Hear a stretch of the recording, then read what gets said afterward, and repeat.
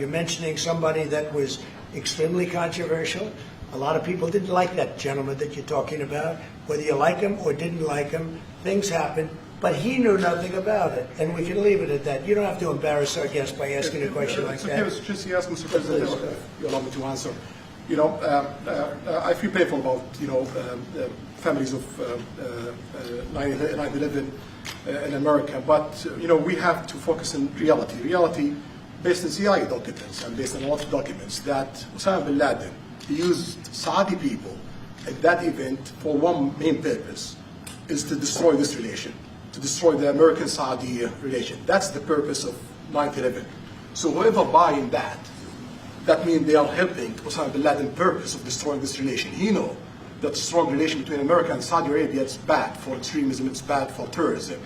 And we have to approve him wrong and to build our relation, to continue developing our relation. It's critical in the safety of the world, it's critical against extremism and terrorism. About the journalists, it's really painful to hear, anyone that been losing his life for, no real purpose or nothing illegal way, and it's been painful for us in Saudi Arabia. We've did all the right steps of investigation, etc., in Saudi Arabia, and we've improved our system to be sure that nothing happened like that, and it's painful and it's a huge mistake, and we are doing our best that this doesn't happen again. Mr. President, thank you, Mr. President. The Crown Prince has been instrumental in helping lifting the sanctions on Syria. That's true. Will there be any joint investment between the U.S. and Syria? And will you visit Damascus? Are you from Syria? No, but Where are you from? I'm from Palestine. Oh, making a lot of progress, huh? Very good. Well, they But like I have the a question Palestinians for the like Crown Prince me. as well after you, sir. Palestinians are doing very well, actually. I think we're working very closely with a lot of people that make everybody happy, including Israel, the Palestinians, and everybody. That's very interesting. No, I think that I will tell you, the Crown Prince called me, and he specifically asked me if I would lift the sanctions on Syria, because he wants to see Syria make it. As you know, the leader of Syria was just here. We had a great meeting, and he's a strong guy, and I guess you need a strong person to run it. And I think Syria's made tremendous progress. And we did lift the sanctions at the request of the Crown Prince. Also, the President of Turkey, Erdogan, called me specifically. He said, if you don't lift the sanctions, Syria doesn't have a chance. If you do, they have a very good chance. And between the two of them and some others, I lifted the sanctions. And the results so far have been pretty good. Mr. President, can I ask you a question about the F-35s that are being sold to Saudi Arabia? Are these the same ones that are being used by the Israeli military? And if so, how does that allow for the qualitative military edge for Israel? And then I want to ask you, because you brought up the plight of the Palestinians, are you aware of relocation flights to South Africa that are taking place right now? Which flights? There are relocation flights that are taking place. Some Palestinians are being charged up to $2,000 I'm not a going to seat. South Africa for the G20 because I think their policies on the extermination of people are unacceptable. So I'm not going, so I won't refer to anything having to do with South Africa. South Africa has behaved extremely badly. But I will say that when you look at the F-35 and you're asking me, is it the same? I think it's going to be pretty similar, How will that This affect- is a great ally, and Israel's a great ally. And I know they'd like you to get planes of reduced caliber. I don't think that makes you too happy. They've been a great ally. Israel's been a great ally. And we're looking at that exactly right now. But as far as I'm concerned, I think they are both at a level where they should get top of the line. Yes, please. Can I just ask for the Crown Prince, if I could just ask about the direct talks between you It's all right. Steve, 1 second. Go ahead. Have you reached an agreement on a U.S.-Saudi defense treaty today? And are you going to bring up the Abraham Accords in your discussion? I already brought them up. What did you say? I think I got a positive response. Would you like to respond? Yeah, so Yes. definitely we believe having a good relation with all Middle Eastern countries is a good thing, and we want to be part of the Ibrahim Accord, but we want also to be sure that we secure a clear path of two-state solution. And today we have a healthy discussion with Mr. President that we're going to work on that to be sure that we can prepare the right situation as soon as possible to have that.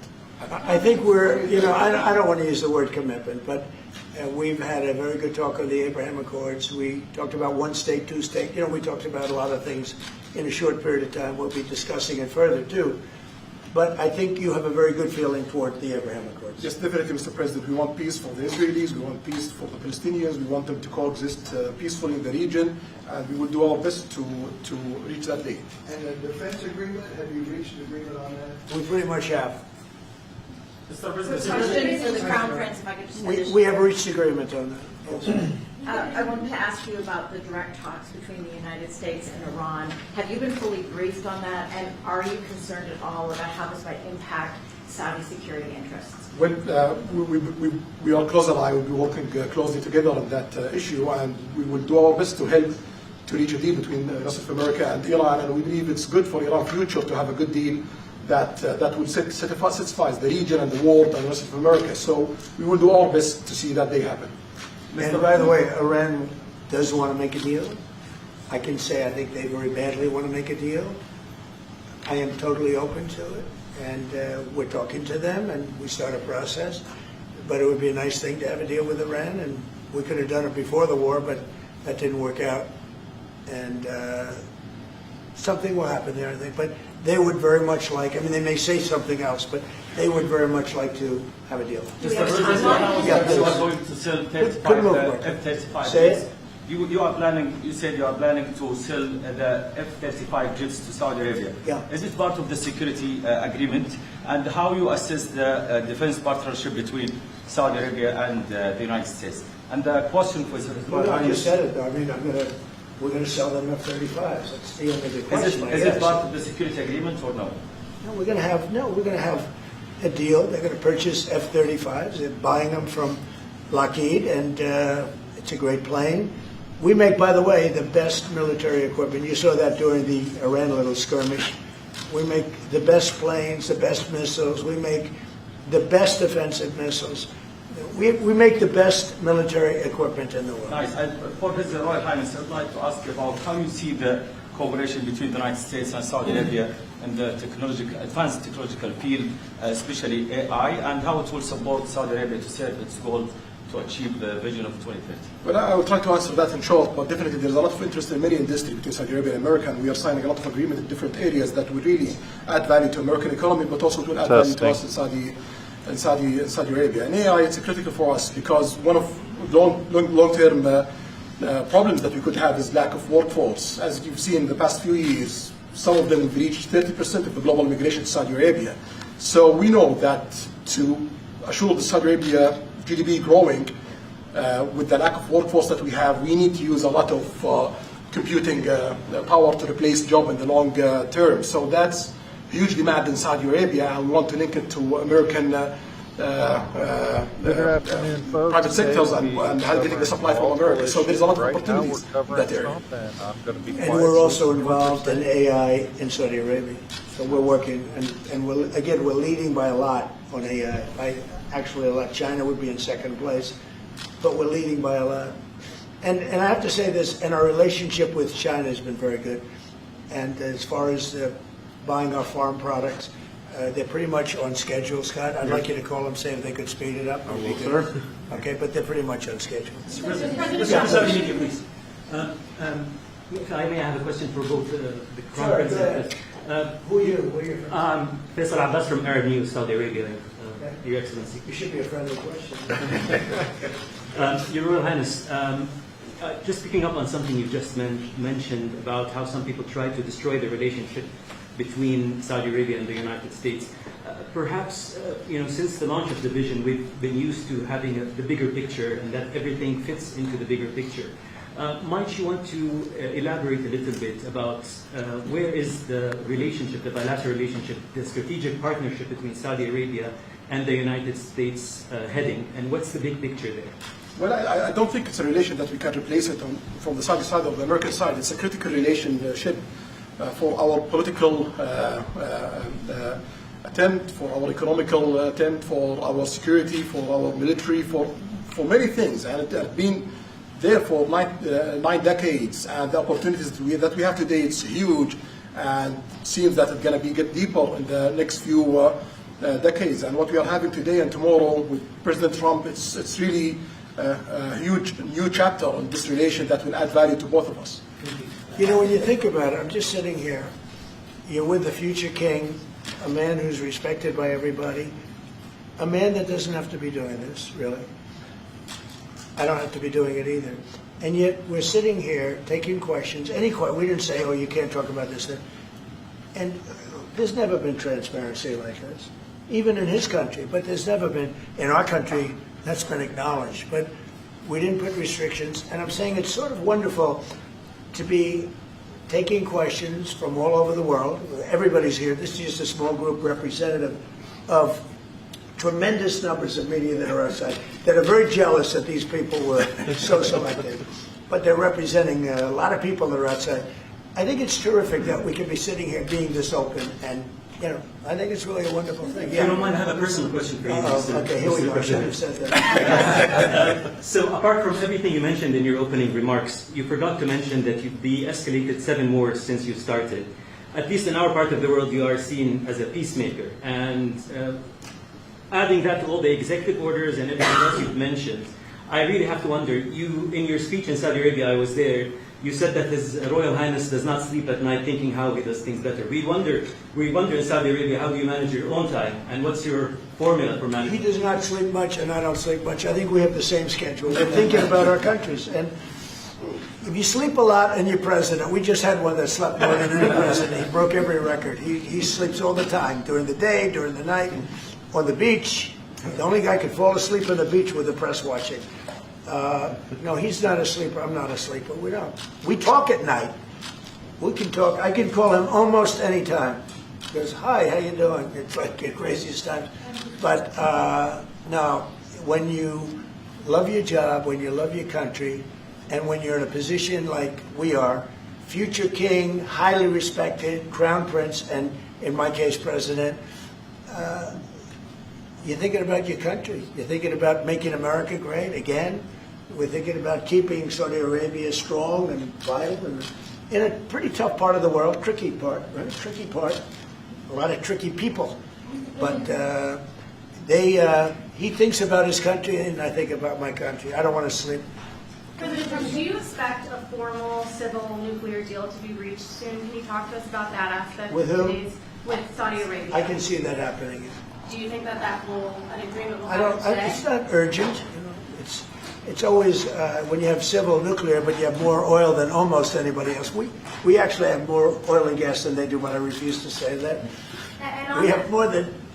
We have more than anybody. Can you imagine? And on the F-35s, are those sales, Israel had reportedly wanted those sales to be conditioned on Saudi Arabia moving to normalized Israel will be happy.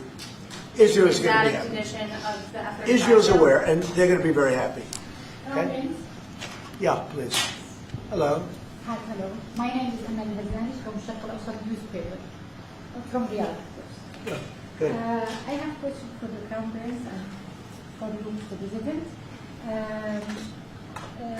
Crown Prince of Saudi Arabia, how much you expected from developing the cooperation with the United States in the field of new energy, AI, supply chain? How much you expected from that? No limit. We just continue pushing forward. There's no limit. So we just push forward for all the opportunities that we have.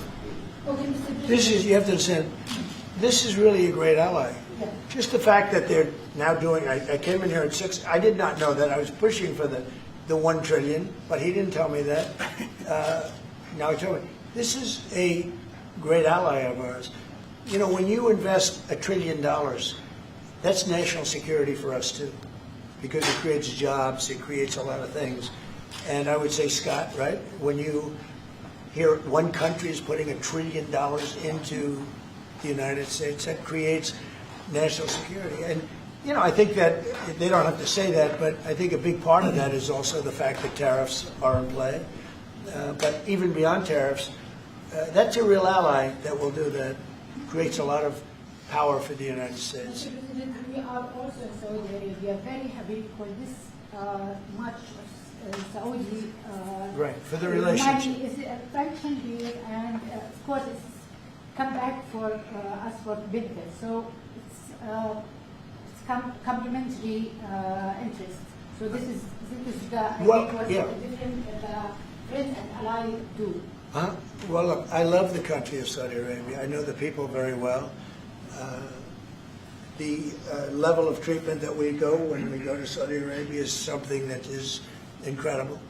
And the people like us, and I think they really like America, especially when I'm president. I mean, I don't think they liked America so much maybe for 4 years recently. I think Obama treated Saudi Arabia very, very badly, as you know. And I think Biden didn't have any idea where the hell he was. I don't think Biden knew the difference. How would you describe the future relationship with Saudi Arabia? I mean, from the strategic aspects. How would you describe How would I that? say the relationship is with? Yeah, at the level of economic I would say development top of the and line. leadership. It's as good as it can. I don't think it can get much better. We have a country that trusts us, and that's why they make that investment. If they didn't trust us, they couldn't make that investment. And we trust them. They've been very reliable. Now we are. I rebuilt our military in my first term, and we spent trillions of dollars, and we gave away some of it in Afghanistan stupidly because we had stupid people running our country. But we gave away. But that's, as much as it was, it's a tiny fraction of what we put here. And we're bringing our military to a new level, the highest level ever. We have those plants are going out. And again, it's all American jobs and everything, so it's good for a lot of reasons. But as far as Saudi is concerned, no, I don't think our relationship could be better. I don't think they had a great relationship under Biden, and I don't think they had a great relationship under Obama. But they have a great relationship under Trump. When we did the presidential Walk of Fame, you saw that, right? And we're walking, and I asked the Crown Prince, so outside of Trump, because I blow everyone away, who was the best president for Saudi Arabia? And you could, maybe, it's an interesting answer. I don't know. Roosevelt, who started it, Roosevelt.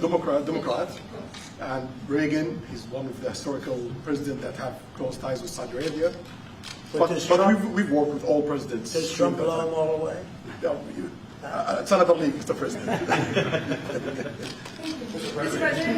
And Trump doesn't give a fist pump. See, I grabbed that hand. I don't give a hell where that hand's been. I grabbed that hand. Remember Biden? He travels for 20 hours, gets out, and he gives the fist pump. No. When you get out of the plane, and you got the future king and the man who's one of the most respected people in the world, you shake his hand. You don't give him a fist pump, right? We don't want to ask you about that, but I can't imagine you were thrilled. You were like a little bit surprised. He's a fantastic guy. You don't do that. Yeah, please. We're getting closer to the end of the year. Have you started the interviews for the Fed chair? Yes. Who have you interviewed? I think I already know my choice. Who is it? Well, I liked him, but he's not going to take the job. He refused. You like Treasury better, right? Much better, sir. So we are talking to various people, and frankly, I'd love to get the guy currently in there out right now. But people are holding me back. He's done a terrible job, hurting housing a little bit. The truth is, we've been so successful, we've blown past his interest rate stupidity. He's been wrong. That's why I call him too late. He's too late. Jerome Too Late Powell. He was recommended to me by a guy that made a bad choice. And it's too bad. But despite that, it's having very little impact because we have all of these things happening. But it has an impact on housing to a certain extent. He's a fool. He's a stupid man. But we have some very good people. Yes, sir. You'll be sitting down with them in the near future, and we have some surprising names, and we have some standard names that everybody's talking about.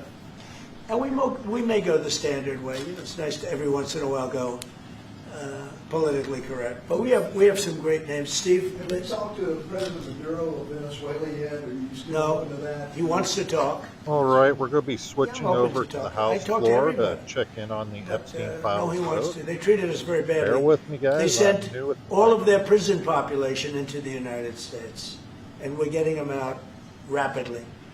But he sent all of his, and he sends drugs into the United States. Taking power away from the very powerful.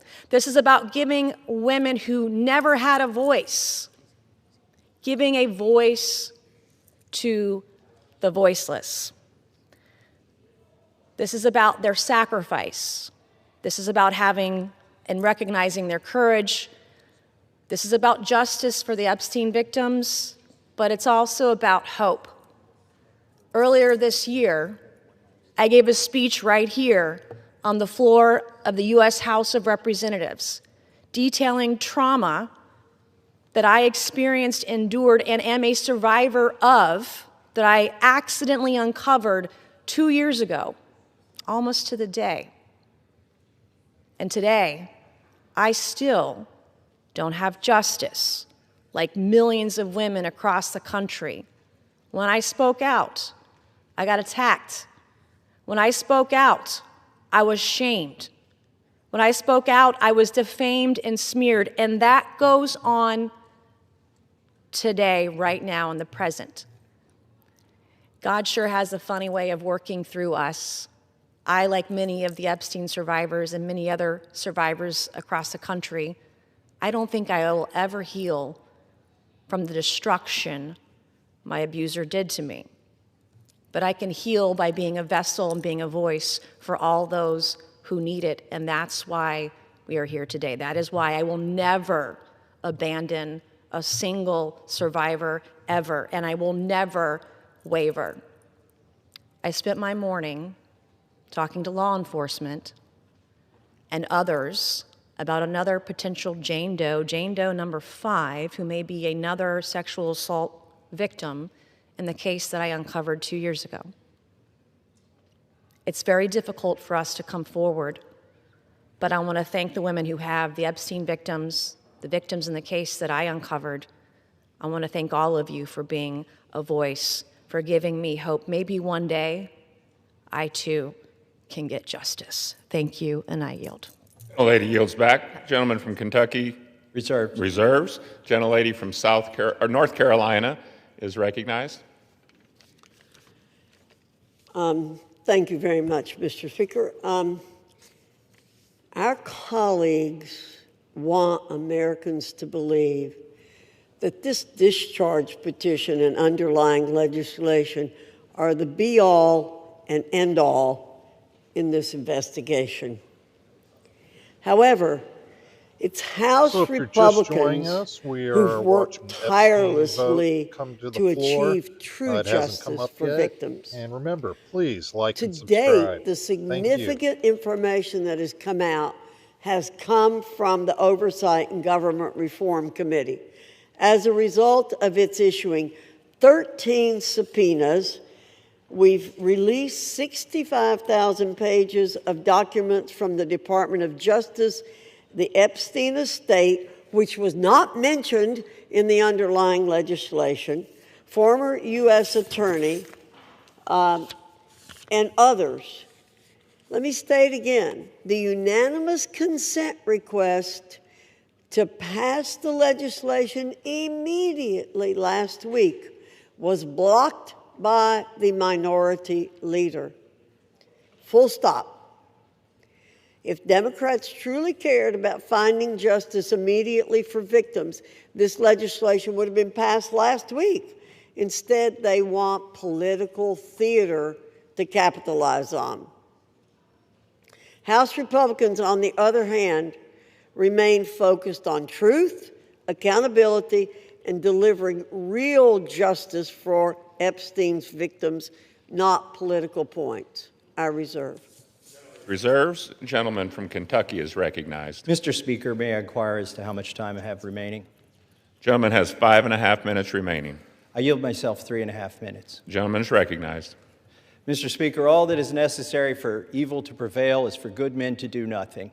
And we've had a lot of good men doing a lot of nothing on the other side of the aisle until we did something. 3 brave women and myself and the Democrat caucus. We did something. And then what did they do? They've opposed us every step of the way. They've lied about the legislation. Let me tell you some of the lies they've told. They've said that it doesn't protect victims. Well, if that is so, why were dozens of victims with us today at a press conference urging this body to pass this legislation? It's because this legislation specifically protects victims. They've said this legislation does not prevent the release of child pornography.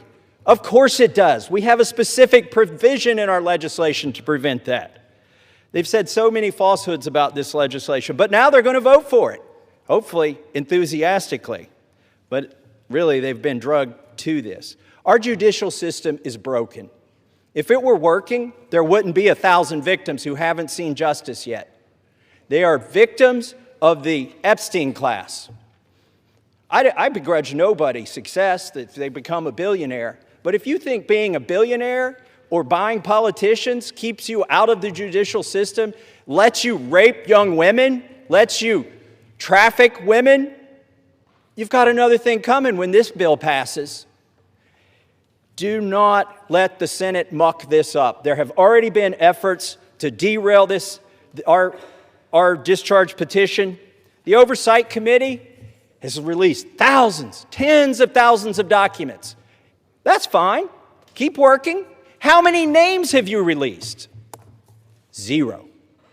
You are still protecting, or the DOJ is protecting, pedophiles and sex traffickers. The time for that to stop is now. Now, our speaker says, oh, this bill needs amended in the Senate, and specifically, he's trying to create a loophole. He's trying to categorize the pedophiles as victims. He's saying, oh, we don't embarrass the people that went to the rape island. We should protect those names against unreliable accusations. Is he calling all of these victims unreliable? They've testified to the FBI. The FBI has these names in their possession. I asked the FBI director in a hearing, have you looked at the documents? No, he trusts everybody that's been there for decades. That is wrong. Do not let the Senate muck this bill up. And if you're a party to that in the Senate, you are part of this cover-up that we are trying to expose. I am sorry if one of your billionaire donors is going to get embarrassed because he went to Rape Island. That is what they have coming. In fact, they need to be on the other side of bars, a lot of them. Some of them will be embarrassed, but some of them need to go to prison, and the survivors know that. So how will we know if this bill has been successful? We will know when there are men, rich men, in handcuffs being perp-walked to the jail. And until then, this is still a cover-up. I urge my Senate colleagues, do not muck up this bill. The president has already said he will sign it. That means he will sign the bill that we have here today. Do not change this bill. He is ready to sign it. Give it to him. Put it on his desk. Let's get justice for these victims. With that, I reserve. The gentleman from Kentucky reserves. The gentlelady from North Carolina is recognized. Reserve. The gentlelady reserves. Is the gentlelady prepared to close? Yes, I am, Mr. Speaker. The gentleman from Kentucky is recognized. I yield the remainder of my time to Ranking Member Mr. McGovern. The gentleman from Massachusetts is recognized. Thank you. And first, let me say how much I admire the courage of my Republican colleagues who are beside me here today. Mr. Speaker, at the end of the day, this is not about us, and it's not about politics.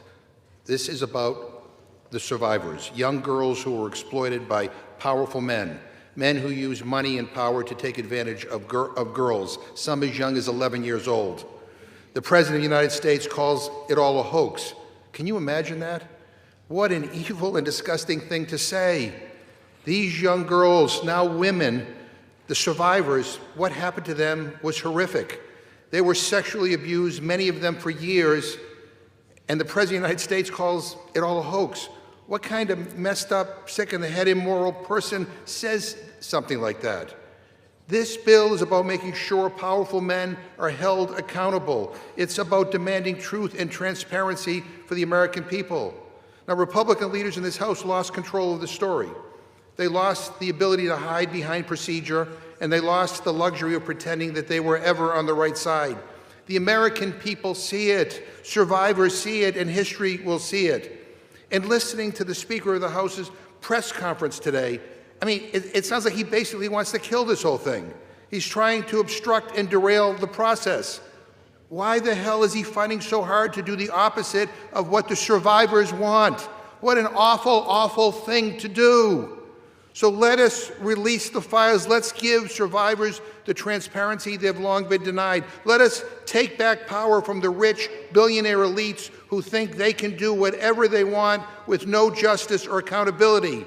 And let's remember exactly who had to be dragged here under duress and who stood up from day one demanding the truth. And with that, I yield back. Members are reminded to refrain from engaging in personalities towards the president. The gentleman yields back. The gentlelady from North Carolina is recognized. Thank you, Mr. Speaker. Mr. Speaker,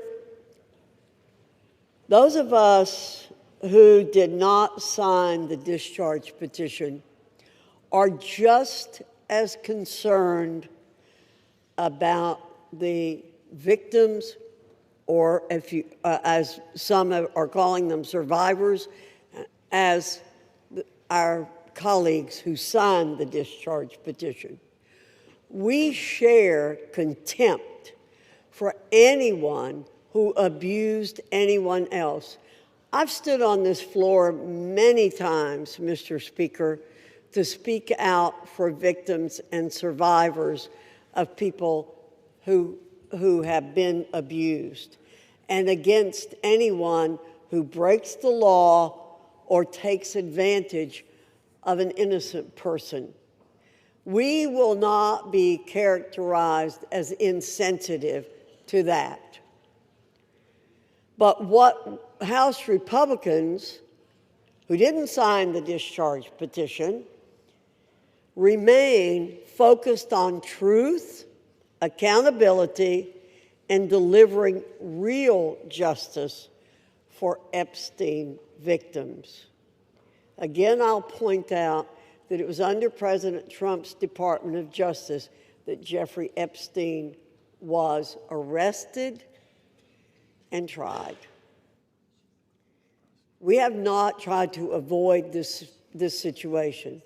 We want things done the right way. We want maximum justice for these victims and survivors. Our rule today simply expedites consideration of the Massey-Khanna legislation. And as I said, we would have liked to have seen it pass last week when we gave an opportunity for it, but it was blocked by the Democrat minority leader.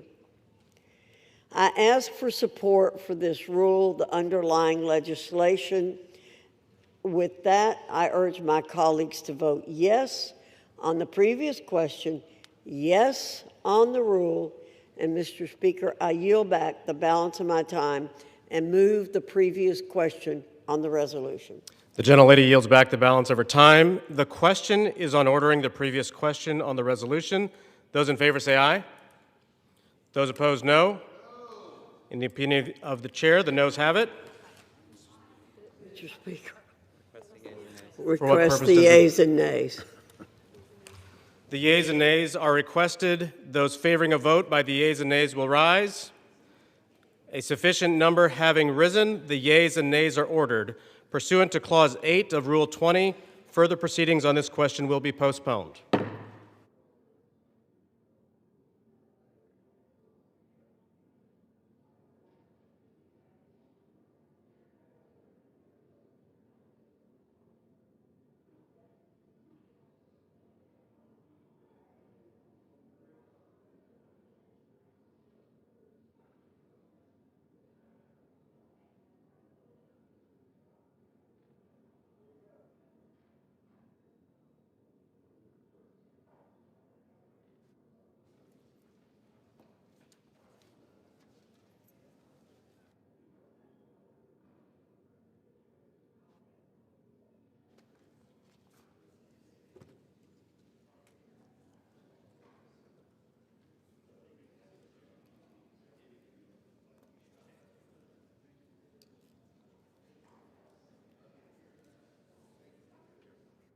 So if you're just joining us, we're covering the Epstein Files vote on the House floor. Pursuant to Clause Please, come 8 into of chat, Rule 20, talk the with Chair us. will We wanna hear postpone from further you. proceedings today on Thank you. motions to Thank you suspend for the watching. rules on which a recorded vote or the yeas and nays are ordered, or votes objected to Remember, under like, Clause 6 of Rule subscribe if 20. you're on The House will Rumble, resume proceedings on follow. postponed questions at a later time. For what purpose does the gentleman from Ohio seek recognition? Mr. Speaker, I move to suspend the rules and pass H.R. 4405. The clerk will report the title of the bill.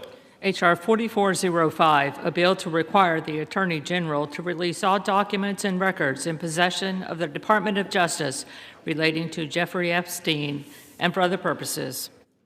Pursuant to the rule, the gentleman from Ohio, Mr. Jordan, and the gentleman from Maryland, Mr. Raskin, each will control 20 minutes.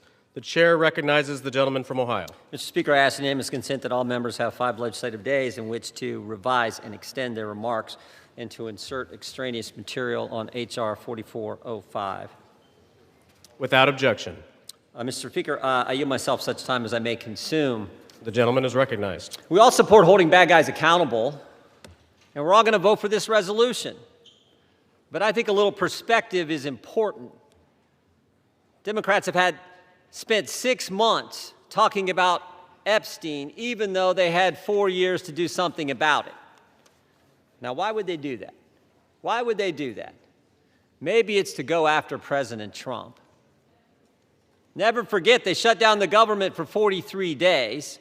They said, don't worry about our military, don't worry about air traffic controllers, don't worry about our economy, don't worry about American families. No, no, no. Close the government for a month and a half because it might hurt the president. For the past decade, there's been one constant for Democrats. One constant: go after Trump. They spied on his campaign. Then it was Mueller. Then it was impeachment 1. Then it was impeachment 2. Then it was all the lawfare. Alvin Bragg, Fonnie Willis, Letitia James. Then it was Arctic Frost investigation at the Justice Department, surveilling United States senators and congressmen, and a whole host of other Americans. Then it was Jack Smith and his gag orders and his raiding President Trump's home. Then it was a 43-day shutdown, and now it's Epstein.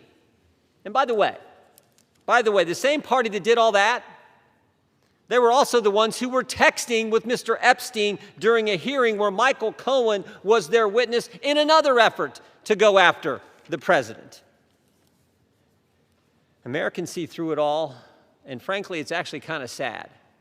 This obsession, this syndrome, this mindset that says we got to go after President Trump no matter what that they have. And when I think about it, I think it's because President Trump and Republicans have accomplished so much that they told the voters they were going to accomplish in the 2024 election. We're actually doing what we said we were going to do. President Trump said he was going to cut taxes, and he did. President Trump said he would secure the border, and he did. President Trump said he'd get men out of women's sports, and he did. President Trump said he would make sure Iran doesn't have nuclear capability, and he did. And he said he would get the hostages out of Gaza back into Israel, and he did. All in 9 months. So I don't know what causes this mindset, this syndrome that the left has, but I know one thing. It is real. Which brings me to last week. Think about what the Democrats did last week. The Democrats released an email that the Oversight Committee had obtained from the estate, an email from Mr. Epstein to Ms. Maxwell. When the Democrats released it, they redacted the victim's name, something we all support, something everyone supports, except in this case, no court had ordered that name redacted, no agency had redacted it, and the estate didn't redact it. And the victim had already went public. So why black out her name? Why black out her name? Because she had said in her book and had testified under oath that she never saw any wrongdoing by President Trump. So think about what they did. In an email between two criminals, Mr. Epstein and Ms. Maxwell, in an email between two criminals, they hide the name of an individual who had went public and exonerated the president, and we know why. To distort and twist the message because they thought it might harm the president. Their position their position.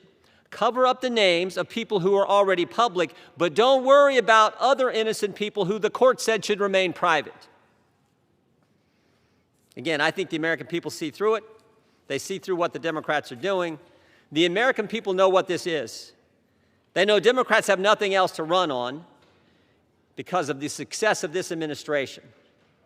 So I say let's vote yes on this resolution, and then let's get focused on making sure we're doing what the American families elected us to do. With that, I reserve. The gentleman reserves. The gentleman from Maryland is recognized. Thank you, Mr. Speaker. I yield myself such time as I may consume. The gentleman is recognized. Today, 4 months and 3 days after Mr. Khan and Mr. Massey introduced their discharge petition, perhaps the most famous discharge petition in American history, the People's House unites across party lines to draw a moral line. We draw a line against the rape and sexual violation of children. We draw a line against the global criminal trafficking of girls and young women to service the pleasure of rich and powerful men who believe they are beyond all law and all morality. We draw a line to put the voices of the victims and the survivors first. We ask the Senate to join us without changes rather than obstruct this bill with dilatory amendments, legislative graffiti, and self-dealing million-dollar jackpot provisions for lucky senators. Just pass the bill. We're finally voting today because a bipartisan discharge petition led by Representatives Massey and Khanna and signed by 218 of us overthrew the determined obstruction of the Speaker. This forced vote means the House will no longer acquiesce in this astonishing real-time cover-up of a multi-billion-dollar global sex trafficking and child rape ring that has ravaged the lives of more than 1,000 girls and young women. We're here today because these victims, these survivors, these citizens, these inspiring women who have come to Washington are demanding nothing less than justice and the complete truth about who is responsible for their vicious abuse, including those responsible for enabling it, ignoring it, bankrolling it, and covering it up. We join them today in rejecting any more dangerous lies about the crimes they suffered. No, child sex abuse is not a hoax. It's a crime. Human trafficking is not a hoax. It's a crime. These crimes are a curse on children and young people across America, in universities and elementary schools, in churches and mosques and synagogues, in Boy Scout troops and college sports teams and summer camps. Anywhere the powerful and the rich believe they've got the opportunity and the impunity to exploit the young, the poor, the powerless, and the vulnerable. We must face the truth and find the co-conspirators still at large in one of America's most extensive and sophisticated sex trafficking and child abuse rings in history. Release of the file will expose the role of everybody who facilitated and covered up these crimes, like J.P. Morgan Chase, Bank of America, Deutsche Bank, and Bank of New York Mellon, which executed billions of dollars in transactions related to these offenses, as well as any bank executives who participated in the sexual abuse of girls and young women. We must expose everyone who covered up these crimes, like Alex Acosta, the former U.S. attorney in Miami, Donald Trump's labor secretary, who gave Jeffrey Epstein an unbelievable sweetheart plea deal, immunized unnamed conspirators, and killed an investigation into Epstein's financial crimes that could have brought down the entire criminal network. And with that, I'm going to yield. I'll reserve the balance of my time. The gentleman reserves. The gentleman from Ohio is recognized. Thank you, Mr. Speaker. I yield 4 minutes to the distinguished chair of the House Oversight Committee, Mr. Comer, the gentleman from Kentucky. The gentleman from Kentucky is recognized. Thank you, Mr. Speaker. As chairman of the House Oversight Committee, I've always believed that sunshine is the best disinfectant. For years, the American people have demanded transparency about Jeffrey Epstein and Ghislaine Maxwell's horrific crimes and about the federal government's failure to protect the victims. The House Oversight Committee is conducting a thorough review of the federal government's investigation into Epstein. Our work goes far beyond the legislation before us today. We are committed to accountability, transparency, and justice for the American people and for the survivors of these appalling crimes. To date, the Oversight Committee has released more than 65,000 pages of documents, issued 13 subpoenas, and conducted interviews with 2 key witnesses, both of whom were Republicans. The Trump administration has provided us with Department of Justice materials and access to suspicious activity reports. Unfortunately, throughout this investigation, Democrats have chosen to manufacture yet another anti-Trump hoax instead of pursuing justice. They have mischaracterized witness testimony and selectively released documents complete with targeted redactions in an effort to smear President Trump. For example, former U.S. Attorney General Bill Barr, who oversaw the 2019 Epstein investigation, stated clearly under oath that the prosecution team found no evidence that President Trump committed wrongdoing. Despite this simple and straightforward fact, Ranking Member Robert Garcia, moments after that deposition, tiptoed out and publicly claimed that, quote, Barr could not clear Trump of wrongdoing. That was a lie, and we have the transcript to prove it.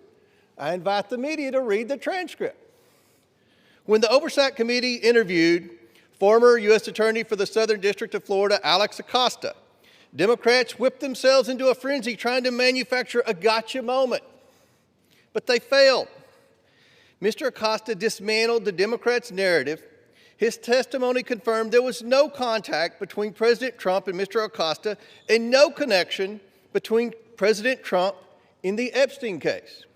Next, Democrats resorted to selective leaks and doctored documents to mislead the American people. Oversight Committee Republicans have posted 65,000 pages of documents we have received to date. Democrats, by contrast, have released fewer than 1 dozen.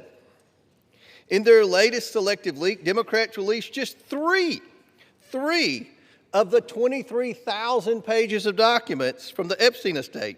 And they made redactions to 2 of those emails that changed both the context and the meaning of the 3 pages they released.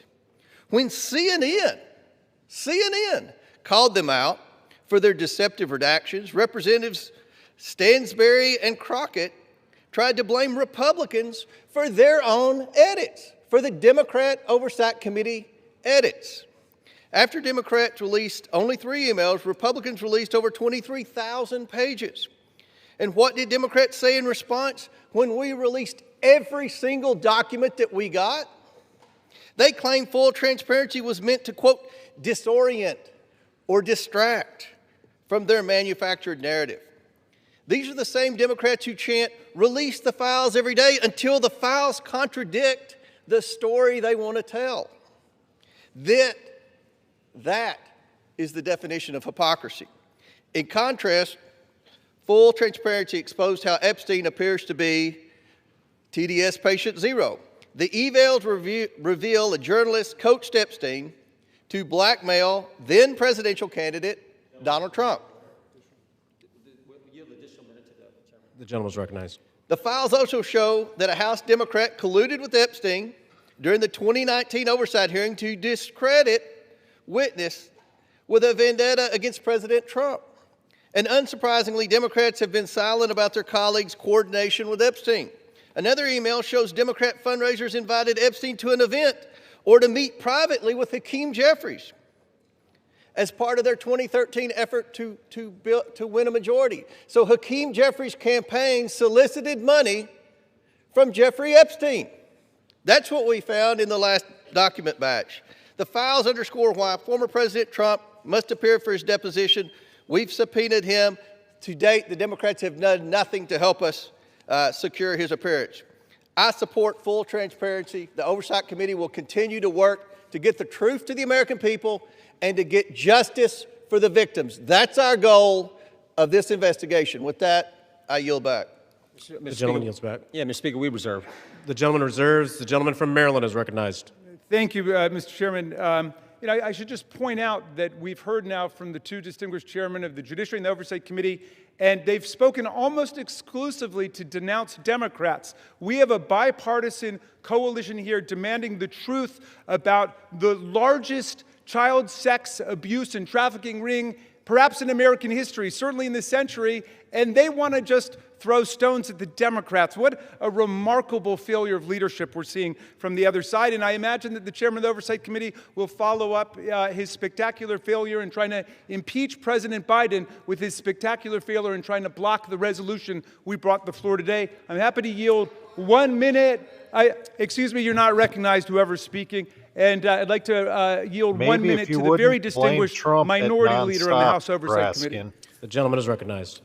Thank you. And Mr. Speaker, it's wonderful to hear Republicans and certainly the chairman of our committee finally wanting transparency on this issue. It is time to end this White House cover-up now. Now, we know that Donald Trump has tried everything to kill our Jeffrey Epstein investigation, and he's failed. And now he's panicking. He's about to lose his Epstein vote to force the Department of Justice to release the files. And let's be crystal clear. Trump has the power to release the files today. He does not even need a vote.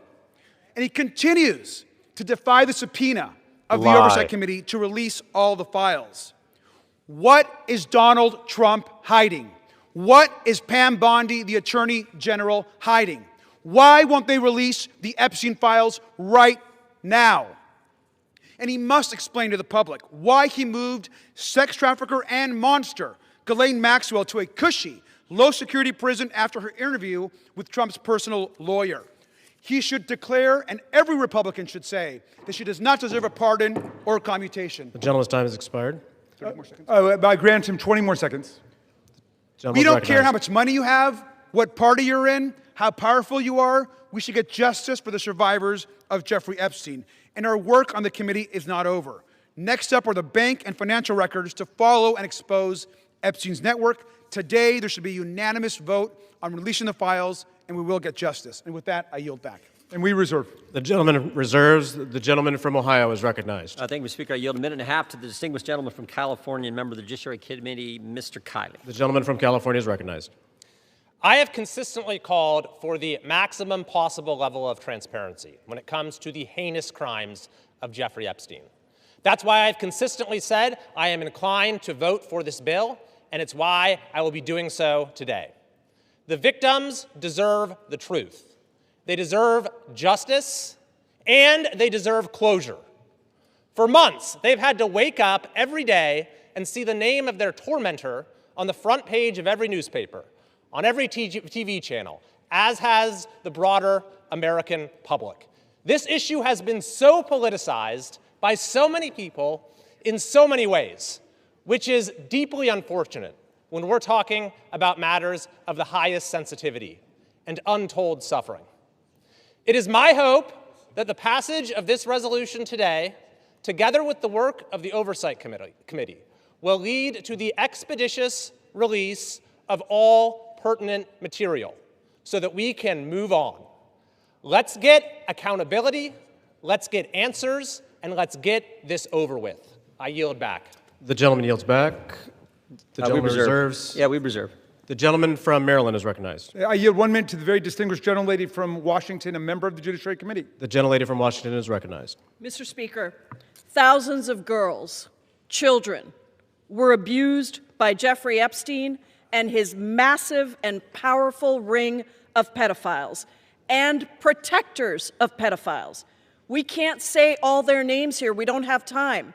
But let's at least bring a few of the courageous survivors and their names onto the House floor right here as we debate this.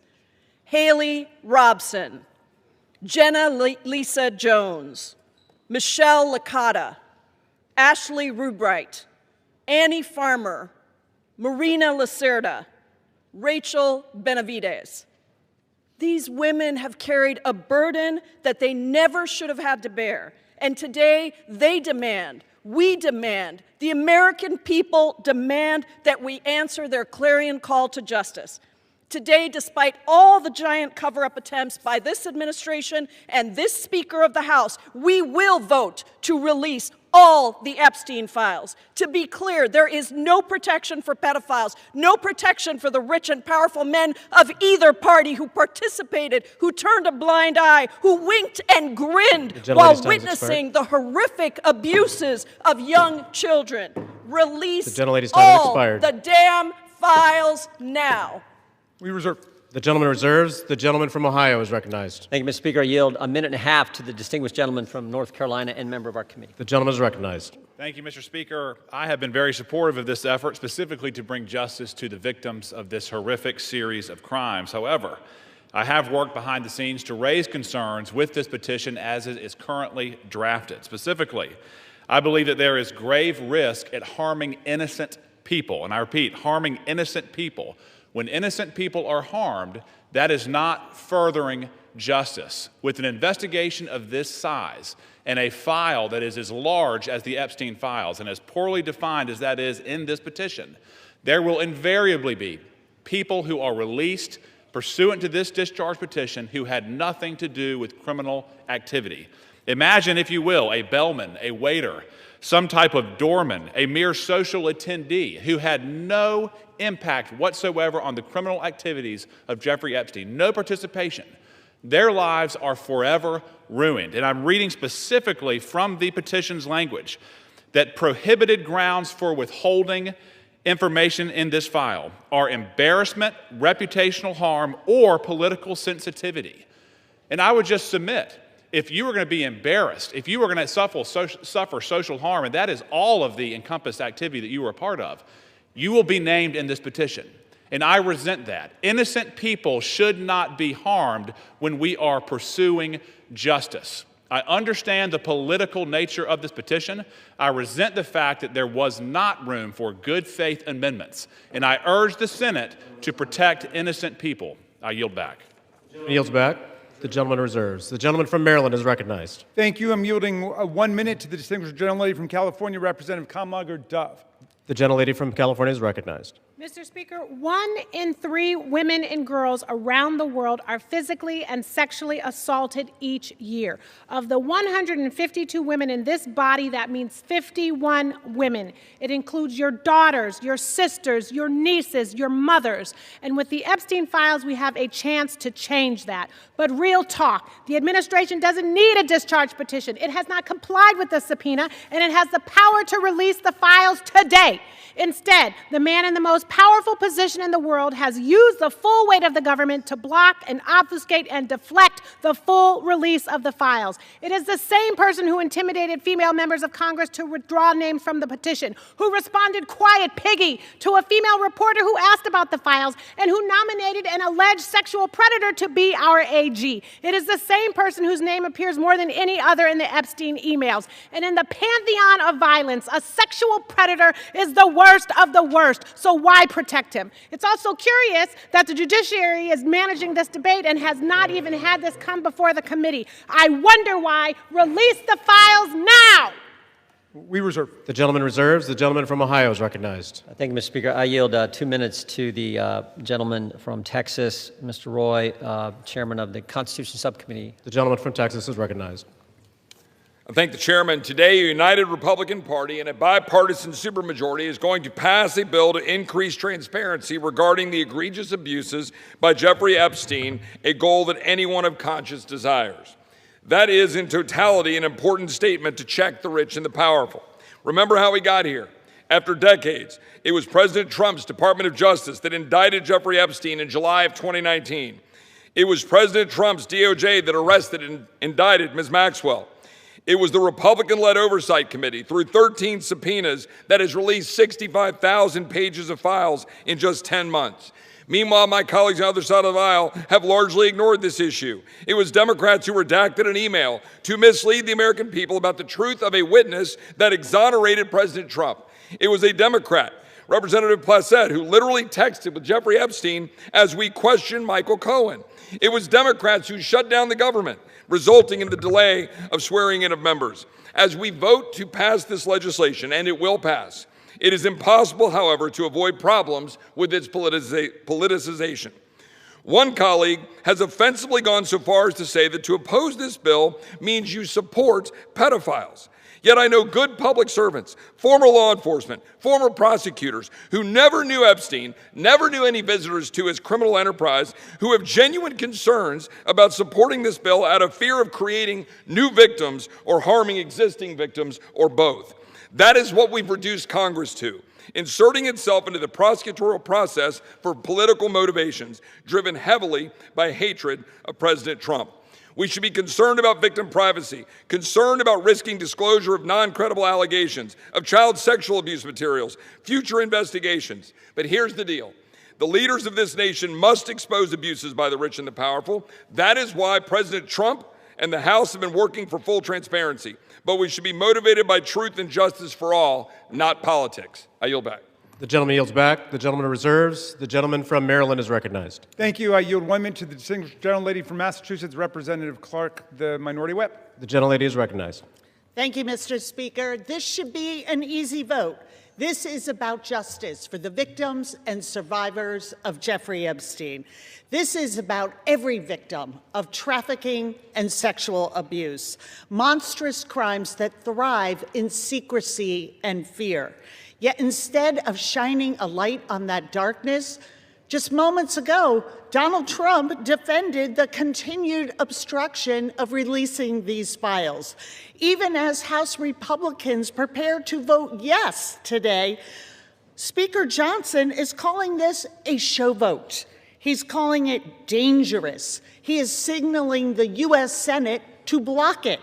Republicans continue to use their power to shield rich pedophiles from justice. If you can't stand up for these survivors, how can anyone trust you to stand up for them? I yield back. The gentlelady yields back. We yield. The gentleman reserves. Does the gentleman reserve? Yeah, we reserve. The gentleman from Ohio is recognized. We reserve. The gentleman reserves. The gentleman from Maryland is recognized. Yes, just very quickly, what happened under the Biden administration? Well, under the Biden administration, Ghislaine Maxwell was prosecuted for conspiring to sexually abuse and traffic girls in 2020. Right when in 2021, she was convicted.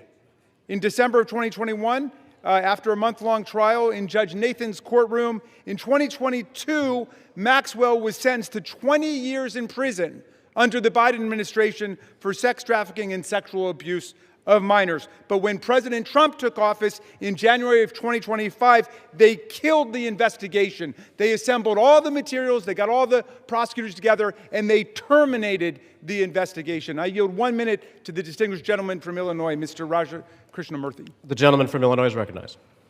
Thank you, Mr. Speaker. I rise in strong support to release the Epstein files. First, this issue is beyond party. It's a question of justice. Survivors have waited too long. Stop the delay. This is not a hoax. Release the files. Second, we must face a hard truth.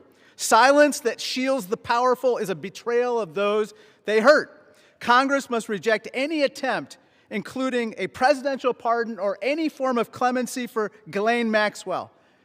This cannot be done. This would be a cover-up. We cannot allow clemency of any kind for Maxwell, not now, not ever. Survivors deserve justice. I urge a strong yes vote. Thank you. Yields back. I want to thank the gentleman for his eloquent remarks. Pardons are for people who are contrite. Pardons are for people who are repentant. Pardons are not for people who lie. Every member of this body should immediately, verbally, vocally denounce the idea of clemency, commutation, or pardon for Ghislaine Maxwell, and we reserve.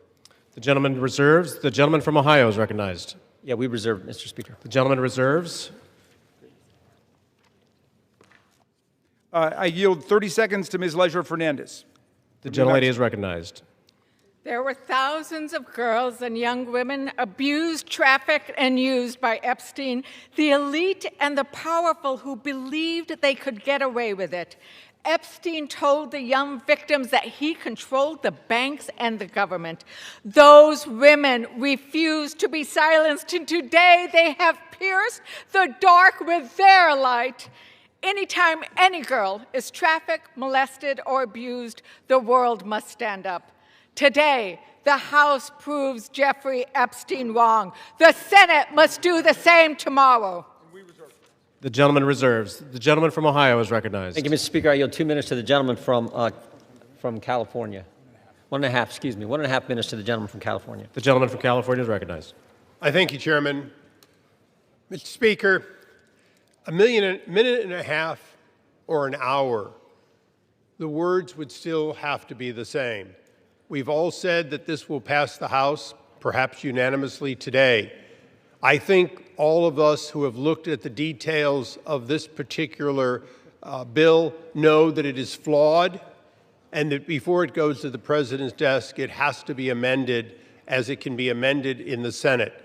And we call on the Senate to amend it so that we protect the innocent, so that we have the provisions that were intended perhaps to be in this bill but are not properly written. With that, President Trump has said, get it to his desk, he will sign it. President Trump has said he will do it. But I'm going to say to all of us, it is also important that we remember that Epstein is dead, but people live on, people who were innocent, people who in fact should not be named. We're not talking about the rich and the powerful, we're talking about the very victims. That is what we need to make sure is amended before it goes to the President's desk. And with that, I thank the chairman for his time. I think no more needs to be said that this body will vote for it all, but let's not kid ourselves. It has to be changed so that it properly protects both the tradition of the grand jury and clearly those innocent people that would otherwise be swept up. And I yield back. The gentleman's time has expired. The gentleman yields back.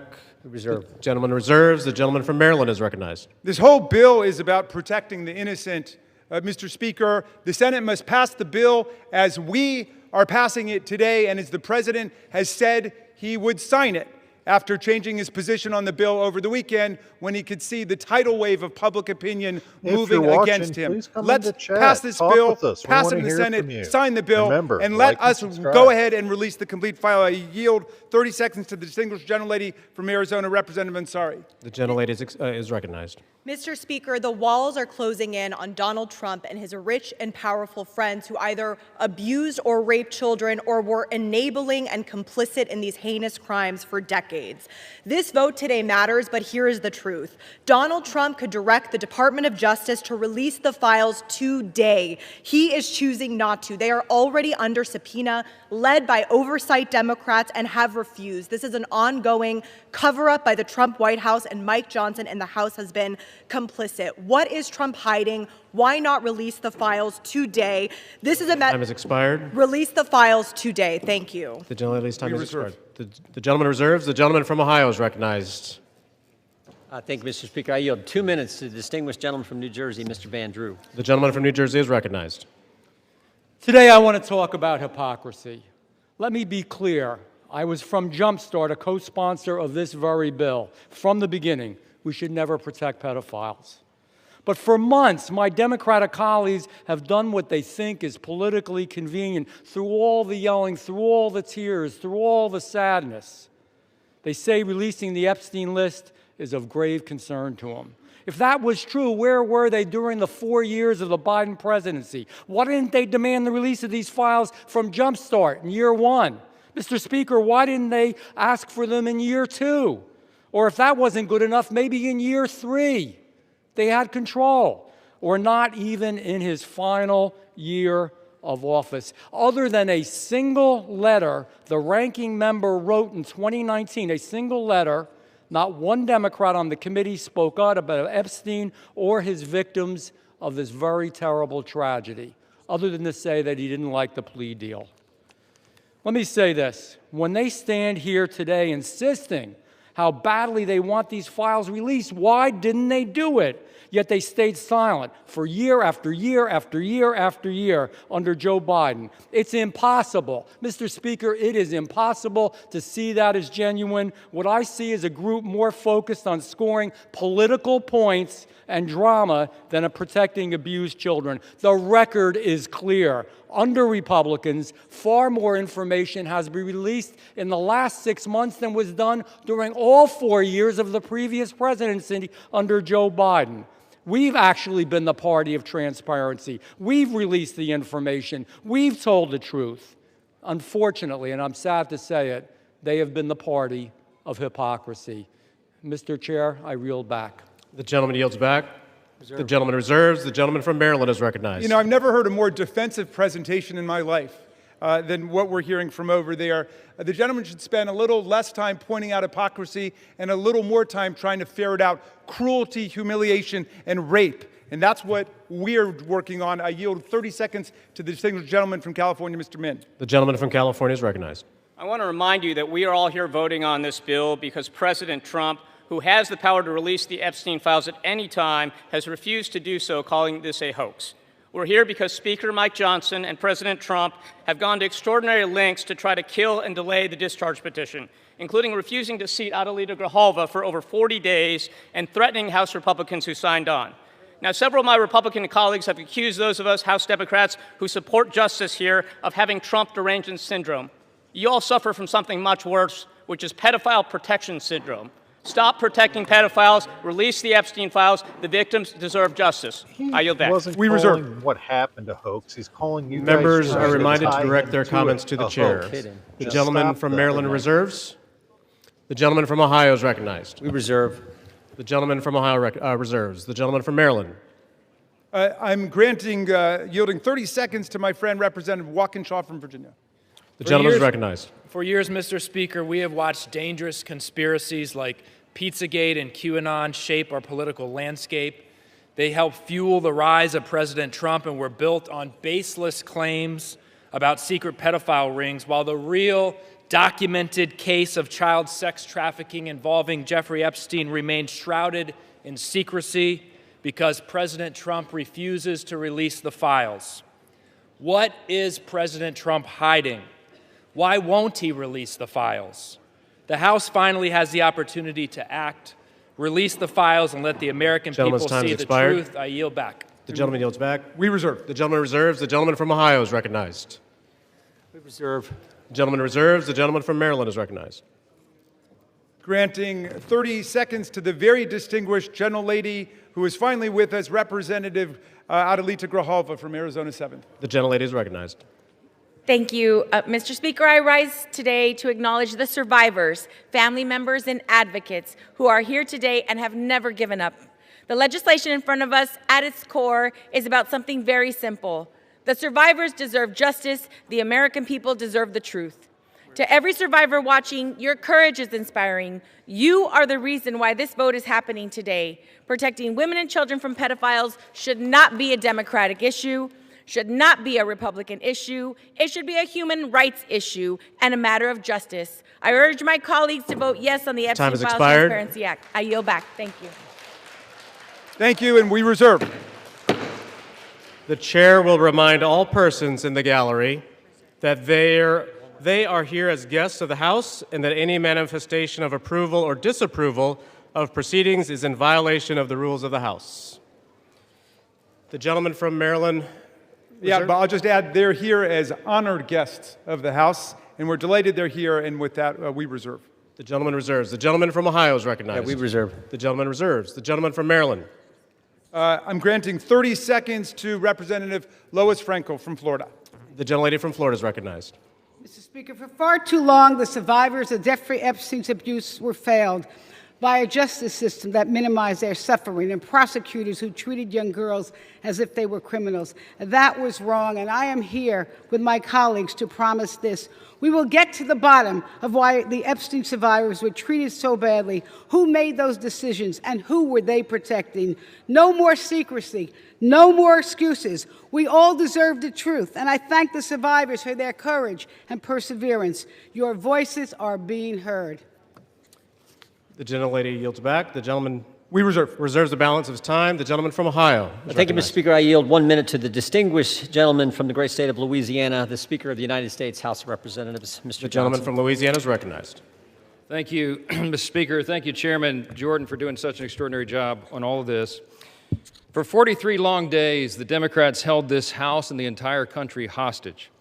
Finally, with the lights back on, this body's returning to our regular legislative session. We have a lot of work to do. My colleagues on this side of the chamber are ready and eager to get back to our urgent legislative work that we promised the American people we would do.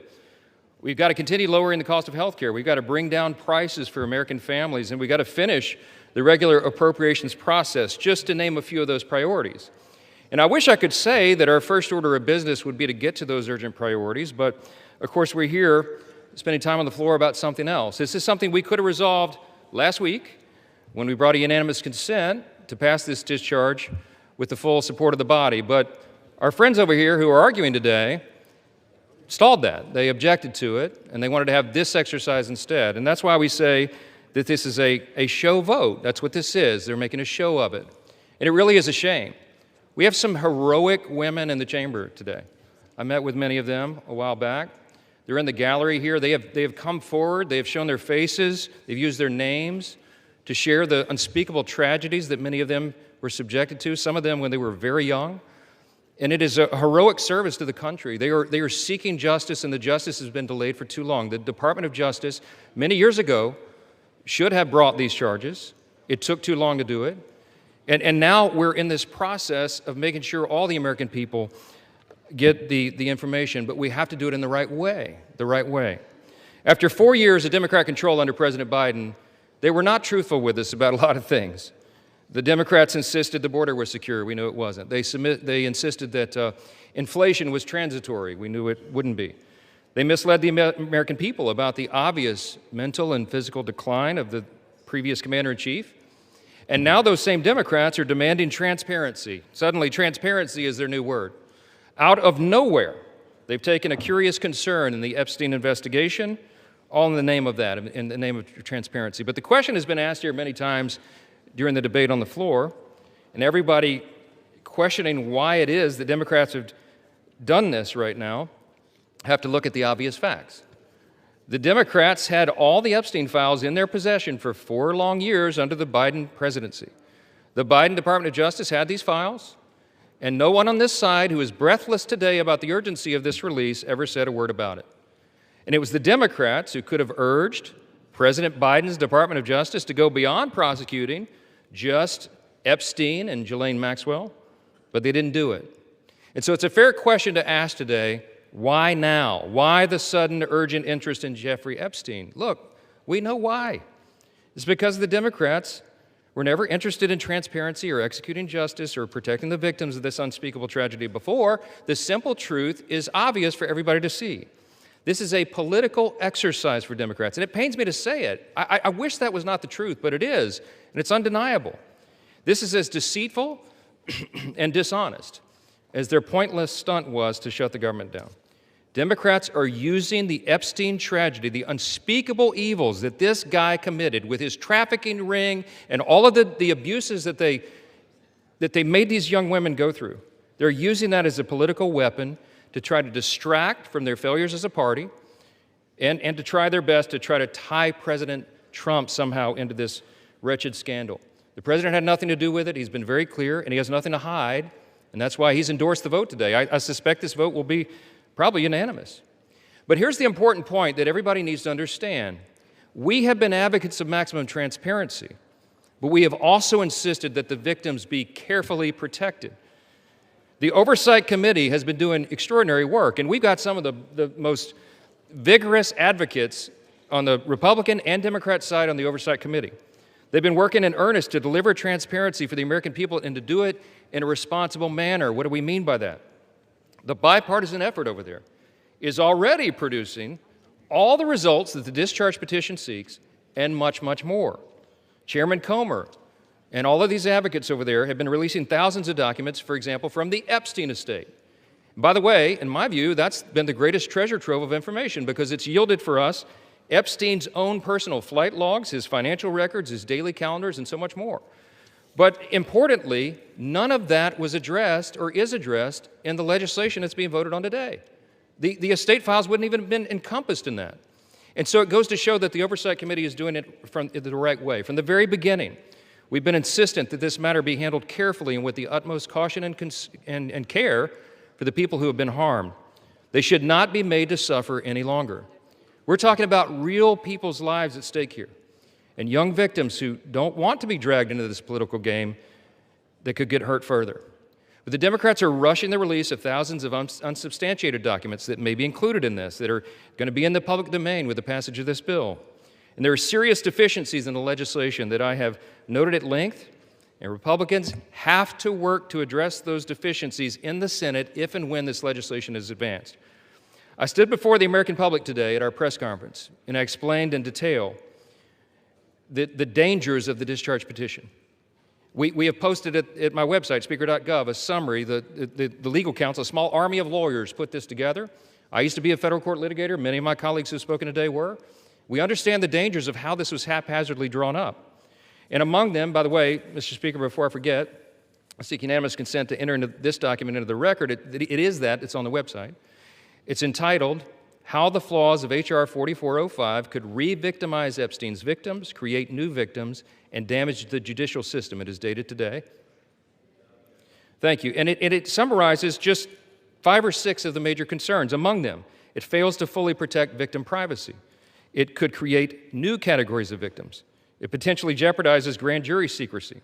It fails to prohibit release of child sexual abuse materials that are not appropriately defined in the legislation. It jeopardizes future federal investigations, and we have national security concerns regarding classified information. We'll put this in the record because we need the legislative record to reflect what is the legislative intent behind this vote. I used to litigate cases. We would litigate federal statutes and whether or not they could survive, and legislative intent is important, and we need to say clearly for the record, as a Speaker of the House, I'm saying to you, this legislation that will pass today is flawed and it must be amended. The question is, why didn't we amend it here before we passed it? Because the authors won't allow it. Because under the rules of the House, under a discharge petition, they have to agree to consent for the legislation to be amended, and they're not doing that. So now we rely upon our partners in the other chamber to get that done, and they need to do that. The victims deserve our utmost respect. In fact, they should be saluted for their courage. And the young women who have not come forward, who are now, some of them are middle-aged women who have not come forward, also deserve our respect, and they deserve to be protected. Republicans support transparency. We want maximum transparency, especially when it comes to disclosing the names of anybody who had anything to do with these evils, anybody who conspired with or aided in any way Jeffrey Epstein. They must be brought to justice. We want the bill to be amended so it doesn't, at the same time, violate victim privacy, create new victims, disclose the names of any whistleblower or informant, cause the release of grand jury materials or child sexual abuse materials, or undermine our national security. And if and when the Senate takes this up, we will work with our colleagues over there to make sure that these things are corrected. I'll just close with this simple thought. We've been at this a while. It's drug on for a while.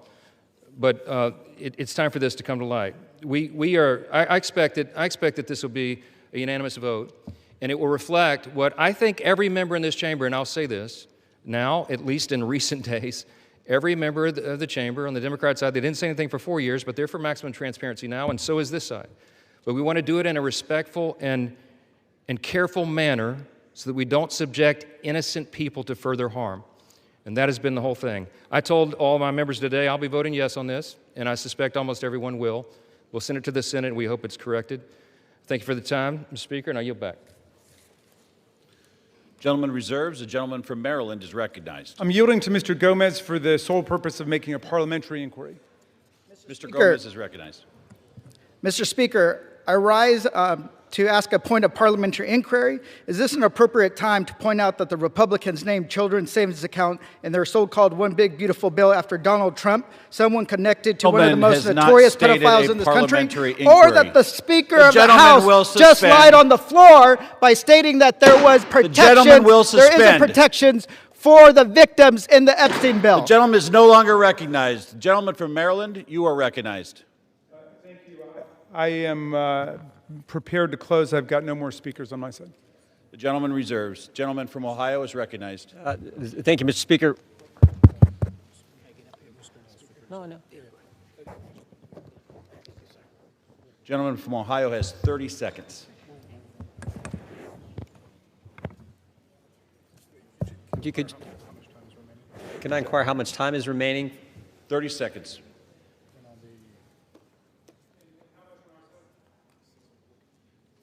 They always are, Florida. They always are. We reserve. Gentleman reserved. Gentleman from Maryland is recognized. I'll take the opportunity of the Speaker's presence to respond to some of the things that he said. In the very presence of the victims and the survivors who come to join us today, the Speaker said that now would be a time we should be working on urgent legislative work. Mr. Speaker, justice is urgent legislative work. The truth is urgent legislative work. The Speaker says, why now? Why now? Well, Mr. Speaker, you were the one who refused to swear in Adelita Grijalva for 50 days. We would have done it 50 days ago, but she provided the 218th signature on the discharge petition. So why now? It was because of your dilatory tactics, your delay, your postponement of it. Now, the gentleman says that there are not sufficient protections. There are protections in the bill for the victims to make sure that their names will be redacted. And yet we hear even the Speaker of the House of Representatives openly inviting the U.S. Senate to start finger painting on this bill, which we have waited more than 5 months to bring to the floor. The Senate should pass the bill exactly as it's written. The President should sign it exactly as he said he would when he finally changed his mind. And the Epstein file must be released. Moreover, if the President is serious about what he's saying, he's got the power to release the Epstein file right now. Nobody's stopping him. It's within his possession. It's within his control. He can release the whole thing, and he can redact the names of the victims and others who are innocent in this process. Mr. Speaker, Speaker Johnson said that these are unspeakable evils. Well, because of the bravery and the invincible courage of the women who've joined us today, they're no longer unspeakable. They're spoken. They're articulated. The cat is out of the bag, and we know what's been going on for decades. It's been a double standard of justice, going all the way back to Alex Acosta, who later got rewarded with a cabinet appointment in the Trump administration. Alex Acosta had a 60-count federal indictment ready to go against all kinds of people for an interstate sex trafficking conspiracy with solicitation, with child sex abuse, all of it. And he traded that 60-count federal indictment for 1 count in state court. And Jeffrey Epstein ended up getting the sweetest of sweetheart deals ever on the plea bargain front. He was free from 8 a.m. to 8 p.m. to do whatever he wanted and continuing to perpetrate his crimes and run his conspiracy. And then he would come and he would watch TV and spend the night in jail. And it was over in about a year after the rape and sexual abuse of hundreds and hundreds of girls. And he kept going and he kept at it. We want the whole truth to come out. This is the United States of America. Even the British monarchy wouldn't put up with this. How about the American democracy? How about we say, no way, we're not going to allow this cover-up to go on for 1 day more. And I'm glad the President changed his mind after pulling out all the stops to try to get one of our Republican colleagues to change their mind, to remove their name from the discharge petition. He gave up. And I want to salute the gentlelady from Colorado from having the courage to stand her ground in the Situation Room in the White House and say, no, she wasn't going to be bullied. No. So I'm glad the President changed his mind. But let's be clear, Mr. President, you've got the power today to release the entire file. That's what you called for. That's what Pam Bondi called for. That's what Kash Patel called for. So we don't need anybody calling for the Senate to slow things down for more weeks and more months. The American people have had it. We'll reserve.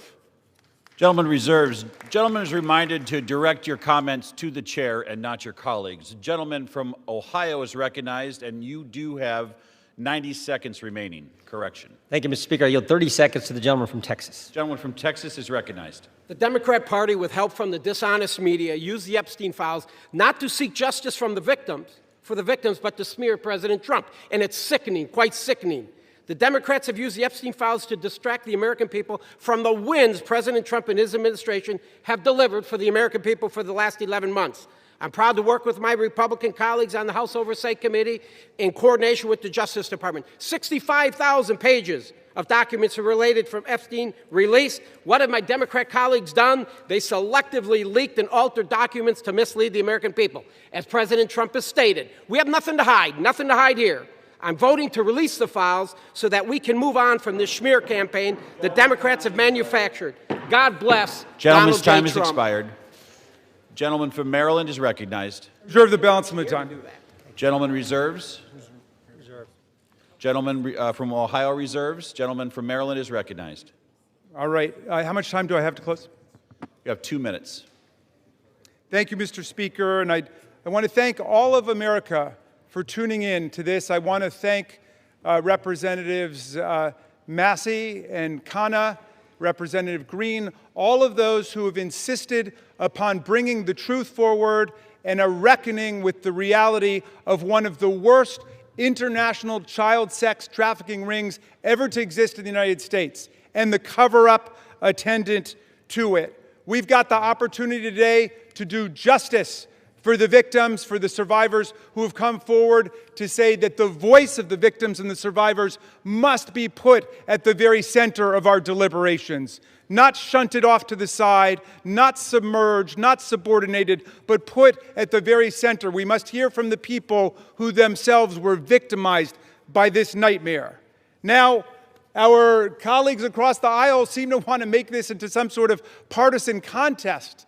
I haven't heard so much talk about the Democrats since the Democratic National Convention. And all that we've done here is to say, we want to bring the truth forward, along with a bipartisan group. We don't want the Senate monkeying around with this in order to slow things down. We want it passed in the Senate. We want it signed. And before that, if the president is true to his word and he wants to see all of this come to light, he can release it now, instead of fighting, kicking, and screaming every step along the way. But I'm glad he's changed his mind, and I hope he maintains the momentum he's got to stick with the vast majority of the American people who want to see that the truth is done here. And while he's at it, the administration could reconsider their terrible policies gutting federal offices and programs designed to combat violence against women.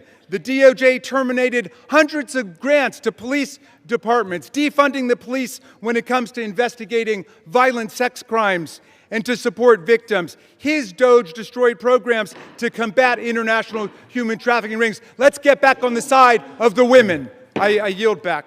Gentleman yields back. The gentleman from Ohio. Thank you, Mr. Speaker. Thank you, Mr. Speaker. The Speaker Johnson said it right. Why now after 4 years of doing nothing?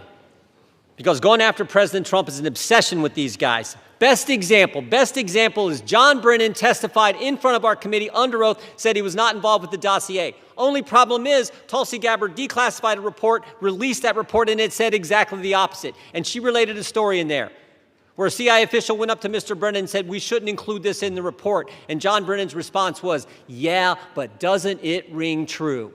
Forget the facts, forget the truth, go after Trump, put it in. Same dynamic at work here. We're all for protecting innocent victims. We're all for exposing the bad guys who did bad things. But this is an obsession with the left. For 10 years, it's going after President Trump. So vote yes. Make sure the bad guys are held accountable. We all want to do that. Speaker Johnson's right. I think it's going to be unanimous. But understand what they're doing, because they had 4 years and didn't do a darn thing. With that, I yield back. Gentleman yields back. The question is, will the House suspend the rules and pass the bill, H.R. 4405? Those in favor, say aye. Those opposed, say no. In the opinion of the chair, 2/3 being in the affirmative, the rules are suspended. The bill is passed, and without Can I request objection, a recorded vote, Mr. Speaker? The gentleman from Maryland is recognized. Yeah, I'm requesting a recorded vote. The gentleman from Maryland has requested a recorded vote. Those favoring a recorded vote will rise. A sufficient number having risen, a recorded vote is ordered. Members will record their votes by electronic device. Pursuant to Clause 9 of Rule 20, this 15-minute vote on the motion to suspend the rules will be followed by 5-minute votes on ordering the previous question on House Resolution 879, adoption of House Resolution 879 Politics, if ordered, that's why. and adoption of House Resolution 878. This is a 15-minute vote.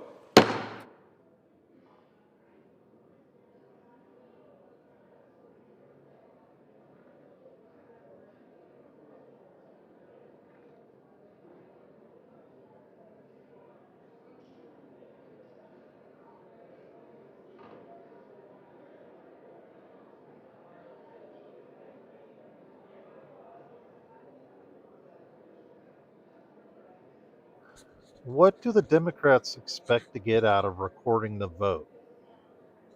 There was a unanimous yay to pass this. Really, what do you people believe?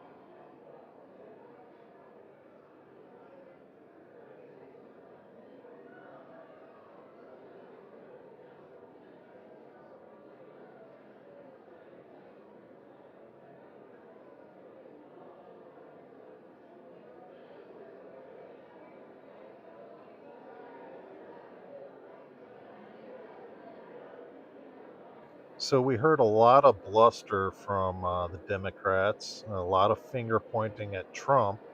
I'm hoping these files come out and makes them, eat some pie.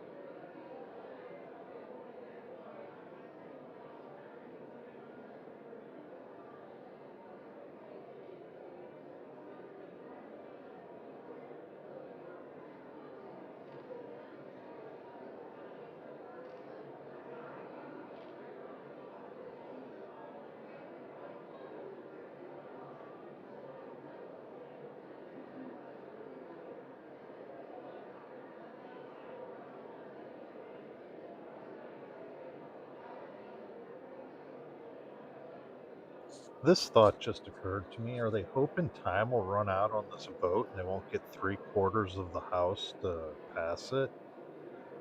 Just wondering if that's the Democrats' plan, if they're really trying to keep this so they can smear Trump some more. Let me know. Comment in chat.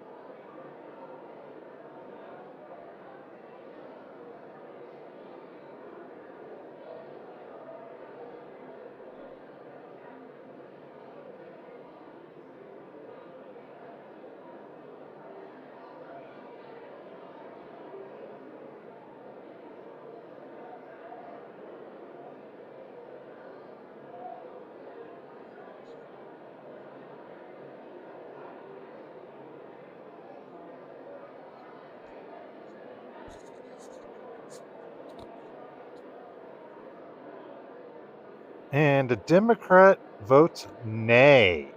Look at that. Are they in the files?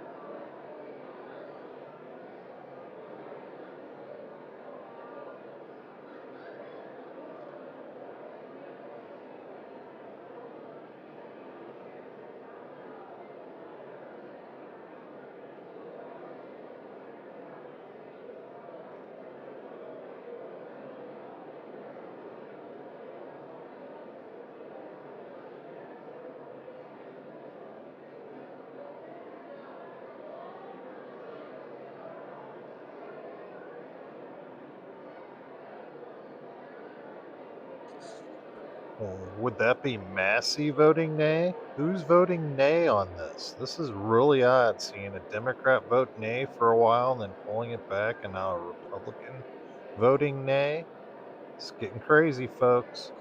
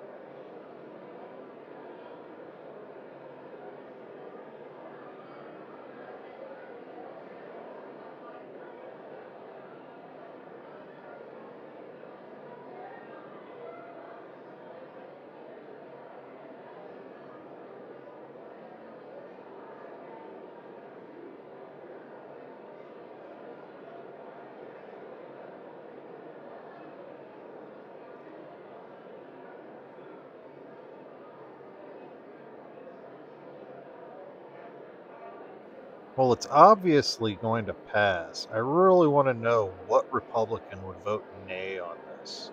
Seriously.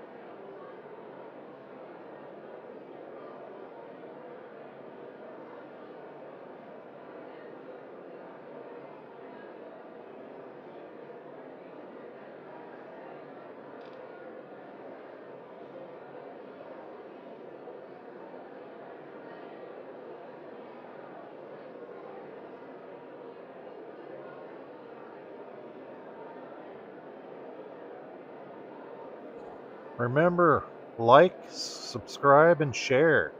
We want to get our voice out there, and we want people to hear your voices as well. Thank you for watching.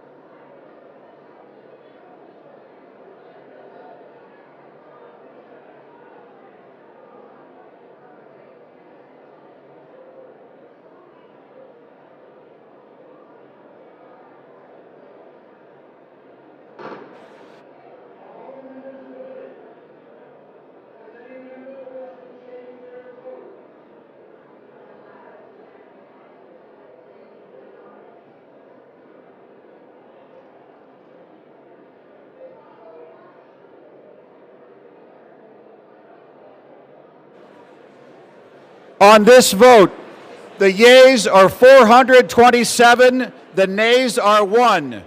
2/3 being in the affirmative, the rules are suspended, the bill is passed, and without objection, the motion to reconsider is laid on the table.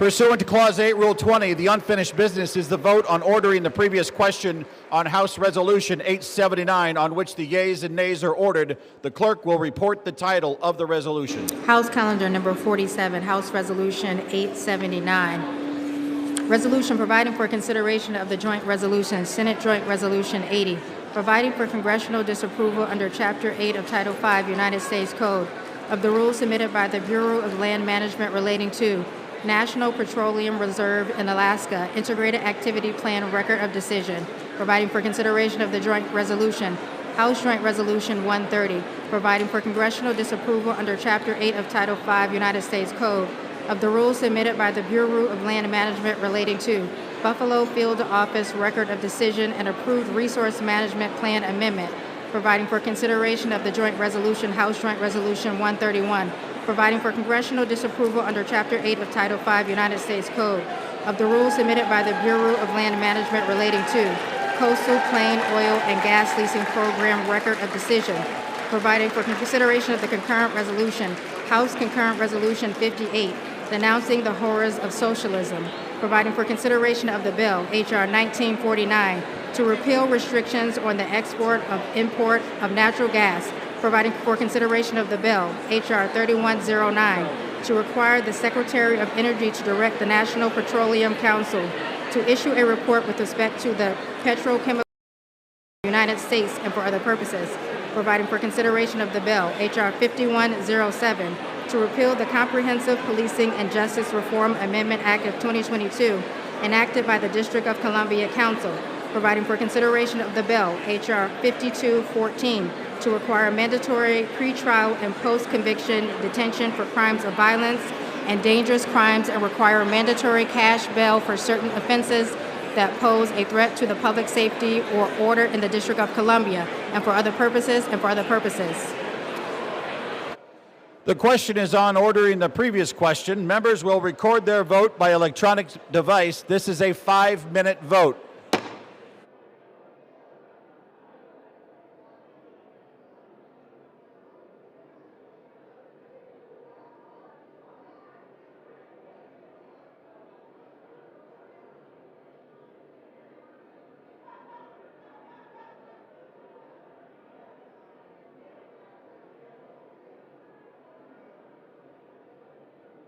Okay, now that the Epstein file vote is over, I'm going to go ahead and we're going to jump over to Cam Higbee and see what's going on in Dearborn, Michigan.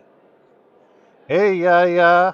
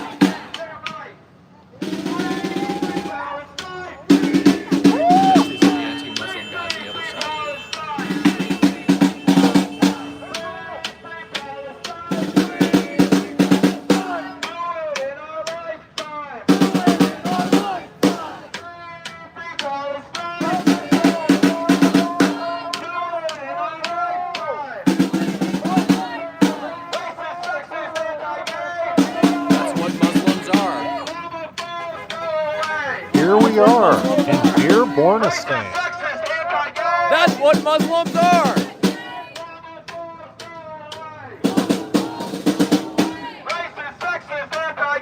That's what Muslims are.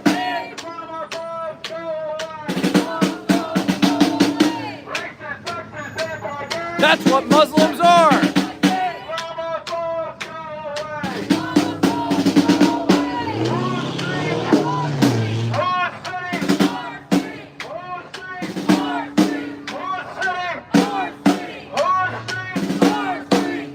Tell them, Cam.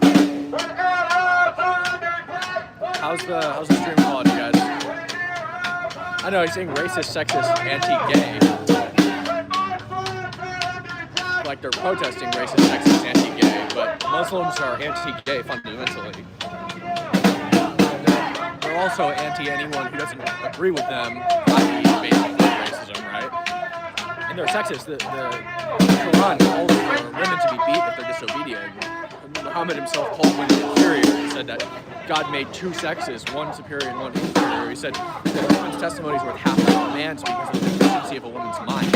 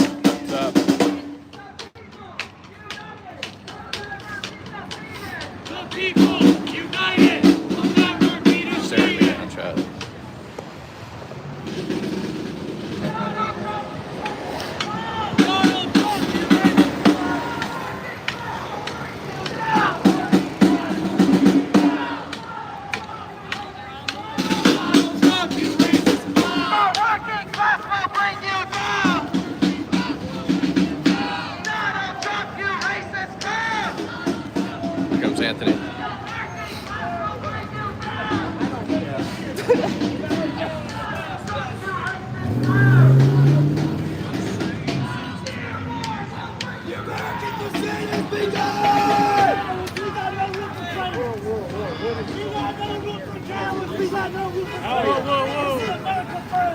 This is America. It works. America first. America turn against their own. Hey. You're a piece of shit. You might want to repent, buddy. Anthony Hudson, you're a weak, spineless coward. Weak and spineless. Cuckold. Cuckold. American men need to stand together against Islam. There can be no weakness in this country. We will be turned immediately. We will be turned immediately, like London, into a cesspool of infested migrants. Our country, our very way of life is at stake right now, America. It's time to stand up. There can be no room. There can be no room for Sharia law. Islamification of America ends today. Our country is worth fighting for. Europe is worth fighting for. White Western civilization is worth dying for. Our country is this close. We have Zoran Mandami. We have Muslims taking over every major city. They're outbreeding our women 4 to 1. Can you believe that? Just in 1970 in Minneapolis, it was 95% white. You ask Brock the next 1,000 births in Minneapolis, only 42% will be white. In one generation, the white race completely wiped out. This is a stand for our country, for our posterity. Our founding fathers guaranteed us a right to life and liberty for our posterity, for our people. Today, we mark America a Christian country. Today, we mark America a European Western civilization that the Muslims have no part in. Go home. We don't want you here. We never wanted you here. The NGOs and the establishment that funneled you in here, they disgust all of us. It's America first, and it's America only. Okay? Our country was made for our people. There are 53 majority Muslim countries. Go back to one of those countries. Institute your oppression, your pedophilia on children at one of those countries. We don't want these type of men here standing beside us. Anthony Hudson, you're not welcome here. This is our country. Hey, you're not and welcome the people here, who are buddy. willing to stand for what is right, what is true, and what is just will lead the way. We will be leading this march today. Anthony Hudson, go make your salat, go do your voodoo washing of your feet, and go bow down somewhere else. We don't want mosques here, they're military outposts. There's no such thing as the Islamic religion. It is a military outpost, a circumventing political movement to destroy America. They are here to take over our country. They're not here to worship some pedophile cave-dwelling rapist named Muhammad. They are here to take over our country. Do not make amends. Do not make any type of compromise with evil. The Bible tells us very clearly, what fellowship does light have with darkness? How can a sinner and a righteous person sit at the same table and eat? They cannot. We cannot have Islamic jihadists playing their prayer call over our children while they're trying to walk to school. They're being indoctrinated. They're being taught how to pray. Look at Australia. Look at London. Look at Rome. These look like third world shitholes. These are the bastions of white Western civilization that have been taken over in just a half a generation. We will stand strong. I thank everybody for coming out today. We're going to get out all our equipment. We have banners and signs for anybody who wants to participate. May God bless us and keep us safe. May the Spirit of Jesus Christ overshadow Dearborn and break the demonic chains of Muhammad here. God bless, guys. Let's get all of our equipment out. All right, guys, so I believe that's Jake Lane, who's a January 6th hero. So he's apparently the counter protester here. This whole thing was organized by Anthony Hudson. He walked up and he wrote "cuck" on Anthony's vehicle here. Anthony went and he visited some mosques the other day, and Jake appears to be upset about it.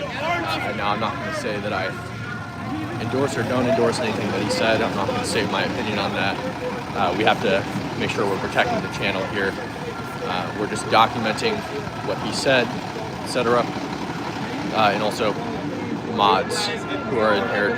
Let's keep comments about bacon and things like that to a minimum today. We don't need to be saying stuff like, "Hey, what's up, buddy?" We don't need to be saying stuff like that. We need to protect the live. It's not that jokes aren't funny. It's just that I found recently that I can be held accountable for my chat. So feel free to criticize Islam as much as you want. You can criticize the content of it all, but not. What's up? You can criticize the content. Exactly. You can criticize the content of it, but let's keep just random insults of individuals and stuff like that to an absolute minimum. I'm not censoring. I'm not censoring bacon. I'm just saying. I mean, I don't know. It might be fine, but I have to make an effort to not get the channel banned because we're getting big, and apparently YouTube holds me accountable for my chat. Yeah, bacon. Listen, I love bacon too, guys. I don't know. I have to go through and read YouTube's service and stuff like that. But what's up, buddy? How you doing? How you been? Good, man. Good to see you. You've just been all around. Yeah. I've been everywhere, dude. Yeah, I've been everywhere.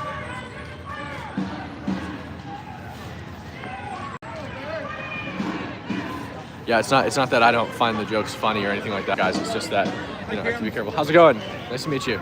Hey, thank you so much. I can't take this. You keep it. You're taking it. Thanks for doing what you do. I appreciate it. Thank you so much. Thank you so much. Good day. Thank you. You as well. Nice to meet you. I'm Cam. It's great to meet you. Thank you. I appreciate it a lot. My name is Jason. I'm an alcoholic. But it's not that I don't find the jokes or anything funny, guys. It's just that, realistically, I have to protect the platform. Where I'm somebody else's turf, that turf is YouTube's turf, and they have rules that I have to follow or I lose my full time, right? YouTube is my primary income, so if I lose it, I'm screwed. So that's it. And it's not that I don't want to censor you guys. You can go to Discord and say whatever you want. We've got a Discord. So you can go there and say whatever you want. Get some crosses ready. Let's go. Yeah, IRL don't know. Yeah, very nice guy. Chad. Yeah, what Cam's Get some talking crosses about ready. is why we should all be moving over to Rumble. I also streaming on Rumble as we speak. So if you want less censorship, or actually zero censorship, come over and watch us on Rumble. This is our country. America will never fall.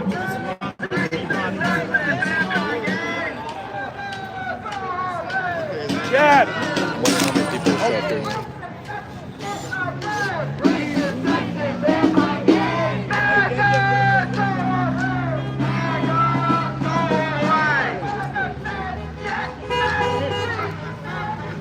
Get good picture of me. Hey, Andre Williams.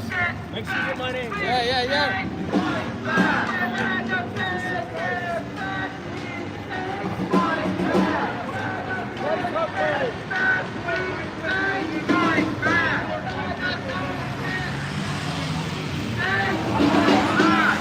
Yeah, he tagged the bus.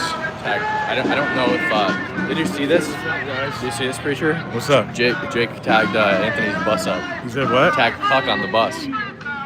Tagged him? Jake did it. Yeah. Tagged the bus. Yeah. Where? Right there, Huck. No See it? way. I don't know if Anthony's on the bus or not, but yeah, they pulled up and he tagged it, Huck. Did you get it? Yeah. Yeah, I got it. I got it all. It's crazy. It's already getting nuts. So we've got 3 factions out here. We've got these guys over here, the pro-Muslim people, and then there's 2 separate factions among the anti-Muslim people, or the anti-Islamification people they're calling. I guess there's an anti-Islamification and anti-Muslim people.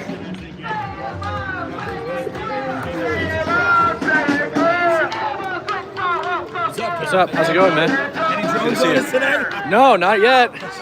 I almost brought my drone too. All right, let's get this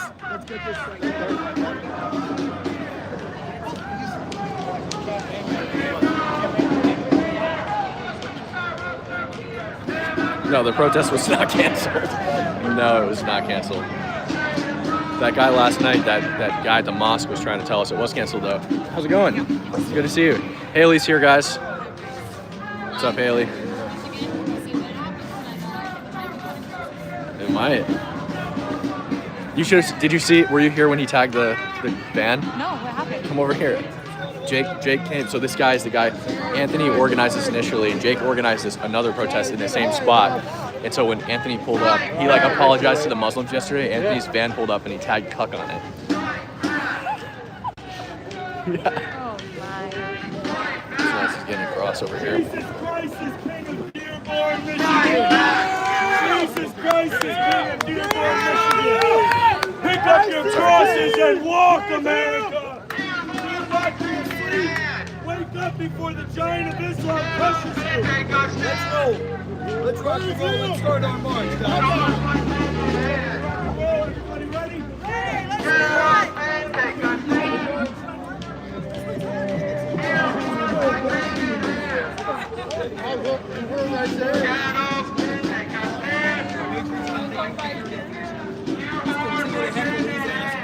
Let's walk a little outside.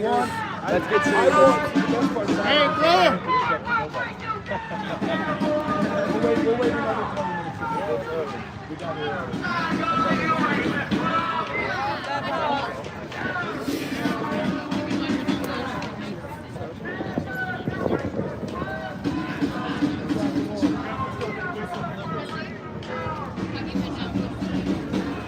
I guess we're starting. Nice to meet you. I know the other Andrew from years ago. Yes, yep. I know Andrew. I know all those people. Okay. Yeah, we've got a solid squad. It's been good. I guess they're crossing the street over here. This is going to be interesting. How do you like it? They're crossing the street over to the pro-Palestine people. Oh, they're walking right into traffic. They're walking right into traffic. Oh my God, this is nuts. How's the stream quality, guys?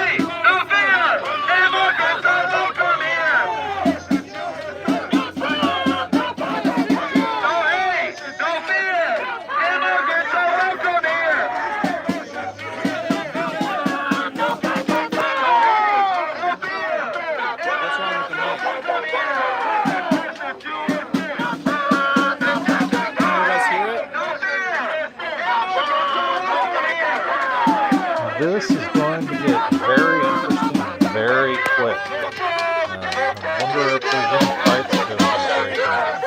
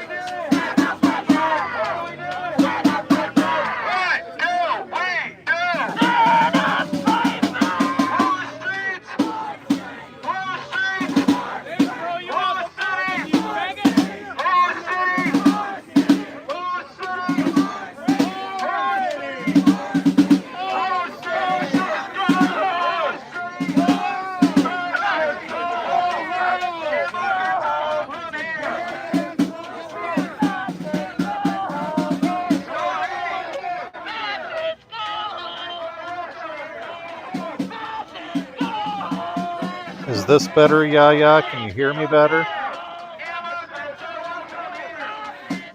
got a lot of fans of yours on my live stream. Oh, really? I'm a First Amendment auditor. Nice. Oh, it's awesome. Nice to meet you. Nice to meet you. Nice to meet you. City Hall. At least that's what I don't know what the is. Are there two Christian protests happening right now?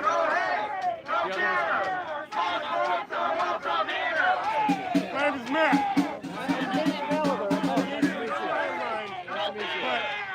I'm from Oregon, and I live in Michigan now. Let's make sure we're all safe. Yeah, nice to meet you.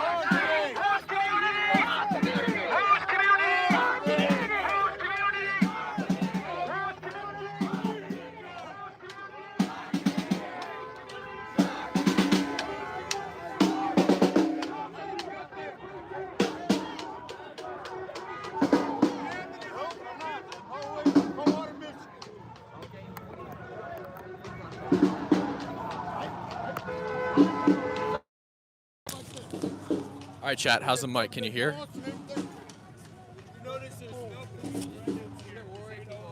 D Hawko, thank you for $5 super chat. Stay safe, brother. Thank you.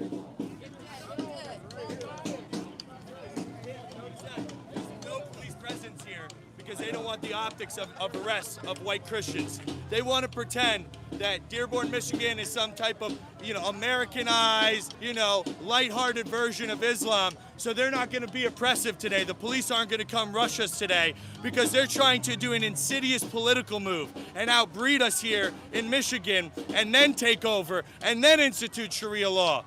This is not the way that this city deals with this type of thing because of the massive presence of journalists like you, Cam, and Nick, and others. They are hands-off approach. There's a stand-down order in all the mosques, order in all of the different sheriffs and police departments because they don't want to appear as radical as their faith really is. And so we're seeing really a very strange sight where there's not even, I saw police all over the city, but within eyesight right here, there's a single police officer.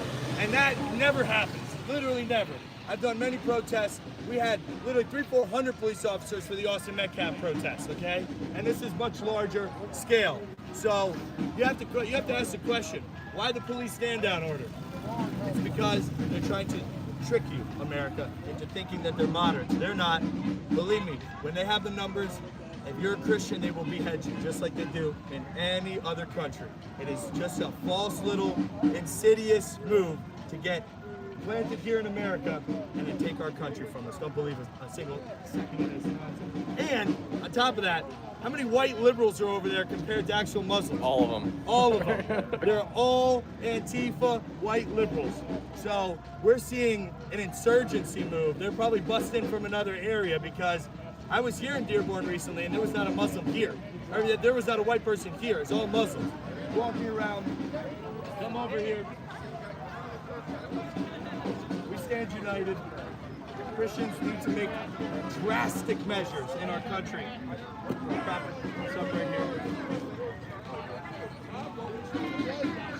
We have just a generation, one generation, before the complete overbreeding and outbreeding of our countries here, guys. These people, none of those white liberal ladies are having babies, and our Christian conservative white girls, maybe stop podcasting and start having babies. Let's go, because they're here to outbreed us, all right?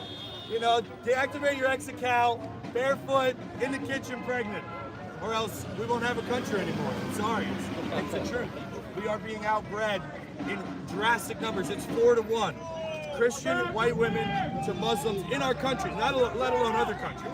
Other countries, it's much higher. When in their countries, they're breeding astronomical numbers, replicating. But here, even when they move to England, when they move to America, it's 4-to-1. Those numbers do not work, and we already have such a thin voting split here in this country.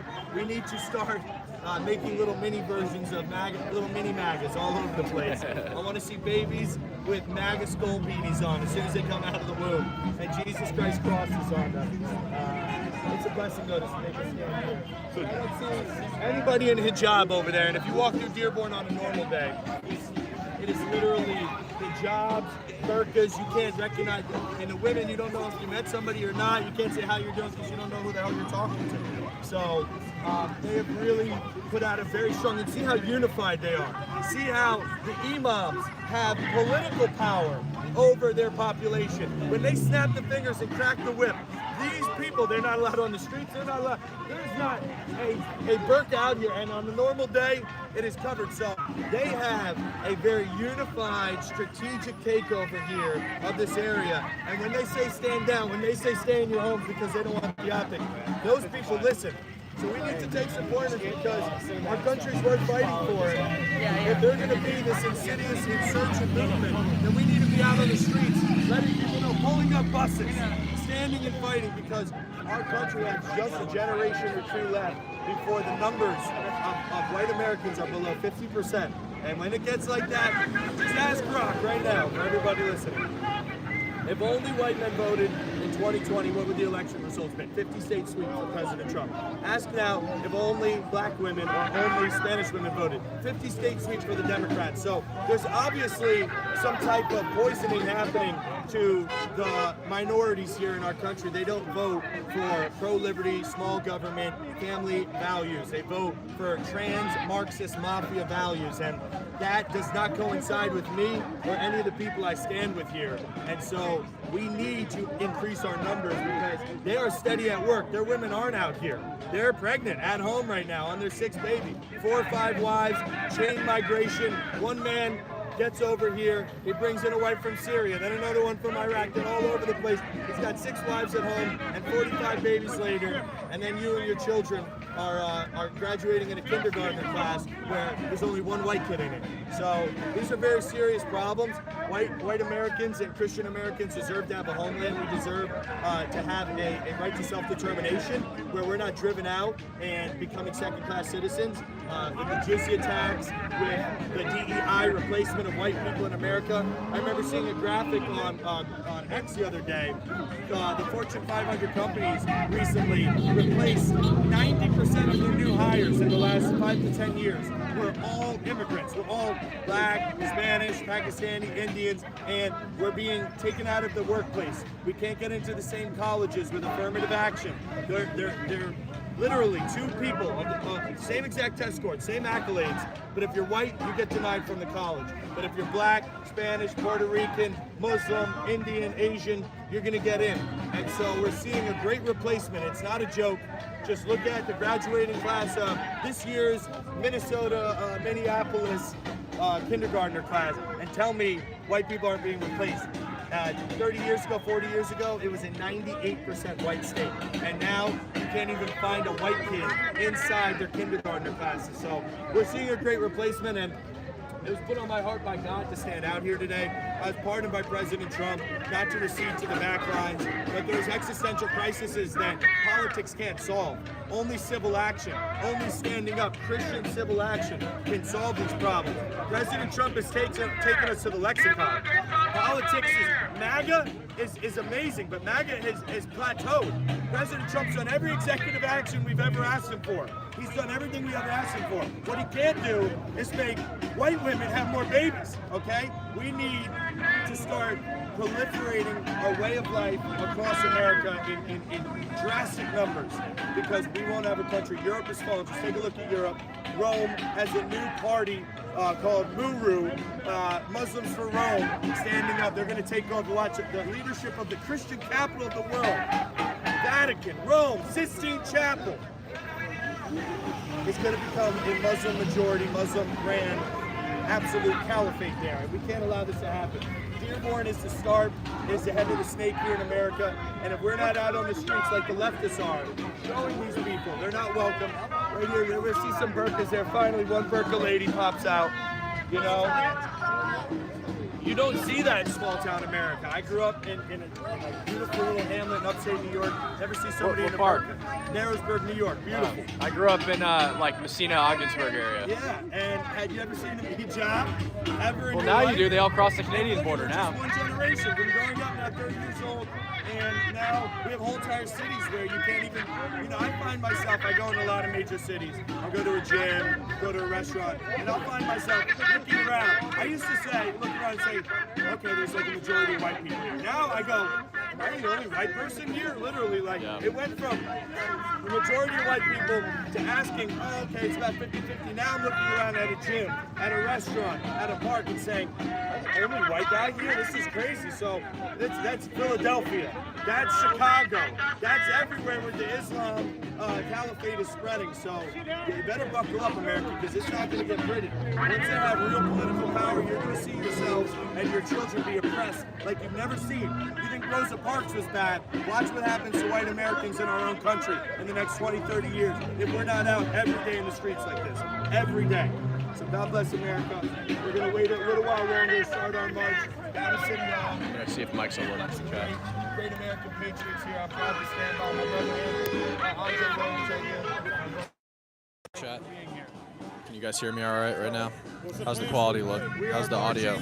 West, down Michigan Avenue towards City Hall, where we're going to be bringing the bus. We have podium, we have griddle, we have some Qurans. Student middle fingers. Go back to white liberals Islamabad. Go back to Somalia. We don't want you here. Jesus is king. Go back to Somalia. Like, share, and subscribe. We're out here for you. You want the news? Come watch Street Beat Live.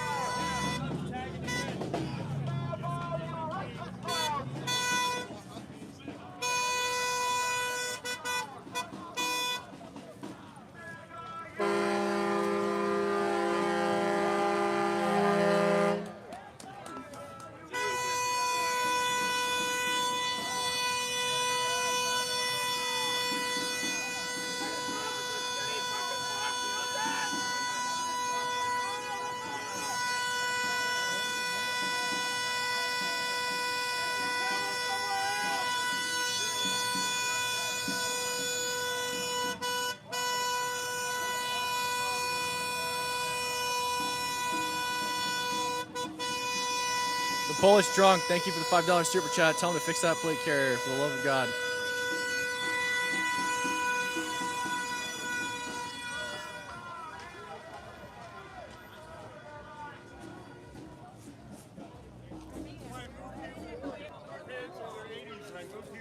Oh, I'm sorry. You're good, thank you. Bless you, Cam.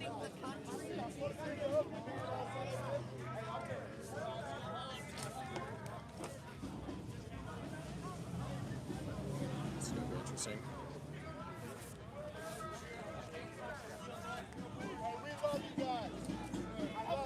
These are Christians. Down with the Arabs!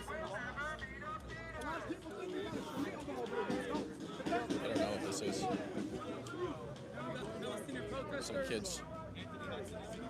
Maybe they're, I don't know, maybe they're Christians, I can't tell.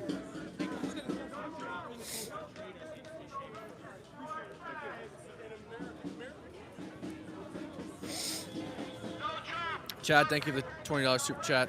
Cam, I didn't know you were from upstate New York. Yeah, oh, hey, I'm in Watertown, New York. Yeah, I grew up right next to Watertown.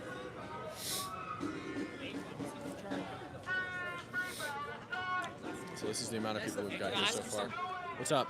So what's this side? So I wonder if the Muslim is guy like Cam was anti-Islamification. speaking with last so no night Islam, still right? saying there's no I think like Islam gaining political power. protest today. So- He so swore like- up and down like, that there was two no sides. protest There's today. this guy and then Jake. So this guy, Anthony Hudson, is more moderate, and then Jake is more extreme.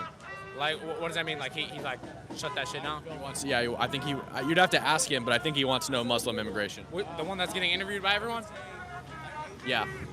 Oh, so he's like get Muslims out or something? You'd have to ask him. I don't want to speak for him. Oh, I got you. I bet. Appreciate you. Are you guys Muslim? Yeah, I'm Muslim. Yeah. Okay, cool.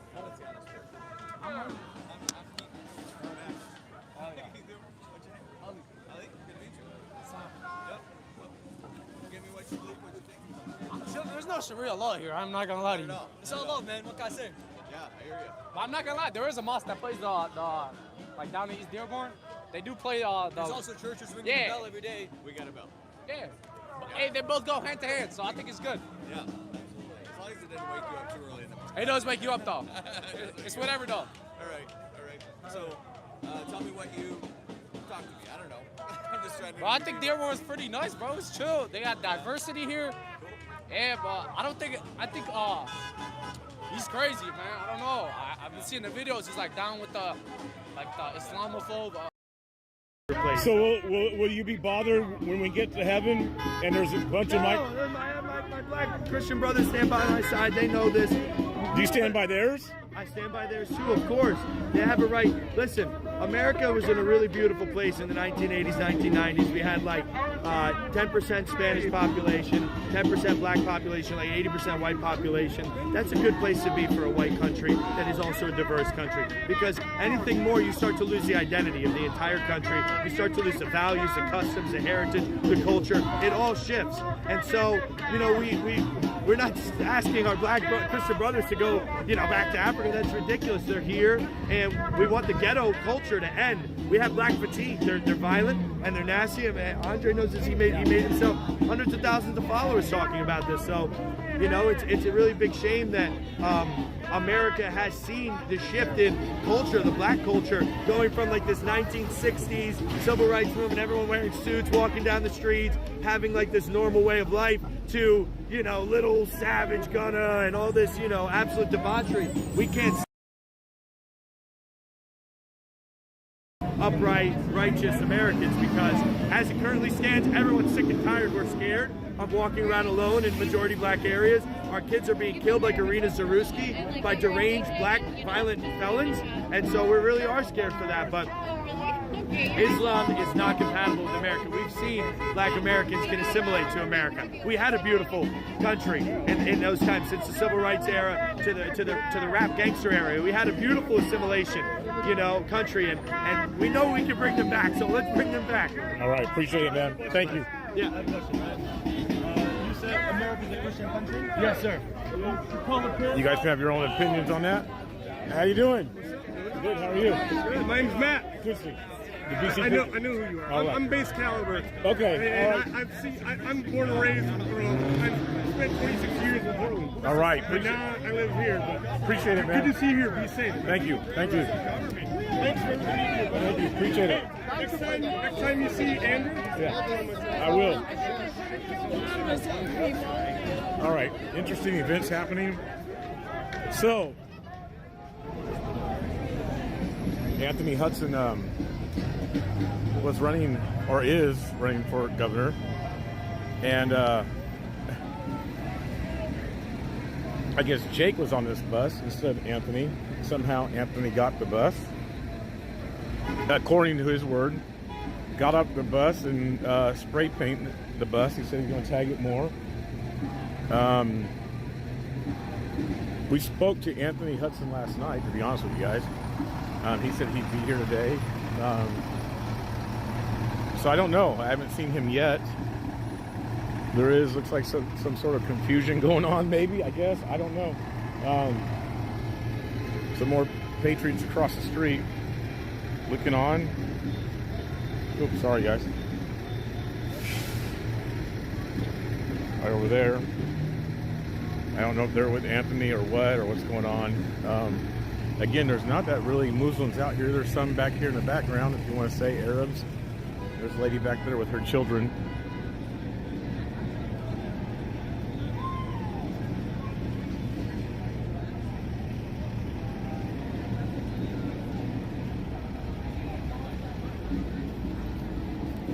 So yeah,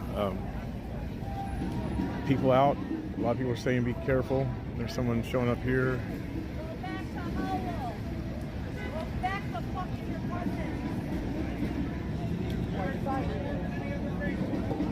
You guys are racist. Get out of here. You guys are racist. Get the fuck out of here. It is a racist. Get the fuck out of here. You guys are racist. It is a racist. What's racist? No, I think. All of these people who take your picture. Yes, you had the Lebanon flag on today. I sure do. And Come on, guess what? what? I'm white. This is my Lebanese husband. Nope. There is no Sharia law There's in no Dearborn. Sharia You guys law. want to go to the Pantheon and chill? Go get your lap dance. Come right? on. And there'll never be Sharia law. Yeah, you're right. Not in America. So what is this all about? Even in Lebanon, man. What's this Hey, all about? hey, listen. Go to Lebanon. The restaurants are amazing. Go I to have a. Dearborn. I look at my I'm white. I'm American. This is disgusting. There's a right to freedom in this country, and that's exactly what these people are practicing. Where do you see Sharia law? Point to me right now. No, because if there was Sharia law in Dearborn, I wouldn't be talking to you guys right now. And are you work for the campaign here right now in the bus? I have no comments. No comments. She's saying there's no Sharia law. I bet you none of these people are even from Michigan. None of these people are probably from Michigan. And if they are, they're probably from Howell, you know, where the KKK exists. Excuse me. So why do you think people are saying there's Sharia law here then? Because that's what they're saying. So what do you have to say? Allahu Akbar! Allah Akbar. Take that shit back to your country! Take that shit back to your country! If there's zero Sharia law, why were there male entrances and female entrances at mosques? Try me! I serve my fucking country. What you do? You fucking yeah. Tired of you fucking people. Fuck you! Fuck you, fucking country! What's up, bitch? Knock your teeth out, boy. I'm knocking your teeth out, boy. Getting spicy. We got green light and what's your fucking time with that shit? You're a weirdo, bro.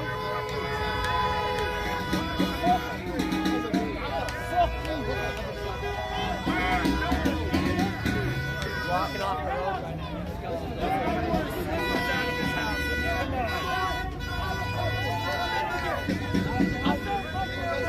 Another Section 8 parasite.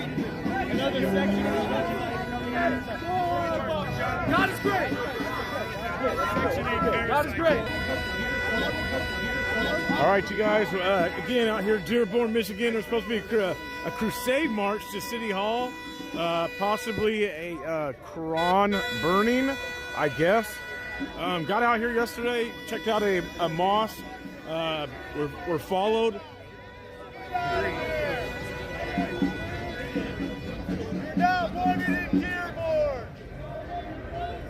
See ya.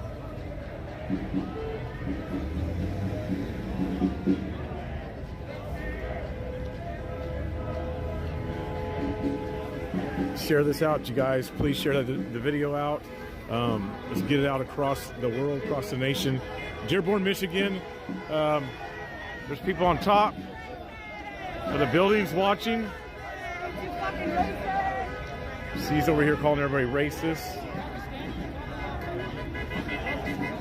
Hit the super chats, guys. I got the donations pinned on YouTube. If you'd like to contribute and donate, which helps a lot, The traveling is not cheap. PayPal, Venmo, Cashapp, Zelle, buy me coffee. Everything is the BC Preacher. The BC Preacher.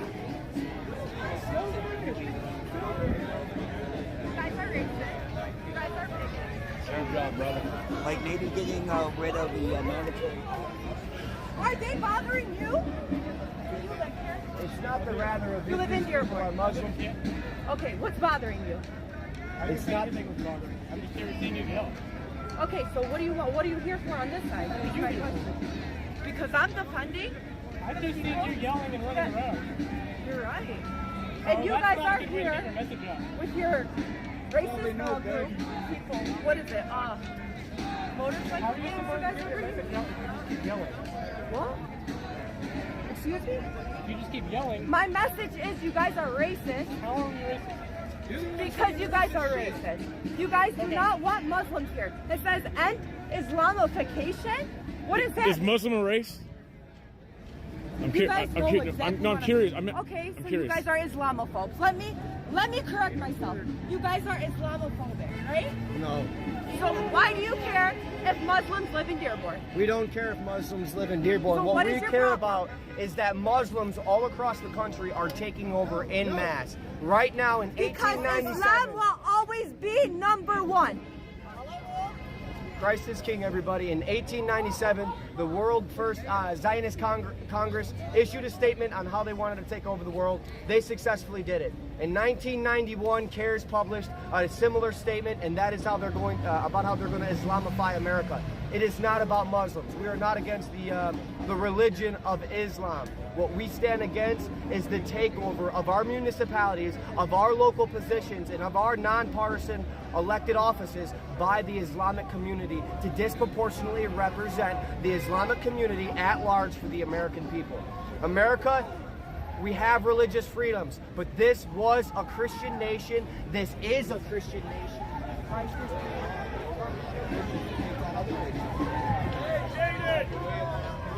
Thank you for the $20 super chat.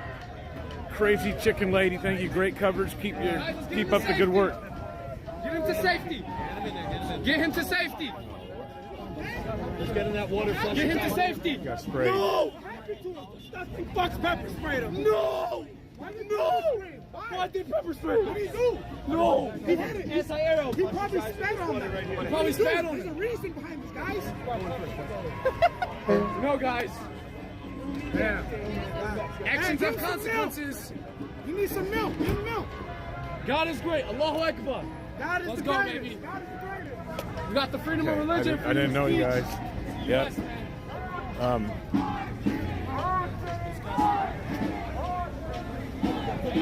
How can you hate the Muslims? Look at these little kids right there. How can you hate them?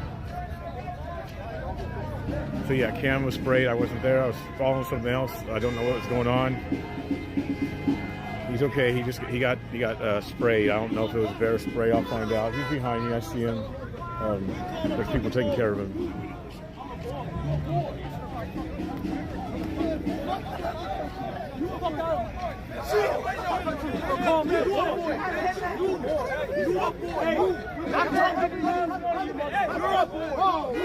How you gonna deport us? We're all American citizens. We're all American. Hey, not for long.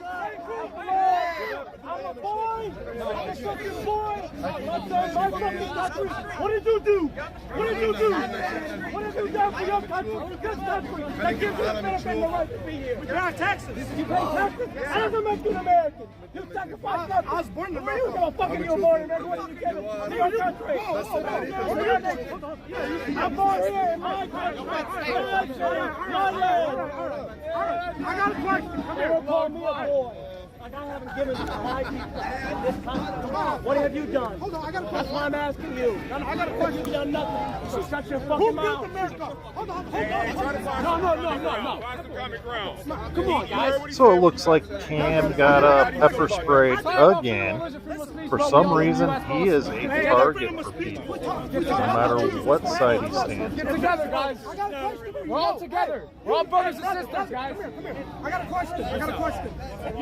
Who built America? Who built America? After that, after the Great, listen, when the Great Britain came and conquered and took from the natives, who built America? Whites or the black slaves? Their ancestors is the one that built this. You know that. Go back to history, kid. What school you graduated from? You did not graduate. That's what it was. I went to a private school. Go back to history. History speaks. Come on, guys. We're all brothers and sisters. No, guess from the slaves. We contribute to this country, no doubt. No one's saying that black people have not contributed to this country. To say that we built America, that's not factually correct. The majority of this country was 90% white. Blacks, I think we're 5%. I think the highest we've ever been. I love you, man. I love you. I love all of you guys. I love all of you guys. I'm Muslim. And we're Christian, and we love you. We love you. Jesus loves you. You guys know in the Quran it says those that are closer to our faith. You know who are they? You guys know? I'll show you. I'll show you. Christians. Jesus wasn't crucified. Yeah, Jesus was not crucified. But he so was. we look at Jesus. All right, look. He was. All right, the Christians was. All right. Your point So it looks like Cam was just sprayed because he was following people arguing. The chick just turned around, got in his face, and sprayed him. That was it. He says He wasn't saying anything. He is on which one is right? So this is how we believe it. Every prophet was saved in the Quran. You got Noah, he was saved. You got in English, you got. But the Quran doesn't even go in depth into these people. You have to go to the people of the book to understand the prophet. In the Quran, there's 25 prophets mentioned. Jesus just mentioned, but not in depth detail like the biblical scripture. Right. And if you look at Surah 1049, it tells you the Prophet Muhammad is told by Allah, if you have any questions, go to the people of the previous scripture. And that's the Jews and the Christians. So all this division, it shouldn't be there. But the thing is, we see God, we see Jesus Christ as the Son of God. Y'all see him as a prophet. You guys see him as a Those are prophet. two different Jesuses. That's two different Jesus. I can show you guys. All right. If you guys believe he's God, why in the scripture? That's just the not, religion. no, listen. That's fine. I mean, as long as you respect In the Bible, Jesus never says one time for everybody worshiping. In the Bible, Jesus says it himself that everybody will be worshiping him in vain. No, listen, in vain. And what do the Christians do right now? You guys worship Jesus, correct? What is he? Because in Revelation 22, he says, I am the Alpha and Omega. So that's him claiming his divinity. In Matthew 15:9, I think 15:9 or 9:15. Hold on. Let me double check just for you guys. Matthew. You should be able to have dialogue like this. I give you a control.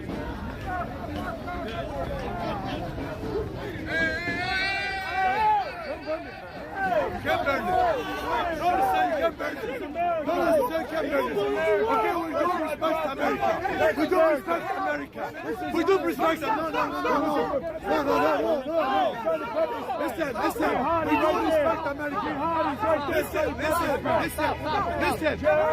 We got another Quran. I'll go get a different one. We got another one. And we got some bacon.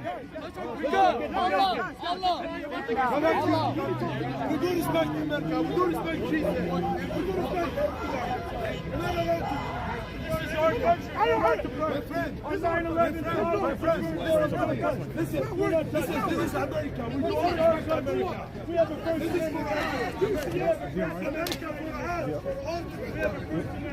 Hey, let's close the door. I can bring that shit. This is our country. In the Bible, it says this is our country. You told the Bible and beheaded Christians. We don't respect religion. We don't respect religion. We never disrespect your religion. We never disrespect your religion. This is a hate crime. We don't disrespect religion. Where's the bacon at? Listen. Bacon No, I don't want big bacon.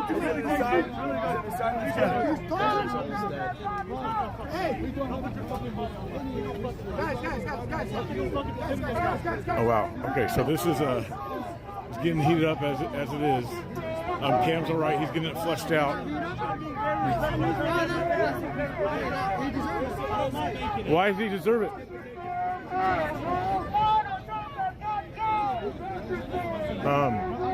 So someone was trying to burn a Quran. Now the person's getting bacon. It is definitely getting heated up around here.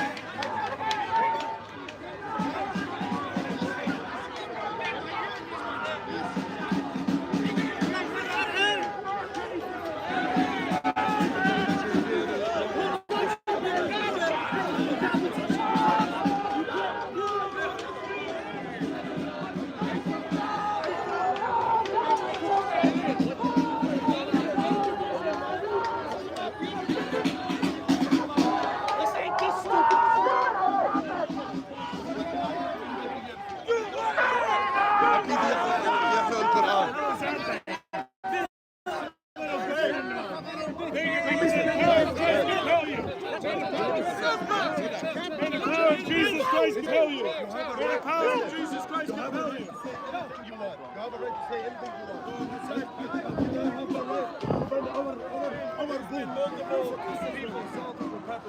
No, you can say whatever you want. Don't put your hands on him, though. Don't put your hands on nobody. Well, don't burn the Quran. That's it. Okay, it's if you're not gonna make. No, you can't. No, you can't. You can say whatever you want. You're holding bacon? Is this not America? These people here, especially where? This is America here. Especially where? Here. In America. Outer Street. This is why Dearborn, Michigan needs to be cleared and swiped of Muslims. They don't know how to behave. You take out. No, I don't want to be anywhere near Dearborn. I don't want to be. Get away from me. You Muslim sympathizer. Let's go pray. Let's go pray. Let's go pray in church. Let's go play in church. Is this not America? Can you not hold bacon in the street? Is this I got pepper spray all over me for no reason other than holding some bacon and a Quran in the street. These people are animals. They will attack anybody who disagrees with them. This is why Dearborn, Michigan needs to be cleared out of Muslims because they have no they're animals without any of our same rights and dignities as Americans, and God smite Dearborn. That is haram! Place that has turned into an extremist hotbed for jihadi terrorists. Just on October 31st, the FBI busted. Just on October 31st, the FBI busted. May the power of Christ compel you. Get out of here. We're going to pray.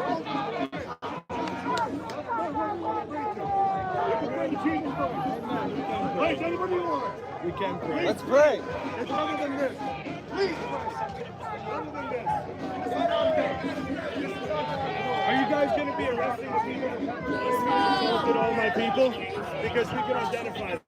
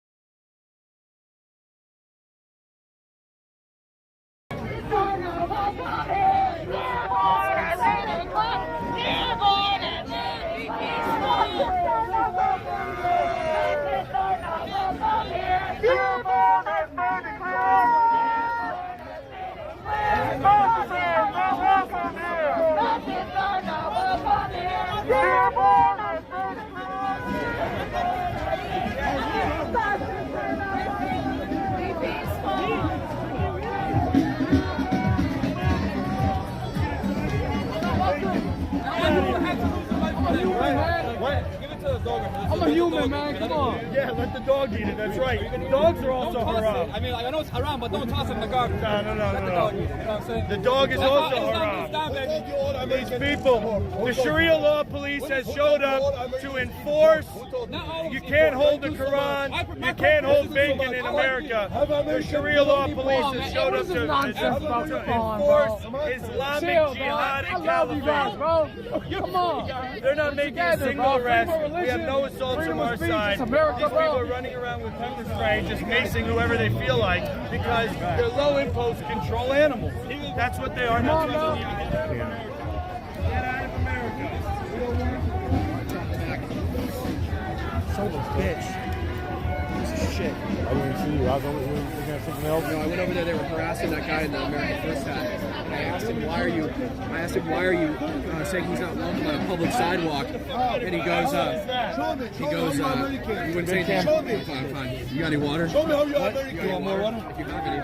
You're gonna show me the citizen. We all have a citizen. What are you talking about? Here we go. If you want to hop back on there, do it. Hey. Thank you. Yes, sir. This is what happens. Reporters using their First Amendment. No, thank you. No, thank you. Take some water. Take some water. Drink some water.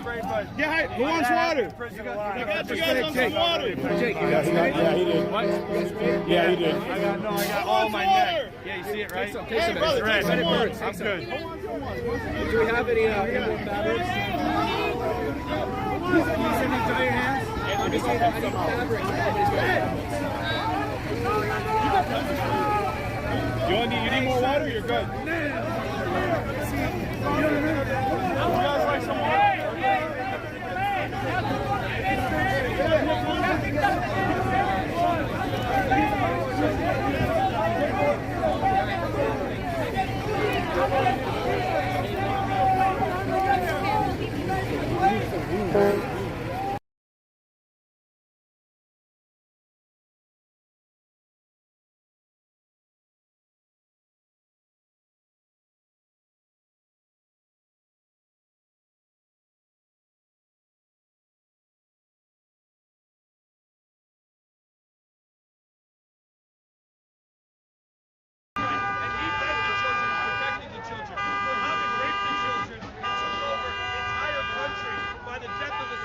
Islam is spread through the sword. Christianity is spread through love. You guys don't even know this letter. We're going to start our march. Let's march.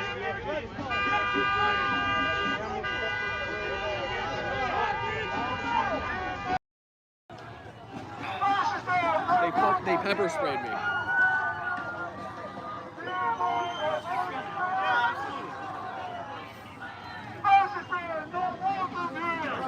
It's Haley. I gotta find Haley. Could you guys hear it when Kaylin had it?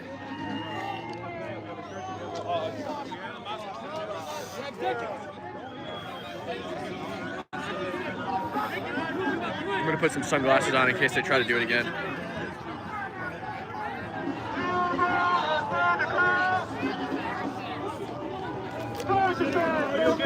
I'm fine, yeah. I'm trying to see if I have any eye protection. I have glasses, sunglasses. Do you? Yeah. Oh, I've got some right here, Haley. Do you still have do you have that mace I gave you? Do you have that mace I gave you? Yeah, I have it. Can I have it?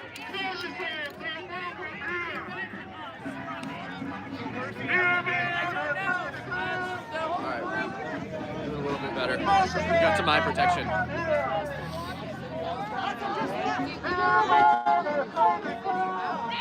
How much of that did you guys see?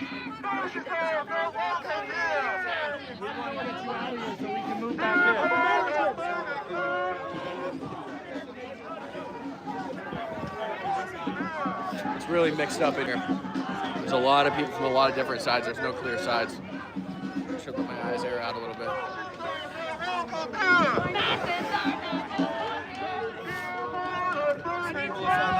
We're marching. Huh? I'm gonna go. I'm gonna go tell the cops. Officers, can I file a report? There's a guy over there in a Palestine ball cap, and he pepper sprayed me. First he got up and he touched my property, and then he pepper sprayed me.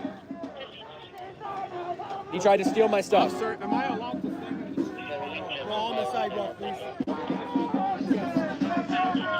If he took me over there, I could easily ID him. I washed out already, but I'm telling you, he fucking pepper sprayed me. Okay. Give us a second. I'll turn around because I don't know if they know who it was. I know exactly who it was. Okay. And I was just documenting. I asked him a question. He got in my face, tried to steal my phone. I pushed him back, and he pepper sprayed me. I got you. Stand over there. Okay.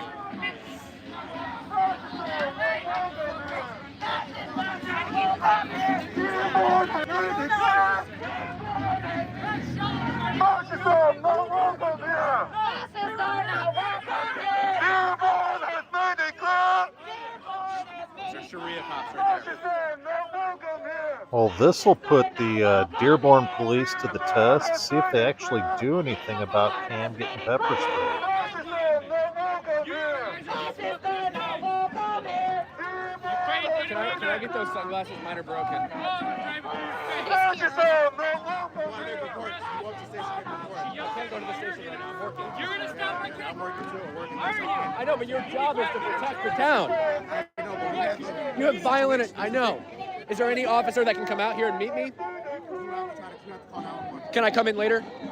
Okay, fine. I'll come in later. Thank you, Haley. All right, guys.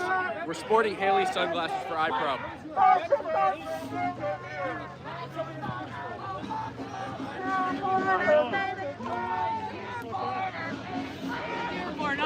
Yeah, went about as I expected. He goes, I'm working too. Yeah, Nothing. you're fucking working to protect the community. Yeah, the situation is that they attacked me.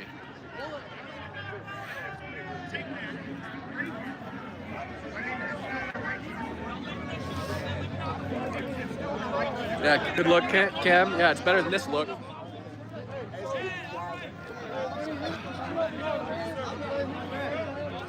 My stick. I don't know where my stick When is. they tried to burn it, what side of the street was I on? Don't know. You weren't here. I'm not talking that you I were was here. over there. You were over there. I was over there watching. Because I'm not going to take part in that. But you said if he tried to do anything with the Quran, you're going to stop him. I would be the first to try and put out the fire. You weren't here. You weren't I was here. right But there. What if it was already on fire? You weren't going to But be it there. wasn't. But And you I weren't couldn't there. get over here because a fight broke out. That's the thing. You want me to we come were here throw fists protecting with people? No, we weren't throwing no fights. We were protecting the book and snatching it from his hands. I saw that. That's but what it we never did, and we burned. succeeded twice before he tried to burn it. But it didn't burn. If you were here, then you could have been one step away.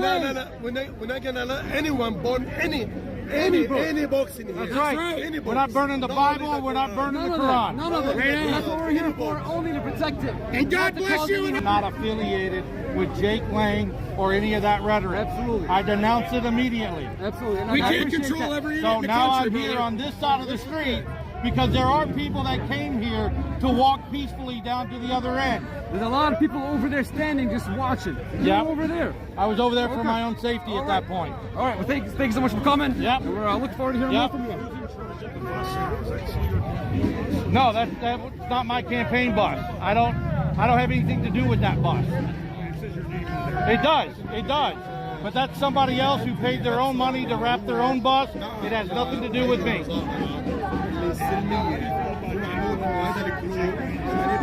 I think he's a provocateur. He needs to go back to Florida where he's running for senator. He doesn't need to come into our state, start crap, and then leave so that we have to try and clean it all up. The whole time that I've been promoting this walk was a peaceful unity walk to get the Muslims and the Americans to come together, the Christians to come together united and walk down to the other end of Michigan Avenue to the City Hall building. That was always the goal. It's still the goal today. It was eye-opening. I thought I'd be nervous or scared, unwelcome, because your mayor has made it a plot that Christian people aren't welcome in this town. Well, he's wrong, and I'm going to tell him he's wrong today when I see him at the meeting tonight. I am. Yeah. I've met you. You're very welcome, guys. Be safe out here. Hey! What's been happening here today, is that going to undermine what you were trying to accomplish? People are going to make their own judgments and their own determinations about what happened. So all I'm accountable for is my actions, the things I say and the things I do. I said I would walk down the sidewalk to the City Hall building, and that's what I'm going to do. Whether you're with me or they're with me or the people across the street or if I'm by myself, I am walking to the City Hall building in peace. Anthony, just a question. How was the shawarma yesterday? I didn't have any shawarma yesterday. When did you have? I wasn't here yesterday. 2 days ago. 3 days ago? 3 days ago. Wednesday. Wednesday. How was the food? How was the food? That shit was all good. How'd you like it? It was good. I took it home. How was Halal Food Junkie? What's that? Halal Food Junkie. HFJ. You were eating with them. Oh, I didn't know. Hey. The guy that Yeah. Oh, you do love that Great guy. guy. Yep. I love that man. Yep, I love it. Sorry. No chicken shawarma.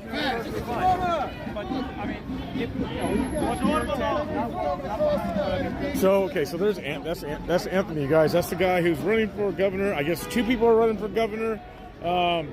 Jake Lang earlier said that Anthony over here is basically nothing. He bought the bus from them. It sounds like Anthony is saying that it was wrapped. They bought a bus and wrapped it. Spent like $5,000 on it. A lot of confusion within, I guess if you want to say conservative movement, Republican movement. A lot of division, go figure, right? Seems to be the story of that.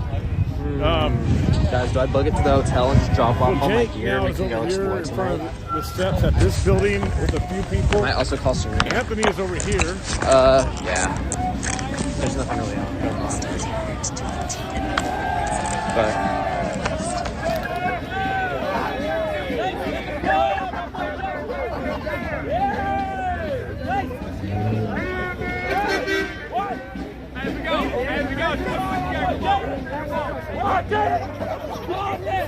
What up there, bro? Hey, dude. Jason.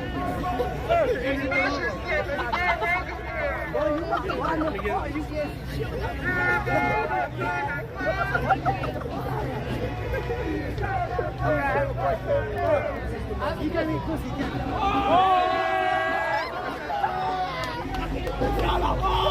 Hey, stop recording! You're recording 4K, my boy. I have a question.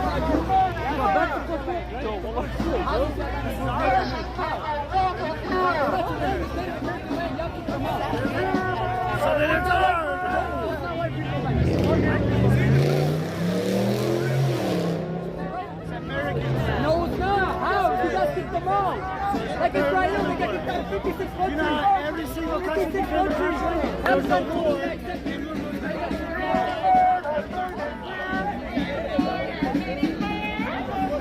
So two different groups, like I said, going on. You have Jake Lang over to my left, Anthony here in front of me. That's right. I've got so many Islamics here. They're doing a good thing. I appreciate that. They have shaken hands, crossed the line, showed love and respect. Yeah. All I ask everybody to do is the same. We have to coexist, people. We have to coexist in this town and in this state. That's right. It's better if we do it in peace rather than turmoil. We coexist here.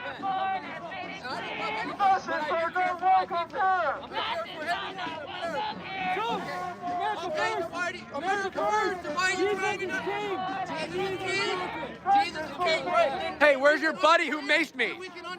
Where's your buddy who maced me?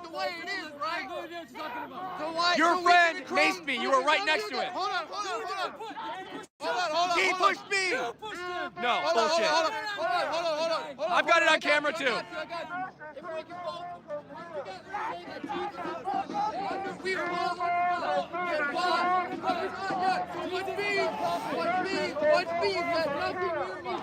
Maced me, smashed my phone, stole my mic and my stick. What are you protesting for? We're protesting for Trump. What did he do wrong? What did he do wrong? Tell me what he did. How do you know? How do you know? How do you know? I've done my research. Thank you so much. Yes, I have. I've done all my May recoup research. the cost of the What damage. research have you done? Yeah, what? Okay. As Mama G is putting in chat, we've also got Cashapp and PayPal. He's not our president. can tell me that we are all under Jesus. Under Jesus. Sorry about that, bless you. Sorry about that, but if we can come under Jesus.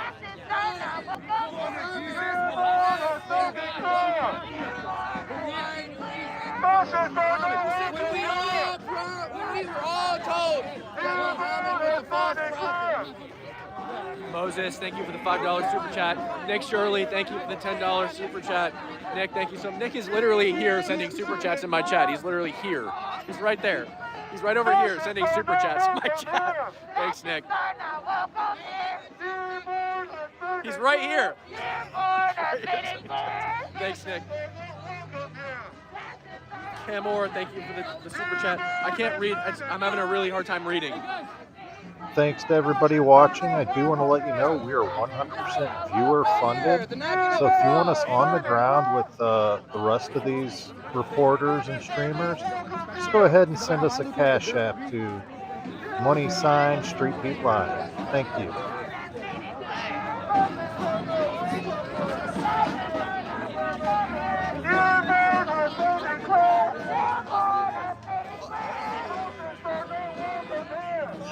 So I'm having a really hard time seeing, guys. Oh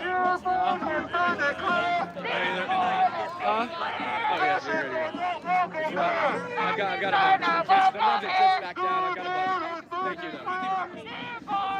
The guy was harassing. I'm being completely honest. I'm a fucking journalist. I don't want to fight people. So he was harassing this other guy in the America First hat and telling him he's not welcome there. And so I went up and I was like, why is the public sidewalk? Why are you saying he's not welcome here? And he said, get the camera out of my face. I said, public sidewalk, I'll record. And he got up, and I don't want to do it to you, but like, you know, literally touching my chest and saying he's.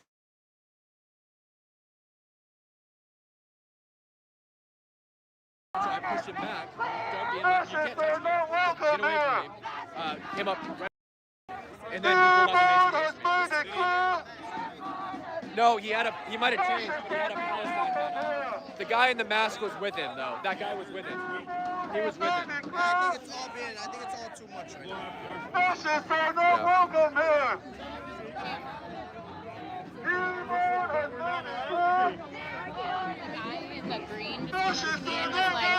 I want to talk. You want to chop it up or do you want to just argue? I'm a man. I don't go back and forth. I'm asking you logically. I'm not going to argue with you. I'm going to argue with you. Say that, like, no matter. I support the fact that you believe that Jesus is the Son of God and all this stuff. You are entitled to that opinion. Thank you. So why is it that we cannot have our own opinion? I don't think that you can. Okay, why? We want America. I'm here observing. I'm here. If I got to speak the gospel to somebody, that's what I'm going to do. I don't have no problem with you doing what you feel like you need to do. I can't stop you from doing something. I can't stop you from doing that. Okay, so why you guys are protesting Islam? I'm here just observing, just like everybody else here, just spreading the gospel of Jesus Christ. That's my mission. That's a holy man. You're talking to me. I'm on the side of the Lord. I'm on the side of the Lord Jesus Christ. Will the Lord say to judge others? Yeah, he says judge with the righteous judges. Okay, but you have no authority to put on judgment that I am a sinner. You make a judgment every single day. You make a judgment on who you're going to hang out with. You're going to make a judgment on the areas that you'll be in. The scriptures say, no one can condemn you to hell. Our scriptures don't say that. But what they do say is you make a righteous judgment. Meaning, if I'm going through, say I'm dealing with being a drunkard, right? And I'm drunk every day. I can't tell you, bro, you going to hell for drinking. No, I'm going to go smash a fish. You understand? But exactly. Preach, bro. You got to take the splinter out. So, once I handle that between me and God, then I can be like, bro, stop drinking the Hennessy, man. Stop doing that. That's what the scripture says. You have no right to maybe I know you're not saying that, but this overall what's happening here, it's okay. You can. I'm going to say it's un-American, it's un-Catholic as well. It's un-Christian. I don't know if you're Catholic. Sorry. What is un-Christian? It's un-Christian to come here and say you don't belong here. I don't stand for that. I don't stand that we can't have certain ethnicities here, certain peoples here. I think that I just think that certain laws shouldn't be imposed on other people without us having a voice. So what everyone is in fear of is Sharia law. Okay. And let me wait. Can I speak to that? The reason why we have a problem with that is because we see how it stands in other countries. How come if Sharia law is so great and it's a great it's a great foundation, a great government, right? And what it stands for is powerful and it's loving. Why are there people from other countries not trying to? Why is no one trying to live in this Sharia law ran country? Hypothetically speaking, right now, right? You're in Dearborn. Okay. Supposedly Sharia law. No, I don't believe Sharia. I don't believe Sharia law is here now. No. I believe what is happening, which most of the people is worried about it coming. So you're worried about it developing? Yes. Everybody's free here. They got freedom. I believe because that's how in history. I'm gonna tell you history. In history, Islamic regimes have went to countries. This is the thing about it. I'm saying, but you have to look at the examples of these faiths. Examples of generations that haven't. But bro, okay, so.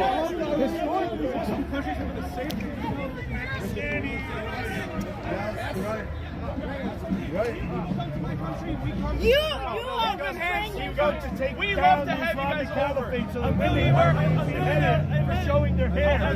You behead women for showing their hair. How do you feel about how many civilians died in Iraq? How many civilians died in Iraq? How much would your Lord and Savior President Bush? Hold on. You guys killed 1 million of us. You guys killed 1 million of us. And I love you. And I love you. You can stay here and we won't attack you, but we want you out. We have never attacked you guys. Who's responsible? Who's responsible for the #1 school shooting? Who's responsible for the most school Transgender shooting? Marxists. Hey. Transgender And who are those guys? Muslim Marxists. Muslims? Wow, that's a crazy accusation right now, brother. Muslim Marxists. That's a crazy accusation. Who's the #1 domestic violence? Who's the #1 domestic violence? Per capita, Muslims. That's false. Per capita, Muslims. No, You guys beat your wife. In the Quran, it says to beat your wife. What verse? What verse? In all what of verse? them. It's in No Surah. verse. You have no. You don't know what you're uneducated. Jesus told Muhammad. You don't know what When you're a talking woman about. was caught in adultery, Muhammad killed her, had her stoned. When Jesus had a woman brought in adultery before him, he gave her mercy. Without my book, but you'll never be able to mention Oh, something from this book. Close the read book whole and speak entire. to me. Close the book and speak to The me. Lord and is make my references. the Lord is my Close strength the and book my and God. talk to me. You The can't Lord close is my that strength and my God. because you don't know what's Of inside that. course, You've never I've read that read inside. Then through you the would know book. that it tells you. Badge number. Oh, I thought he couldn't leave his post. He's gone. He's not even here anymore. He said he couldn't leave his post. We're gonna go right over there. We're gonna say hi to him. We're gonna get his name and badge number before we leave.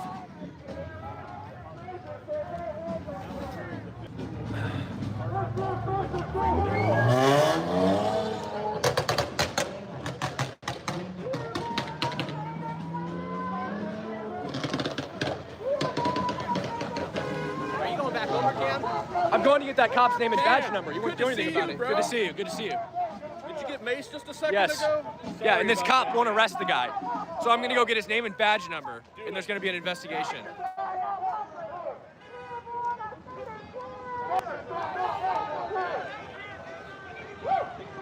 Why is this? Here we go.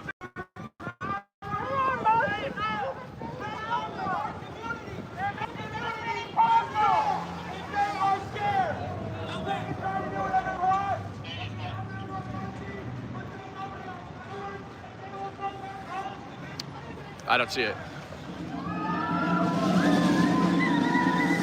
I don't see him. He's somewhere else. I think he's down here. He left. He literally left. He said he couldn't leave his post. He's gone. I don't see him anywhere. There he is, right there. We're gonna just wait for him too. He's right here. This is him. Drop my water. Hey, officer! Who couldn't leave his post. Here he is running.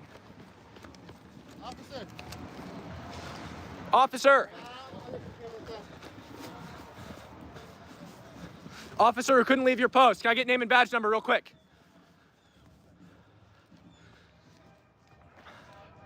Officer, you said you couldn't leave your post a second ago. That was a lie. Can I get your name and badge number before I leave? Name? Okay, thank you. You can leave your post to take a personal phone call, but not to make an arrest, apparently. Violent attack, you can't leave your post. Personal phone call? Oh, there we go. What a douchebag.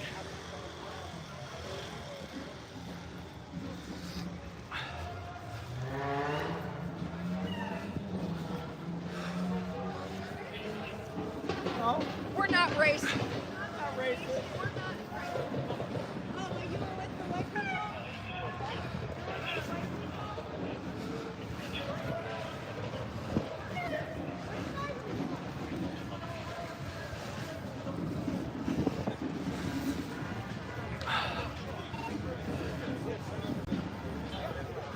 And the guy's gone now, I think. What's up? It's me right here. What's that? Who's gonna kick my ass? There's a lot of bad people around here. Are you one of them? No. Okay. I'm just warning you, man. Okay. Just looking out. Hey. Seriously.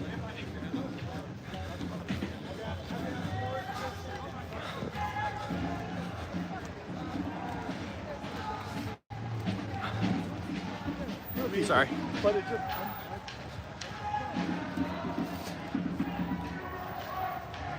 Oh yeah, plate number.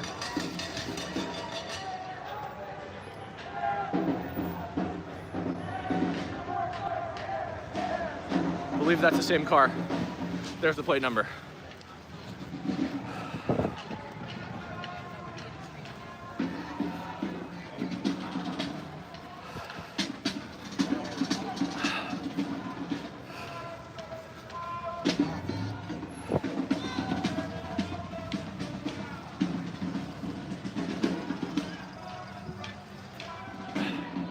Thank you for all the super chats, guys. Helps cover the cost of this destroyed camera.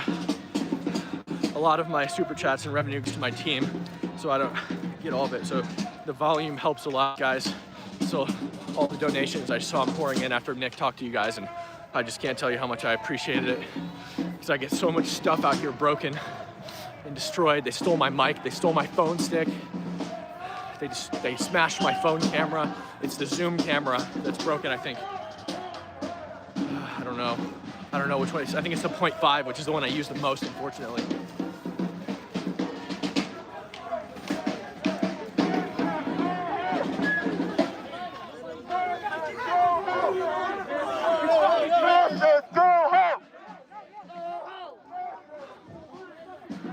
Where'd they march to? Is this them over here? The good guys? Even if they did, don't take the picture. Don't take the picture. How? If I'm talking to you, it's only me and you. If it's just me and you.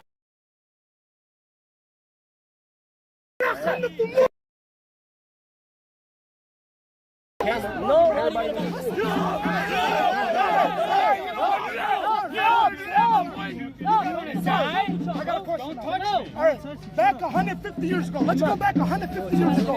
In the state, listen, guys.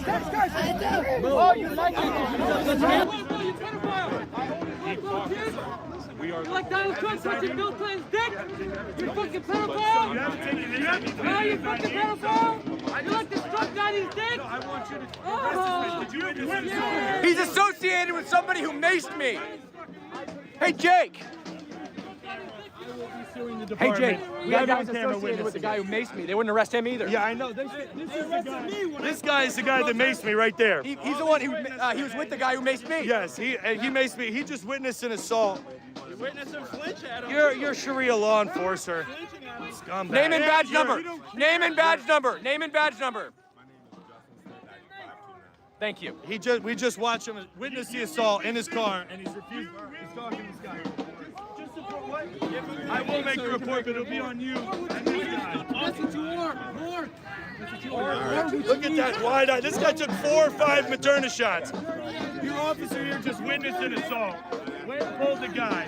You're dirty. Look the bacon. Your other guy witnessed an assault too, and you wouldn't arrest him. I got maced. Look at this. I will make a report. First, it'll be on this officer.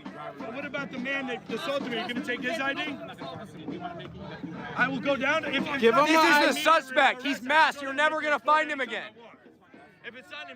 I don't know who's more worthless, the The problem Portland is you're Police never going to find him Bureau again. or He's wearing a the mask. Dearborn Police. No, you won't. He's going to run away by the time you're done with him. Huh? Oh, he fucking. Yeah, I got maced by a guy who's associated with him. Your other officer wouldn't arrest him.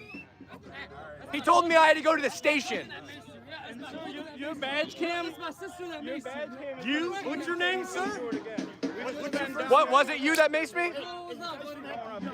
No, it was the guy in the Palestine hat. It was the guy in the Palestine hat.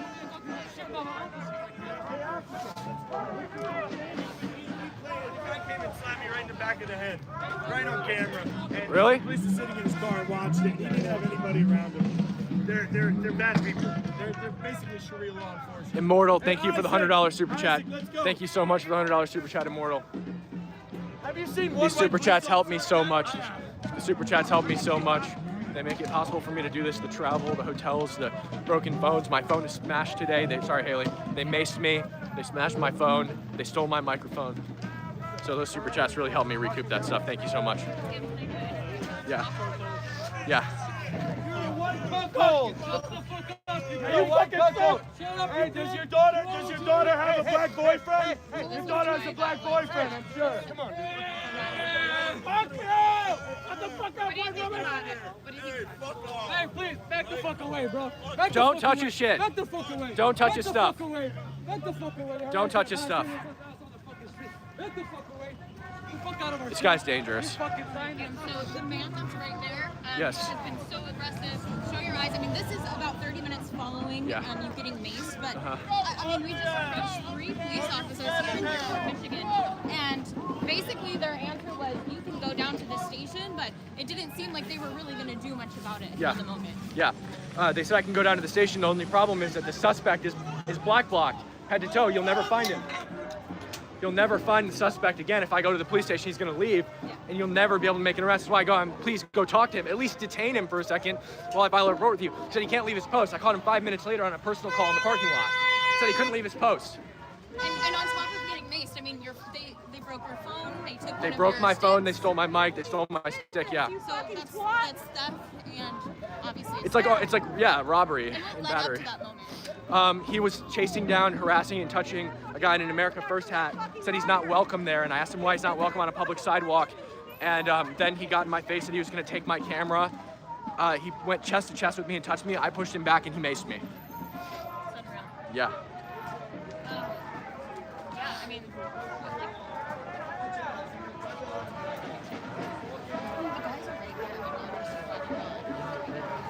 I know. Well, the cops won't do anything here. The cops will not do anything here. It's not even that the cops can't do anything. Like in Portland, it's like the cops seem to want to do something, but the city won't let them. Here, they don't want to do anything.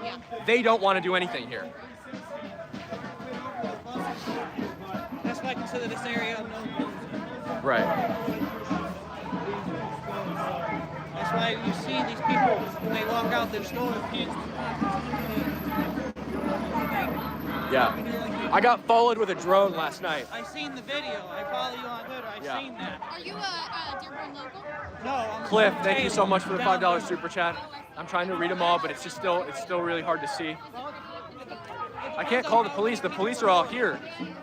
They just won't do anything about it. And major shout out to Kaylin. Follow @FromKaylin on Twitter right now. Everybody do it. When I got maced, Kaylin retrieved my phone. He picked it up and he restarted the live for you guys. If anyone deserves a follow today, it's Kaylin. Kaylin with Frontlines. He works for Turning Point USA. Follow @FrontlinesTPUSA and @FromKaylin on Twitter. If anyone deserves a follow, it's him. That man held that shit together. He grabbed me. He said, "It's Kaylin. Let's go. Walk with me." We went. I washed my eyes out, and he helped maintain the stream. Do you see how fucking violent these people are? So fucking disgusting.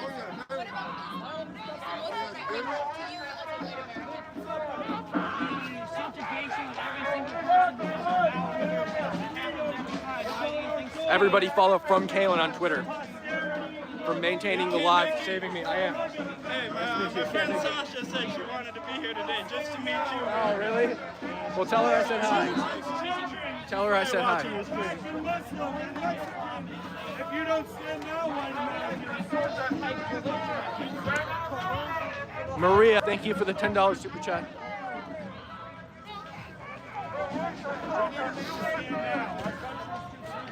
Drop the bacon, Jake. Bacon.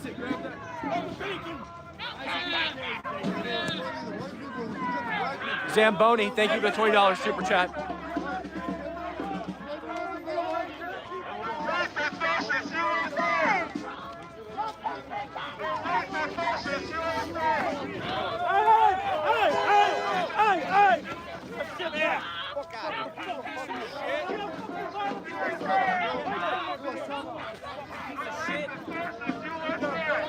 Got the faces.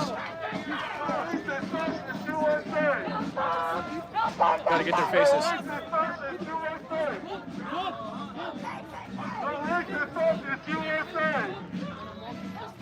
Let's try to steal the sign from Jake. Violent people.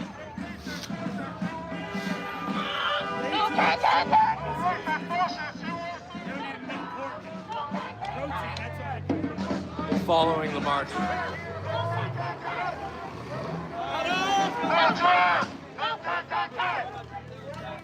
This is America.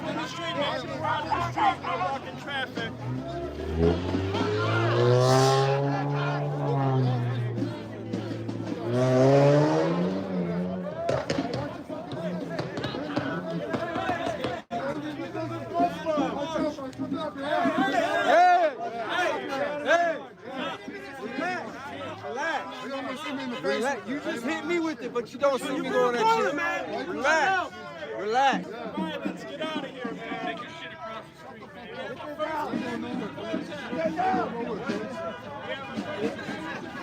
Now you're pushing me.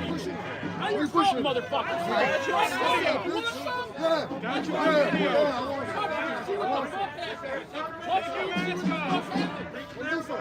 Take the mask off. Take your mask off. I see you want something to touch you on now. Got girlfriend protected. No, I know that. Fucking pussy. I'm gonna. That's order number 1. I appreciate what you're doing out here, James. Thank you, bro. Where's Jake? Jake! Hey! Jake! You got that loudspeaker? It's back in the bus. Tell all your guys that if they start throwing punches or pushing people, don't fucking punch them back. Rip their fucking masks off. That's order number 1. Mask off, yep. Mask off. That's number 1. Because you can't do anything about it if you can't find their face.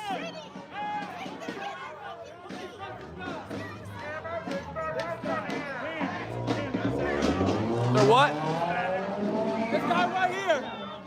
Yeah, this guy right here. We got you on video, guy.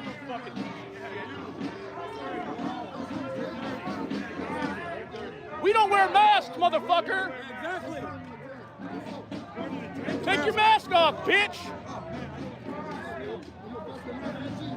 You're a refugee?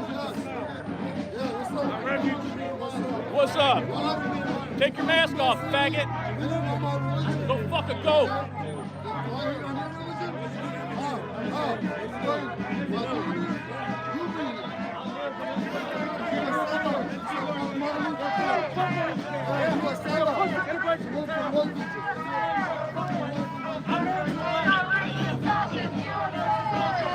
This guy was assaulting people.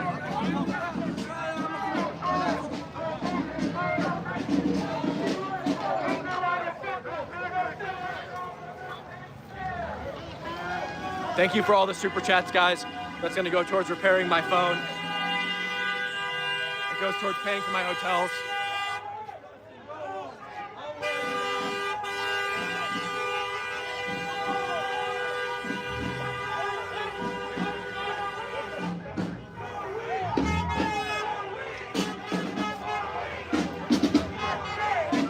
This guy looks enraged.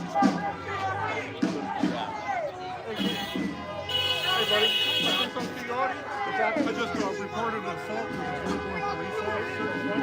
This man here had another gentleman assaulted. They told me nothing. They told me I needed to go down the aisle. That's what they told me too. I got maced.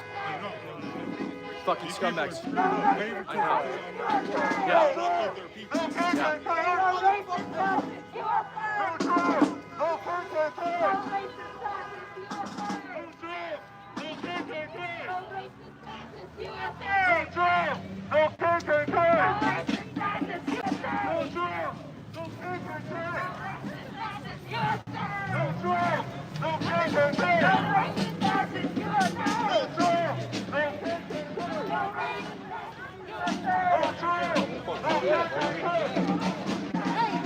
Do you know what?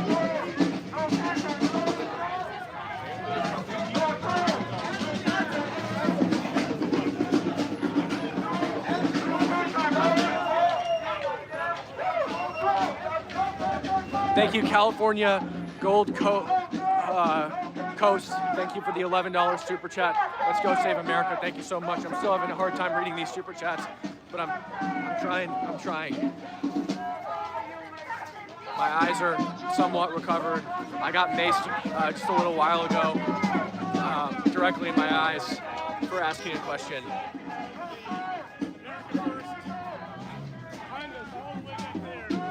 So I'm wearing Haley's glasses as eye protection.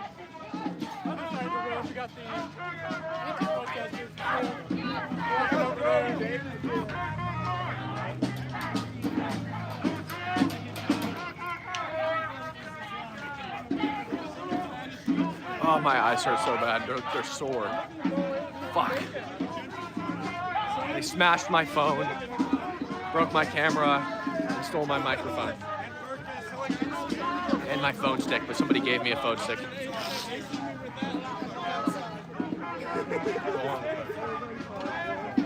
I think they stole, oh my God, the money fell out of my pocket. They stole it too. Somebody donated IRL, $50, and it fell out of my pocket. You're good. The protesters must have taken it. Somebody, they literally took it. It must have fallen out of my pocket. The money's gone. Yep. They stole $50 too. Are you kidding? It's ridiculous. So they smashed the phone, the camera, stole the microphone, and stole $50.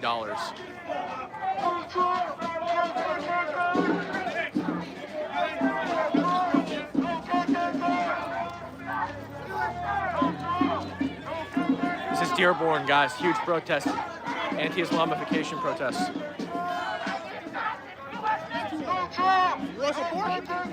too. Be safe. I will. Thanks. Spin City News, thank you for the $10 super chat.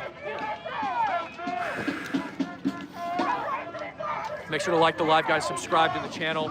Follow me on Rumble too, guys. Subscribe to me on Rumble, just in case my YouTube gets banned for this. I'm really concerned about YouTube and their potential to ban me. Here, right here, Kalen. He's the one who helped me earlier. Yes, thank you so much. Everybody follow Kalen right now.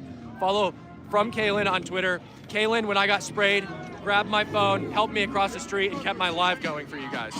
So follow Kalen on Twitter and Frontline CPUSA.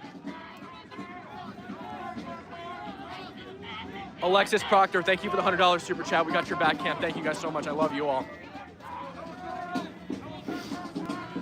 Kalen is a beast. So follow him on Twitter. Thanks, guys.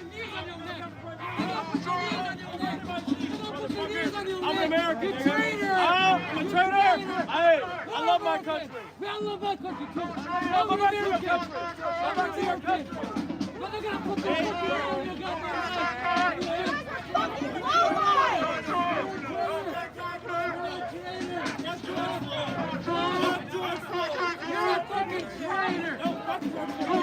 You are black on black violence.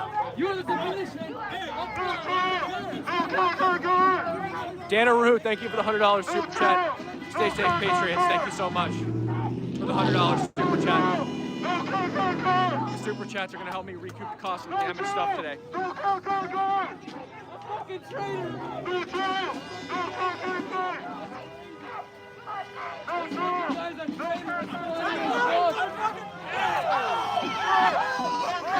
Somebody just ran up. Hey, you, officer! He just fucking smacked him in the head.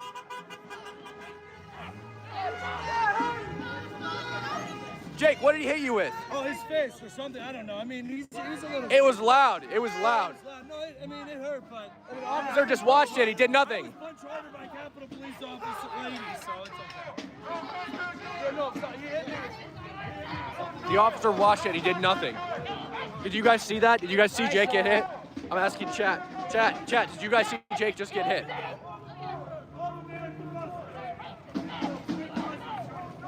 He just ran up and hit Jake in the head. Yeah, he hit me with something hard. I don't know if it was fist or not, but I mean. It didn't sound like fist. I heard it fucking crack on your head. Yeah, no, it was right here. Oh, really? It's probably gonna get pretty red right now, but it's okay. It sounded like a water balloon. For him and people coming up to You know, they told me yesterday this is the safest place in America. That's what they told me yesterday. The Muslims told me. Yeah. That's what they told me yesterday. And we're the rowdy ones.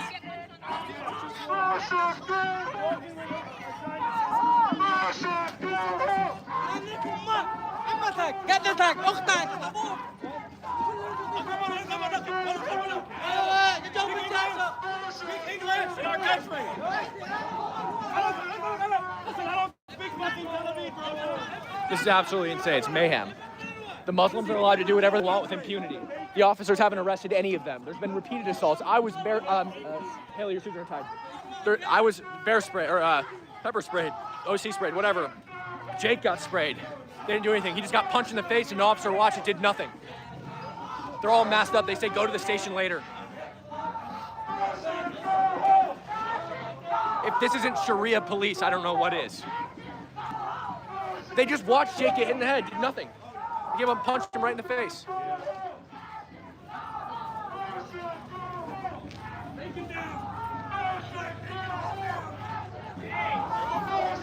Total impunity. They can do whatever they want. No consequences.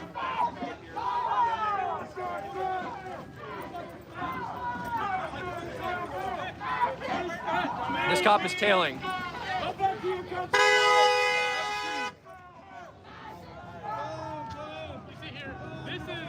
This is what happens. All these fast. It's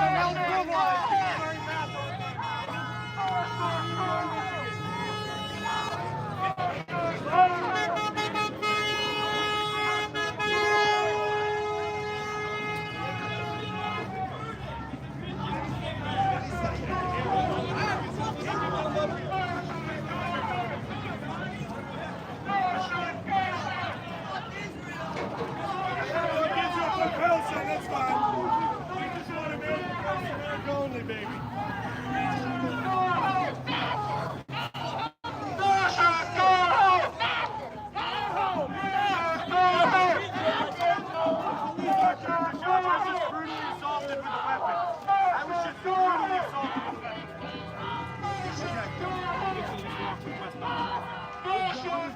They're way back there. They just walked up and punched him in the face. Nothing happened. Somebody run up and tell them that we're switching sides.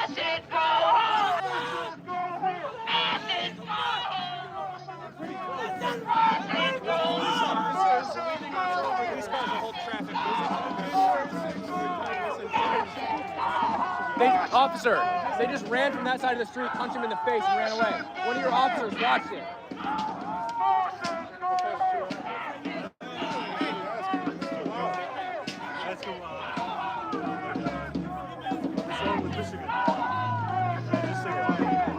Cam, what's your opinion so far on here? Honest Dearborn? opinion, yeah. Have you My spent any honest time here? opinion is Yeah, it's fucking chaos. Why? I don't know. People are just running up and punching people. I got fucking maced in the face. The cops don't fucking do anything. The cops aren't doing anything after you Nothing. got punched? They haven't. No, they watched him get punched and they did nothing. Did they watch you live? Huh? Did they actually see you get punched? No, Jake. They did see him get punched. Yes. They saw him, get they punched didn't do anything? Twice. They didn't do anything. Yeah. Okay. All right. I'll I come went back up to at them you. and told them that somebody maced me, and they said go to the station later. He was wearing full black bloc. They'll never find him again. You got maced? Yes. They'll never find that guy again. He's wearing black. You know, his face is covered. Okay. So I'm saying go make the arrest, or at least detain him for a second. So he doesn't run were away. Were there cops around when he got maced? No, they came because I got maced. I think. Okay. But they didn't arrest the guy. So they, Okay, well, or okay. they came because I got maced and then everyone freaked out. Do you think if they personally saw you get maced, No. they would have done anything? No. No? The officer, I said, can you please go detain the guy? He said, I can't leave my post. And then I said, okay, name and badge number. He gave it to me. I found him 5 minutes later in the parking lot taking a personal phone call with his wife. You saw the guy that did it? No. No, sorry. The officer, he said, I can't leave my post. Yeah. So he can't make the arrest. Yeah. I found him 3 or 4 minutes later in the parking lot on a personal phone call. Wow. Okay. So he couldn't leave his post. He's lying. Appreciate it. We'll get back with you. Yeah, thank you.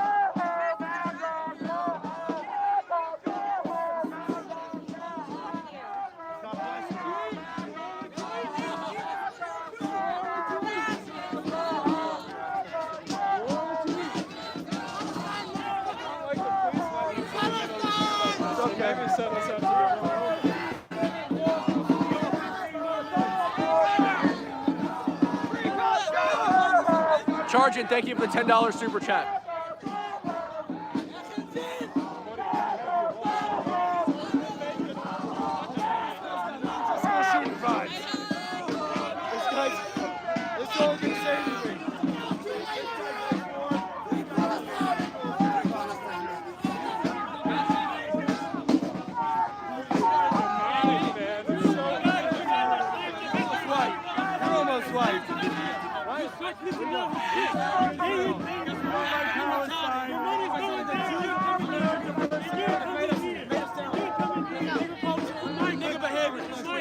Muhammad rapes kids.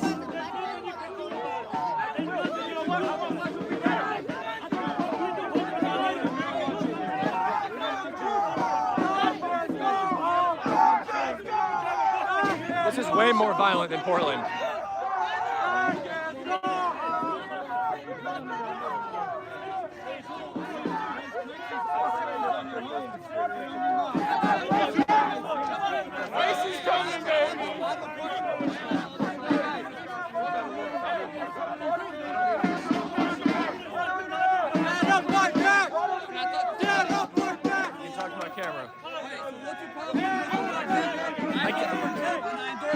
Okay.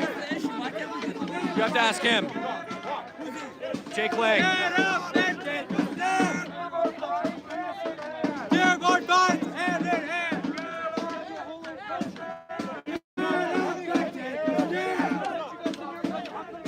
Dearborn fights hand in hand.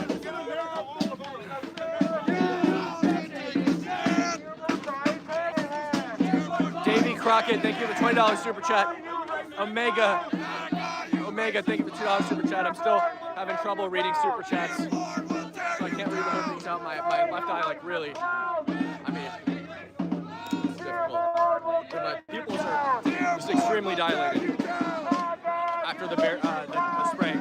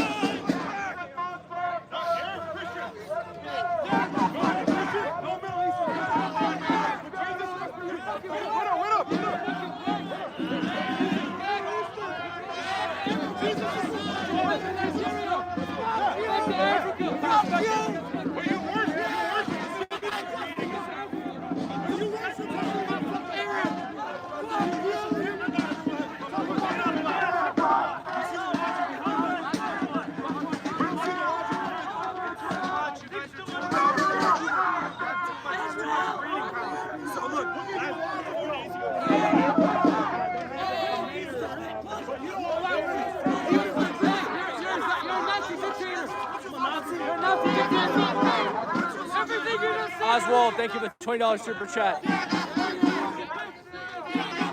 trying to read them when I can. Piece of shit.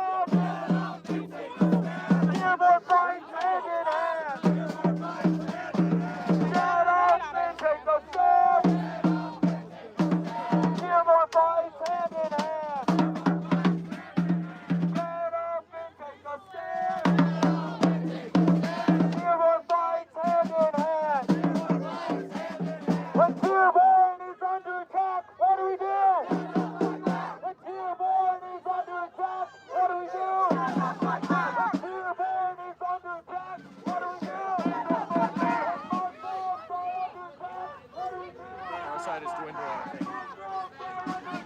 The anti-Islam side is dwindling. It's been taken over. It's been taken over by the other side.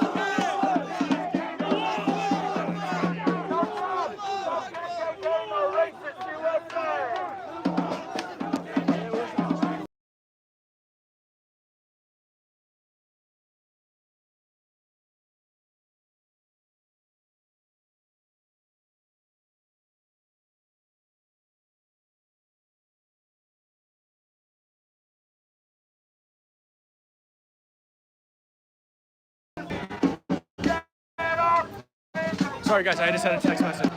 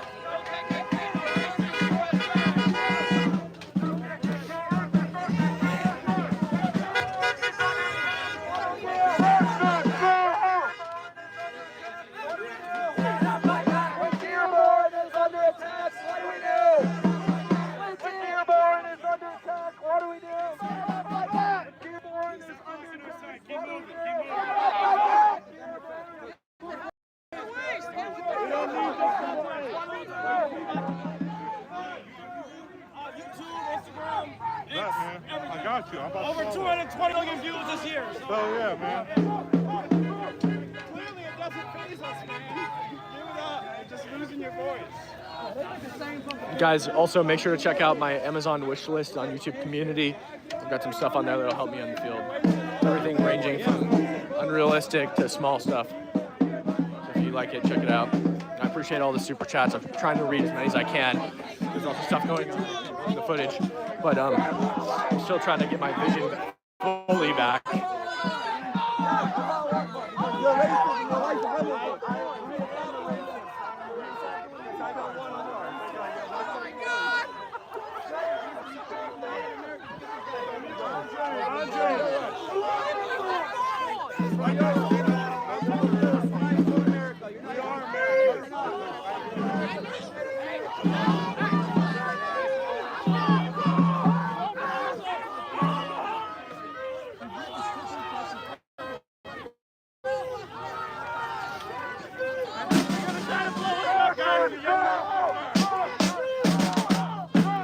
Pretty much the entire right-wing side seems to be.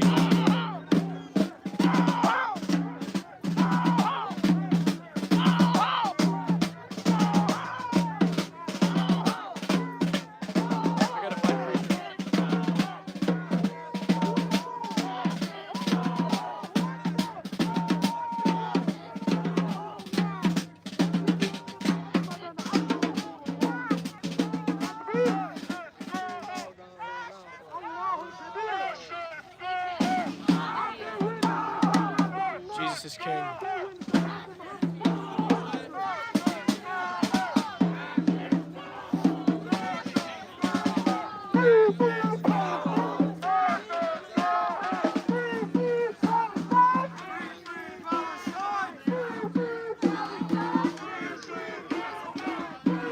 One second.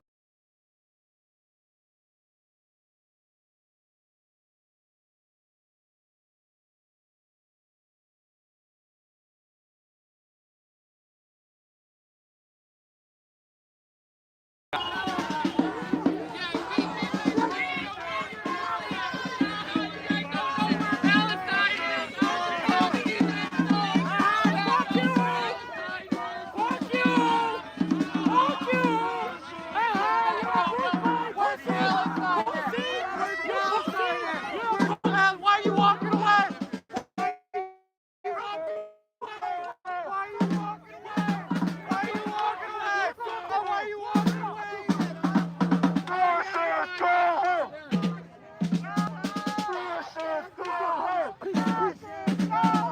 Hey, please like and subscribe so we can beat this YouTube algorithm.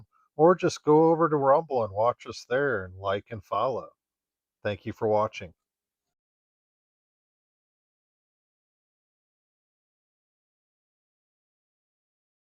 I was just answering some texts with my team. My girlfriend's a little bit worried about me. My girlfriend's worried, so I was just texting her. Can you guys hear and see all right? You guys hear and see all right?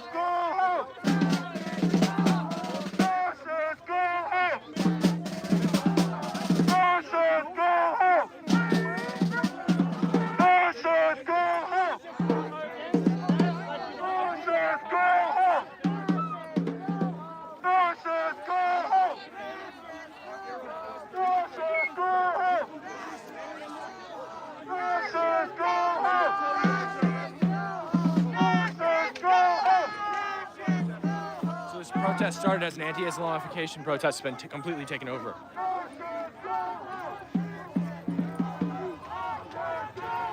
There's very few right-wingers here now. It's pretty much mostly Muslims and communists, Antifa.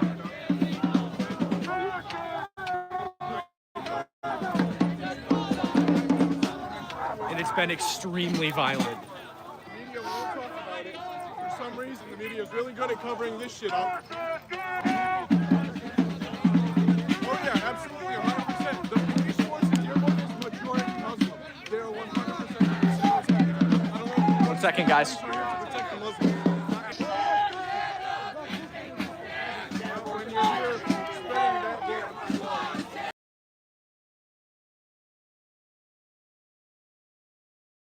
Like the live, guys, and subscribe.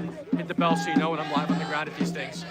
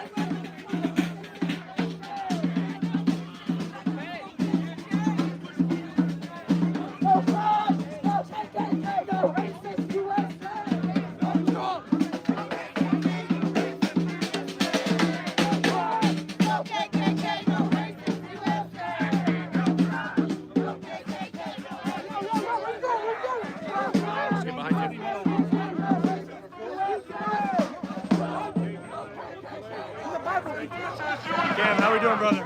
Doing good. How are you doing? How's your face? They're getting a little bit better. I know. It sucks. It's really bad on skin contact. Oh, there you go. What's that? I know. They smashed it. This is the third phone I've been through this month. Because they break them. So I appreciate all your Guys, if success. you're watching the stream,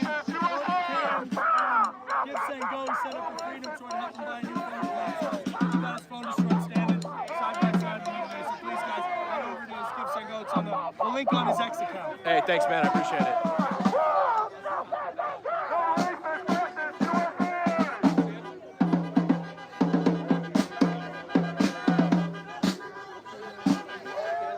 Thank you so much for all the super chats. It'll help me recover the cost of this damaged stuff, the stolen microphone, the broken camera, phone repairs, the stick, all that. God bless you.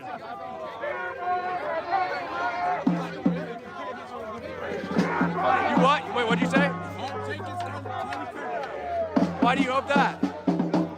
You hope he gets killed because you don't like him? What? That's yeah. You hope he gets killed because you don't like him? Yeah? Is that what Muslims believe? Oh, well, you're a Muslim, right? And you believe it? Why? Do you think maybe it's a value problem? It seems that way. You're not representing your people very well right now. Yeah, so you want him dead because you don't like him. You want him dead because you don't like him. Yeah, right, yeah. Get the fuck out of here. Get away from me. How many people you got in your shit? 10,000. Yeah, suck my dick. Okay, I'm a liar. Hey, what's He just said he hopes Jake gets Charlie Kirk. Kirk. You hope I get Charlie Kirk? Yeah. Say it again. Welcome to Dearborn, guys. Welcome to Dearborn. I'm not even from Dearborn. You're in Dearborn. Hell yeah, I'm here for you guys. What's the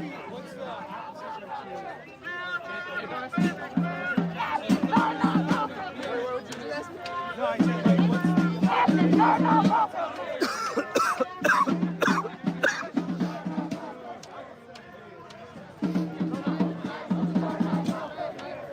That's the kind of stuff I gotta put up with out here, guys.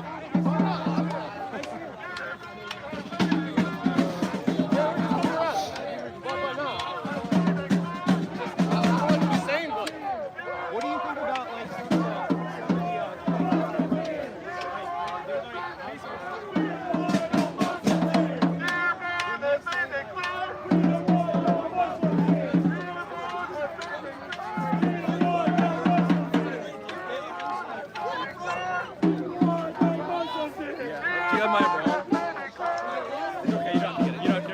It's okay, I'm fine with it. I'll be fine. Thank you. Good job. Mr. CUSA Patriot, thank you for the $10 super chat. And Pineapple Water, thank you for the $5 super chat.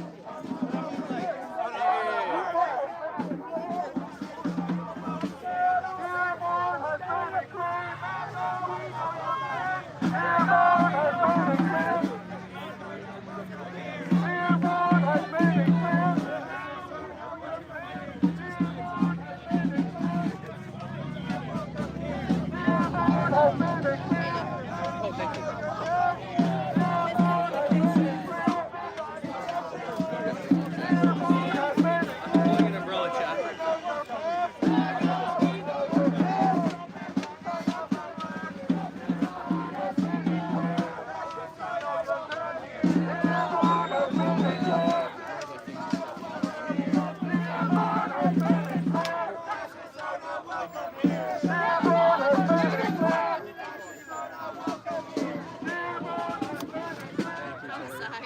you. All right, chat, we have an umbrella now. We're doing Antifa out here.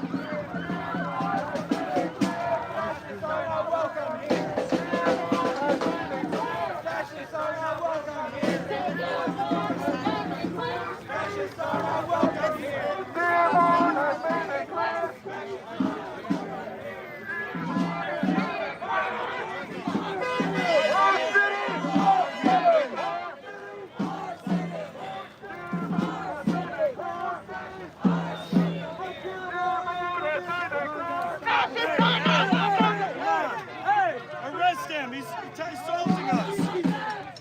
They arrest Americans, but they won't arrest these people. That guy just touched a cop and he won't arrest him. What a bunch of cuckolds. Just shook his hand.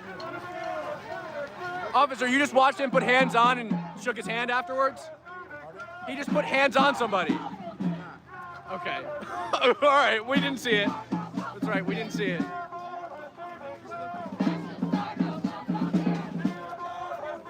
Puts hands on, shakes his hand.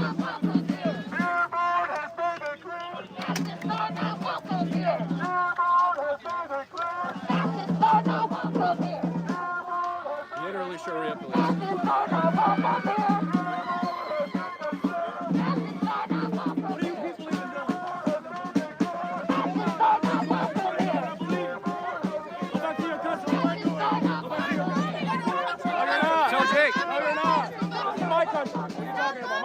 Tell Jake what you said. You said the same thing to me, yeah. Why you mad we're more accomplished? What? Why you mad we're more accomplished? I can't hear you. We've been here for 30 years. You know what? That's the problem. I don't fucking got it. And guess what? Get violent. See what happens.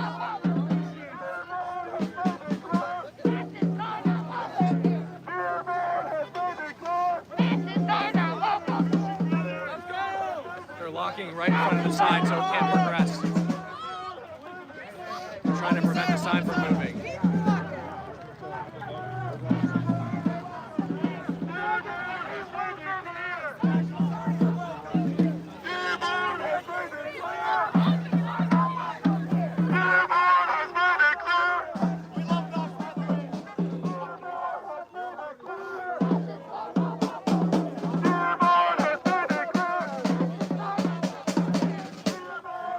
Officer, go ahead.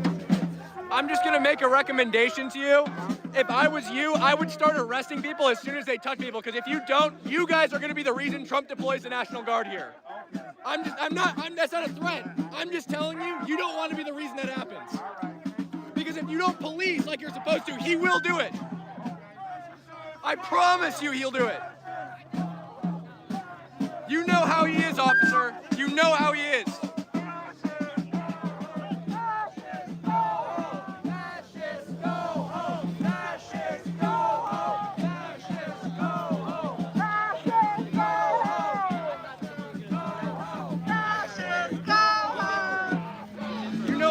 Officer.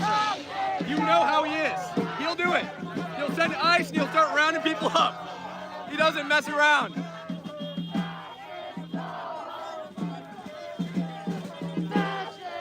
Just remember I told you that.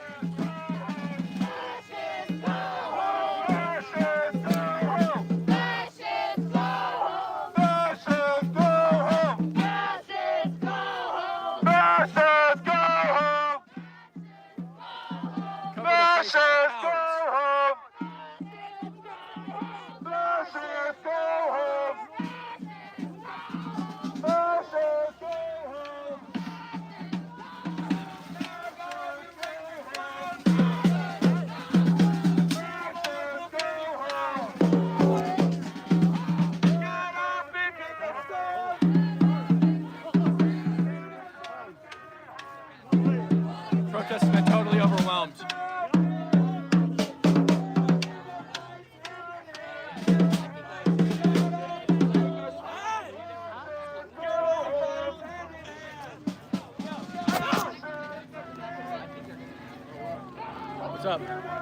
Cam, nice to meet you. I'm trying to tell that officer. I was like, dude, you might want to start doing your job and arresting people, because if you don't, you're going to be the reason Trump deploys the guard. What happened? I was telling the cop, I'm like, you might want to start arresting people and doing your job, or you're going to be the reason Trump deploys the guard. I'm like, you know how he is. He was like, yeah. I'm like, I'm not kidding, it's not a joke. Today I went by the mosque, and they're all Muslim, and so they're like, they were telling us stuff to do because of their religion, not because of what was the law. Like, you can't film. I was like, no, it's not film. So they have an conflict of interest between their religion and the law. Were they saying they'd arrest you if you didn't follow it? No. But you could tell he was just like so mad that he, like, Yeah. Oh, whoa, wow, that's an accident. Oh, Haley's returning it. Haley's returning it, wow. Haley, you're too nice. I love that Nick just on it. I know. Nick was like, whoops. Hillary, we didn't need you. You need me for what? What are you talking about?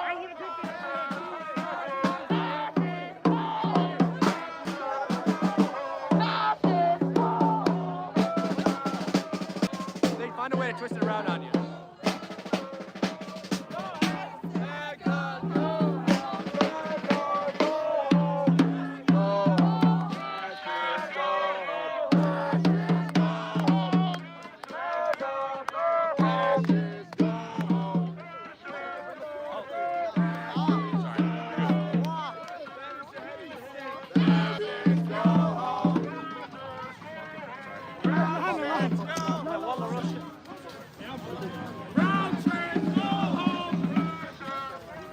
You guys are the brown shirts. They are the brown shirts.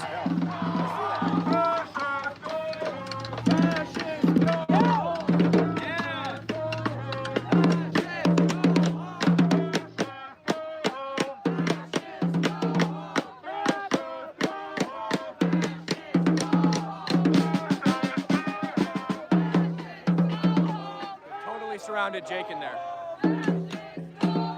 He made it out.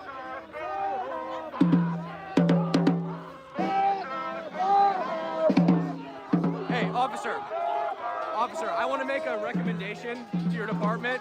I would be very careful about how you handle this, and if you see an assault, you better arrest them, because there are people here with millions of views, and Trump will deploy the National Guard here if you guys don't do your job. You don't want to be the reason. I've been to the White House and met Trump for this stuff, and so is Nick. It's not a good look. At least if you guys do the work, he won't deploy him, you know? Because he's gonna see it. And you guys just need to do what you need to do.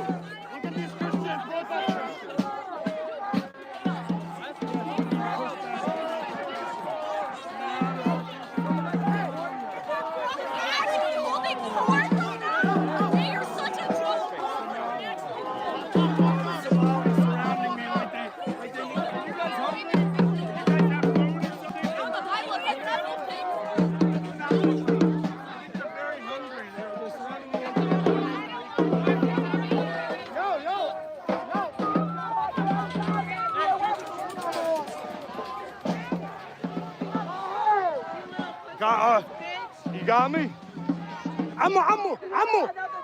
God got him. God got him. God got him. Is that a death threat? Hey. Is that a death threat? Violent people. Violent people. What'd he say, Jake? What'd he say? Jake, what'd he say? Shut up.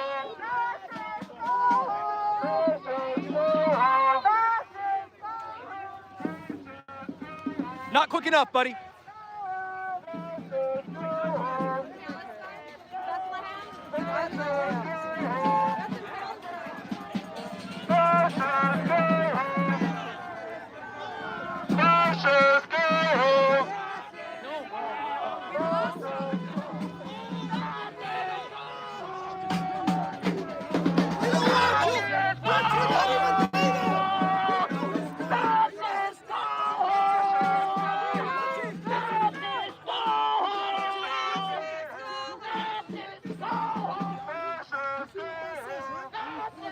Please like and subscribe. Share the video. Wait, what'd that guy in the car say? We really need the views.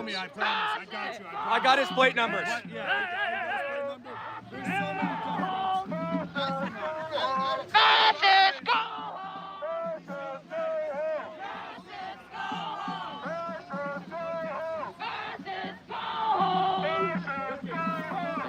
Thank you for doing that. Of course. Thank you.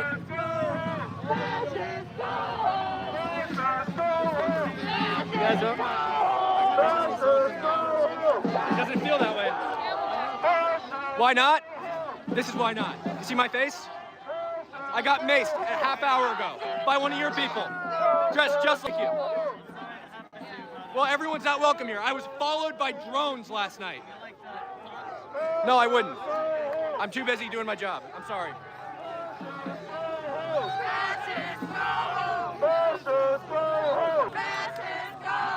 Where are the rest of the officers?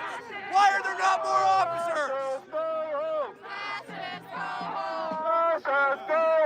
Sir! Hey, did all the Muslim officers call in? Where are they? I'm fucking pissed right now. Why is it just these two guys? Hey, officer! Hey, officer! Why is it just you two? Where are the rest of the officers? Does this look safe? Nobody gonna touch him, that's why. Bullshit! I got sprayed a half hour ago. Why? Exactly, because I'm a bitch and I deserved it. You can attack people. You attacked first. I did not. I got We attacked. got it all on camera. It's gonna be. I've got it on camera too. It's gonna be on social media. Great. I got you. on Great. my phone. He came up to me and he touched me. And I recorded you crying. Great. Great. Great. All right, buddy. Get out of my face. Don't tell Jay Clayton before I spray him again. All right. You're gonna spray Jake? Oh yeah. No, we got a threat right here. A threat right here. Officer. Officer. Officer. Officer. He's threatening to spray Jake again. I just got him on camera saying he's gonna go spray Jake. Fucking arrest him.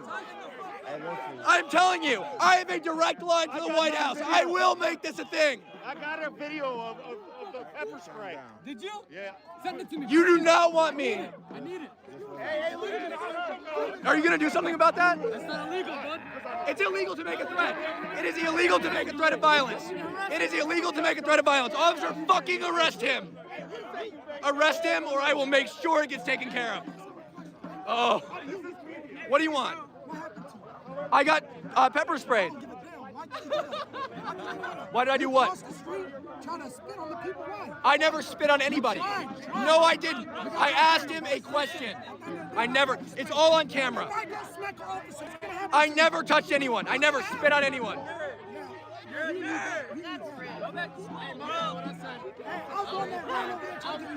Remember that. I don't know why y'all took me like that. You remember? When you got pepper spray, did you hear somebody say grab water and milk? I can't hear you. You can hear me? No, I can't. I said I got you milk. Did you remember? I never got milk. Well, you didn't. I went to a bus. That was somebody else. It wasn't me. It wasn't me. That was somebody else. It wasn't me. I never got milk. I didn't spit in anybody. Okay, it's loud. Okay, don't do that. That's why Hey, can I be in the live stream? You shut the Can I be in the live stream? No. Okay. I'm gonna be in the live stream anyway. You shot the female all on camera. That's why he got sprayed.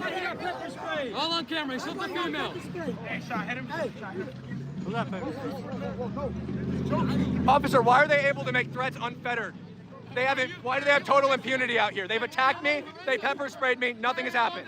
They punched Jake in the face, they sprayed Jake. They have total impunity. This is the best police department here. In the state of Michigan, nobody beats Dearborn police. One. Yep. They're putting their lights right in my face, too. This is way worse than Portland. This is way worse than Portland.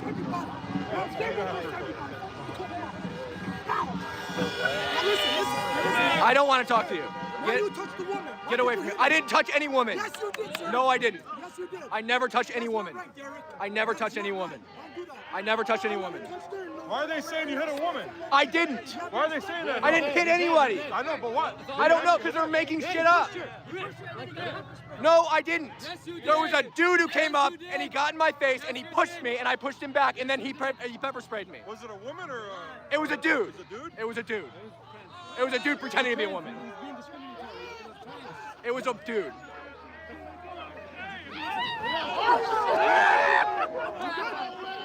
Hey, you good? You good? You good, my brother? You good? I think you're hurt. You good? Hey.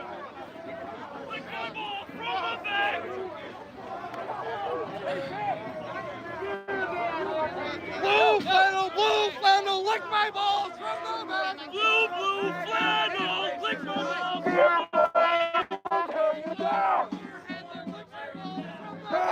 You racist clown!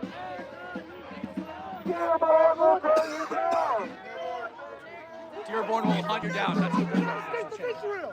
United States of America! They're chanting Dearborn will hunt you down. Are they saying Dearborn will hunt you down? They're like looking at you. I'm just watching her back because they're like all pointing at you. They're literally chanting Dearborn will hunt you down. Now they're chanting fight.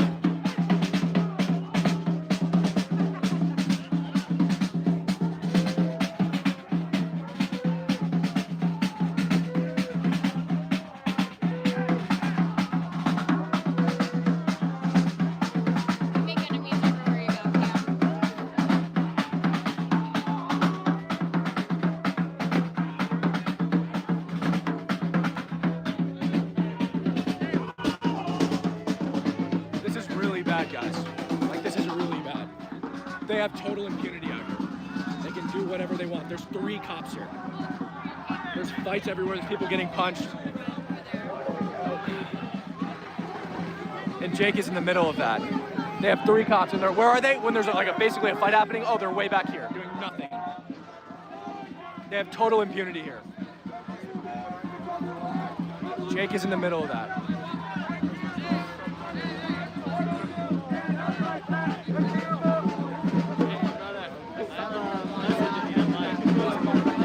Recommend anybody to chill out a few days. To do what? To, hang out a few days in Dearborn, experience. I've been here. I went last night. I got chased down by a drone. I wanted to go get some shawarma, but I didn't feel safe in the town anymore, so I had to go home. Because I got chased by a drone when I was here about 3 months ago. They Well, literally followed us down. it feels like when you walk in and you're not a Muslim, you get chased down. I got stalked by cars last night. I got chased by people on foot and chased by a drone. Everywhere I went, if I walked forward, that drone went forward. If I went backwards, it went backwards. I went into a gas station and it hovered above the entrance until I left. Last night at a mosque. They've done the same thing to me 3 months ago. I was walking down reporting. Drone followed me, got real close. Right above my head. All the way down the street. I had Right to above go my head. inside to duck out there. No, it's fucking scary and it's dangerous. And today's not any better. I got maced, like I said. I've gotten pushed. They smashed my camera. They stole my microphone. Oh, they stole it? They stole the microphone, yeah. I've got the stick, but they took the receiver. Listen, man, I don't deny any of the things that happened to you. I just, I've lived in Dearborn all my life, and all I've seen over here is, I have a bunch of Christian friends, I have a bunch of Jewish friends. That's fine. And that's good, that's good. I mean, I'm happy that you are somebody who's not violent. People, when they get together, emotions get high, they start doing some stupid stuff. Well, you got to be really stupid. I mean, they came up to me and told me that they hope I get Charlie Kirk. They said the same thing about Jake. Terrible. So, like, I mean, I'm glad that you're a non-violent person, but it seems like the overwhelming majority of people here are willing to do violence, or at least okay with it. At least for me, I can see the inside of this. At least from my perspective, I see the overwhelming majority are actually just chilling in their houses right now. Well, everybody on the streets are stopping in their cars, flipping people off. I got to get up here and cover this. I got to get up here. Thank you for talking. I got to get up here. Yep. Go ahead, bro. Yeah, man. Like,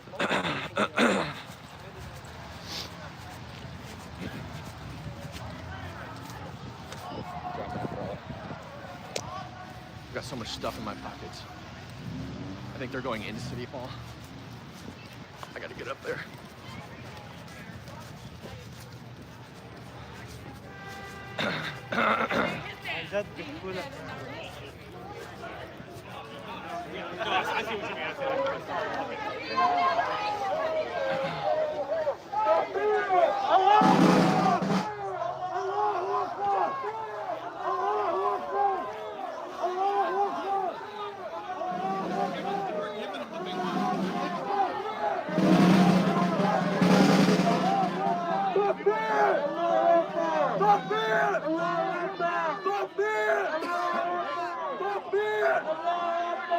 Hello?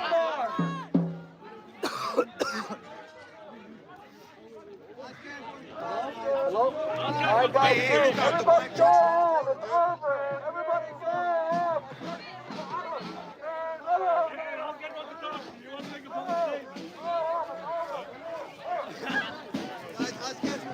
Where is he? Where's the guy? Yeah. Hey, Cash, show your face. Hey, those guys want to make a stand now. Cash, why don't you stand up? He's here.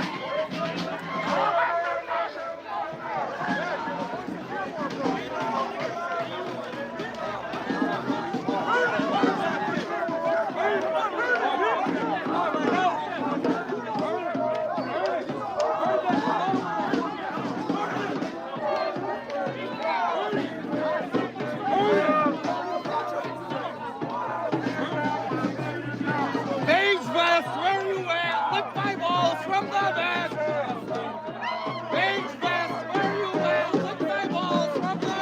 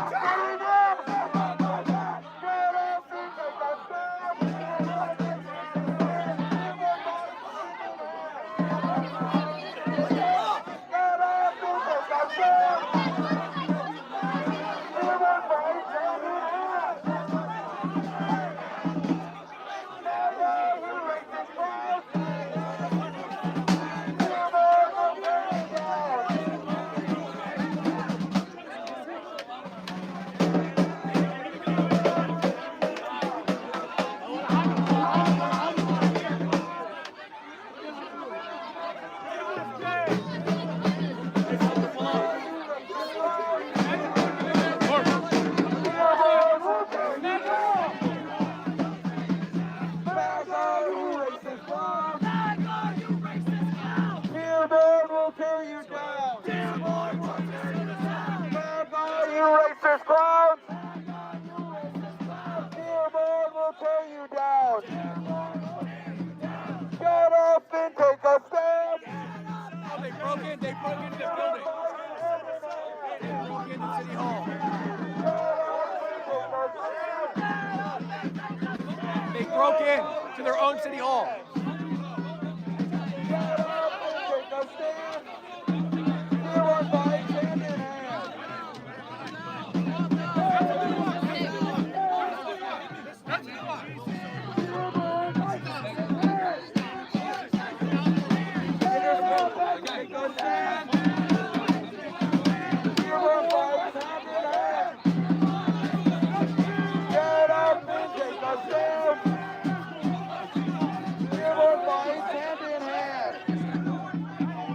When Dearborn is under attack, what do we do? When Dearborn is under attack, what do we do? Dearborn is under attack, what do we do? Stand up and back! Dearborn is under attack, what do we do? Stand up and back! What do we do? Stand up and back! What do we do? Stand up and back! What do we do? Stand up and back!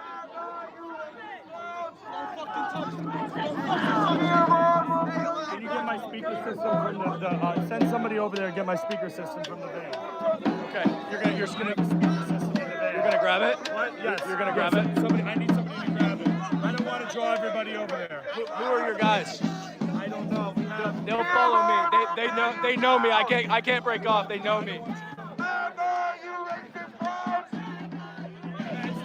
Damn, it smells like cheap cologne here. Fucking cheap cologne. Versace smell. Imagine the smell.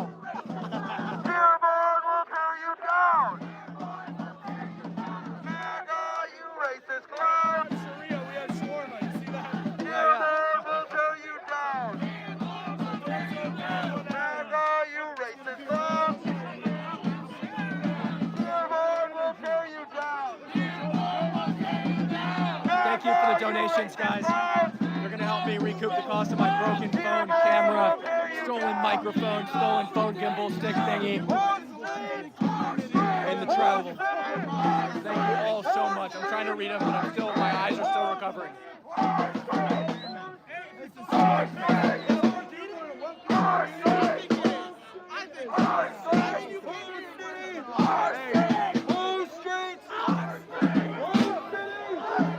They got the door closed.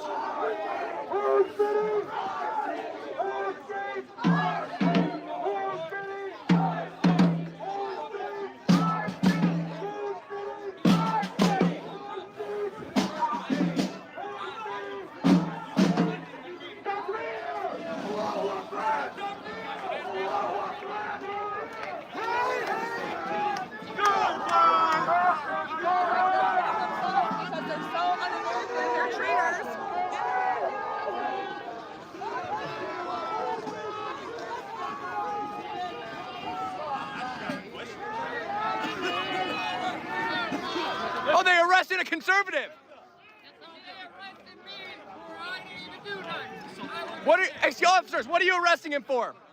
What are you arresting him for? What's the probable cause? What's the probable cause? You have to state a legal reason for arresting this man. What is it? What is the legally stated reason for arresting this man?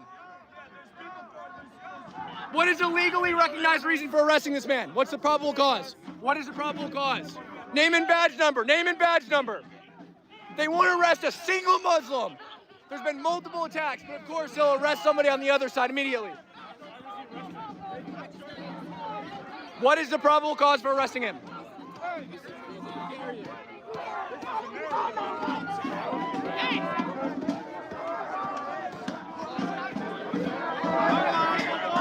Now they're arresting people. Now they're arresting people on this side. They wouldn't arrest a single person who attacked us earlier.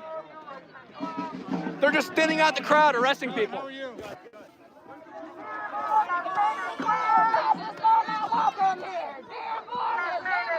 Chat, what's it called when they have to state a legally recognized reason? I forget what it's called.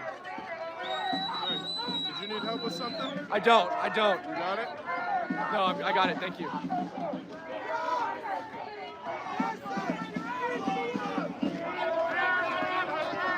Chat, what's it called where they need a legally recognized reason? They need to articulate suspicion, but also it's the thing that they always say Trump doesn't know.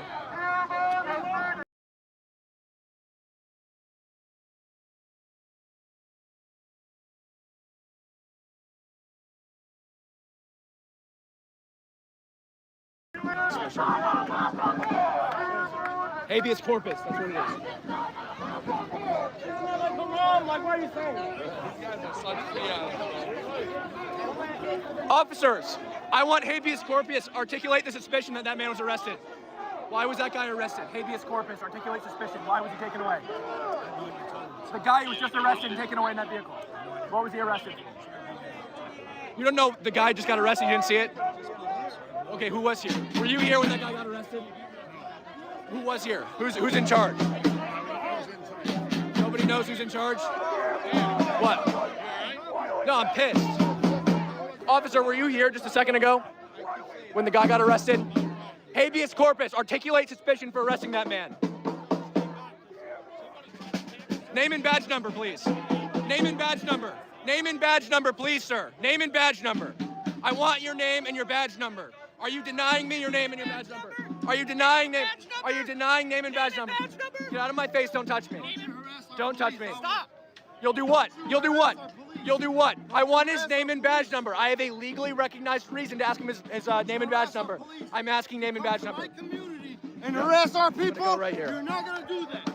You're not gonna do that. Officer, he's following me. You're not gonna do that. You're not gonna harass my What are you gonna do about it? What are we gonna do about it? Who took my hat? Oh, he just took my hat. Fucking arrest him. I've had it. Arrest him. He took it right off my head.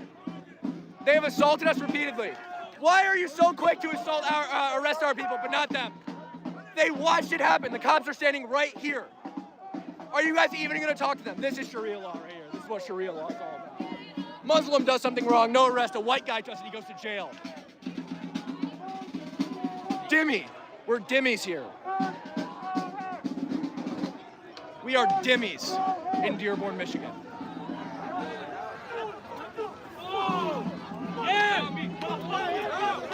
He just sprayed him. He just sprayed him.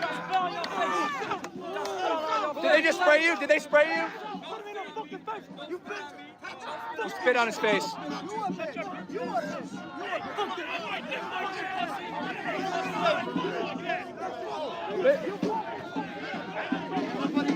Green keffiyeh right over here. Spit right in the guy's face.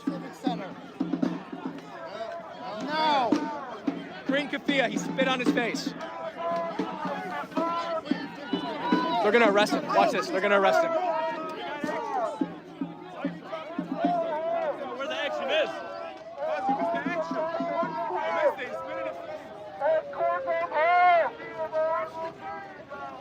Officer's pushing me.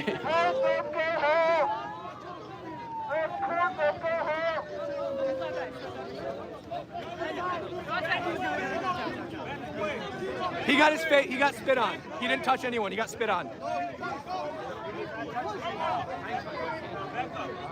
Back up.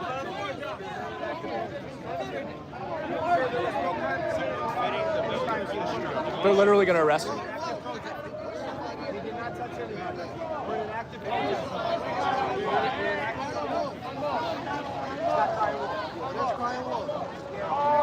I think he's lost. He is lost. He is lost. Did you find that guy who made you earlier and then the police didn't do shit? No, because the police didn't do anything, so I couldn't have him arrested. They wouldn't.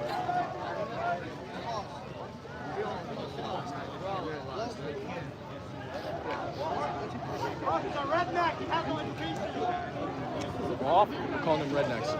It's absolutely awful. It's terrible. The officers just watched. Like, God grieves. They watched the guy rip my hat off my head. They did nothing. They watched it happen.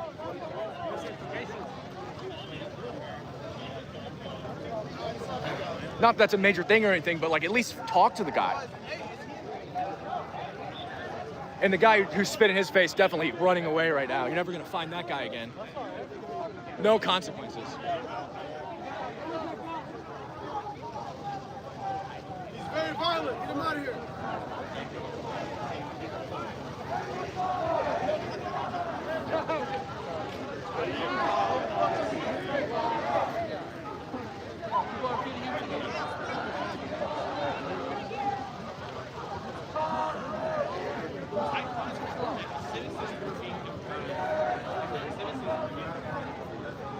Get him out of there. He's violent. We have a right to document the investigation.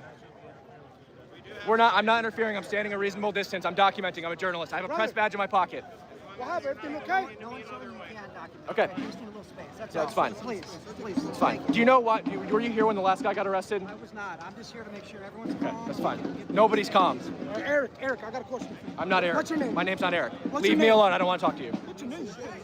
All right. I'm gonna call you. I'm gonna give you a name myself. Pussy. That's the name I'm gonna give you. Listen, pussy. The question is, what do you guys hate Islamophobic for? What's Islamic for? What you guys hating us for? Tell me the reason. What's the reason? Put the camera to my face. What's the reason? Kids. Why do you hate Muslims? You guys came to a I city. don't hate Muslims. You guys hate Islam, right? I'm a journalist. You guys came to us, okay, journalists. They came to a city with over 100,000 Muslims here trying to burn the Quran. This is What do you guys think is gonna happen? Is this how they are they trying to convince Muslims to go to Christianity?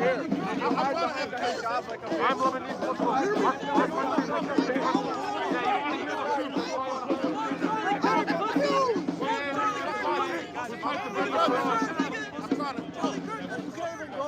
Charlie Kirk got Dumbass, a shirt! man. Charlie Kirk got a shirt! Churches are in the Middle East and every country border. Lebanon, Syria, there's over 1,000 churches in all those countries in the Middle East. We live amongst each other with peace. You guys come to our city with over 100,000 Muslims trying to burn the Quran. Explain to me how that brings peace. Love thy neighbor. Is this your way of trying to get us to convert into Christianity? Burning the Quran? In Dearborn, Michigan, where there's over 100,000 Muslims? Did I do that? I'm a journalist. I'm not part of the protest, dumbass. Okay, but every time I'm speaking, look how you're disrespecting me. Yeah, because you're following me around. Because you have 10,000s of viewers and you don't want them to hear the truth. No, Trying because to make nobody our city cares look what you have like to say. we're a You're bunch not of aggressive interesting. Muslims. You are a bunch of aggressive Yeah, Muslims. well, really, you're bringing the Quran into our city and burning it. I didn't do that. They burned it because you started attacking Well, that's who you have the camera on, the person who did it, twice. They Why is burned he it still in our because you city? guys started attacking people. Oh, they burned it because they started attacking people? Yes, That's I didn't see complete it. You know why I bullshit. didn't see it? Because That I was in is the back of a complete bus bullshit. getting my eyes That is washed out. complete bullshit. That is complete bullshit. You're not a journalist, you're a Zionist. And your news is all fucking fake. Trust me, you guys are cool. I'm not here to. Yeah, I see. No, no, I think they're gonna arrest him. I'm originally from Portland. Oh, great. Great place, huh? Oh, I moved here about 2 years ago to take care of my parents. But, Yeah, I was out there every day. Oh, they're letting him go? so was I. I was on this. I think they're letting him go. I saw Michael. Fighting Antifa. I saw Michael. They're letting him go. The guy that shot my friend, Jay? Yeah. Yep. I saw him the day before he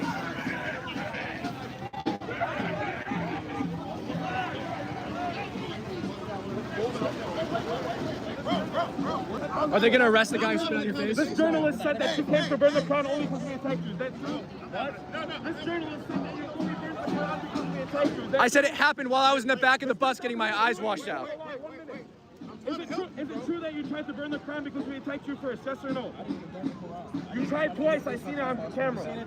The journalist has 10,000 people watching, and he's saying that you only tried to burn the Quran. I said it happened after I got attacked. It happened after I got attacked. Okay. He burned the Quran 3 hours ago.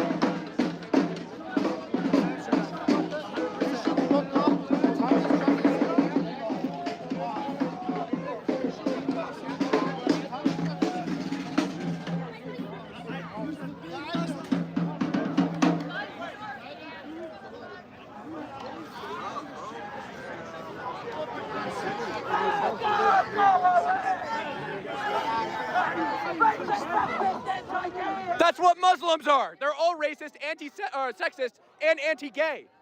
It's literally, Muhammad says that you shouldn't accept gay people. He says you should kill disbelievers. And he says women are of insufficient mind, and therefore their testimony is worth half that of a man's. What does it say in the hadiths? Muhammad said that a woman's testimony is worth half that of a man's due to the deficiency of her mind. That's not true.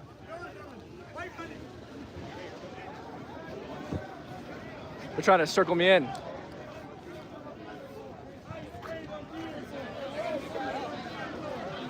Hey, he wants to get hit. He wants to get hit.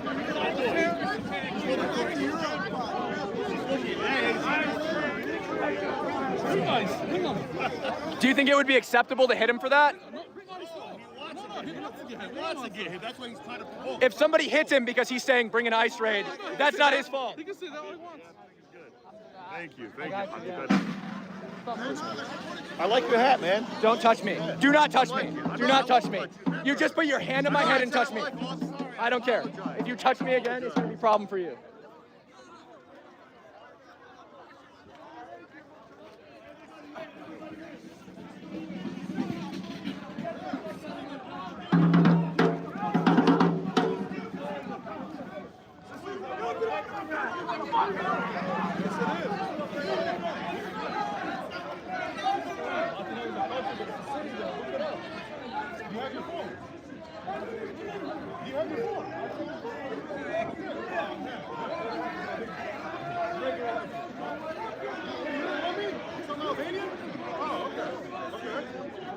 not from here. We're trying to interview both sides. Your wife's a fan. Yeah. Look up Legend on TikTok. 300,000 followers.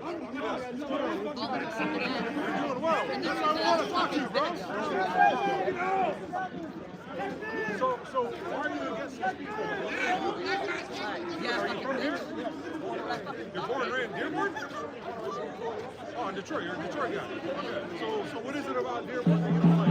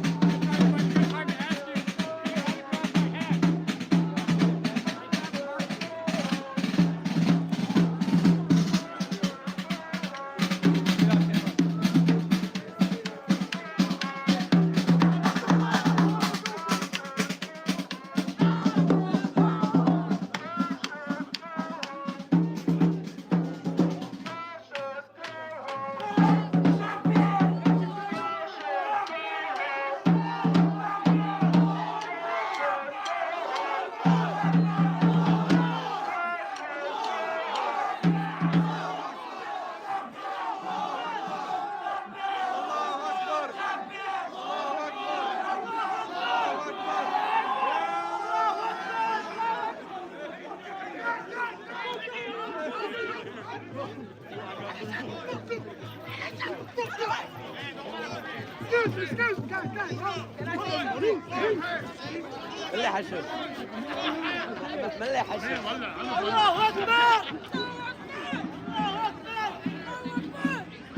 This is America, guys.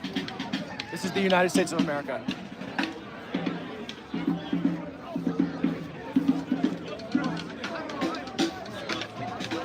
Dearborn, Michigan.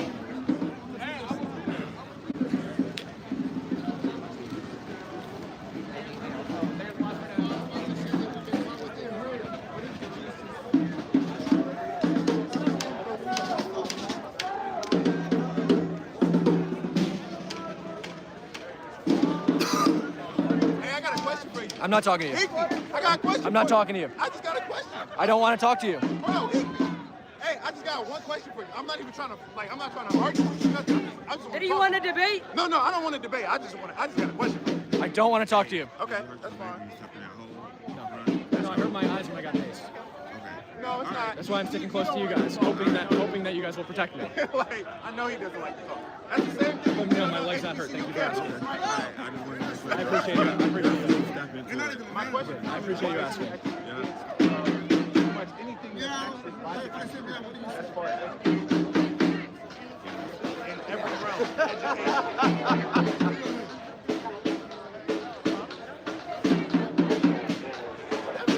That's why I wanted to ask him. I mean, it was just a question. That's all. I just wanted to ask him a question. I don't follow him. I've seen some of his stuff come up, but I know that he doesn't say a lot of things that are true. But that's him. It doesn't bother me. Hang in there, bud. Yeah, he declined the conversation. Step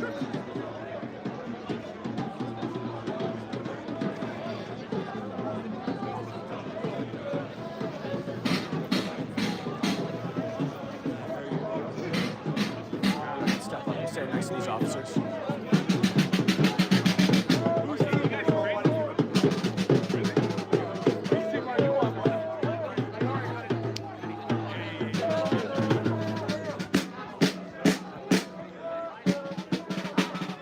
Please like, subscribe, and share. Everybody needs to see this. Dearborn is captured. The cost of the damage and destroyed stolen gear that I had today.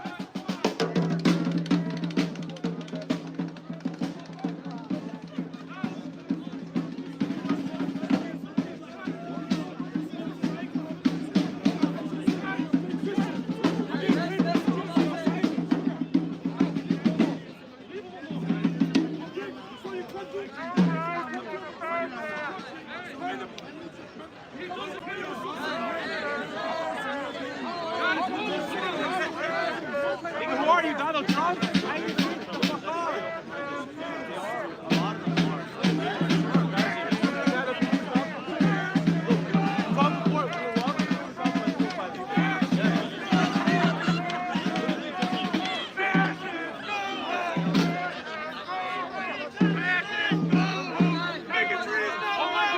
Oh my God! What the fuck?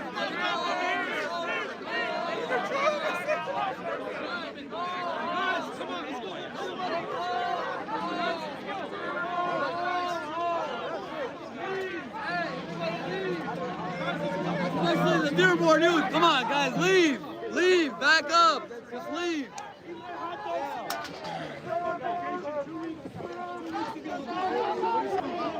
Go fuck yourself! What's up, brother? You all right? Yeah, I'm doing all right. This man is a threat! You gonna follow Boost at all? Oh, I haven't even looked at it. Hey, Brett, democracy here! That's exactly what it is. I'm gonna show you in a minute.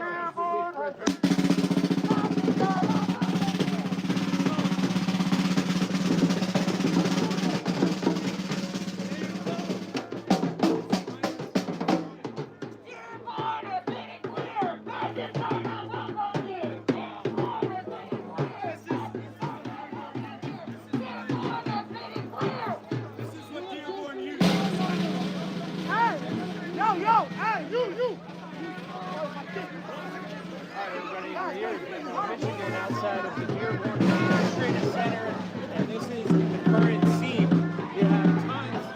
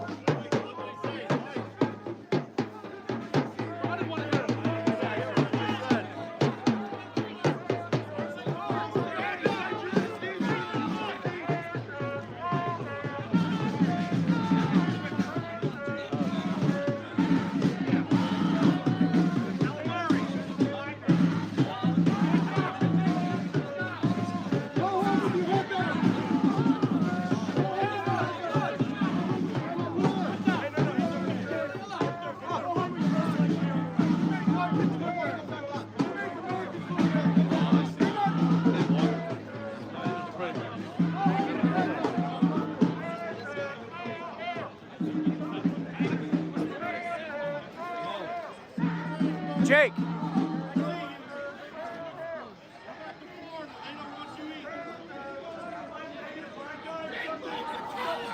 fucking weird.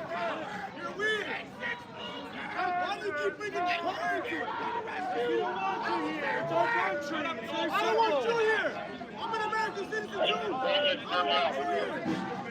My girlfriend wants to walk, motherfucker.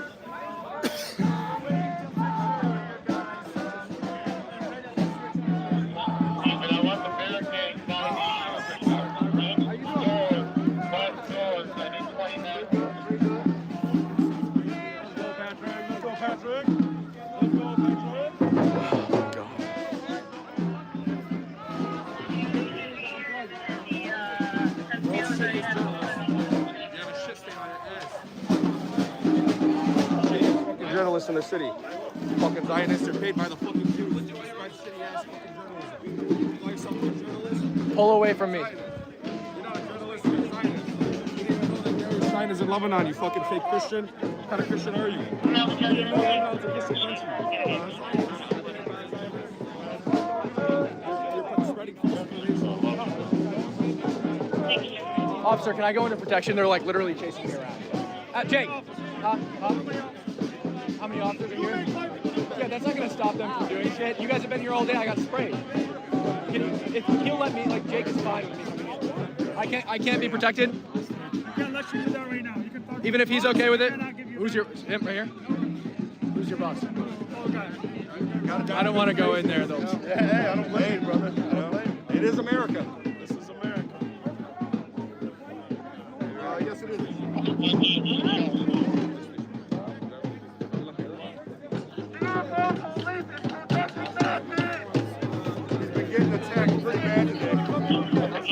Which one is he? Which one is he? Prosecco? Tall guy? Big guy? This guy right here. The one in the second. Okay. Second guy right here. Excuse me, Haley. Officer. They're literally chasing me around. Can I come under protection, please? He knows me.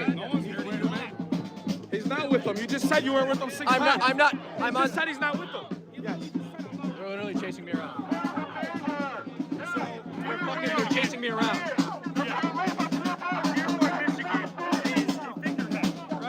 They are trying to do a humiliation ritual on all of America by dominating this area. It's really just so that they can kind of poise against us. They're trying to show the rest of America. If we can take one city, in another year we can take another. In another year, so this is the operation. If you're going to cut off a city, you cut it off at the head. And so we're here to peacefully stand against this ramification of America. And you've been hit repeatedly, Jake, but I haven't seen you touch a single person. I wouldn't touch somebody because my life is worth more than some of these little chimps that are trying to, prove themselves to their friend groups. I won't do that. I value my life and I value my country. And I don't want to hurt people. I don't want to see this development. I don't want to see the Christians hurt. And I don't want to see these little TikTok generation Muslims, start to spaz out and I'll do Akbar and start to punch people. We're trying. Which has happened already. How many times? What's your experience with Dearborn PD? Dearborn PD let us walk and be surrounded hours without any protection. And now they realize, now that the eyes of the world are on us, that they have an obligation to protect us. Let's go over here. So they...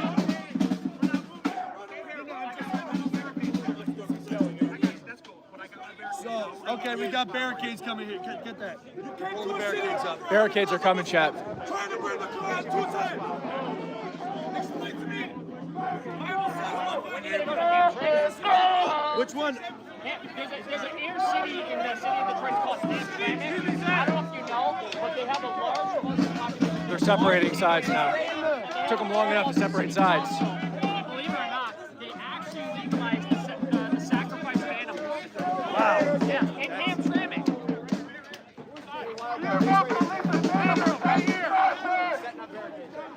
Right here.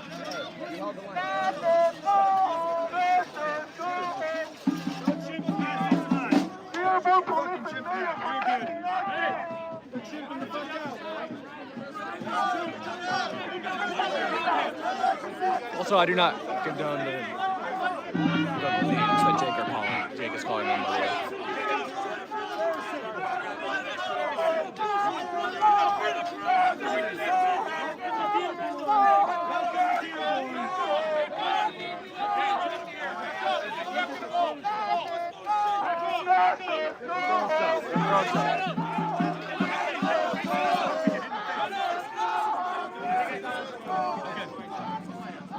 They just threw something at Jake, and the officer watched it. He watched it hit him in the face. While the cops talking, It was a rock? You're not listening. Yes, it was a rock. He said, "You're not listening. You're just getting hit in the face with stuff."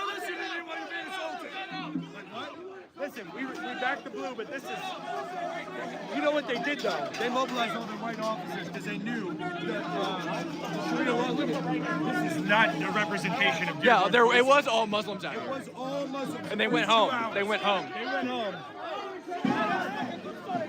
Look at all white officers. Thank the Lord Jesus, because they know That's gonna make it worse. That's gonna make them worse. They know the allegiance of the Sharia law Muslim officers is not towards the Constitution. It's not towards keeping American citizens like myself safe while we're exercising. Somebody got arrested right here. Oh! There we go.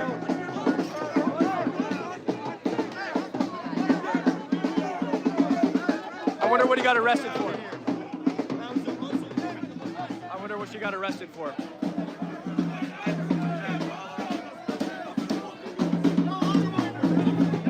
So the police have formed barricades. I'm behind the barricades, guys.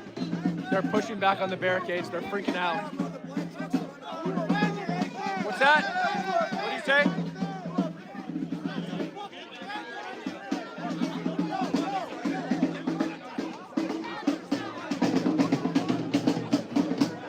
Jake. Hey, what are the we got?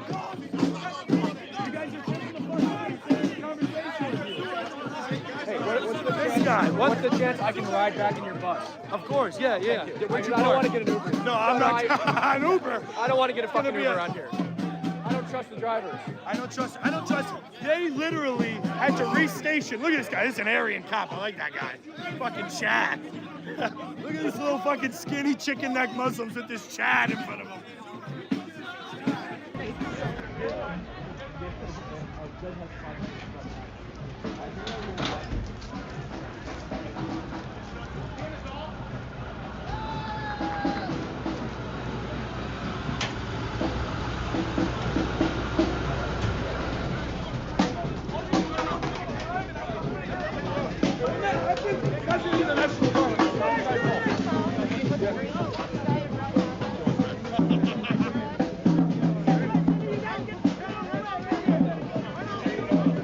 Officers aren't helping whatsoever. They already tried to burn the Quran twice. You guys can get them out of here for disorderly conduct, for disturbing the peace, for anything. But instead, you guys decide to barricade them and protect them and give them an opportunity to actually do it. Well, last thing we want is somebody to get hurt.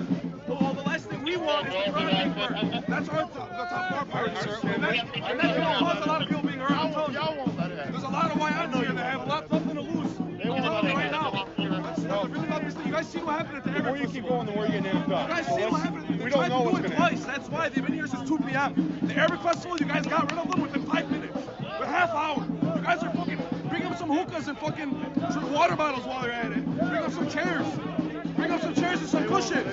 They come tell you, oh, I need this, I need protection. Oh, you guys are there fucking helping them out right away like they're fucking paying you guys to be here. What the fuck is this, bro? A lot more of you. That's the thing. A lot more of you guys are gonna have to get called in when you're not working because of these fucking pussies. It's not worth it. Time to get the fuck out of here. I can't make them leave. Okay, well, whoever's giving you guys orders to protect them, you're just giving them an opportunity to burn the Quran. And when they do it, it's going to be fucking bad. You guys are going to need 10 more police officers, and a lot more of you guys are going to be coming over here. Because these people are just waiting for that moment to happen. Because they've been saying all day they're going to burn the Quran, and they already tried to do it twice. Now you guys are barricading them, giving them all this protection, and you guys give them the time to do it. And when they do it, you guys are going to see what's going to happen. No, they won't burn the Quran. They won't do that. No, one of them. Yeah, we're on the edge here. Look at them now.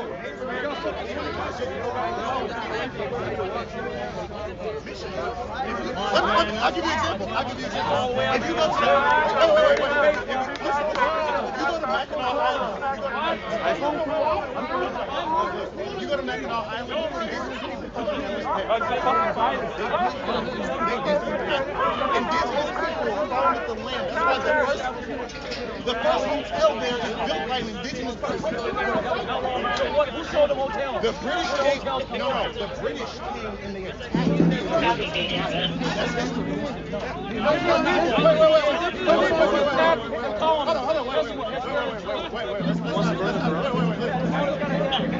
Hey, hold on. I'm not. The indigenous people. Wait. Listen, bro. Listen. Ignore them. Listen to me. Indigenous people lived where? They lived in this country. They were attacked. I'm talking about now. This is a country. So you understand what I'm saying? But wait. We're not going. I'm having a conversation with you. I'm having a conversation with you. That's not what we're talking about. No. This is the conversation that we're having. Wait. We're gonna have a dialogue. Well, as you go, you let me go. So you didn't let me go. Listen. Bro, so tell me. Tell me. You know when your country. I know when it was. You tell me. I know when it was founded.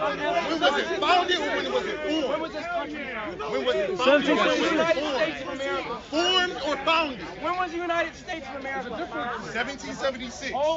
When was it formed or when was it founded? There's two. Founded is when was it formed or when was it founded? Those are two different questions.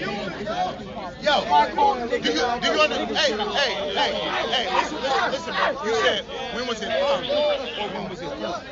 Because there's formation. That's in 1500s. That's in the 1500s. Okay, so look. So my question there is, you're saying these things, indigenous people who live here, we're not attacked by... Jake, why are you talking so much when you're protected?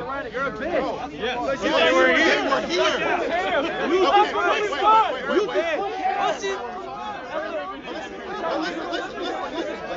That's not what I'm talking about. What I'm talking about is I'm going back to your original comments, which was what? Hey, what the fuck? What the fuck? What the fucking going on? What the fuck?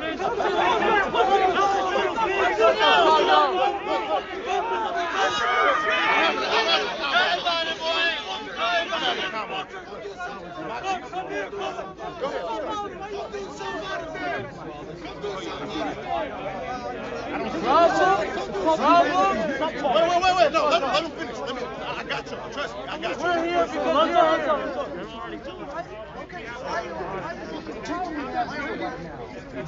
The power fucking you. Okay, so wait.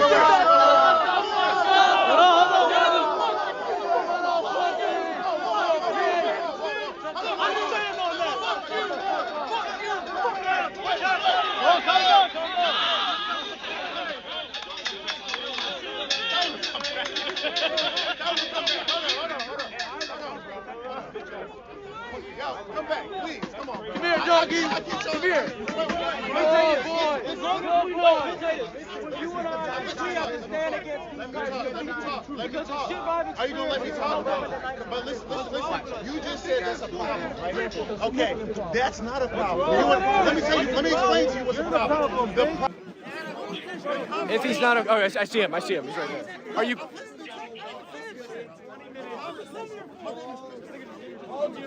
Are you good? Americans will be able to speak their piece in front of City Hall. They're getting into City Hall. Say that shit over here. Nick is safe. I talked to him already. I'm not going to say where he is. I will come eat shawarma in your countries, no problem. It's good. It's good too. It's good. Hey, you know what? I wanted to eat shawarma last night here, but I don't feel safe here, so I didn't. I was craving shawarma last night, but I got followed by a drone and tailed by 3 cars and followed on foot by 5 different people, and so I couldn't eat shawarma. I'm not getting close to you. I'm not getting close to you.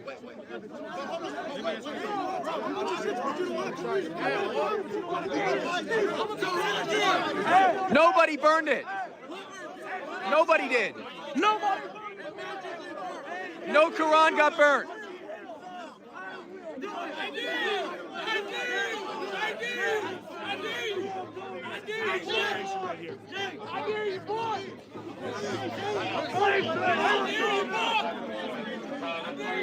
Okay. I love this chat too. I love each and every single one of you. Thank you so much for being here and staying with staying with me here. I got pepper sprayed earlier. You can probably still see my eyes are pretty messed up. They're pretty much recovered, but I got pepper sprayed directly in my eyes like 3 or 4 hours ago. I don't want to talk to you.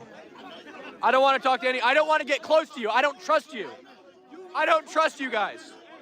Oh, I don't know. He's speaking some Swahili shit.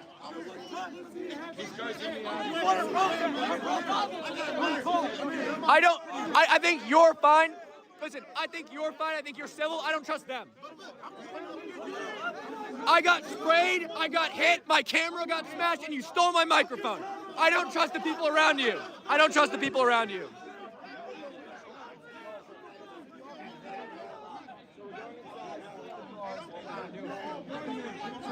Anything possible. Thank you for becoming a member. We're going to do a members-only debrief later tonight in the hotel. We're going to do a members-only live stream tonight, debrief in the hotel, talk about what happened today. If you rewind it, I got pepper sprayed earlier. It was the good stuff, too. It was hard. I've been pepper sprayed a lot, and I could tell that was the good stuff. Got me directly in my eyes. I flushed it out myself. Haley patted my eyes down, and I kept flushing my face. And then I got right back up, and I got back to it. Kaylin picked up my live. Kaylin picked up my phone. He grabbed me, he brought me back across the street, he helped me out of the RV, brought me water, I flushed my eyes. Kaylin pulled the live back up, and he kept it going. That's from Kaylin on Twitter, @FromKaylin, working for Turning Point USA Frontline. So go follow Frontlines TPUSA on Twitter. I also contract for Turning Point Frontlines. I'm obviously not tonight, I'm live with you guys, but go follow them there, follow Kaylin. He's an absolute GOAT. There's few better men than Kaylin.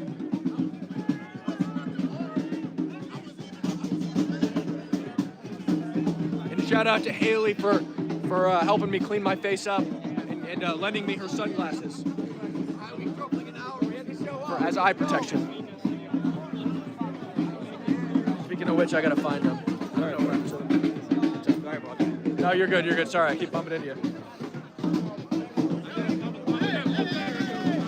I don't trust you. You told me you wanted me to get killed. I don't trust you. You don't joke about murdering people. Anything is possible. Thank you for the $50 super chat.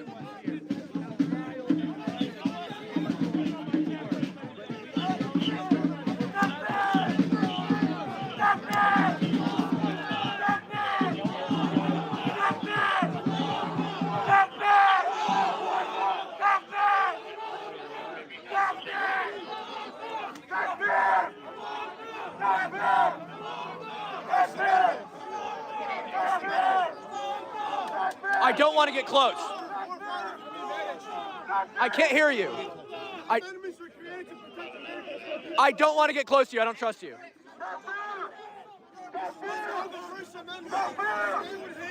We are deep in the They're talking about hanging me now.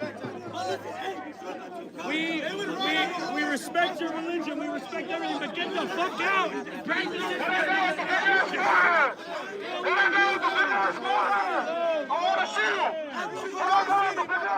Go home! I mean, we really don't respect the religion. The mayor is showing up now. They're saying the mayor is coming. The mayor just walked in, I believe. Oh, really? The mayor just walked in with his wife wearing hijab into City Hall. And are you going into City Hall? I am going to be speaking for 3 minutes. And I will be talking about... I'd like to... Can you get me a slot? What? Yeah. Any American citizen can speak. Okay, I'd love to. And they're going to let us walk in first. And we're going to really see if these people believe in freedom of speech, because I believe inside these people are going to hoot and holler and try to shout us down, and they're not going to let us have our constitutional republic democratic nonsense. Hey! Hey, play Holy Forever. Amen. Amen. This is a song I sung in my so a long time. Really? Oh, dude. On the rooftop, I quickly quit the 12-day hunger strike. This kept me alive. CC9, it's a great American. After this, play Holy Forever. That song helped me come to Jesus. Hallelujah, Jesus. Praise God, the Lord of Lords.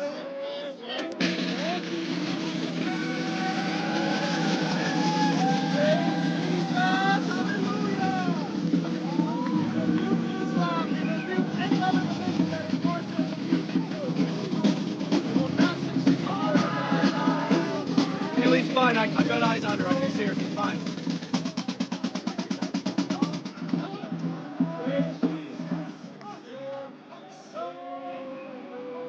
Oh, this is a good one. Yeah.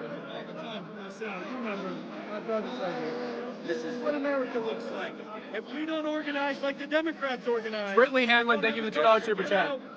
Show Jesus is Lord. Jesus is the only way to heaven. Jesus is the only way to heaven. Repent for your sins. Repent for your sins. Jesus is King. Repent for your sins.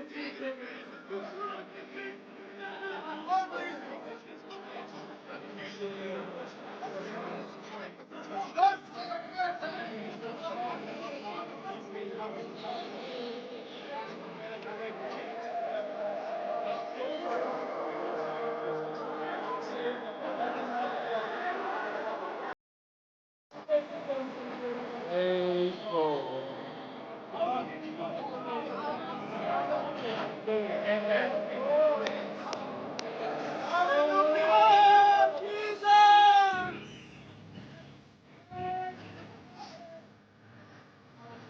Hallelujah, Lord! Sing for the glory of Jesus!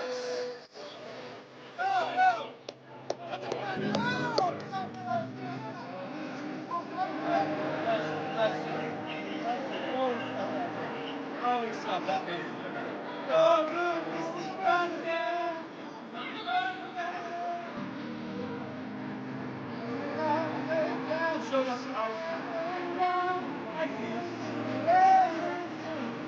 This is what we were pardoned for.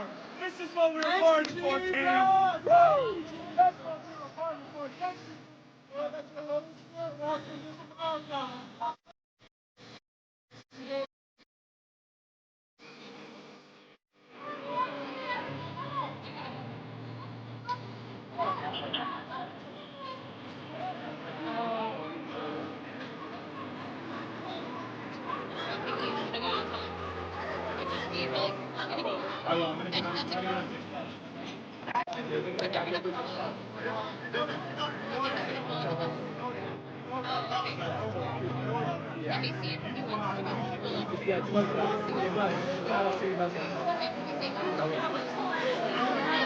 What?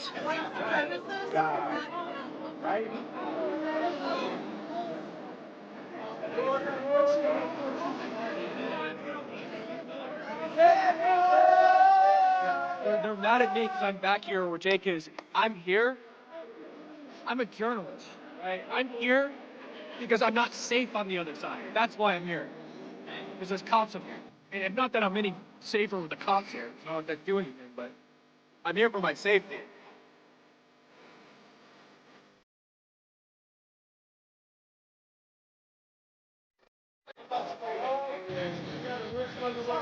Ashley Naylor, thank you for becoming a member.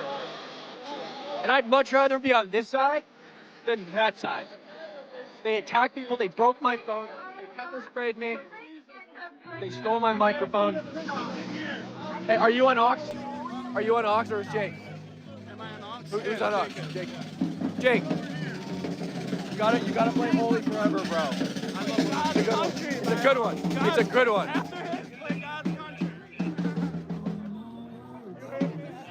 Oh, they're taking the barricades down. Oh, there's a fight right now. Christian brothers. Hey, there's a Muslim protecting you. How do you feel about that? We love him. If 10 other Muslims here, he'd probably be beating me up. That makes no sense. See how they replace all?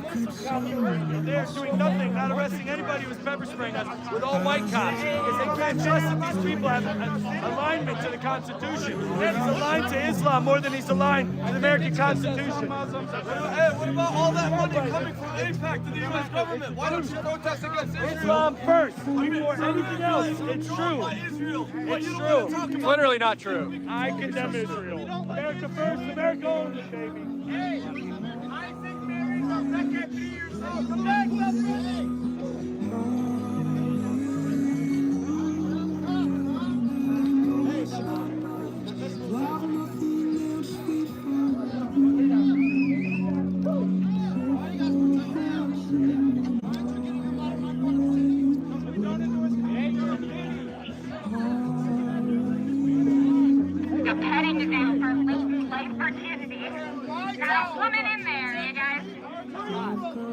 Home Sweet Real Estate, thank you for becoming a member. Is that Patricia? Kelly. NC Kelly, thank you for the $10 super chat.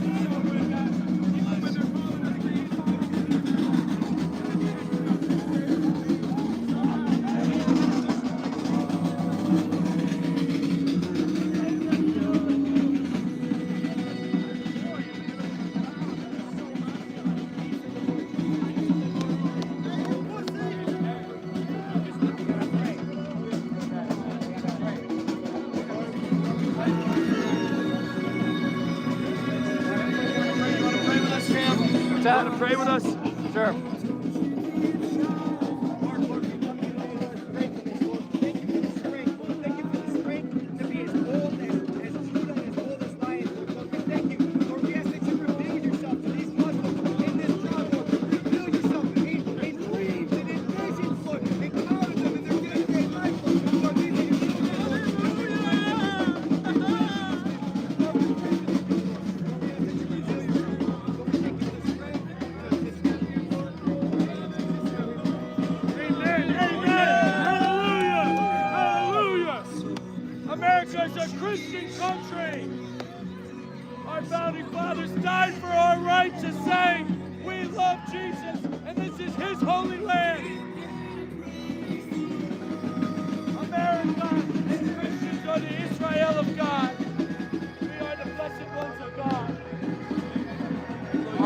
Thank you for becoming a member. Alzuda Yamatua, thank you for the $15 super chat. Quran 5, chapter 5, verse 51. Oh, you believe, do not take the Jews and Christians as allies. They are allies of another. Whoever among you takes them as an ally is one of them. Wake up, America. Heed the warning. That's a super chat.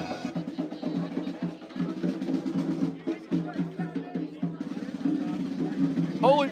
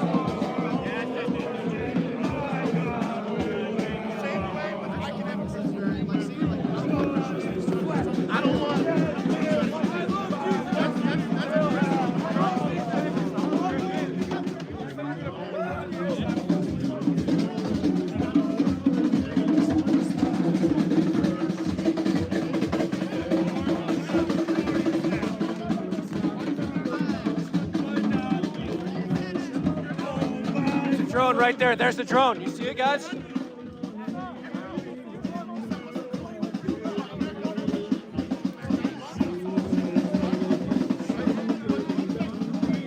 Probably the same drone that was following me last night.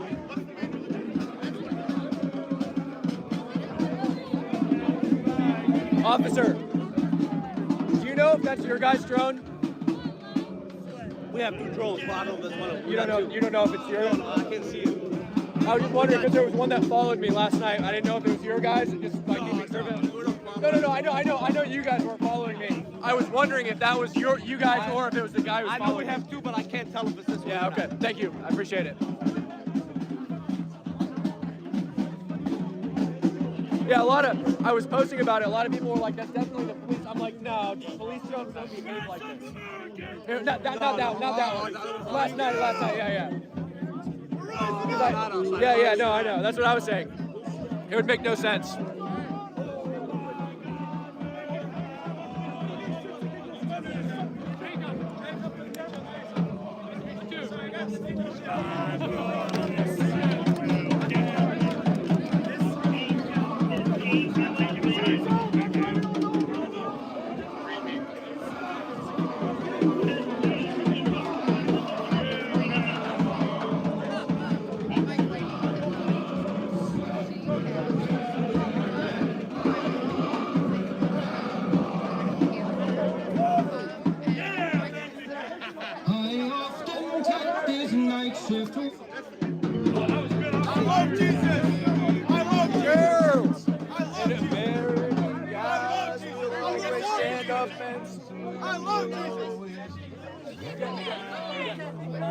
What's up?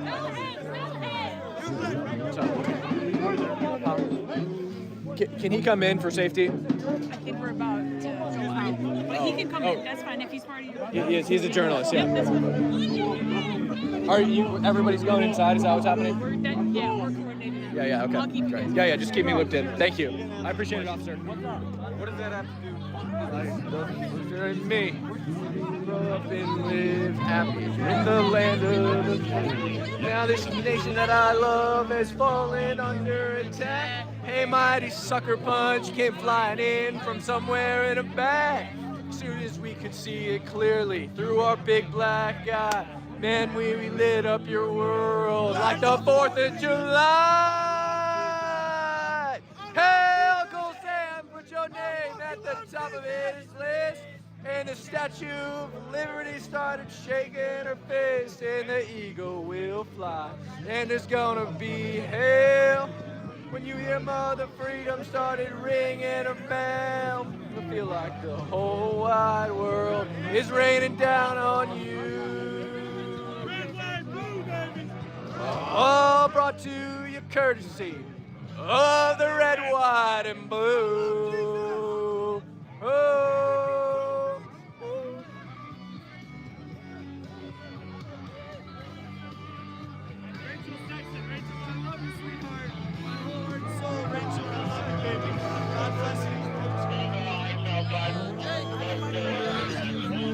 Served and the battle will rage. This big dog will fire when you rattle his cage. And you'll be sorry that you messed with the US of A. It'll put a boot in your ass. It's the American way. Hey, Uncle Sam, put your name at the top of his list. And the Statue of Liberty started shaking her fist, and the eagle will fly. And there's gonna be hell when you hear Mother Freedom started ringing her bell. The whole wide world is raining down on you. We're going in? Going in 45 seconds. Okay. Somebody's jacking, who's jacking? I'll take it. 45 seconds. We're going inside City Hall. The mayor's here. Red, white, and blue. Ooh, of the red, white, and blue.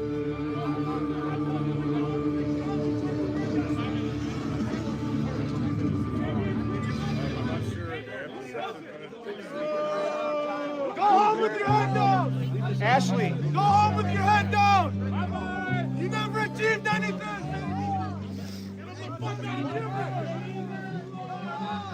Going in City Hall. One guy's exiting the whole crowd. His name is fucking Jay. Jay playing here. Guys, form a line. Form a line. I need you guys to form a line. Where is the line? Hey, my line's behind me. Listen up. Hold on. The line's behind me. Listen up. We love them. We love peaceful ones. Listen. Make a line. You will not enter until you Where? I know you guys are okay. No sign. I don't know. No drum. Is this the line right here? Make sure you mind your conduct in here. You understand each other. Form a line. We love Anthony. We love Trump. We love Anthony, baby. 100%. You're gonna run for Form a line. Single file line. You're pathetic. The line's over here. You have two fathers, you faggot. You have two fathers. He's running for governor? Just said it. I'm voting for him. I'm voting for you, brother. We came to the city trying to build the crowd 3 times and you failed. We love the None of them are voting for you, you prick. Literally. What are you doing? Nobody's gonna vote for you either. All night you waited to Say be I would do Akbar. Say I would do Akbar. Nobody's gonna vote for you. I'm with him. I'm with him. all night you wanted to be in front of me. I'm with him. Where's the crowd you want to burn? Where's the crowd you want to burn? Where's the 3 crowds you want to burn? Where are the 3 crowds you want to burn? White cuck culture in America. Where are the 3 crowds you want to burn? Fathers. Where's the crowd you tried to burn? Where's the crowd you tried to burn? Where's the crowd you tried to burn? Where's the crowd you tried to burn? It got snitched.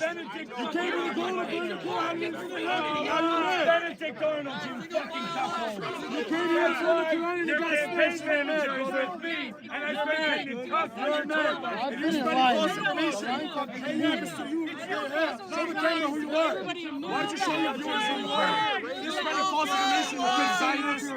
If you guys, you came here with the goal to burn the Quran and you've done nothing but this. Fuck Media to the right. People that want to speak in the middle, media to the right. If you want to speak, I'm speaking. Behind. If you're media and you're not, and you want to, media this way. People want to speak single file. Muslims and Christians live amongst each other for thousands of years. What makes you different? Everybody back up. Single line. Everybody back up 2 feet. Where's the Quran you tried to burn? Where's the Quran you tried to burn? No, it's not. It got snatched. You got 3 Qurans trying to burn them, and you didn't get to burn any of them, and that's why you're mad. Spreading false information. You're spreading false information. Mongoloid, get the fuck out. You get the fuck out of here, blonde-haired, blue-ass bitch. You Fuck must be you. stupid, You trying to burn bro. the crown and you got snatched. This guy doesn't know. Thomas Jefferson, Islam, and the Holy Quran. Look it up, You brother. have 2 dads, you bitch. You have 2 dads. Your sister has OnlyFans and I'm subscribed to it, you fucking pussy. What the fuck? This is America. You have to be respectful. They scream inside. They will remove you. Respectful, We have to right? follow Robert rules of You order, come to my guys. city, Nobody right? speaks out of turn. You're gonna get removed. No shitting in your hand and throwing it, Muslims, okay? This guy is right fucking here. I recognize my enemy. This guy with the skull Get mask. out. That's what I said. If these Fucking Pakis and Indians shitting in our street, taking over our country. Get the fuck out. That's your problem. Yeah, it is my problem. That's why I'm here. That's why America and Israel created ISIS, I right? condemn Israel. They created Hamas. They funded Hamas, right? We want a future for Why white would you guys children. blame us? We want a future for When white you children guys in America. funded terrorism. I don't want my daughter wearing a fucking hijab. Is that a problem? Oh, Is that a fucking Saint problem? Mary. Oh, Mother Mary. Why did she wear hijab? No. Oh, she did it. It's the same thing, you dumbass. Hijab, you don't see the eyes. same thing. No, that's wrong. That's wrong. Sir, Islam Oh, came what? after Jesus walked in. We ain't talking about Christians. We're He's talking about I'm here to tell him that I'm the same as you, brother. I'm the same Listen, as I would you, come brother. into your home and eat with you in your country. 100%. I would sit down. This is my country. I'm born and sorry. raised. It's not, Make sure you motherfucker. get to church on Sunday. Oh, really? Stop following. You don't look like us. You don't smell like us. You don't eat like us. You don't talk like us. You don't worship the same God. You don't wear the same clothes. You don't dress your buildings the same. Nothing is the same. You don't do anything like I do. Look at me, brother. You don't. Look at me. I see worship the the humanity same in your eyes. God. No. Jesus Jesus is my God. worship. Jesus worshiped the Father, right? I worship the Father. That's Anthony's campaign.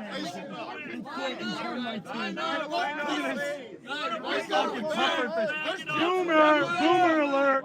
Fucking dumb boomer alert. Your fucking generation sold my generation down the tubes. You boomer piece of shit.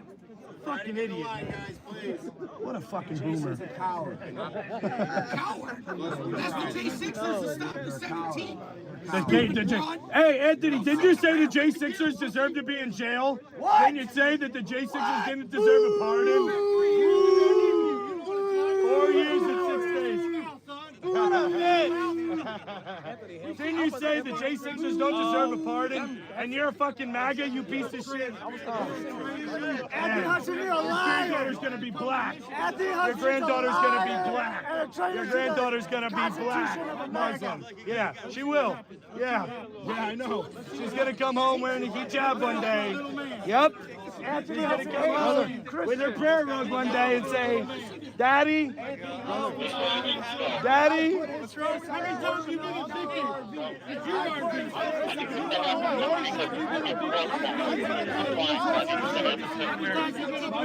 Caged in an RV, put his face on it, and then he came out. Brother, show the people this. Thomas Jefferson in the Holy Quran? He wasn't a Muslim, he was a deist. He's a what? He was a deist. Jefferson wasn't a Christian. He was a deist. And he wasn't a Muslim either. Look at this. Look at this. He wasn't a Muslim either. He's trying to say he's a Muslim. It's in the Library of Congress. Yeah, the donkey. The flying donkey. You're saying that single file. Our president is a donkey? Please, I'm in line. Are you in line? Yeah. I'm right behind Jake. Are you saying this president is a donkey? No, I'm saying he wasn't a Muslim. Is he saying he's a donkey? No, he's talking about Muhammad's donkey. Muhammad's donkey? Yes, Muhammad had a flying Muhammad donkey. had a donkey? He had a flying donkey. Yes. You know? Are you a Muslim? Yes. Muhammad had a flying donkey. Yes. It's called Barack. Yes, not a Barack. donkey. Yes. No one said donkey.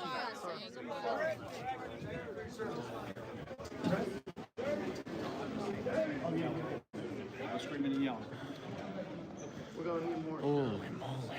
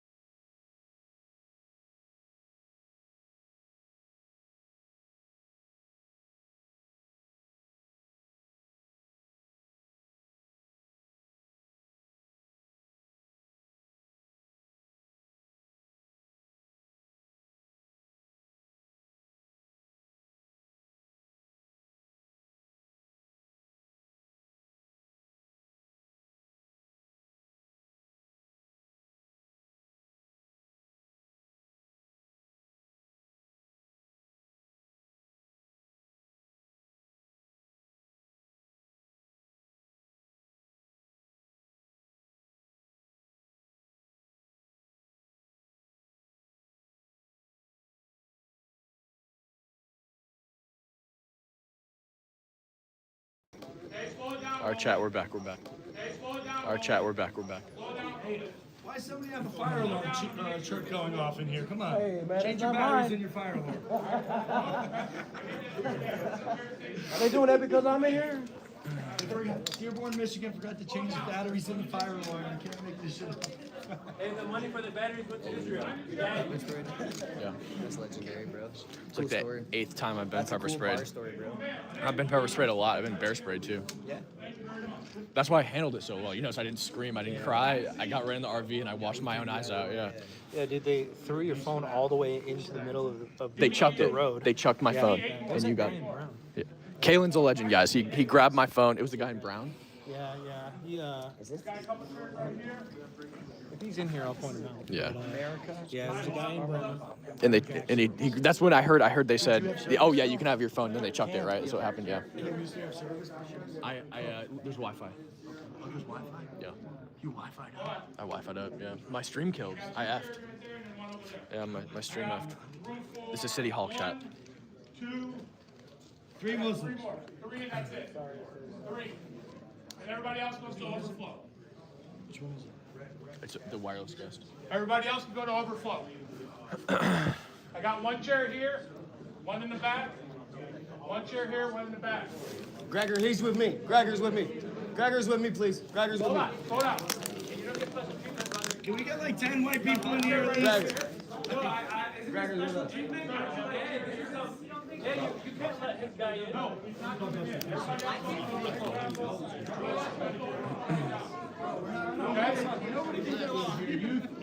Sir, I have a chair right here. I just want to deliver a public comment related to what happened today. I'm not any side. I'm definitely not on the counter protester side, but I'm not on any side here. I'm just here to. Nobody burned the Quran today. I'm just here to tell the city council what happened to me. Amen. Amen. Life's a king. Jesus was me. Yes, he was. He prayed just like us. Christ is He bowed his king. head down on the floor just like us. Did you bring your prayer rod? We love Jesus too.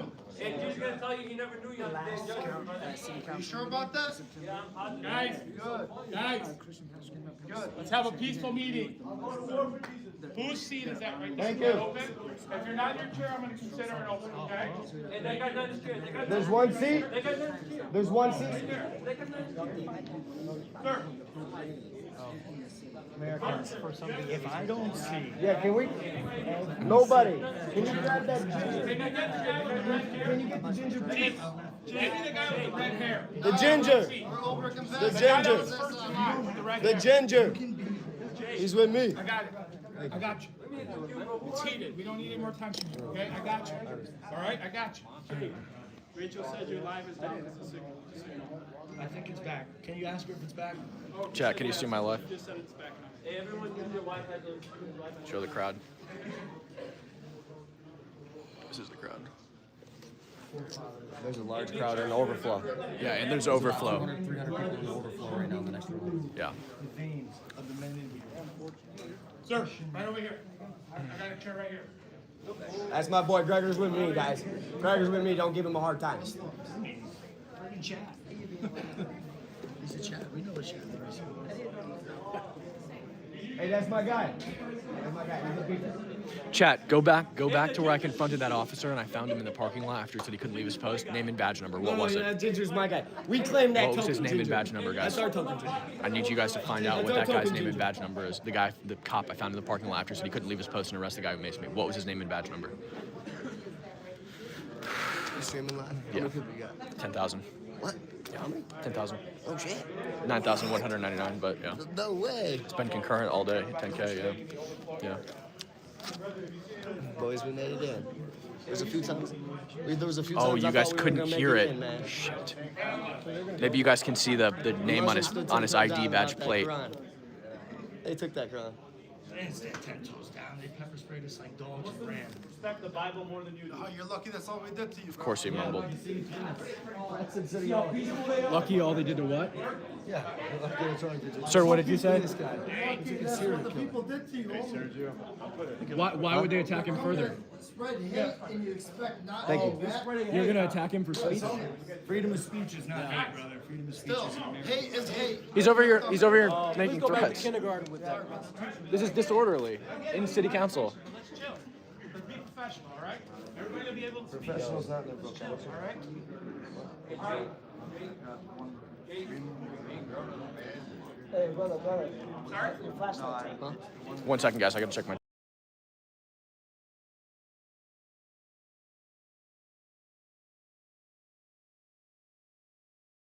Sorry, chat. My girlfriend thought she found the name and badge number. Is that accurate? Is that what we're doing?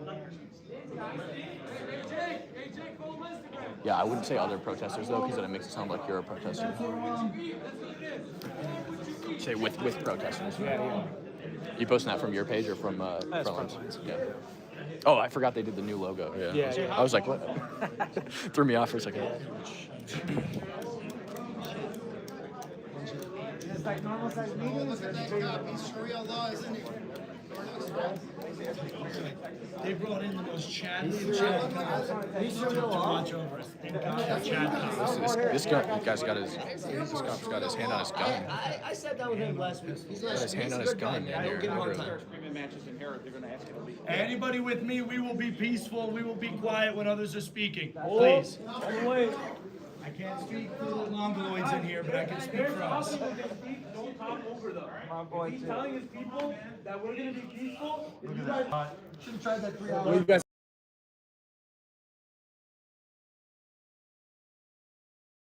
Haven't been peaceful, so. All right. Let's Thank you, sir. Thank you, sir. Amen, brother. Listen. Thank you. All right. Thank you. Yes, sir. All right.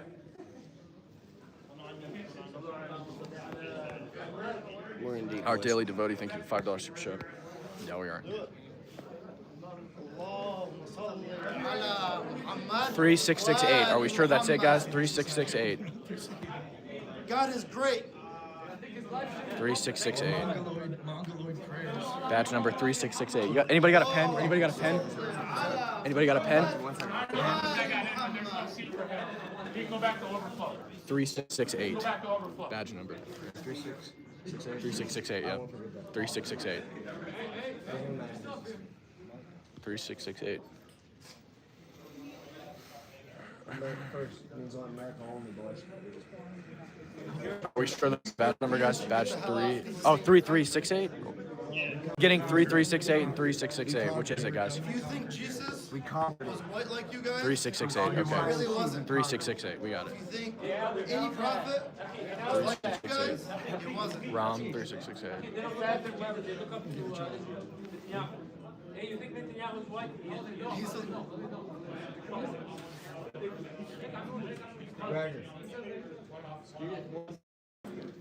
Don't worry, Margaret's safe with the Muslims. It's good. She's in good hands. All right, boys. We've been in Dearborn for about 3 hours. If you wake up, we've been punched in the face. We've had attacked. We've had it's still a good day, guys. Christ is King. Christians are made peaceful. We're here. We got our love. We're indeed.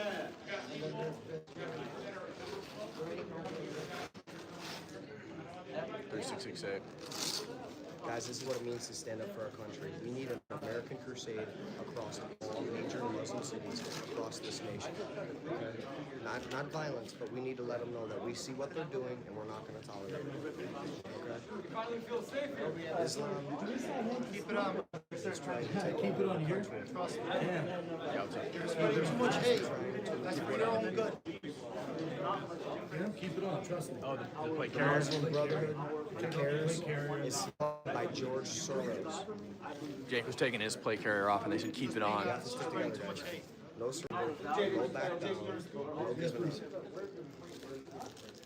up. What we're getting mixed up is when Christians Yeah, we're gonna speak. Let's speak. Yeah, I'm gonna speak. Listen, we're gonna let everybody try to speak, but I just want you guys for more like I'm pretty sure the crowd stuff. Yes, sir. We're familiar with Robert Rules of Order. No, I know. I just want Thank you, sir. we want everyone to be heard. We want to have to. Outbursts won't be covered. Not from us. People else. Thank you. They teach that it's all. Jake, when you get up there, I'm gonna give you a mic when you get up there.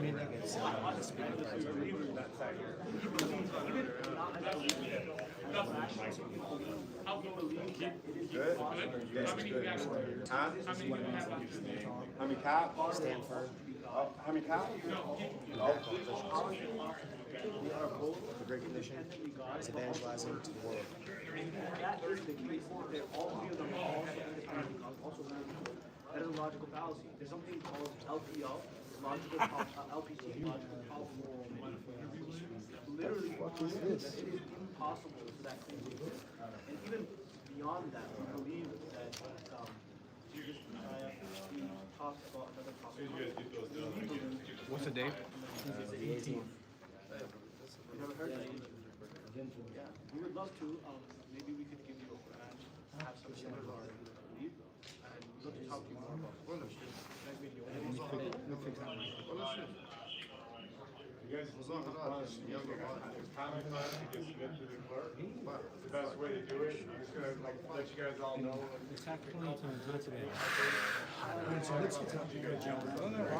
You say whatever you want, whatever you plan on talking about.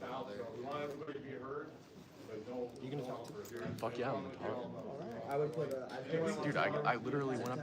Did I tell you like the whole thing that happened at cop? I went up to him. Yeah, I went up to him like, that's the guy who makes me there. Please go to the station. He's like, you can go to the station later. And I'm like, I'm literally. First he said you can go to the station. I'm like, I'm working. I can't go to the station. And he goes, okay, well then I can't do anything. And I go, or I said I'm working. I can't go to the station. He goes, I'm working too. I'm like, yeah, your job is to protect me. And he goes, whoa, whatever. And I'm like, can I go to the station later? He goes, yeah. So he told me to go to the station later. And I'm like, if you don't arrest him now, he's in black bloc. He's gonna run away. You're never gonna find him again. He's like, I can't leave my post, sir. 5 minutes. Public comment as well. What's that?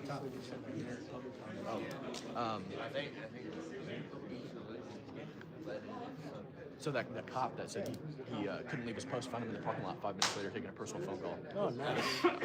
Nice.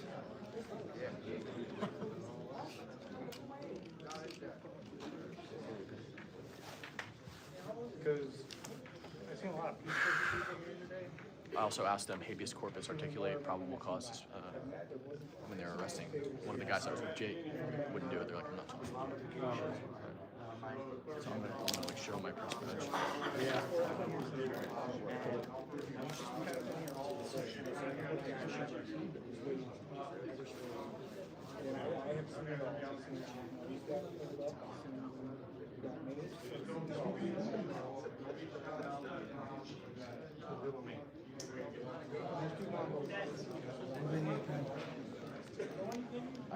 I got that. It's like that's. That might be the mayor. Is that? Hey Jake, is that the mayor right there? Who's that? One of whom the mayor? Yeah, Officer, is that the mayor? There? What do you say? No, that's not him. We call him Abu. Oh, that's probably him. He looks like the mayor. Like a prick. Thank you, sir. Thank you. Thank you. Anybody else has comment cards for me? We're writing on Zoom. Okay. Sorry. Go ahead and finish them up. I'm good. How you guys doing? All right?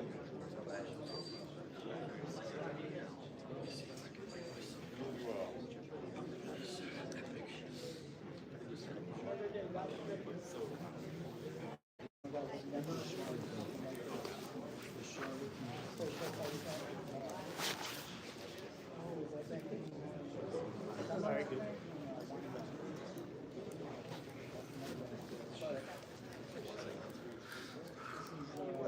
Thanks for flying.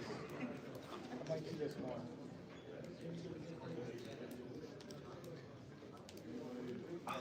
So, do I look absolutely insane? Kinda. My eyes look a little better. Still red. They hurt super bad. They're sore. It's like, it feels like I just did like, you know, a workout too hard with my eyeballs. So you've been standing? Huh? You're just standing there? Well, no, I mean, so he was chasing down this guy in an American First hat. Oh, right. And so I asked him, he said, you're not welcome here. He said, why is he not welcome on a public sidewalk? And then he said, get that camera out of my face or I'll break it. And literally, like, chest touching. And so I pushed him back, and then it was either him or the other guy with the bombs around all day. One of the two of them sprayed me. I'm pretty sure it was the guy with the Palestine hat. But, you know, I literally was like slow motion. I saw the mace, like, come in. I was like, yeah. He got my left eye really good. I think maybe because I didn't give enough care to my left eye. Maybe that's why. I washed my right eye mostly. But and the shitty part is I'm legally blind in this eye. So if this eye goes, oh yeah, I'm totally blind. Yeah.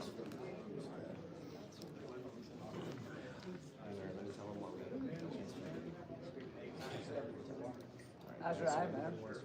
Hey, Portland Andy crew, thanks for coming, guys. He's asking.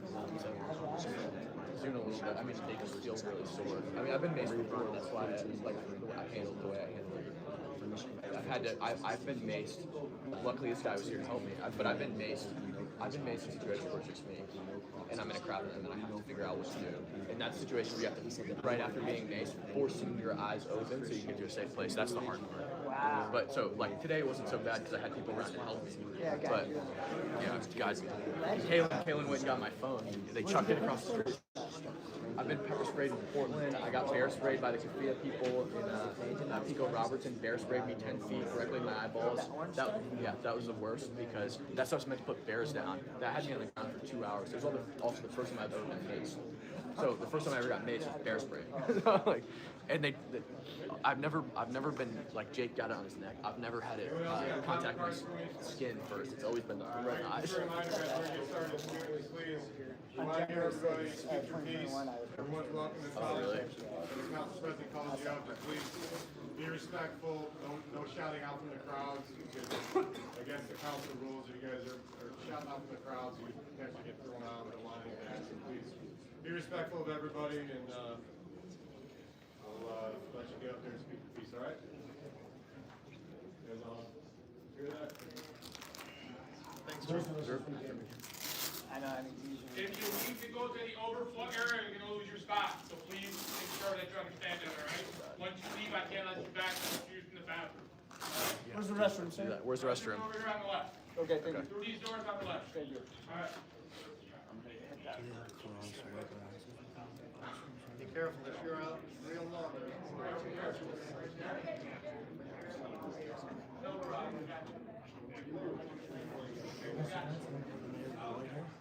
Nope, I don't think so. They said it's not him. Is this? All right, did I get all the comment cards? Everyone turn them in? Comment card, does that mean if you want to speak? Yes. Oh, okay. Where do I get one of those at? Comment card? Yeah. Here we go. I'm sorry, I didn't know we were doing that. This is just if we want to make public comment. Yes. Do you have a pen, you guys? I do. Awesome, thank you.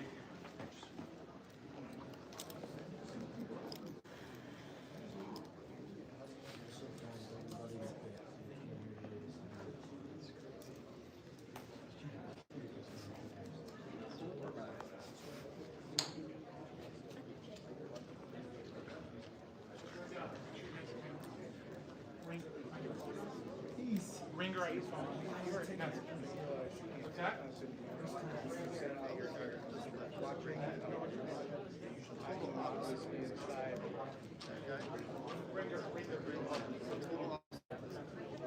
Thanks, Chris. Appreciate it. Hey, Jake, what's your last name? Hey, Mike. Can you see the guys? Thank you.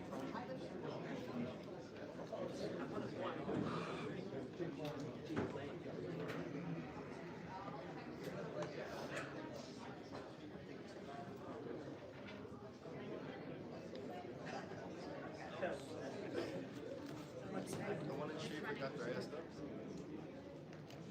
The ones on Schaefer got their ass killed. That's what I know.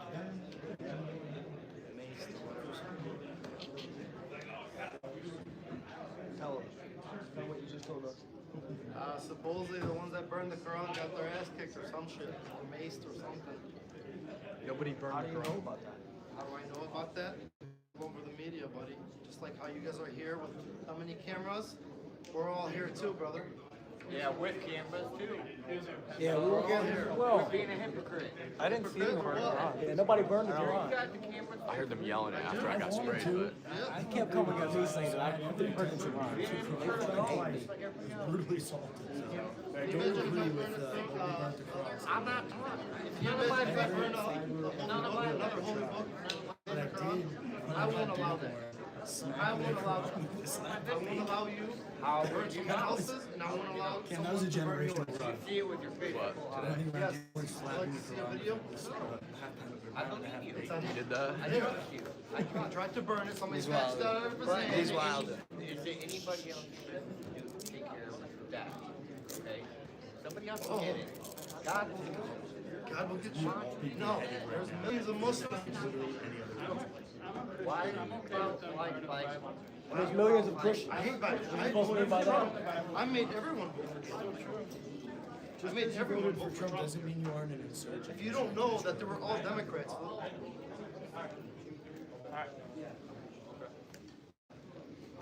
You're one step above Democrat vermin. It doesn't make you good. say it again. You're one step above Democrat vermin, and it doesn't make you good. Not even close to it. Democrat. Are you kidding me? Man, they lost us enough another man. Hometown of Henry Ford. Hometown of Henry Ford. That's Chadwick Taylor. Hey, that's the legend. That's the legend. The ultimate patriot. This is Henry Ford City. The city doesn't belong to Allah. This is Henry Ford City. Did you know Jesus used to say Ilah? God? Yahweh. Did you know that? He said Yahweh. He said Yahweh. Did you know that? I don't know. Did you know that Jesus said Ilah? Ilah? Yahweh? Where did he say that? No, well, where did he say that? Every time he asked for his father, okay, Ilahi. Ilahi. What language was that? I am. You can see him talking. I never heard that name.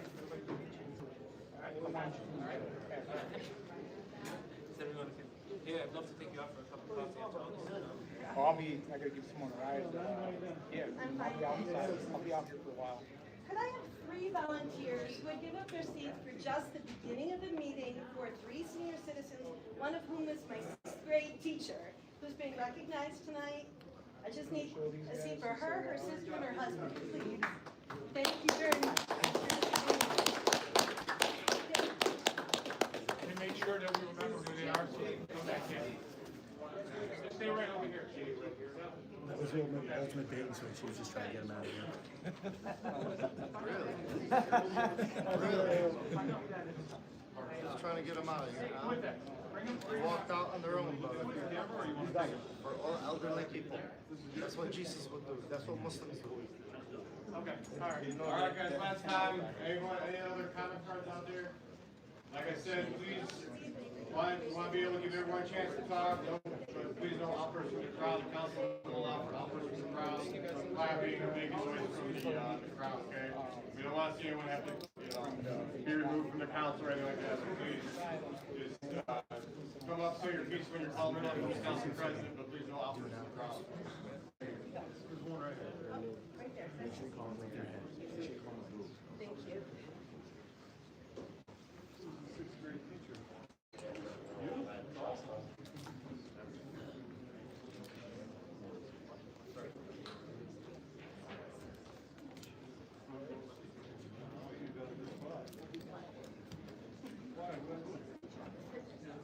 I can't believe we made it in.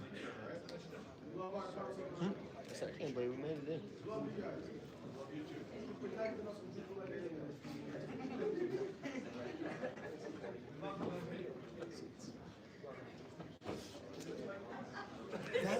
Is that the smart guy? The Christian guy who's going to have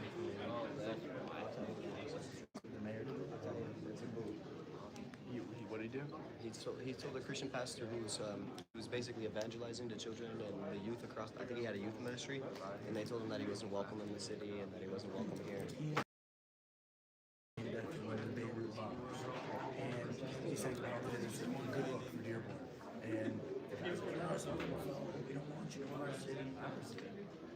And in the background, as they were already pissed off because he was evangelizing to the youth of the young Muslims and was converting a lot of young Muslims. I think he converted one of these people, family members, to Christianity, and so they really don't like him because they, he's evangelizing to the youth, running a youth ministry.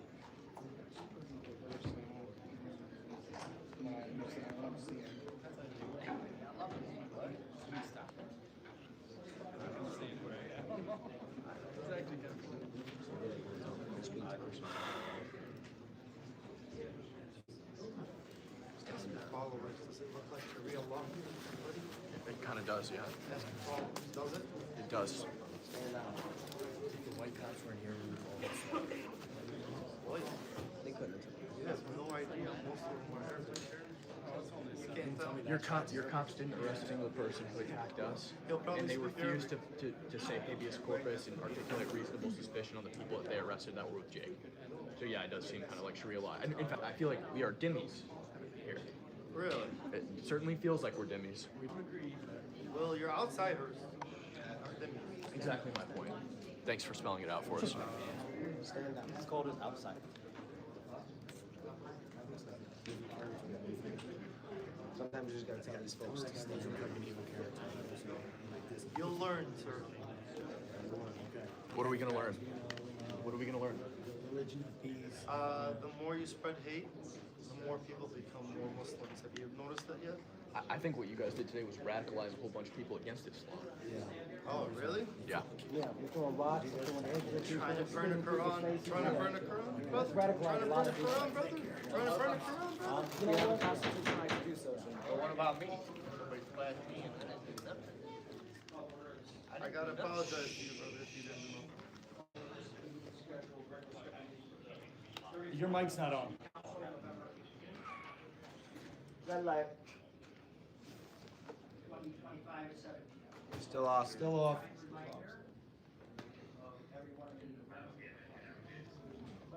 Why don't you say it on the record, sir? We can't hear you. He's working on it. Hold on. Give him a chance.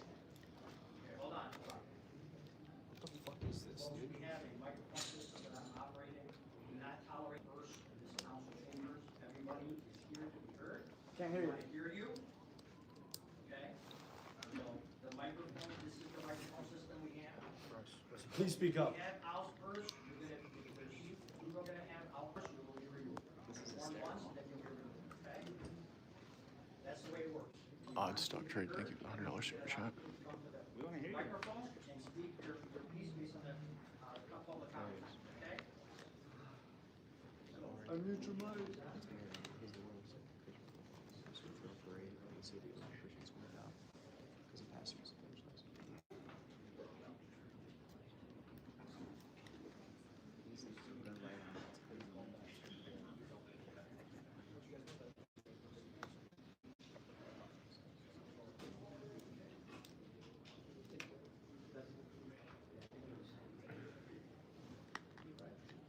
All right, so again, I apologize for the delay. The council meeting of 34th Dearborn City Council, I just want to remind everyone to please silence yourself, do not disturb the meeting. And Mr. Clerk, can we have the roll? Councilmember Eno. Here. Councilmember Hammoud. Here. Councilmember Abraham. Here. Councilmember Paris. Here. Councilmember El Sawafi. Here. Councilmember Herrick.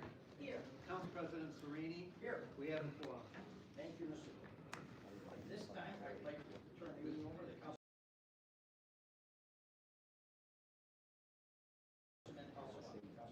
Thank you, Council President. At this time, it is my pleasure to introduce Pastor Dan Roomton of Guardian Lutheran Church, who will give the invocation at tonight's meeting. Everyone who's able, please stand for the invocation and remain standing for the Pledge of Allegiance. Optics. Thank you. Just to lighten the mood, I'm honored that so many showed up for my opening prayer tonight. Thank you so much. In the name of Jesus. Psalm 133 says, David, behold how good and pleasant it is when brothers dwell in unity. Like the precious oil on the head, running down on the beard of Aaron, running down on the collar of his robes. Like the dew of Hermon, which falls on the mountains of Zion, for there the Lord has commanded the blessing, life forevermore. And Dearborn, we're a great place. We have differences, diversity, and maybe disagreements, but how blessed we can have dialogue and discussion in a wonderful, respectful way. We pray. Heavenly Father, we thank you. We are blessed in so many ways. You are the giver of all things, and during this Thanksgiving time going into the holidays and Christmas season, we thank you. And we just pray that you would give your wisdom, your guidance on all of us. We thank you for all of our workers that work here in Dearborn, and we just pray your continued blessings on all of us and on this meeting tonight. May all things be done in a good order, and in a good way, and pleasing to you. We pray this in Jesus' name. Amen. Amen. Amen. Of the United States of America, and to the republic for which it stands, one nation, under God, indivisible, with liberty and justice for all.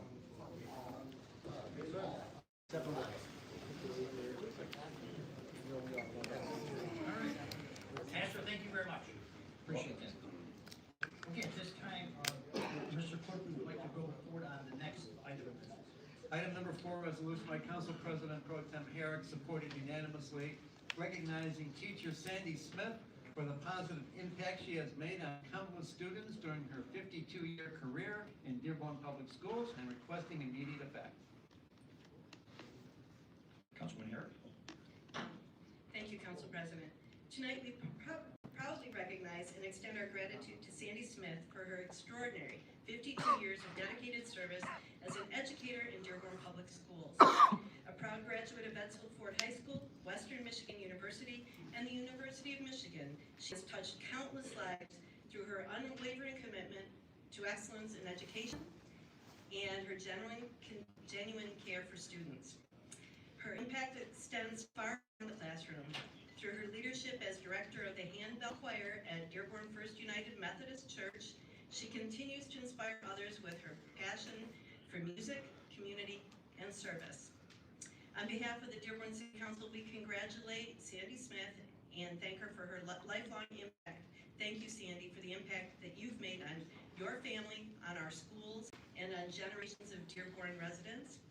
I'd like to add a personal note that way back when Sandy was fresh out of college, her first assignment full-time was with Dearborn Public Schools at Lindbergh Elementary School, where I was a 6th grade student.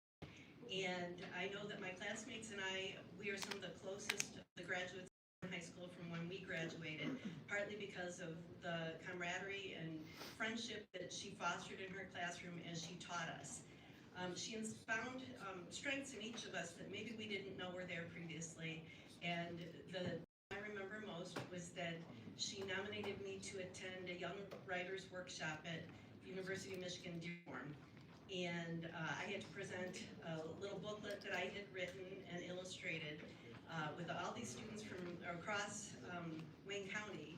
And I met other students who were writers, and I never thought I had that in me, and she saw it and nurtured that. And I think it was one of the major stepping stones that led through my career in public relations and marketing and writing press releases, even for Mayor O'Reilly, may he rest in peace, to where we are today, where I am today. So Sandy, I can't thank you enough for what you've done for me and all the students in our classroom and all those that followed in those years with the Dearborn Public Schools. So I'm honored to recognize you and glad to have the support of the City Council in this recognition of you this evening. Thank you.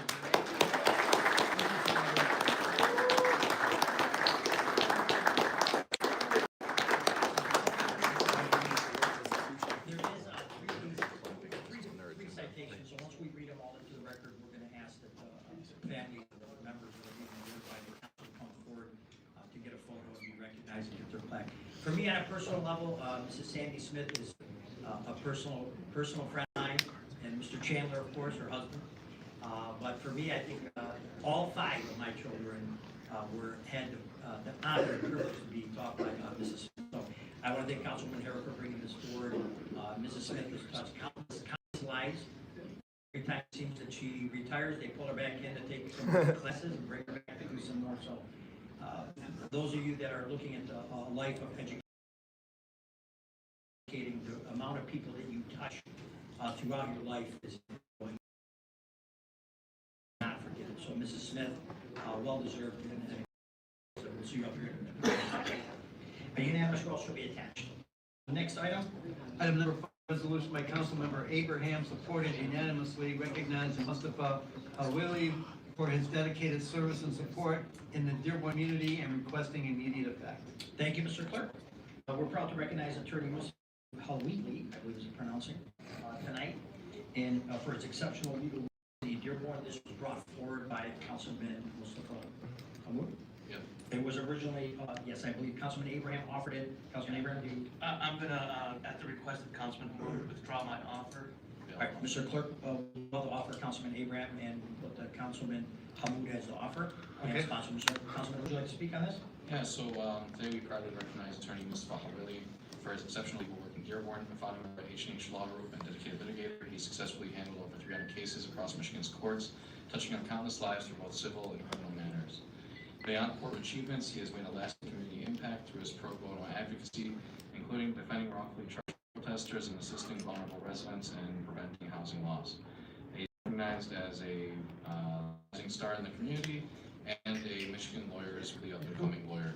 So I think just the general point is, you know, one thing I really appreciate about Will, not just because he has the same name as me, but you know, a lot of people get into law and they want to do all kinds of things with their lives. But what I really appreciated is this gentleman is very committed to service and especially to his pro bono work that is really a big part of his life. So I just wanted to take an opportunity. You know, I think it's important we talk about young lawyers and show that you know, even get involved in the legal system, and just because you're not necessarily a prosecutor, there are ways where you can help people out and help your community, and taking on pro bono work and helping elderly residents to prevent them from going homeless is something that I think is a very admirable type of work to do. So that's why I just wanted to offer this citation. Thank you, Councilman. Unanimous vote shall be attached. Next item.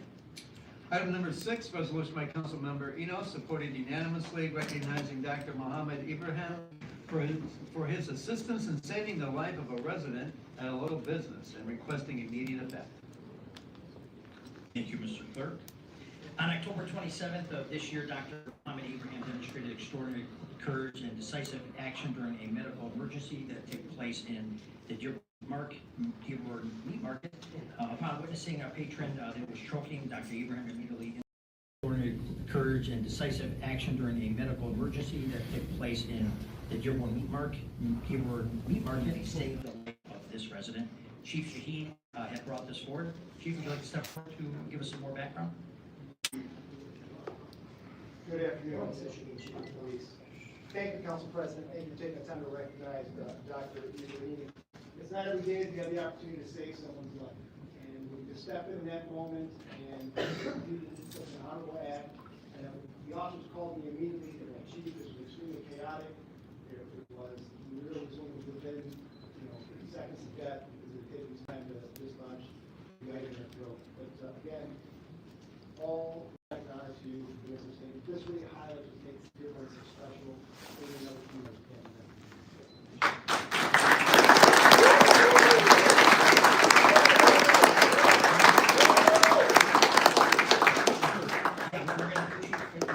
We're gonna complete this one, bring down each family in just a minute. So Doc, you can just hang on right there, we'll get you in. But we really appreciate that. You're always on, right? Yes, sir.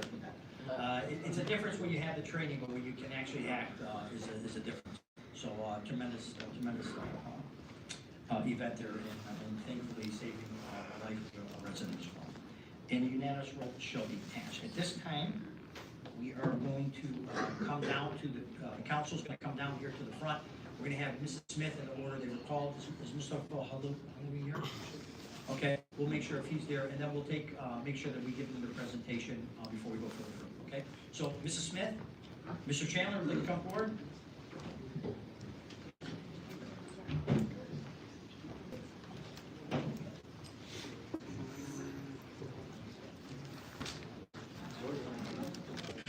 Just doing regular city council right now, Chad. They're going to get into public comment soon, which is what everyone's going to talk. The entire protest is here. I didn't say much.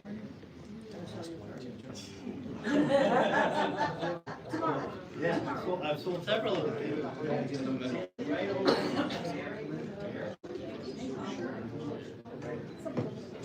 I can take one if you like. Okay. Thank you. I'm sure. All five of my kills.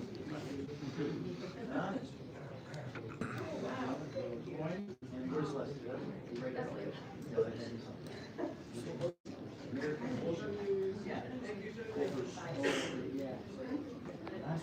No, you're fine. Please, go right. Are you good? Run. All right, let's look right here. All right.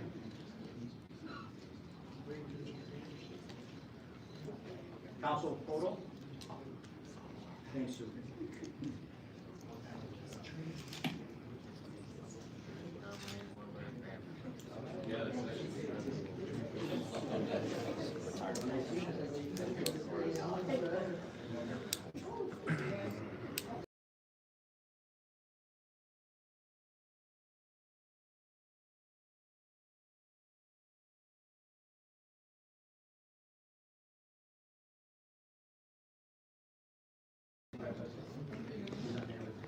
Here we are again.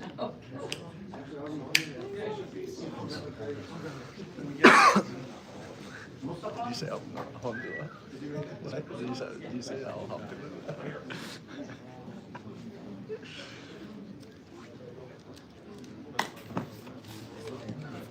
I was just thinking the same thing.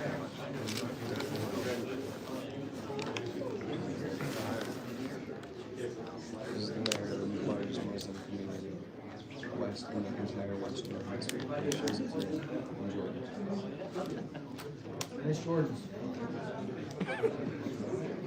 Who's got him? The mayor? That the guy come off boats is what? That come.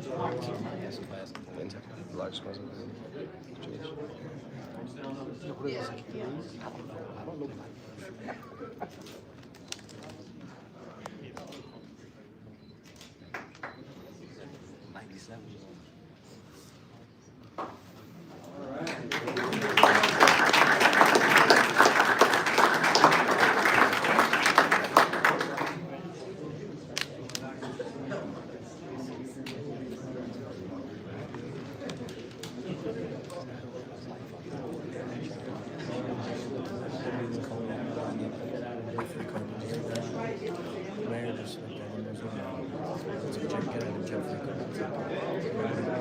Trader coins? Oh no.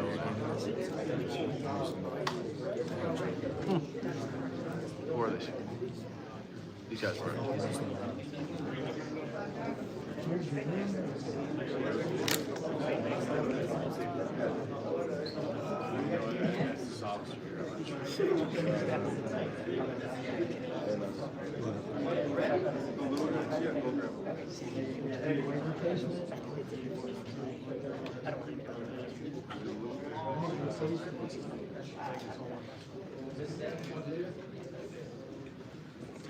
I'm gonna try to speak, guys. I don't know if I'm gonna be able to. I'm shaking with rage.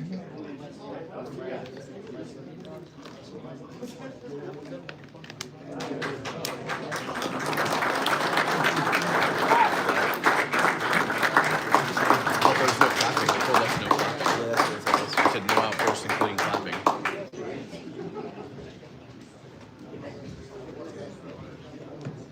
Kick them all out. They didn't outburst and clap. They told us no outbursts, including clapping. Kick them all out. If I was to clap for you, I'd get kicked out.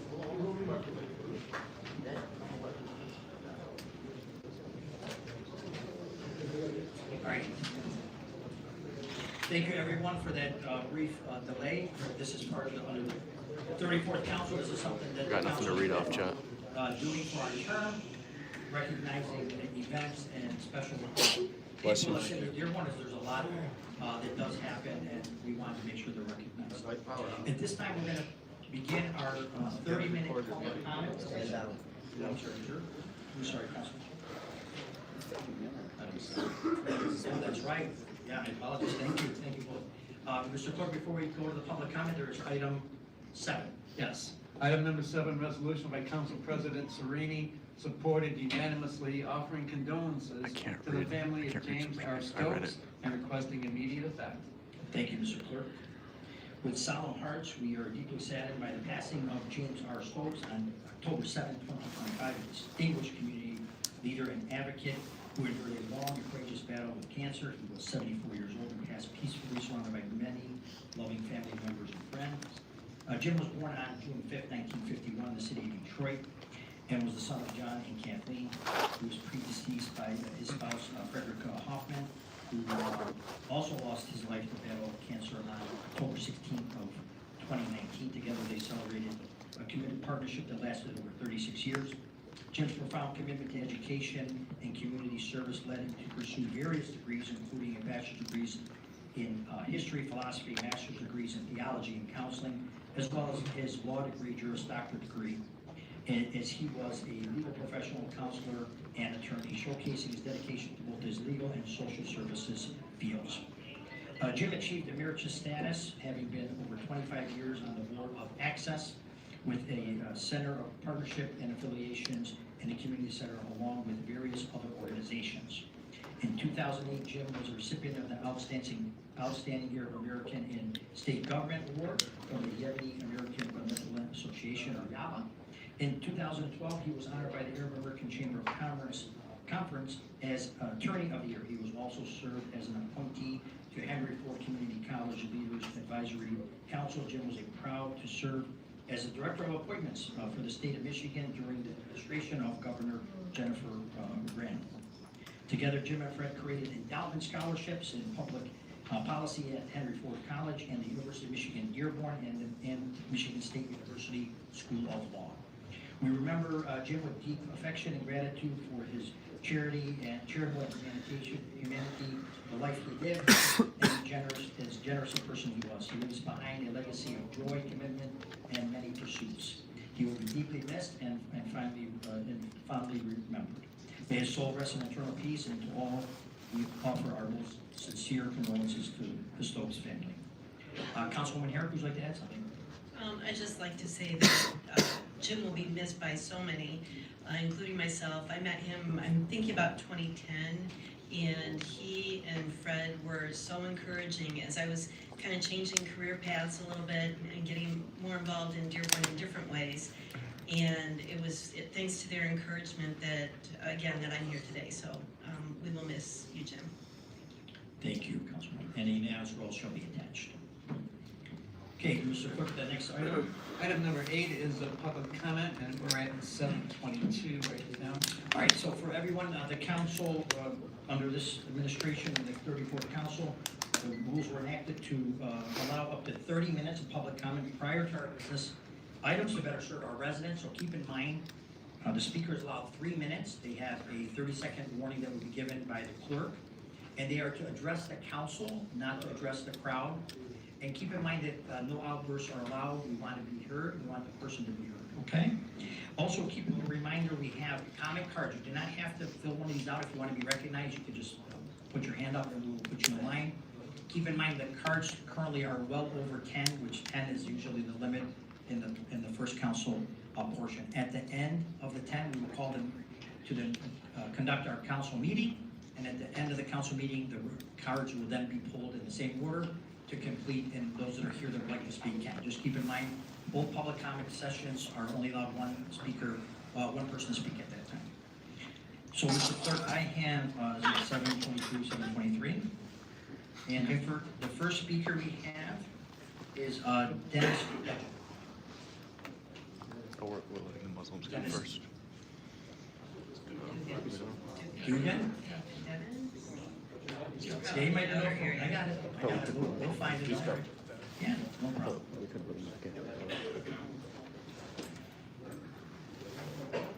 Yes, sir. It's okay. Where's my seat?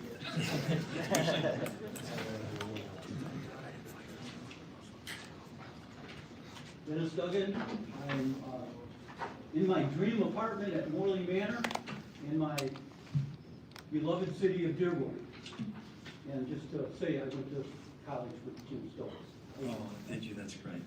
Okay, so I just want to say for the council, I'm going to watch you closely as you go into a new season. When I retired, I decided to do 2 things.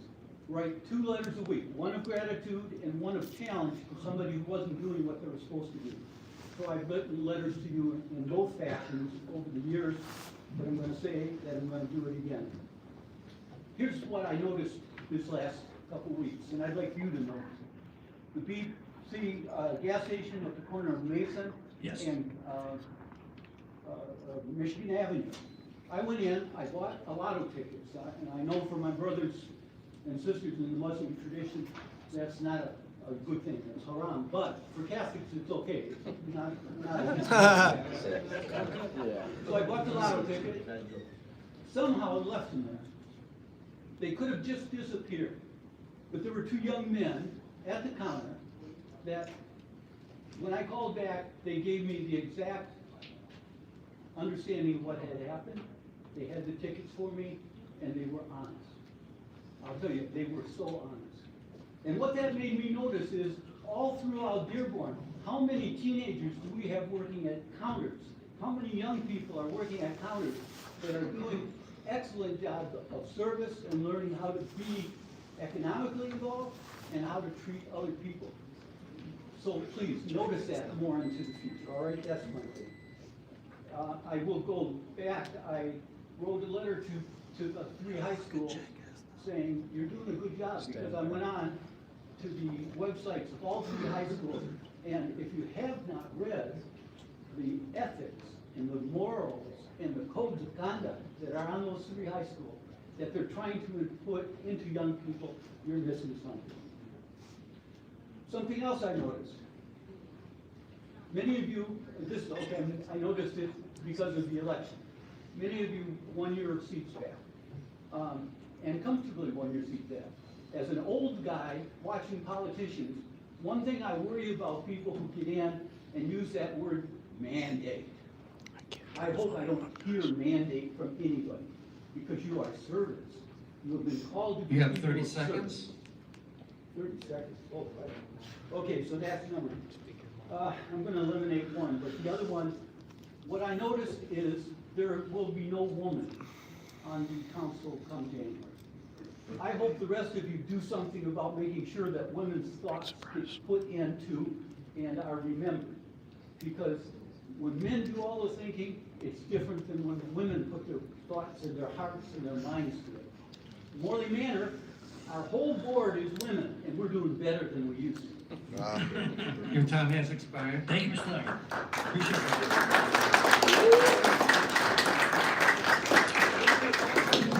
All right, so next we have Hudson Lang. I'm Edward Lang, and there's another man named Anthony Hudson here. So I don't know which one. Oh, I'm sorry. Edward. I apologize. No, I apologize. It's, I'm sorry, that was the topic, so I'm sorry, it is Lena Mulholland. We'll give a minute because there's an overflow room. Chief, thanks. Leanne, L-I-A. Leanna. Where's the overflow? Antifa? All right, great. Oh boy, here we go. Here we go. Come forward. And just a kind reminder to state your name and address for the record, and you have the 3 minutes. She does. My name is Deanna Mulholland. Is she allowed to be armed? I live at 2051 Hyde Park Road in Detroit. I came here today to stand in solidarity with Dearborn and its diverse peoples of all religion and races. Today, I'm part of the group BAM, by any means necessary. Our full name is the Coalition to Defend Affirmative Action, Integration, Immigrant Rights, and Fight for Equality by any means necessary. And we came today to say that fascists are not welcome in Dearborn. The likes of Hudson and Lang are not welcome in Dearborn. I think that was made extremely clear by the action today. People saw what was happening, and they came out and provided the welcome that such people deserve. And I think this really sets a model to other cities who are facing these same kinds of attacks. They are just doing these attacks on behalf of the Trumps of the world. They are doing this on their behalf. This is a real policy, and I just think today we really showed that we really stood to say that, like, we are one people and one nation, and we are not about, we are standing against we are standing against fascism in Dearborn and anywhere that we may see it. And I just think that we really, by the end of the march that I was on, they went from being maybe, I don't know, around 50 people to like 3 guys with a banner, because they had been scared away. And I think that is exactly the kind of action that is needed. And I think Dearborn really sets a model for how to deal with these situations. And I just hope that, I think things like this will continue to happen, but I think that we know what to do, and we need to keep doing it. And what was done today is exactly what was needed. So I would just encourage people to continue to build the movement, to get Donald Trump out and defeat his fascist movement and to build a movement that can put the oppressed in power. Thank you. Damn right, we love you. So just justified attacking people. This isn't Star Wars. Please, we don't tolerate any outbursts, please, remember, okay? No outbursts. Next we have Adriana. What is it? Adriana? Just shit, no, that's the whole overflow goes first. I can't pronounce it. It's a humiliation ritual. Gotta make sure everyone who hates us goes first. Mayor Abu, These people aren't even in the room, guys. They're in overflow. They're going before us. We were first in line. He said get him on Wi-Fi. Oh, here we go. Here, Barrington. Thank you. I'm pretty sure you called me that Adrian Lefkowitz. Yeah. Okay. I couldn't pronounce the last name. Yeah, Just again, kind of your name and get your address for the record, and then just kind of remind me of a 3-minute time. My name is Adrian Lefkowitz. I live at 19541 Cranbrook, which is in Detroit. I'm here today in solidarity with several members of our community that are here and who attended our march to condemn Anthony Hudson, the Jake Lang, and their fascist supporters, and also to condemn the council's 4 abysmal attempts to protect them. The police outside, they did nothing to really disperse the crowd of fascists. All they did was protect them, and that is wrong. With this own unique history of struggle and progress, it is clear that the Dearborn community can unite and stand together against these attacks and everything the people of Dearborn have achieved. Dearborn, in fact, is well suited to provide important leadership to the movement to defeat fascist-mongering demophobes and lead America on the true way forward. The people of Dearborn and their friends and neighbors in the greater Detroit area should and can not only unite now to defeat this demophobic fascist movement led by Trump, but also put forth a common vision for an integrated America that truly is for all people. LA, Berkeley, and other cities fighting and shutting down ICE raids and deportations and condemning fascism with mass actions have shown the way to defeating Trump and his demagogic followers. They have given us a model on what to do to defeat fascist thugs in and out of uniform by mobilizing our neighbors and our communities in self-defense. This is the fight of our lives, and there's a precedent in Dearborn's recent history for the situation we are in now. In 2011, anti-Islamic provocateur Terry Jones came to Dearborn to spew his hateful nonsense. The people of Dearborn had organized large counter demonstrations to stop the provocateur and his demagogic program set in packing. We must let Anthony Hudson and Jake Lang know that we will not allow neo-fascists to promote racism and Islamophobia in our community. We will organize against all our efforts by Donald Trump or any would-be MAGA state dictator to occupy or militarize Dearborn, Detroit, or any other community. Fascism does not go away if you ignore it. The fascists just get older and organize in violence and intimidation of minority communities. For now, they are relatively small and weak, but if we use the collective strength and determination we showed not only today, but also at the No Kings Day rally. You have 30 seconds. In our pro-Palestine demonstrations, we can defeat them. So I'm just also asking the council to stand in solidarity with the people here today that are condemning fascism. Thank you. Okay. Next we have Christopher English.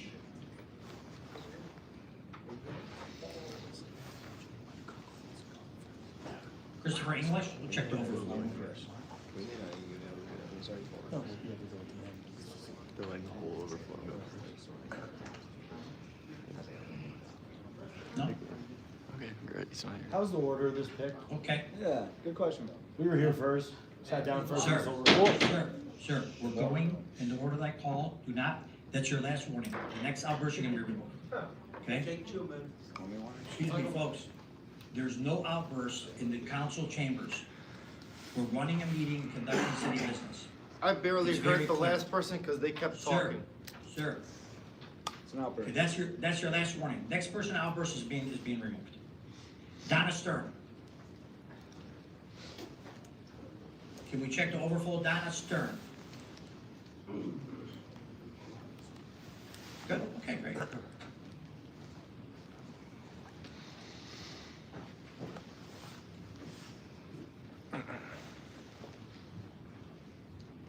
you.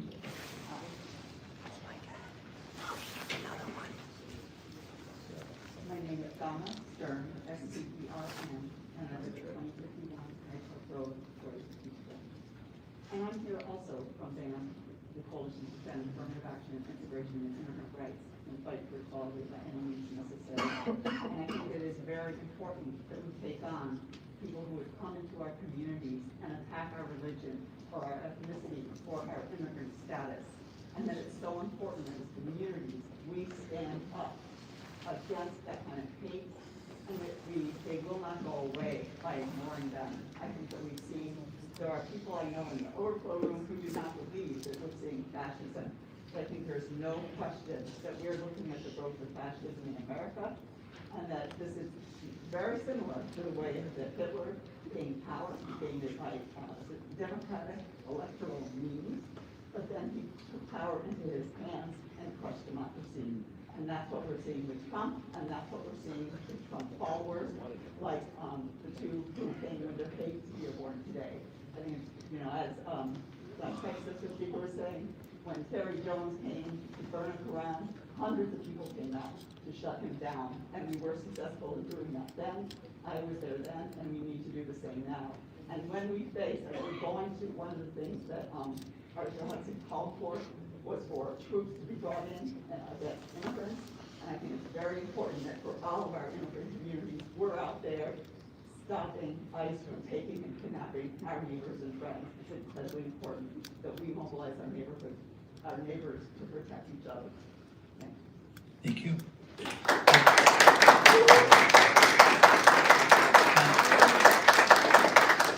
Next we have Adam A. Adam? Thank you.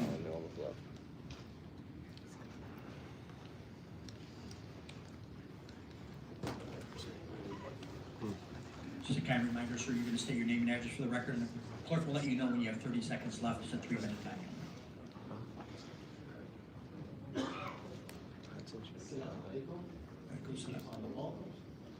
My name is Adam. I'm a resident of Dearborn Heights on Ann Arbor Trail. I appreciate the honorable leadership of the council. One verse in the Bible that resonates with me is 1 John 4:7. Dear friends, let us love one another, for love comes from God. Everyone who loves has been born of and knows God. A verse in the Quran that resonates with me is the very first one. Bismillah ar-Rahman ar-Rahim, in the name of God, the most beneficent, the most merciful.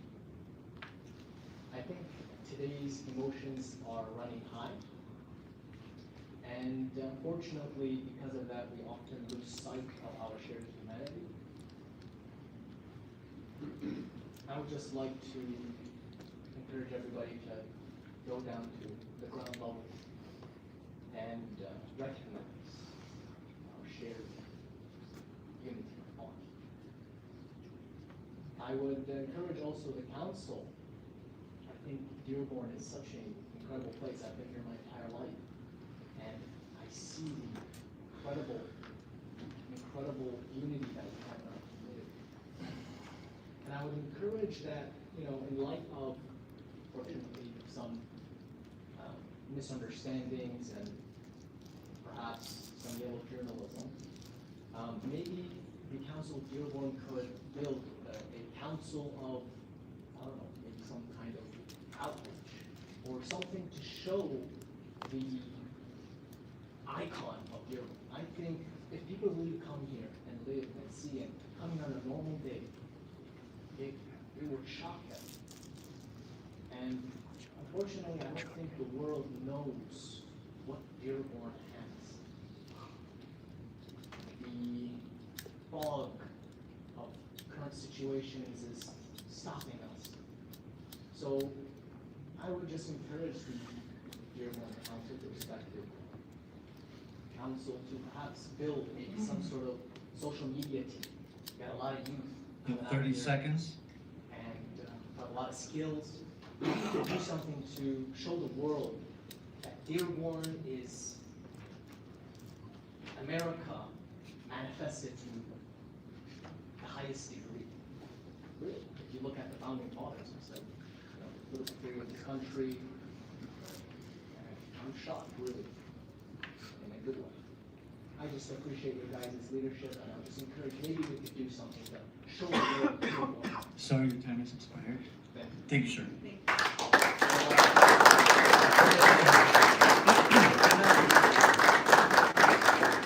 All right, we have Yusuf Nasser. And then if Connie, Christopher English, if that person's no longer here, just let me know. But we do have Yusuf Everyone Nasser. in overflow vote first. We were here and we filled our cards out first.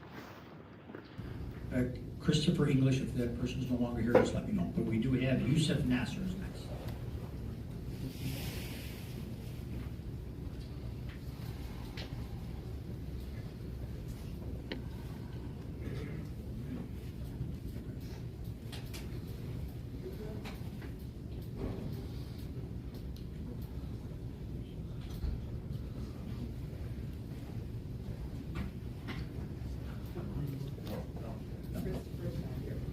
Yusuf?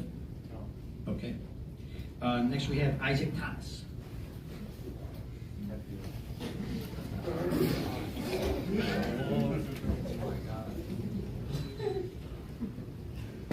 right. Thank you guys very much for having me here tonight. My name is Isaac Thomas. I'm just an American citizen, and I'm here to speak. You know, there's a lot of tension that I see going on. I've heard a lot of talk tonight about fascism and President Trump, things like that. And I find it interesting because it's coming from a party that forced vaccinated people and tried to lock them in their homes for 3 years straight and shut down schools. And I guess here's the point I want to make. You know, it's okay to have different views, different religions, and different political views. But there's a fine line between having a belief and then trying to force your belief on other people. Every person in this room has a right to follow the Muslim religion, or to be a Christian, or to be anything like that. And I think that everyone in our group of protesters here completely agrees that there should be no sort of hatred towards people. As Christians, we are called to love all people, even though we might not agree with Islam, or we might not agree with Joe Biden, or whatever it may be, that we should still treat people with respect and with love. And tonight, when we came here to protest, nobody was violent. We don't agree with Islam. We spoke openly about that. We don't agree with Sharia law. We don't agree with 6-year-olds being allowed to marry. But at the end of the day, we were not violent, but we were met with violence. We had videos, and thousands of people have seen this viral on X, of our protesters standing here being assaulted. Your own officers were feeling overwhelmed, and eventually, you know, at first for about 2 hours, they weren't able to do anything because the crowd was so big, and there wasn't enough officers to help. Finally, once they got some backup, they put some barricades up and did what they should have did at the beginning, which was separate the two crowds. Clearly, these tensions are very high. The crowd should have been separated, and people should have been able to protest peacefully. The other side should have been able to have their views. That's not what happened tonight. Instead, multiple people were assaulted. It was caught on video, and we would like to make police reports for the assaults that happened to us. So far, the officers have refused to do that. One asked me, and I made sure I was recording, they watched somebody throw food on me. I asked the officer to make a report, asked for my ID, I said, here it is. And said, okay, you can come in and go to the police department tomorrow to make a report. He wouldn't accept that. So I would ask that this council, despite all of the many disagreements between our religion and whatnot, that everyone treat people with respect, and that we have 30 acknowledge seconds. the right for people to have different views, including the protesters, right? Islam has a right to support Islam. Happened tonight, and I think if the city doesn't handle this, and if the officers are not, known that we have a right to make a police report, there will be legal action taken against this council, and I want this to be considered a formal notice. The last thing I want to say is Jesus is Lord. Thank you guys, and have a good night. Thank you, sir. Next we have Jojo Bazzi.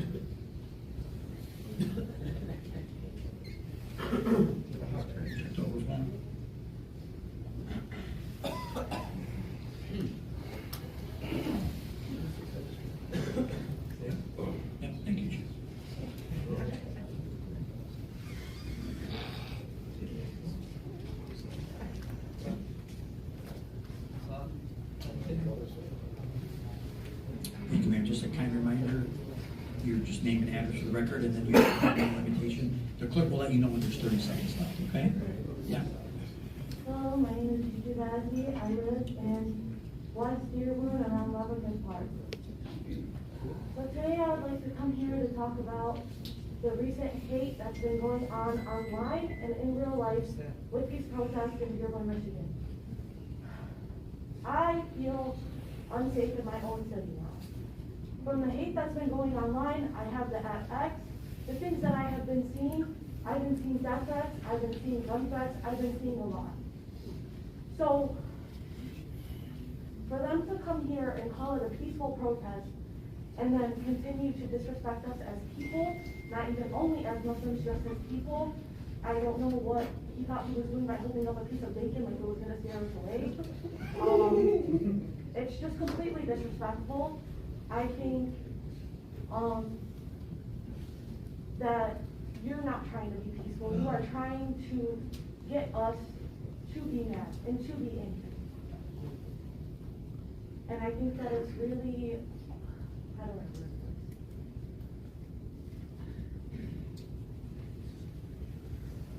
I don't think you're here to do anything but cause chaos. You sit here and you try to burn a Quran, that didn't work out, and it's never gonna work out. I'll let you know that from now. I, as a Muslim, would never sit here and try to burn a Bible or disrespect anyone of any kind of religion, and I feel in danger. With these people behind me, I feel in danger. In my own city. I'm 18. I should not be feeling scared. They here was because they were dying. And now when we come here, we can't even be safe. That's all I have to say. Thank you for your comments.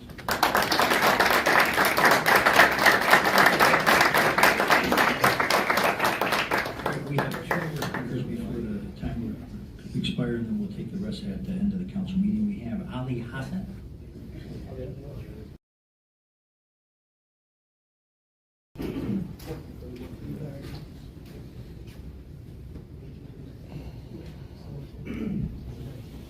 Good evening, council members and whoever else came. They said they're taking 2 more, then the rest at the end of the meeting. I just want to say a few things before I start. First of all, the word Sharia just means law. Saying Sharia law is saying law. So it seems like there's quite a large group of individuals here who are intellectually inept. And if that word is too big for them, intellectually inept, I'll say it again, we can Google it later. But other than that, it is incredible that individuals who were charged with beating cops with bats are allowed to come to this city and say that they are going to take a holy book and burn it. This is not free speech, and this is not hate speech. This is speech that will initiate violence. That is correct. This will initiate violence. You are coming to come and burn a book that Muslims hold very dear to their heart. And another thing, Dearborn is historic. It is done many great things. In 2023, it received a silver award for environmental friendliness. The silver award in my friendliness by the state of Michigan. It has one of the largest indoor historic museums. And to say great job, that BCB, can come Black and Yellow. and Thank you, Naomi, for the super chat. And who have beaten your cops. You want to talk about the protesters didn't respect your. It's a logical fallacy. It is a logical fallacy because they themselves do not respect the police officers here. One individual was policed. He was put into jail for 4 years because of that. It is pathetic. It is pathetic. And it should not be allowed. By no means necessary. And for us as Muslims, we believe in justice, and we also believe in saying justice no matter who it's against. Ya ayyuhalladhina amanu kunu qawwamina bil qisti. You have 30 seconds. Whether it be against yourselves or anyone, each one of us should look whether or not we are being true individuals of service. And Muslims are indeed, itself means to submit. The derivative is salam, which means peace. Thank you so much.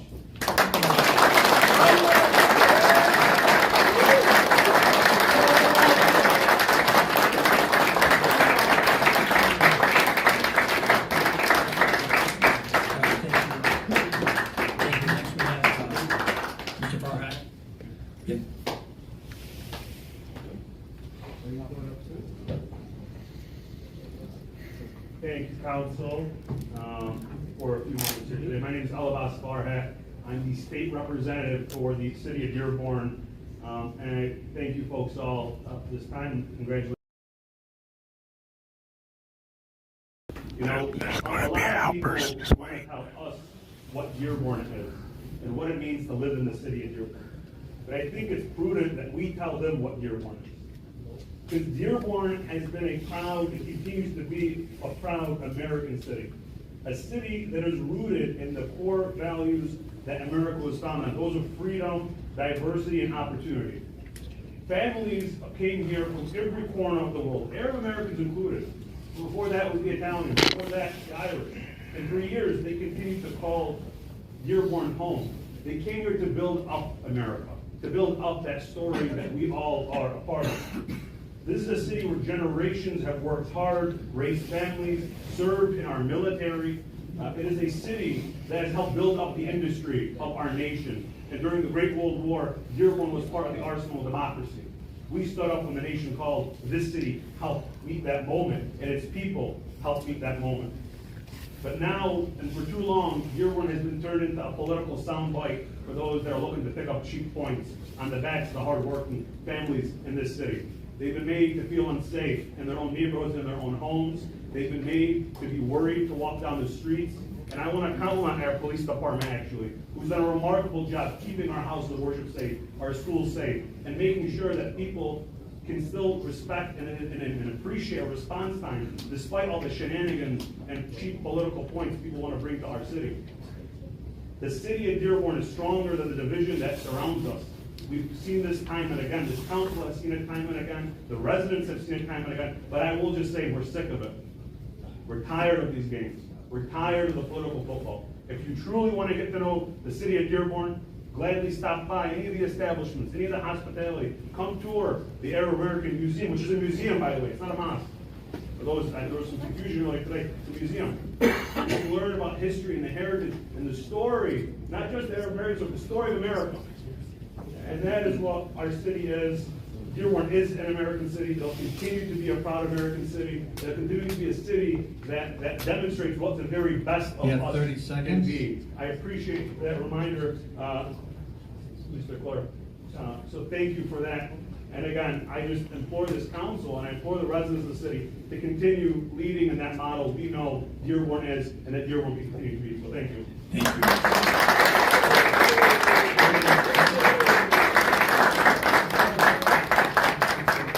All right, so at this time we have exhausted our 30 minutes of public comment. All the cards that I do have, those that keep coming up, we will keep them there and bring them forward at the end of the meeting. Okay? At this time, Mr. Clerk, can we proceed to, I believe, before we proceed, to the consent agenda, are there any items that any member wish to remove from the consent agenda and discuss individually? Okay, Mr. Clerk, can we move forward on number 9?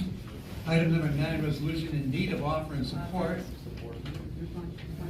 Offered by Councilwoman Herrick, supported by Councilman Paris. What's the mic? This is to approve all the items on the consent agenda and requesting immediate effect. Okay, any questions or comments? All right, Mr. Clerk, can we have the roll? Councilmember Enos. Yes. Councilmember Hammoud. Yes. Councilmember Abraham. Yes. Councilmember Paris. Yes. Councilmember El-Sawafi. Yes. Councilmember Herrick. Yes. Council President Sereni. Yes. 7 yeas, the resolution passes. All right, thank you, Mr. Clerk. Can we go to the next item of business? Yes, the next item of business will be item number 28, resolution by council members Abraham and Enos approving the minutes of the previous regular meeting of October 21, 2025. Okay, thank you, Mr. Clerk. Are there any additions, deletions, or modifications to these minutes? All right, any questions or comments? Hearing none, a unanimous roll should be attached. Officers. Chief. All right, unanimous roll shall be attached. Next item. Item 29, ordinance number 25, that's 1861, introduced by Council President Pro Tem Herrick. Synopsis: an ordinance to amend the administration chapter 2 of the Code of Ordinances of the City of Dearborn by amending sections 2-476 to 2-490.3 of Division 7 entitled Historic Preservation Commission. Resolution by Council Members Hammoud and Paris to table the ordinance. All right, thank you, Mr. Clerk. The preservation of historic properties and landmarks is controlled by the local Historic Districts Act, PA 169 of 1970. The existing ordinance was adopted in 1998. Study sessions to amend this ordinance were conducted in various months from in 2020, as well as 2021, 2024, and most recently October 28th of 2025. The proposed ordinance was last presented to the council for consideration in 2021, but did not have support at that time. The first step in the process is to appoint a historic district committee, which will be done by the legislative council here after the passing of this ordinance. The next step is to create, after that, would be to create a historic district commission, which oversees and regulates historic districts in the city and is responsible for reviewing federal guidelines and focusing on scale and delegating minor work. This is the first of 2 readings. I know we do have a couple people here from the historic district to speak on this. And Mrs. Harmon? Yes. Yeah, you can step forward first. Hi, my name is Nancy Harmon. I live at 22278 Morley Avenue. I am president of the Morley Area Residents Association and also part of the Historic Preservation Group. I want to thank you for bringing this forward. It's taken more than 5 years to do it. This is regular business, and I appreciate that Dearborn works this way. And I appreciate every one of you and every one of our police who is here today.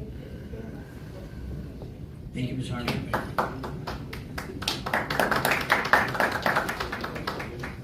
Maria, yes.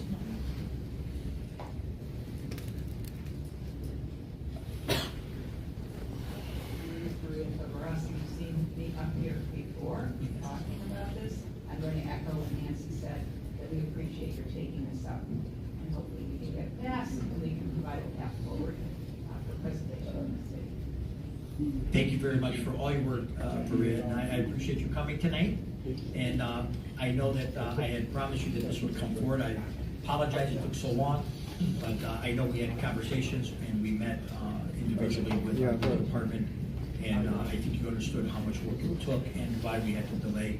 But you know, it's still better here than not, and hopefully we'll get it passed and get things going in the right direction. But thank you for staying after us. This guy who was just sitting by me took Jake's spot. Here come the police. Well, Mr. Rover is his boss. Anyway, thank you for that. Thank you. Thank you very much. All right. Is there anyone else here to speak on historic district? Okay, if not, then we'll proceed with the council. Councilwoman Herrick. Thank you, Council President. I'd just like to say how much I appreciate my colleagues on council, and especially the residents who have persisted with helping provide us with accurate information, connecting us with resources at SHPO, the State Historic Preservation Organization. Again, Brad and our Corporation Council. This has been a long time in coming, passing this Historic District Ordinance. And it's been changed, the name is Historic Preservation Commission Ordinance.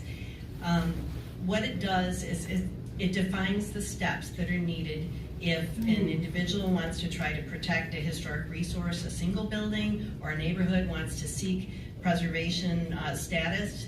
as a whole neighborhood. It just sets the path that they must follow in order to get that designation. Public input is required along the way, a couple public meetings, and then ultimately it's up to the city council if that historic designation is given to that single building resource or a neighborhood. But what it does is it gives that neighborhood or the owner of that property advantages when it comes to applying for tax credits and other possible grants, that kind of thing, when it receives recognition at the higher level, at the state level. So the language in our ordinance had to comply with state regulations. That's part of why it took time. We had an ordinance on the books already, but it wasn't up to date.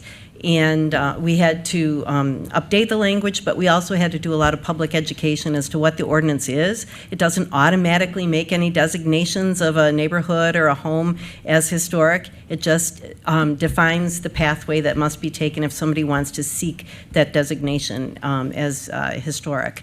As Council President has said, you know, if something's 50 years old, it doesn't necessarily mean it deserves recognition. You know, this also gives us some guidance as to what might deserve recognition. You know, what makes a property unique. You know, what are its features that deserve preservation. What story does that tell? And so that was a lot of education for my fellow council members and myself as well along the way. And I'm so glad that we're finally here. So again, thank you to Corporation Council, especially Brad, the time that he took, and the public input that we had along the way. Thank you. Thank you. Councilman Hammoud.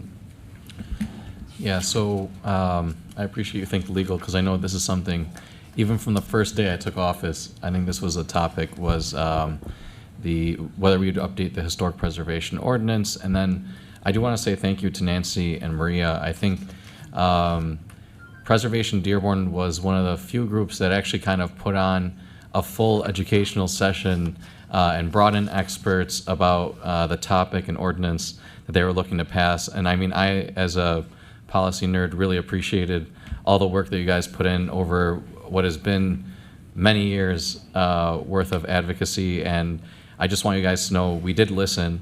And I think for me personally on this ordinance, finding that balance between property rights and historic preservation and you know, the rights that people have to their properties was something that was very important to me. And I think the nice thing about the way that we've written this ordinance is it does allow, I think, a really great balance that we also got approved by the state as far as the process is concerned. So hopefully, I mean, as we continue going through and figuring out which parts of the city or which buildings we'd like to designate as historic, I think it's going to be good because we're going to have professionals to kind of take a look at exactly, you know, what makes the building historic, and then that group is also going to be separated from the actual administration of the regulations that we're going to be putting on people if they do end up in a historic district or in a historic resource. And I think that's like a really great balance that we've been able to find. So, you know, credit to the council too. I think it sounds like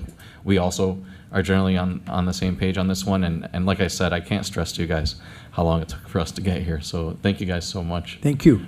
Any other comments from my colleagues? All right, Mr. Clerk, can we have the first reading? This is the first reading of ordinance number 25-1861, an ordinance to amend the administration chapter 2 of the Code of Ordinances of the City of Dearborn by amending sections 2-476 to 2-490.3 of Division 7, entitled Historic Preservation Commission. Okay, Mr. Clerk, we have unless we have an objection, unanimous roll shall be attached. Unanimous roll shall be attached. Next item. Item 30, ordinance number 25-1862, introduced by Council Member Paris. Synopsis: an ordinance to amend section 9.02 of ordinance number 06-1111 of the City of Dearborn by rezoning the property located at 2727 South Gully Road from an IB, which is medium industrial, to an IA, light industrial zoning classification. Resolution by Council Members Enos and Al Sawafi to table the ordinance. Okay, thank you, Mr. Clerk. The purpose of this rezoning is to support local businesses and reduce the intensity of the industrial zoning area that abuts a city park. The property is approximately 4.5 acres and contains 72,700 plus square feet on a one-story structure used for an indoor recreational facility, the Dearborn Racket and Health Club. The proposed rezoning is also consistent with the parcel's future land use designated as a mixed-use center, artisan and innovation. The rezoning will help bring the existing use of the property into conformity with the zoning districts in an indoor recreation centers and permitted uses within that IA zoning districts, subject to a special land use standards. This is the first of 2 readings. This is very consistent to what we've been doing throughout the city and rezoning these buildings. Any questions or comments? Councilman Hammoud? Yeah, just props to ECD and the mayor's office for helping push this through, because I think anytime we can downzone areas or buildings near parks, I think it's a big win for the health of residents. So thank you, guys. All right, thank you. Mr. Clerk, can we have the first reading? This is the first reading of ordinance number 25-1862, an ordinance to amend the section 9.02 of ordinance number 061111 of the city of Dearborn by rezoning the property located at 2727 South Gully Road from an IB to an IA zoning classification. Thank you, Ms. Clerk. Unanimous roll shall be attached unless I hear any objections. Hearing none, so is attached. Next item. Item 31, resolution by council members overflow. El-Sawafi and Paris awarding a contract to Partners in Architecture in the amount of $164,720 for the design of new police locker rooms and requesting immediate effect. Thank you, Mr. Clerk. Thank you, Mr. Clerk. The main locker room is needed to be completely renovated, both in the men's and women's locker room, as well as the restrooms and shower facilities are needing a complete renovation. The police department personnel currently utilizes a women's locker room. The women's locker room contains 29 lockers with only 8 available for future personnel. The space is limited, and the expansion is extremely challenging. The evaluation team, on behalf of the Dearborn Police Department, recommends an award of contract to Partners in Architecture, or PIA, for design of new locker rooms. The contract shall be for one-time purchase. The requested amount is $164,720. Any questions or comments on this? Okay, unanimous roll shall be attached. Next item. Item 32, resolution by council members Hammoud and Paris awarding a contract to Key Construction in the amount of $1,418,063 with a 5% contingency in the amount of $70,903 for construction services for the fire department training and emergency management facility. All right, thank you, Mr. Clerk. The city of Dearborn has been awarded a $500,000 grant from the Wayne County Land Grant to fund a rehabilitation and renovation of a vacated animal shelter. The city of Dearborn has completed phase 1 of the renovation plans of the old animal shelter to convert into a training and emergency operations management facility for our fire department. An RFP, or request for bid, was conducted for the construction services for phase 2 of the renovation. One proposal was received from Key Construction and determined to be the lowest and most responsible bidder. Purchasing on behalf of the fire department recommends the award of the contract and the construction services for the fire department training center to emergency management shelter to Key Construction. The requested amount is $1,418,063. $958.63 was from a grant, and $460,000 from the Wayne County Land Bank. Any questions or comments on this? Any objection to unanimous roll? Unanimous roll shall be attached. Next item. Item 33, resolution by council members Hammoud and El-Sawafi awarding a contract to McCarthy and Smith in an amount not to exceed $518,130 for construction management services for the renovation of Esper Library and requesting immediate effect. Thank you, Mr. Clerk. The planned renovation and service enhancement at the Esper Branch Library is a unique opportunity to positively impact the Dearborn community, particularly through a focus on STEM, science, technology, engineering, arts, and math.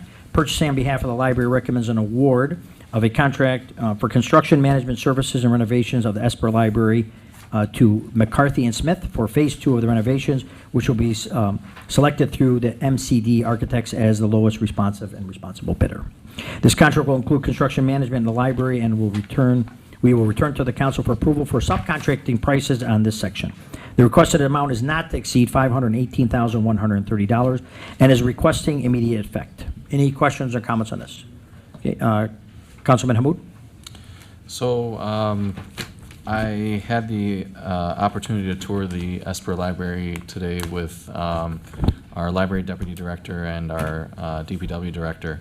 And I think one thing that struck me is, you hear about the library conditions, but getting to see it for yourself, you realize the building still has quite good bones, regardless of the things that I've heard on social media and from other people who have worked in the city. And I think this is a great project, and I really appreciate that, that they're able to kind of start progressing on it finally, because I think that building has a lot of potential with the renewal of the Warren Avenue corridor and kind of the new focus on community spaces, and also I think the new kind of initiative that I think we're all trying to focus on, which is, Dearborn's for families, right? I think the renewal and enhancement of the Esper Branch Library very deeply falls into our priorities as going into this next administration. I'm really looking forward to continue seeing what kind of comes out of this contract, but also the project, and as it goes forward, the work that they're going to be doing, and hopefully progressing in a quick pace to get it open as soon as we can for East Dearborn. So thank you guys so much, and honestly, good luck. Thank you. Councilman Herrick? Thank you, Council President. And I echo my fellow councilman's sentiments regarding the repurposing, reuse, renovations on our library branch. This is an example of how libraries are not the traditional libraries that if you have not been in a library in many years, they're not the same as they used to be. They're not just a place where you get hushed and there are books on the walls. There are all kinds of interactive opportunities at the branch itself, as well as, and there will be here, again, for STEAM, science, technology, engineering, and art and math, family-friendly places where people can come and enjoy time together, learning and experiencing things together. So definitely the next step in the library world as a community hub.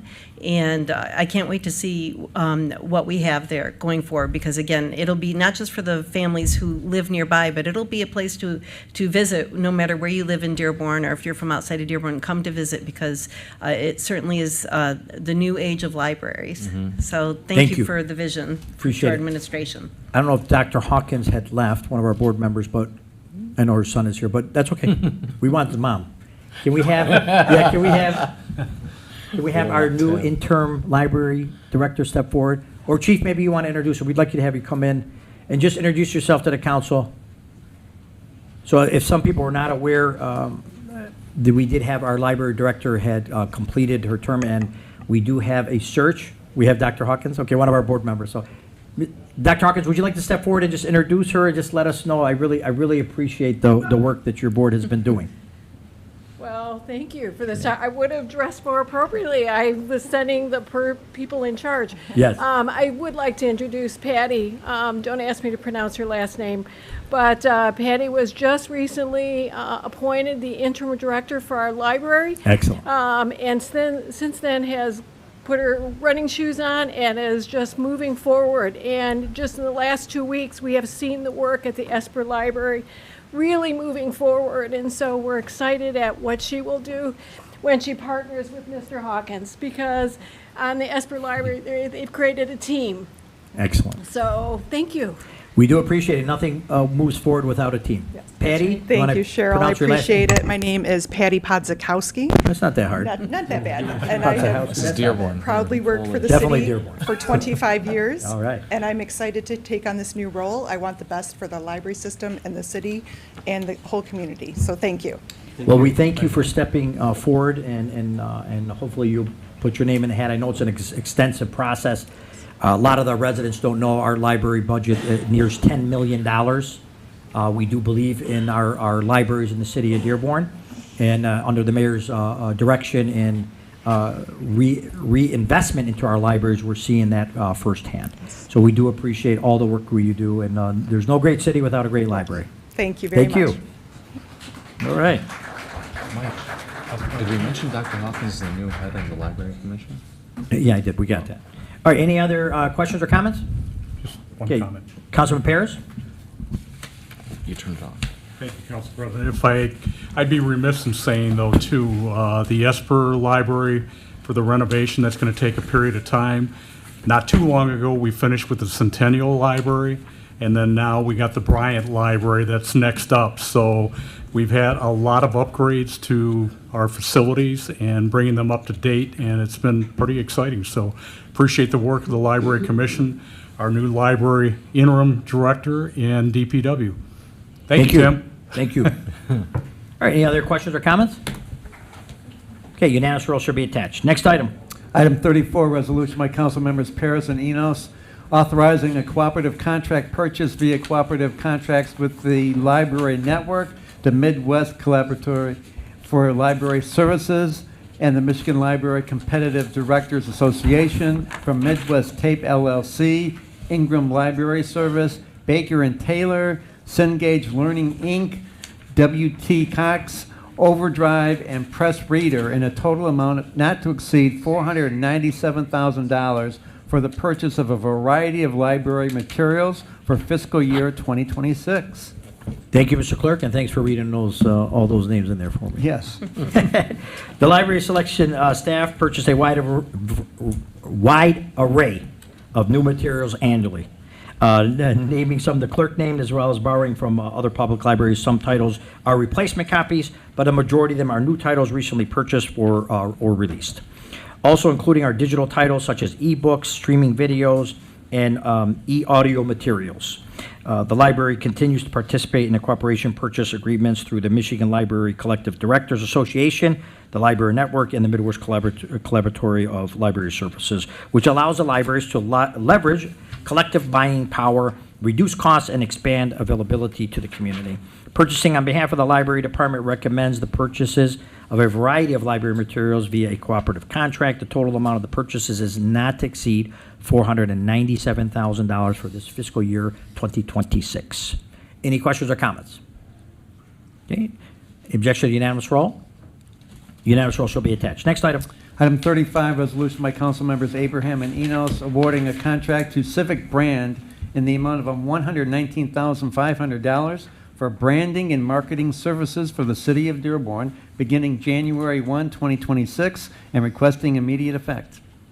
Thank you, Mr. Clerk. The City of Dearborn is seeking a creative and qualified branding and marketing firm to develop a comprehensive and unified branding identity for the city.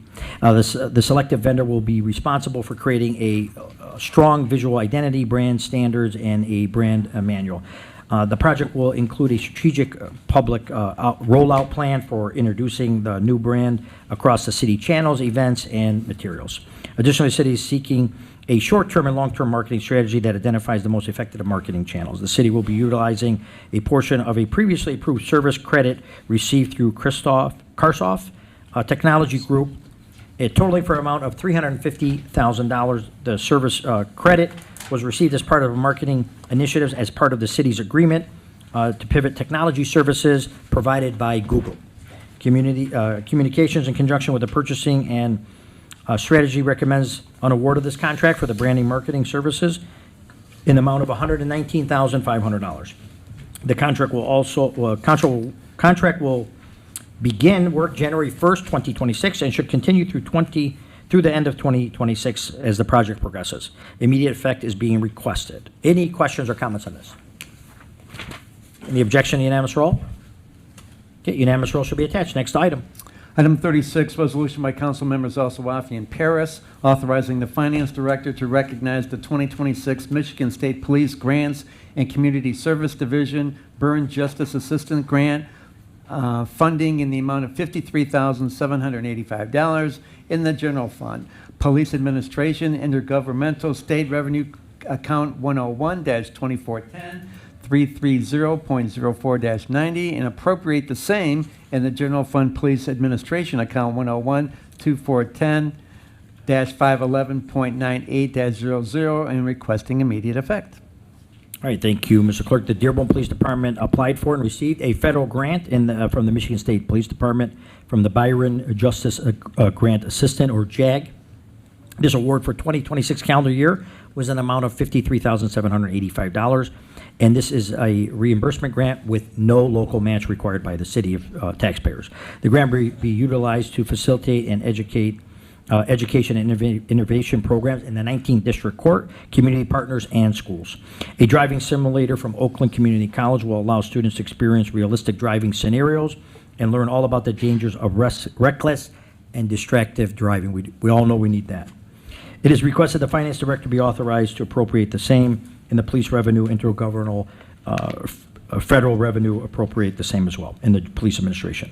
Any questions or comments on this item? Any objection to unanimous roll? Unanimous roll should be attached. Next item. Item 37, resolution by Council Members Herrick and El Sawafi authorizing the Communications Department to consolidate 2 part-time CDTV positions for the creation of 1 new full-time position as a multimedia design strategist with a budgetary increase in the amount of $12,000 after fiscal year 2026. Thank you, Mr. Clerk. Since the beginning of 2025 calendar year, the Communications Department and the Mayor's Office have identified the increasing need for more support on a variety of multimedia services, including but not limited to graphic design, illustration, motion graphics, animation, videography, any other artistic projects. Only the part-time technology specialist position is currently being filled by an employee. The Communications Department is requesting approval to combine the positions currently held by the part-time marketing assistants and part-time technical specialists to a total of 1.4 FTEs under the CDTV division to create 1 new full-time position with an intention of hiring a multimedia design specialist using newly created full-time slot. Due to the timing and the department vacancies, the request budget neutral and remain for the fiscal year of 2026. The estimated budgetary increase on this annual basis will be $12,000, including the salary and benefits of this position. So I do appreciate this. I was not here Thursday, Mayor, and I know the council, I pushed this through. This is definitely needed, and I know that through our staff, I know Jackie's not here, Kira's here, but through our staff, we've also reached out to a lot of times the communication department, so hopefully we'll be able to reach out on this as well to cost share when we have to design something. So I do think this is definitely needed, so hopefully that shouldn't be an issue. No, I don't think, Mayor, that we don't have to codify anything like this, correct? Okay. It's just a good point of interest that we share services, especially for small things like this. The council doesn't do as much of this media aspect, but when we do, this will help us as well. So it's well needed and appreciated. Any questions or comments? Any objection, unanimous roll? Okay, unanimous roll should be attached. Next item. Item 38, resolution by Council Members Enos and El Sawafi granting permission for the Dearborn Goodfellows volunteers to sell their newspapers at intersections in the streets throughout Dearborn, beginning Friday, December 5th through December 7th, 2025, for their annual No Child Without a Christmas collection and requesting immediate effect. All right, thank you, Mr. Clerk. It's that time.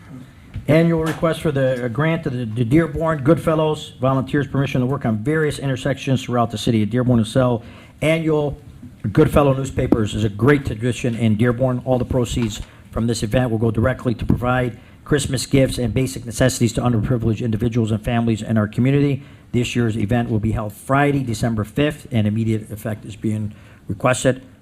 Is anybody here from the Goodfellows? And George, where are you going to be at? I'll be at the corner of Outer Drive and Cherry Hill. Outer Drive and Cherry Hill. Yes. 7 a.m.? 7 a.m. 7 a.m. So if you guys see somebody out there with the papers, stop and get one. It's a great cause, tremendous opportunity. If you have a chance to check the websites for Goodfellows, there's packaging, there's a lot to do. We have someone here from the Goodfellows. Would you like to address it? Absolutely. My name is Silvio Davis. I am the immediate past president of the Dearborn Goodfellows. Just want to say thank you to council, the administration, and really all of our departments all come together to make sure that the 1,000+ kids that we serve every year right here in this community. So it's a group effort. Thank you so much for the support. You guys make our job easy every year. So yeah, watch out for us on the 5th and 6th and 7th. Be out there, have your pocket change ready, and come support us. Yeah, it's a great event. I've done it for many years. Honestly, I didn't do it the last couple. It's getting, I'm getting up there in the cold, and I did have somebody, Mr. Davis, drop a large dollar amount in there, ask for change. I said, "There's no way I'm putting my hand in here to get change." Nope, yeah, tell them to call me. Too late. I'll give them your number. Give them my number. Yeah, we'll make great sure cause, folks. Great cause. Dearborn Goodfellows have been around forever, and they do a tremendous amount of work, so we appreciate it. So, and I'm really glad we got this item in on time, too. Yep, yeah. Thank you. Councilman Herrick? Thank you, Council President. Thank you, Mr. Davis, for your service with the Goodfellows, as well as the other good things you do in our city. I just wanted to share, I've been collecting on our city clerk's team for, 15 years with the Goodfellows, and I just wanted to share part of what I find most rewarding about it is when, yes, we get donations as people pass by with the cars and throw the money in our stockings for the Goodfellows. But when we have an opportunity to have a conversation with somebody who's making a donation and they talk about the impact that the Goodfellows made on them as a child, often it's, adults who are, 60, 70 years old. This is how long the tradition has gone on in Dearborn. And, they went through hard times. Their families went through hard times when they were children. And sometimes they had single moms or, Great Depression, all these things. But Goodfellows were there to help make sure that they had something in their stocking for Christmas.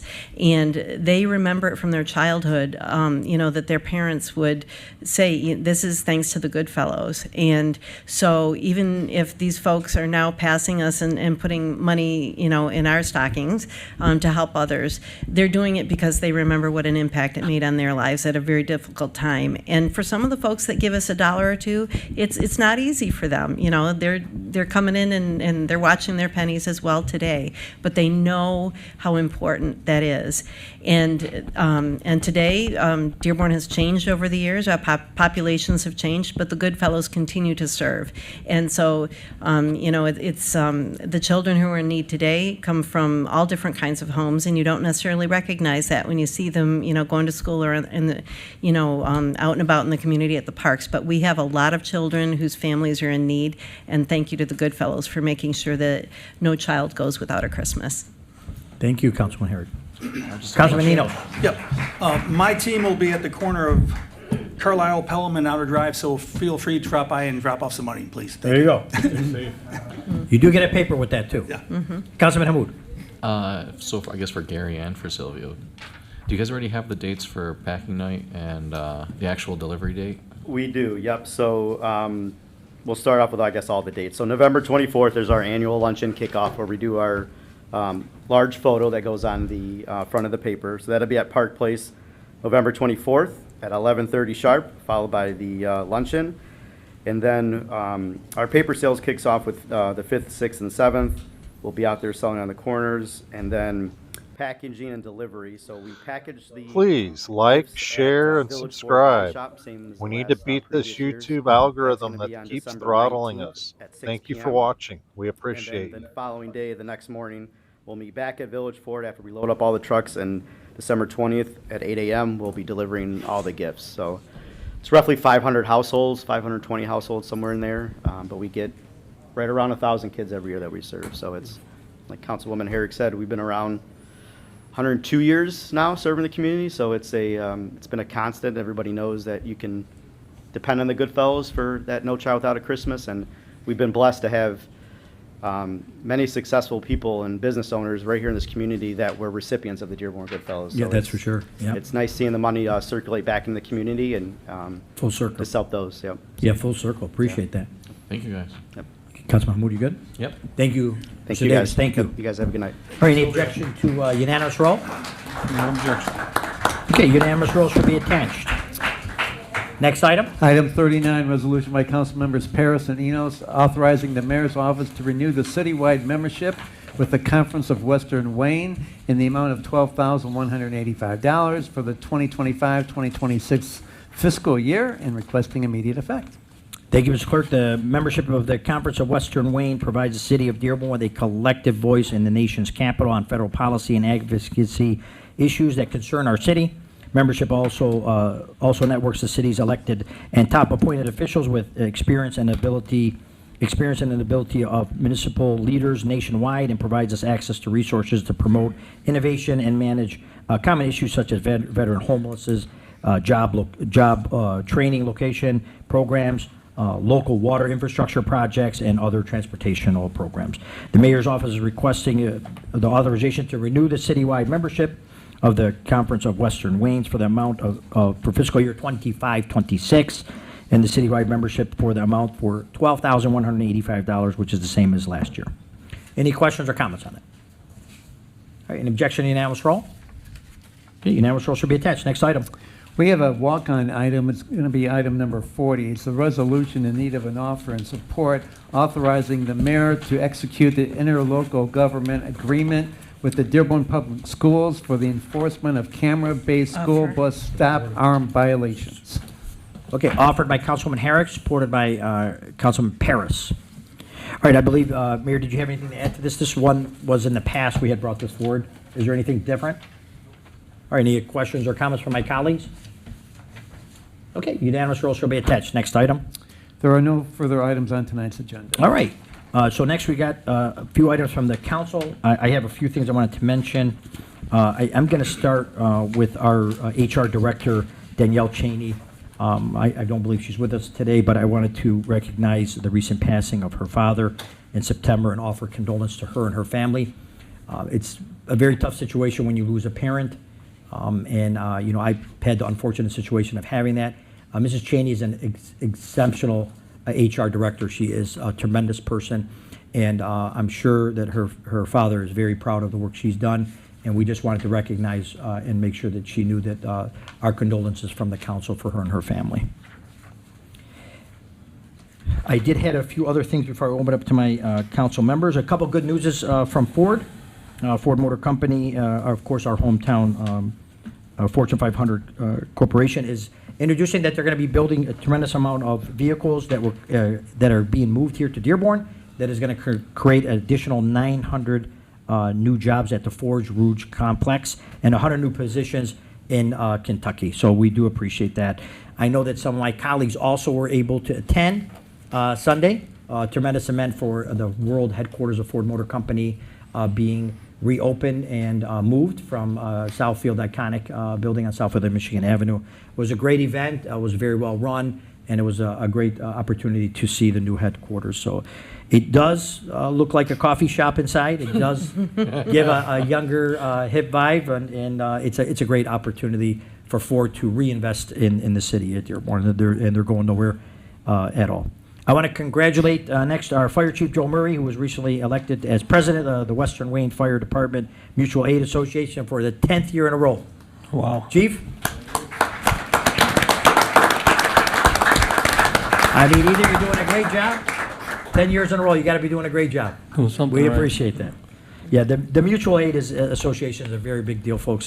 When I came on the council, I didn't realize how much we do call on mutual aids and how the communities work together. So we like to think that we're not sitting back and taking the lead, Chief, so I appreciate that. I wanted to congratulate our Dearborn resident, judge, and our previous magistrate, Judge Hilal Farhat, on his appointment to the Chief Pro Temp of the Wayne County Circuit Court. He's a great friend of mine. He's been a long-standing magistrate in the city of Dearborn and lawyer in the city of Dearborn. Was appointed to the Circuit Court a few years back, maybe 2 or 3 years back, and now has been appointed as the Chief Pro Temp of the court. So it's a really big deal. We do appreciate it. I do have, lastly, Divine Child football team. We wanted to congratulate them tremendously. But there's still a lot more work to do. They beat the #1 seed in their division and a great football game against Harper Woods. There was coverage all over. Unfortunately, I was out of town. I did see it in the papers, but I would like my colleague, Councilman Enos, who was actually at the game, to give us a little bit more about that. Great football Go Falcons. Game. Great football game. Go Falcons. I've had the pleasure to have been to all 3 of Divine Child's playoff games. This past Saturday, they played the perfect high school football game against a team that was a heavy favorite, Harper Woods. They took the air out of the football, won the time of possession battle, the field position battle, the turnover battle, and the best battle, the toughness battle. There is some old Etzel guys on the staff, Dan Regan, Michael Shishanian, and his dad, former councilman Mark Shishanian. I had to slip that in there, but that's absolutely. Those are Dearborn guys too. Great job by the whole staff. You know, so there was a Fortson guy too. That's right. Great job by the whole staff, coaches, trainers, managers. All of you, great teamwork. You have to give the players credit for executing the game plan. They have tremendous leadership led by Marcelo Vitti, who's a throwback, tough as nails type of a football player. It was fun watching him play and having his teammates having his back the whole game. It was a great team win. Now, it doesn't get any easier as they take on defending Division IV state champion Goodrich High School at Stony Creek High School this Saturday at 1 o'clock. Go Falcons, keep scrapping. This whole city is behind you. Good luck. Absolutely. Go Falcons. That's all from myself. Anything from my colleagues? Councilwoman Herrick. I would like to give a shout out to the Michigan Lights at Camp Dearborn, Michigan Bright Lights. The council had a sneak peek at what's coming up, and the mayor may be able to give us a little bit more information about it. But here in Dearborn at Peace Park West and Peace Park East, we're going to have holiday lights. But out at Camp Dearborn, if you have an opportunity to take a drive out there, I think it rivals if you drive Hines Park to look at the lights there. Just a fabulous light show for the holidays combined with music. You can listen to it in your car as you drive through. And then they'll even have, there are certain nights that there's designated that they're going to have a drone show. We had a sample of that when we were out there last week, and it's just incredible. Beautiful experience for people of all ages, whole family, young and old, the music and the lights out at Camp Dearborn, and then at our Peace Parks coming up. And details about that are on the city website, and the mayor might want to talk a little bit about that. I also want to talk about one of my favorite holiday events at the Dearborn Historical Museum. Coming up on Saturday, December 5th, is the annual holiday tea. Sorry, I'm looking for the exact date. I'm sorry, Saturday, December 6th from 1 till 4 p.m. at the Commandant's Quarters. Our historic, part of our historical museum is our Commandant's Quarters. And out there is a free tea and cookies for anybody who'd like to stop by, be served with folks who are in period costumes, and visit our holiday displays that are at the Commandant's Quarters as well. It's decorated. If you haven't been to the Commandant's Quarters, it's been renovated over the last few years. Painting inside has been done, and it's just a really neat experience for families. Outdoors, there are activities for kids, so take a look at our historical museum's Commandant's Quarters that day. Another favorite holiday activity, they may already be sold out, but our Garden Club of Dearborn, same day, December 6th, has a holiday Hollyberry brunch, and it's a wonderful event. Men are welcome, but it's mostly women wearing their holiday sweaters, great for multiple generations, and the Garden Club, that's their major fundraiser for scholarships that they present to students who are going to be studying science, biology-related fields. But it's a lot of fun. If you have not been and you are interested, look for the Garden Club of Dearborn online or contact me. I'll be happy to connect you. But it's a wonderful brunch and amazing raffle baskets. So one of my favorite holiday traditions coming up. And I'd just like to wish everyone a happy Thanksgiving next week. I'm looking forward to spending time with my son, who's coming in from out of town with his fiance. So hope everybody has a wonderful Thanksgiving. Thank you. Yeah, thank you, Councilman. Councilman Parrish. Thank you, Council President. What I will say, though, is Leslie already took my idea of making sure to wish everybody a happy Thanksgiving coming up. I wear a special tie for all these holidays, and this one I have just to remind myself to tell everybody happy Thanksgiving. So you already did it. Thank you. Well, you can too. Thank you. Thank you, yes. Yeah, I did miss that, but I do appreciate it. I'm kind of thinking forward. I have a turkey bowl with my young children that are all 30s and then late 20s, so if you see me coming in next week and my arm's a little hurt, I am the official quarterback, so great time. Thanksgiving is a great time to go ahead. It's a great time for Thanksgiving, thank you, to go ahead and spend with your family, so I do appreciate that. So we are all set from the council. Mayor, anything from yourself or the administration? Nothing at this time.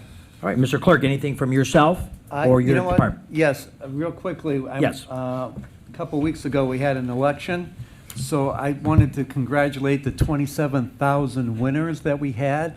The 27,000 winners, of course, are the number of Dearborn residents who exercised their right to vote and their duty to vote, and I want to thank them.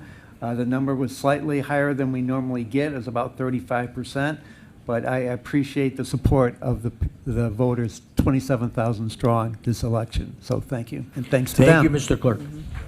My understanding, too, that we had one of the highest turnouts in the state. Percentage-wise, correct. Yes. Which is, percentage is what matters, Yes, absolutely. Absolutely. So it was a great, when you have that, it always helps. You got to come out and vote, so we do appreciate it. Yep, thank you. Thank you, Mr. Clerk. Okay, at this time, Mr. Clerk, we'll move to our second public comment. And there's no more walk-ons, correct? Correct. Okay, we got to get that light on. All right, thanks. And so now we're on our second public comment. Same rules again for all the people here wishing to speak. Thank you for being patient for our business to go through. So I'm going to call the cards. If there's anyone, we did have two people before. I'm just going to call their names that they were not here at that time. Yusuf Nasser or Christopher English. If they're not, then we'll go to the next one. Just a kind reminder, 3-minute limitation, and the clerk will let you know when there's 30 seconds left, okay? And thank you. And just a kind reminder to address the council. You're here to address the council and be respectful of everybody in the audience. If you'd like to speak, you're more than welcome to speak and come up, but please no outbursts, okay? We have Andre Williams.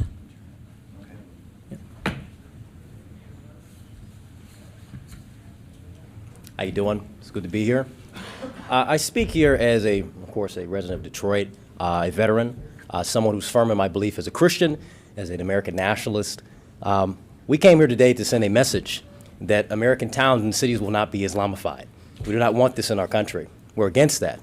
And as a message for white Americans and black Americans, the identity of our country is firmly rooted in our history and who we are as Christians. We should never reject that. We should never go past that. We should never let that down. We should put it up and put it forward. We have two prime examples, one in Europe and one happening in Nigeria, the slaughter of Christians in Nigeria and the invasion of Europe from Islamic countries. Now, of course, we know that our foreign policy over the last 40 years has been detrimental to the United States on the behalf of Israel. I oppose that. But does not mean that we're going to open our borders to a bunch of people into our country. We're no longer going to do that. Gen Z, I believe, is opposed to mass migration. We're opposed to the destruction of our country. We're opposed to everything that the prior generations have allowed. We're no longer going to allow that, and I speak firmly on that. And proudly, as a black American, as a Christian, against what is happening in our country. I hear about all this hate that we brought to Dearborn, but myself and the people who've been here with us, we've been met with great hate since we've been walking up and down the street, Michigan Avenue. I've been spit on. I've been called a house Negro, a coon, everything under the book because I'm black and I care about my country. Imagine that. That's the nation we stand in. If you stand for your country, you're called everything under the book. If you stand for your people, whether you're white or black, Hispanic, Arab, you're called the enemy of the people. That's the time we live in, and I'm disgusted by it. Walking with white Americans saying that I'm a Christian and I believe in this country feels like I'm in the 1950s. I feel like I'm somebody from the South, a white person from the South walking with a black person. To see on the other side the pain is disgusting.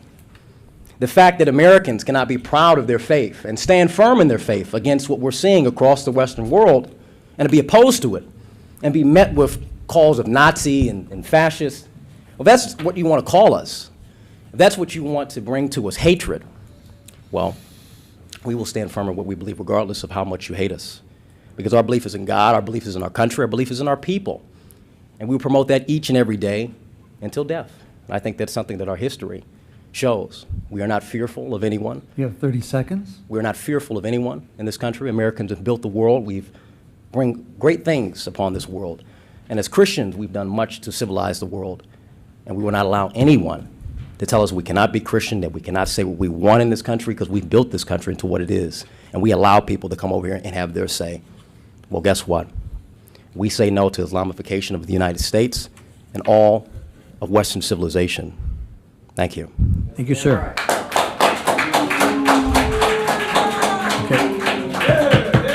Okay, folks, as we indicated, please do not have any outbursts. Okay. Next speaker we have is Othman Al-Ansi.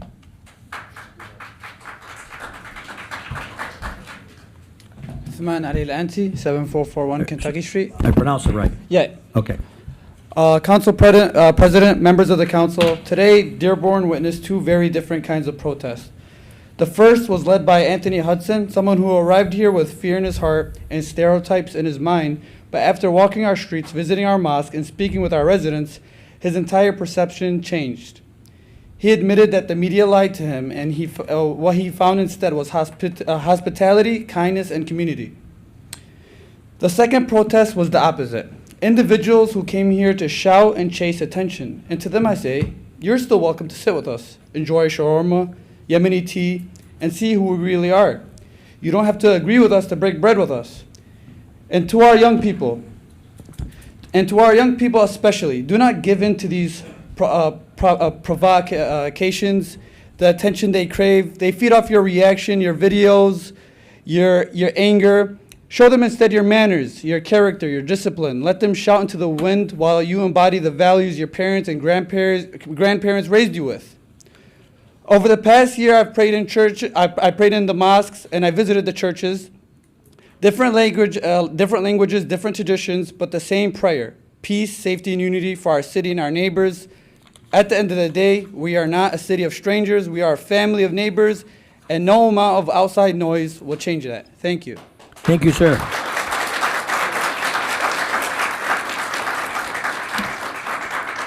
Okay, next we have Mr. Anthony Hudson.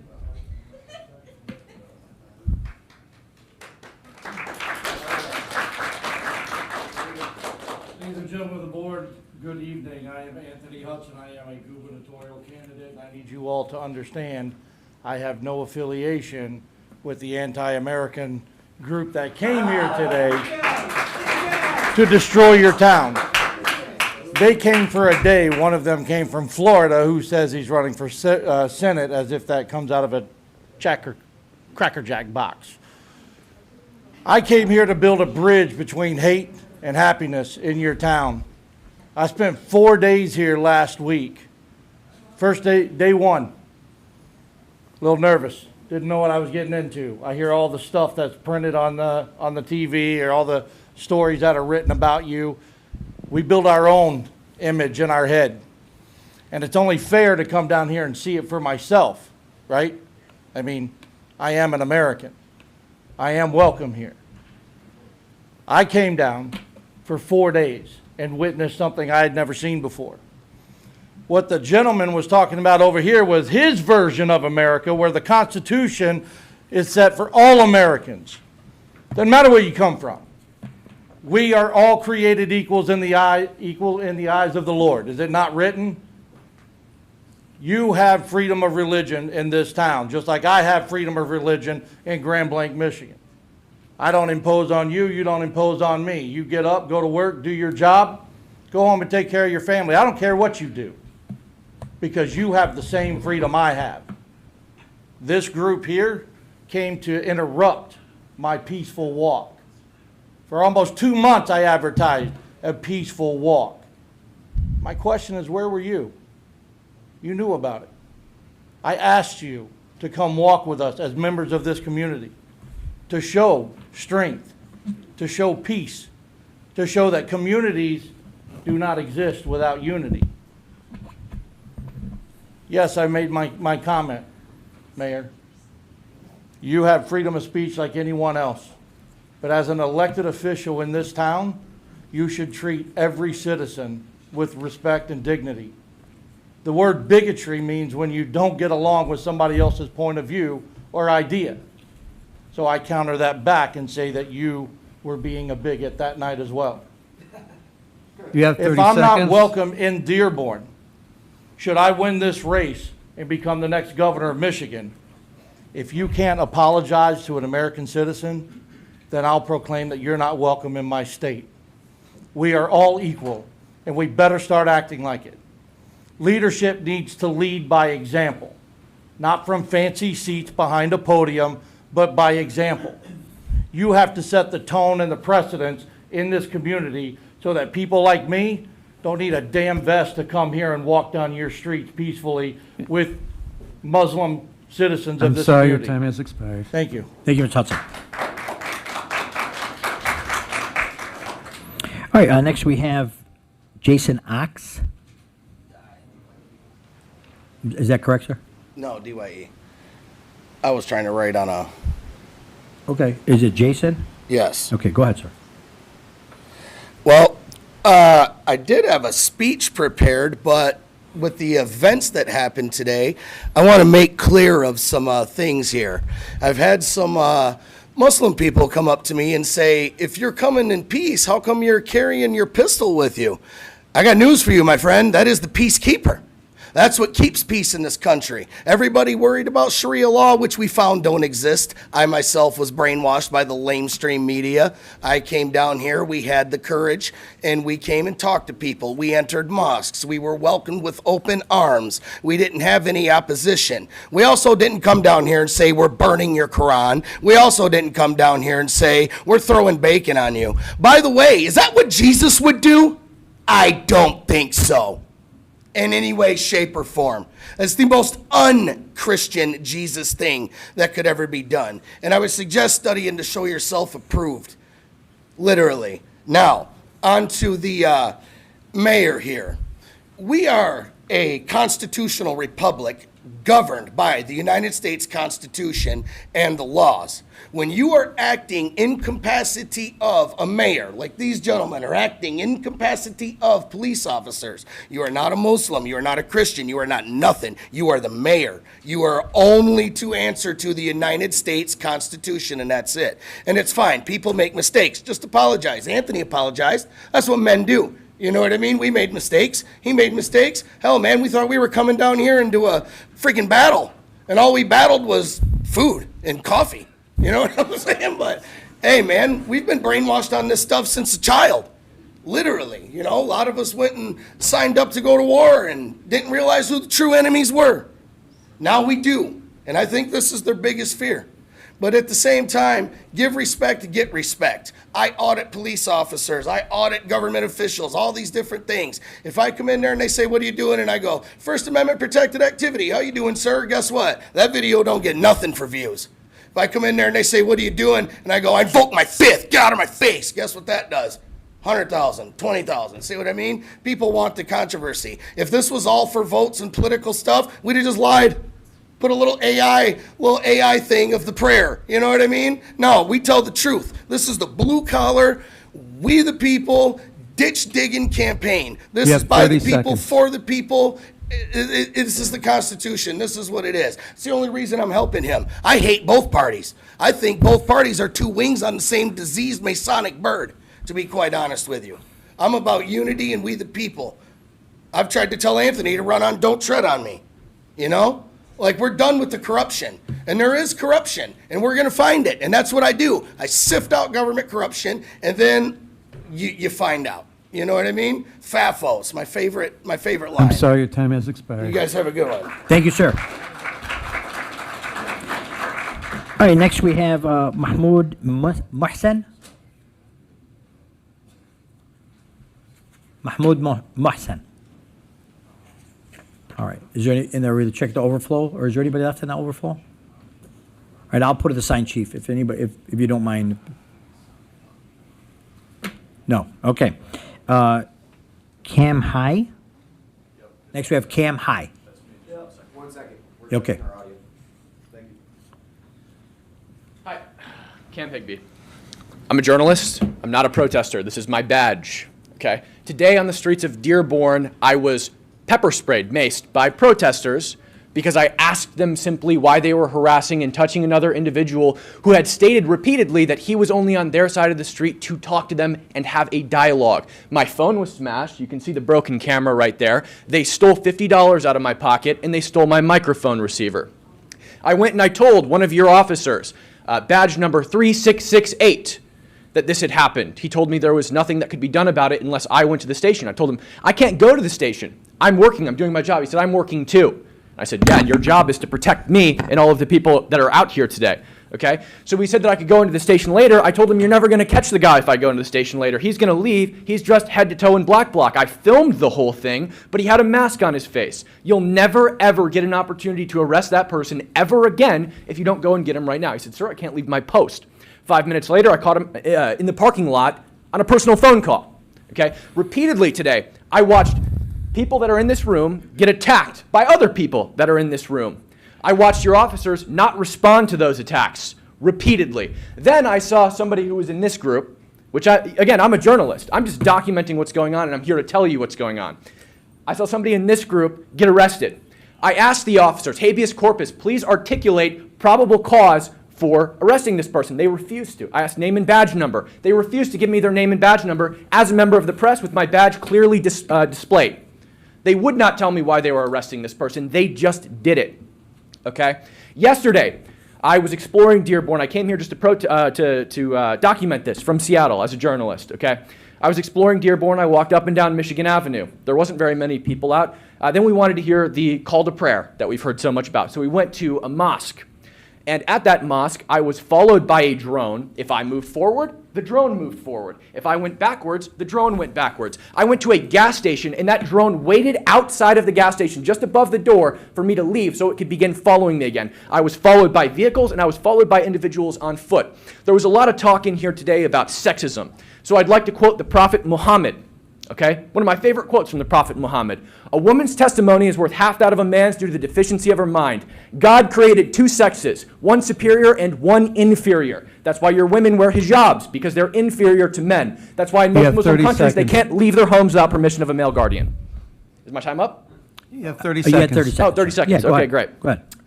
Yeah, I think I shouldn't feel like a dhimmi in my country. That's what I feel like in Dearborn, Michigan. It doesn't feel like home. I feel like a dhimmi, a second-class citizen, which is what Christians are in the majority of Muslim countries. Dhimmis. Second-class citizens. And the policing in this city, that's exactly what happens. And I know rank-and-file officers in pretty much every city usually want to take care of these problems. You're the one giving the orders, Mr. Mayor. These guys definitely want to do something about them. They're business. Look at them. These guys are all business. Your orders. I'm done. Thank you. Thank you. Okay.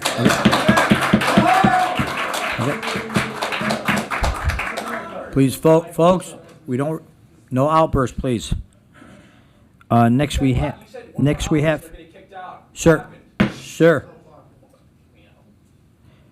we have, I believe, Jaden Scott. Is there Scott? Okay. Hello, my name is Jaden Scott. I'm from Bay City, Michigan. Guys, I'm honored to be here today in the largest Muslim city in America, and personally let the City Council know that as of today, November 18th, Patriot Governor Greg Abbott has designated CARES and the Muslim Brotherhood a domestic terrorist organization. Expect that to follow across the country. Mayor Abu, we know your relationships with George Soros and the Muslim Brotherhood and CARES. After Anthony Hudson made his post, you had a coordinated... It's my 3 minutes. Thank you. No outburst. Thank you. All right. You led a coordinated attack through the press releases with CARES. We know it, and we are ashamed of you. You speak as a representative of the Islamic community. Today, Christians march through this city because of your comments. You are a representative. Hold yourself to a higher decorum. We're in Dearborn, Michigan. This is the home of Henry Ford. This man put America on wheels and also wrote a famous book that spoke about another takeover of our country. Muslims and Christians, take a look up here. There's Muslims and there's Christians. Sir. And Address there's Muslims and there's Christians up here. There is one man who stands out. We are all Gentile to these people. We're all Goyim. And we must stand firm. Christ is King. America first. Michigan first. Patriots first. Mayor Abu. The Muslim Brotherhood is designated a domestic terrorist, and so is the CARES organization in Texas. Expect that to follow across America. Everybody have a great day. Thank you. Thank you.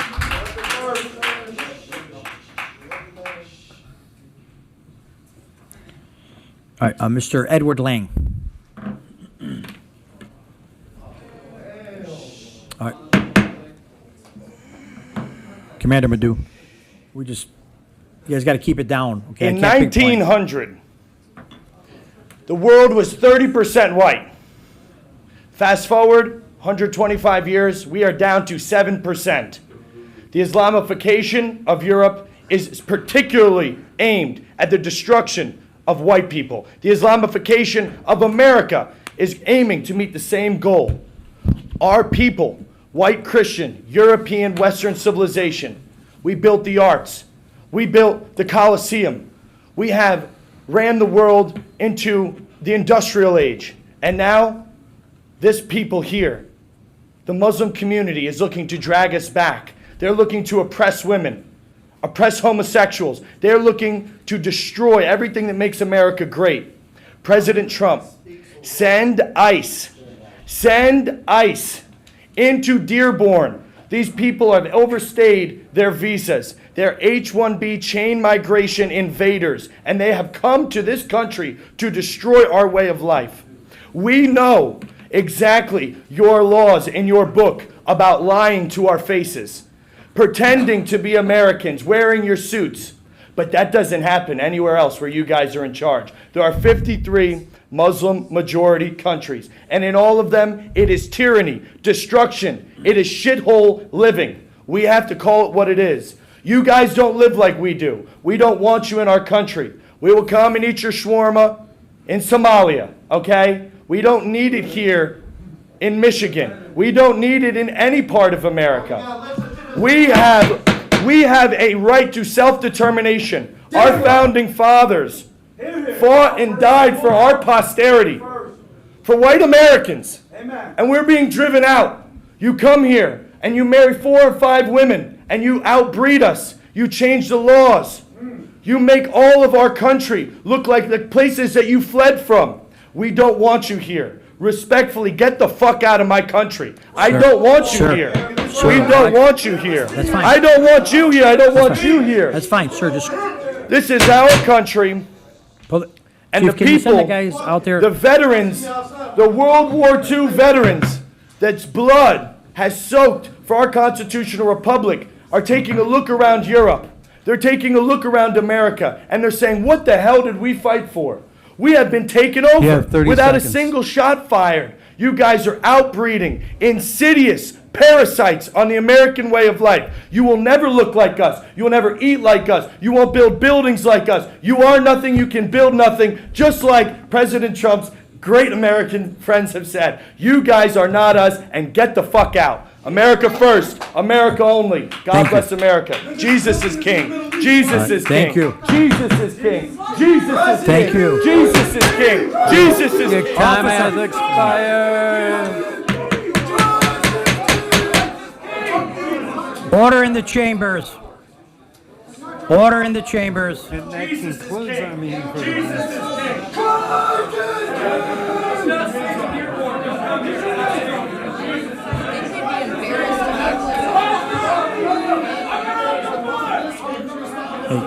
Guys. Sir, get these guys. Guys, you got to go back to the seat. Everybody back to your seats or you'll be removed. Go back and sit down, please. Sit down, please. All right. All right. Mr. Anthony Deegan.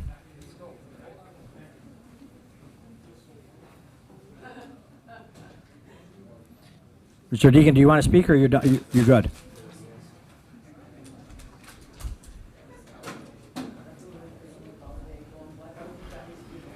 Okay, go ahead, sir. Well, that is quite something to follow up. Just your name for the Oh, I'm record. sorry. My name is Anthony Deegan, longtime Dearborn resident.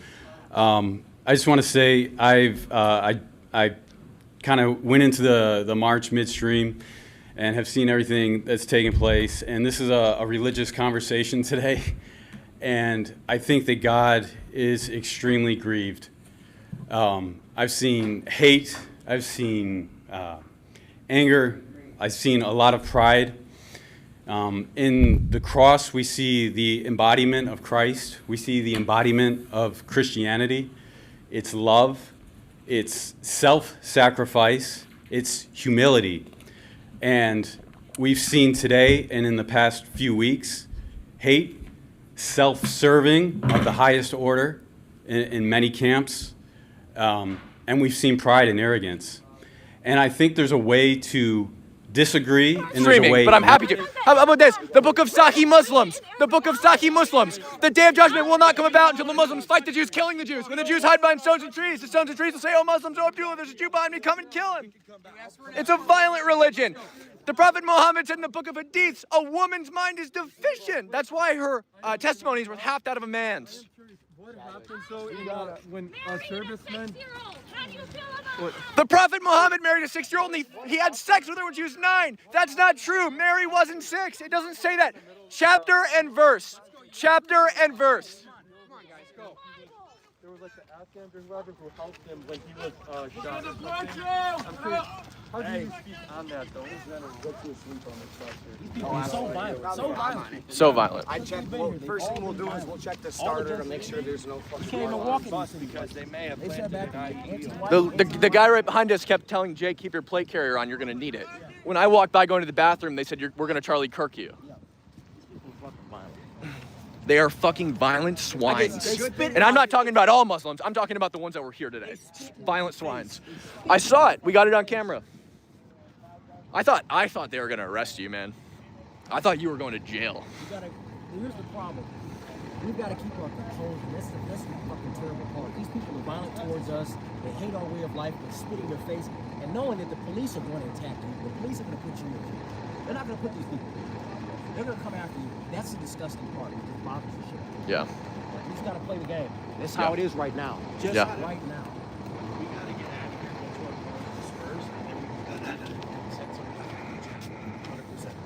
Because we don't want all these people exfiltrating out of here and then following us. They're already trying to. Yeah, I know. So they're already waiting, poised up.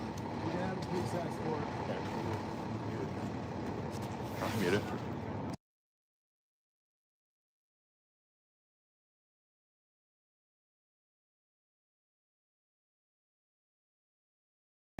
He said that he can drop us off at the car. I'd rather be in a walking shoot me sign than in a Uber with Muhammad. Hey, where's Jaden at? Jaden? He's right here. That was great, guys. That's what America is. Freedom of speech. Okay? Yeah, we are. We're checking our bus because these motherfuckers are crazy. They were literally threatening to kill us the entire meeting. Like, literally. They told him to keep his plate carrier on. He's going to need it. They said they're going to Charlie Kirk me when I went to the bathroom.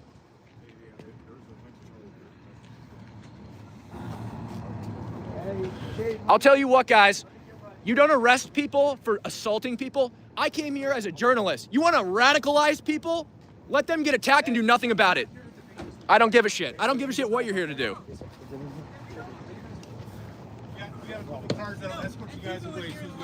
I got attacked today and your department did nothing about it. Terrorist organization. Let's go. Nothing about it.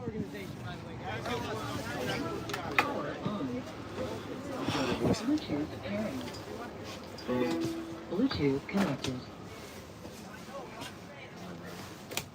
Oh shit. Is there lights on this bus? No. Can't see anything. Yeah, black truck, I don't know. What's that?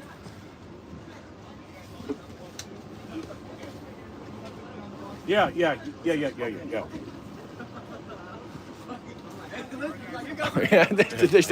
Terry, did they think you were Antifa? They did not, yeah. Oh. Holy shit, dude. I'm a Muslim sister today.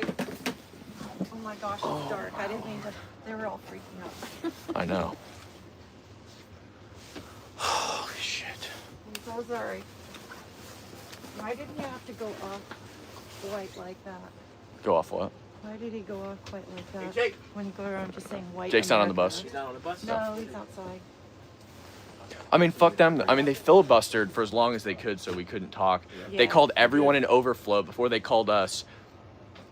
Fuck them. Like, I don't give a shit if their city council meeting got disrupted. Like, I didn't say anything. I'm not a protester, but, like, fuck them. Like, I don't feel bad for them. I don't care. Their department did 2-tier justice today. There is nothing scarier than being blind in a group of people who want to hurt you. Yeah. And that's what happened today. I don't have my flashlight. I left it in the car. Is there something going on out there still? Yeah. Like, you want to radicalize people, this is how you do it. This is how you get people radically against Islam.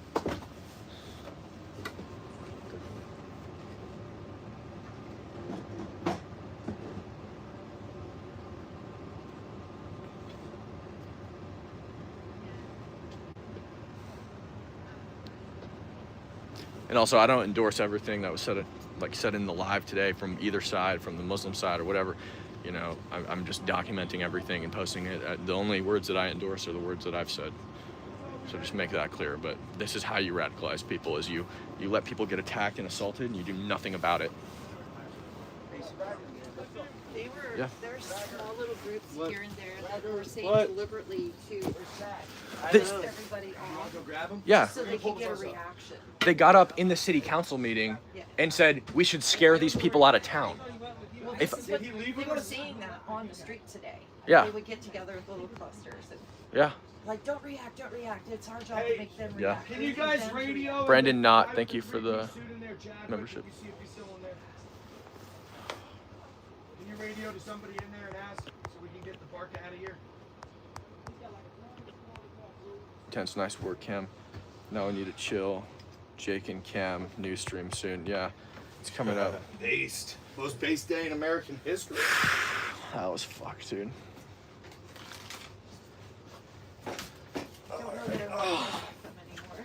Yeah. Yeah, Bo Diddle had that the other day. Bo Diddle showed up in Portland in Black Bloc and he got yelled at. All right, chat. I think we're gonna kill the live chat. We all need to relax a little bit. I'll see you later, guys. I'll post when I get home. We're gonna do a members only stream tonight, so become a member. We'll debrief the situation. And I'll post when I get home safe on YouTube community. I'll see you guys.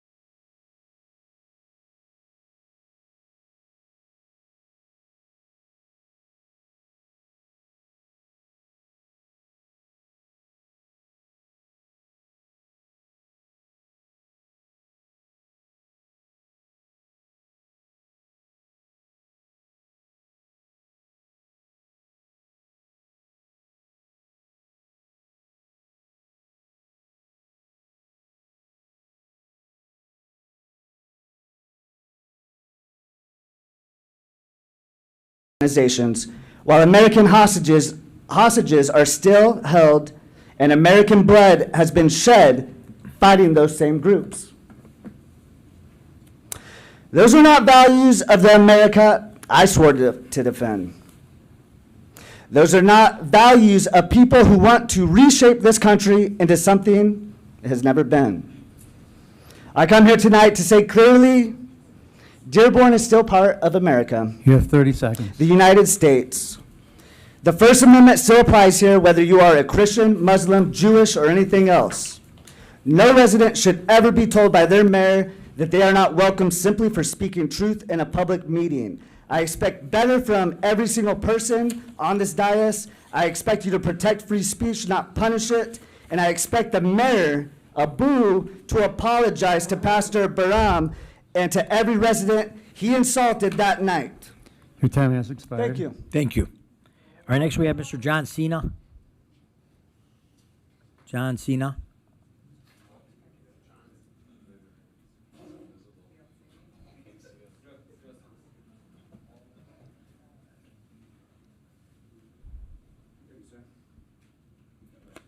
Okay, Jimmy Jones.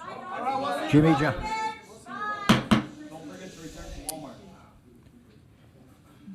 Jimmy Johns. Okay. Mr. Ted Bauerham.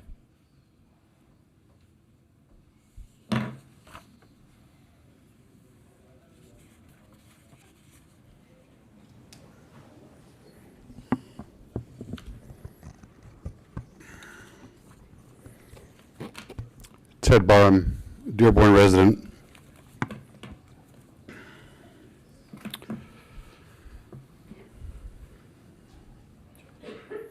I feel I should apologize for some of the things that have been said tonight. I wish I could take them back.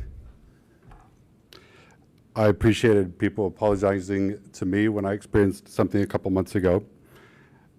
And when people do something purporting to be Christians, I'd like to apologize for that. I had some things I wanted to say tonight. I was going to refer to the foiled terror plot. I'm not going to talk about that. One thing I would like to say is that the Lord Jesus was from the Middle East. So I don't consider that Christianity is a white thing. I consider that I respect people from the Middle East because that's where my Lord Jesus came from and the Christian message. I feel so much has been said tonight. I don't feel like I need to say much more. I'm still kind of grieving over some of the things that have been said. I appreciate other things that have been said, including by my friend Anthony. One other thing that's been in the news has been the Islamic call to prayer. And so I'll just end with this. I appreciate Mrs. Andrea Unger's position about, wanting to quiet that down. But I think another way of dealing with that is something that we've been doing for a year and a half now, which is a Christian call to prayer. And that would show people that Dearborn is a positive place that allows equal rights to different people. And one Christian call to prayer that a friend of mine has been putting out is this, in Arabic. I'll do my best to read the Arabic. I'm a little bit lazy in studying Arabic, but I'll do my best. And this is what he sings over loudspeakers from John 3:16. هكذا أحب الله العالم حتى بذل ابنه الوحيد لكي لا يهلك كل من يؤمن به بل يكون له الحياة أبدية.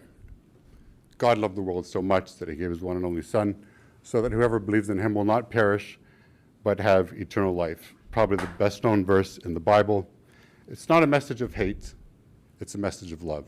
Thank you. Thank you.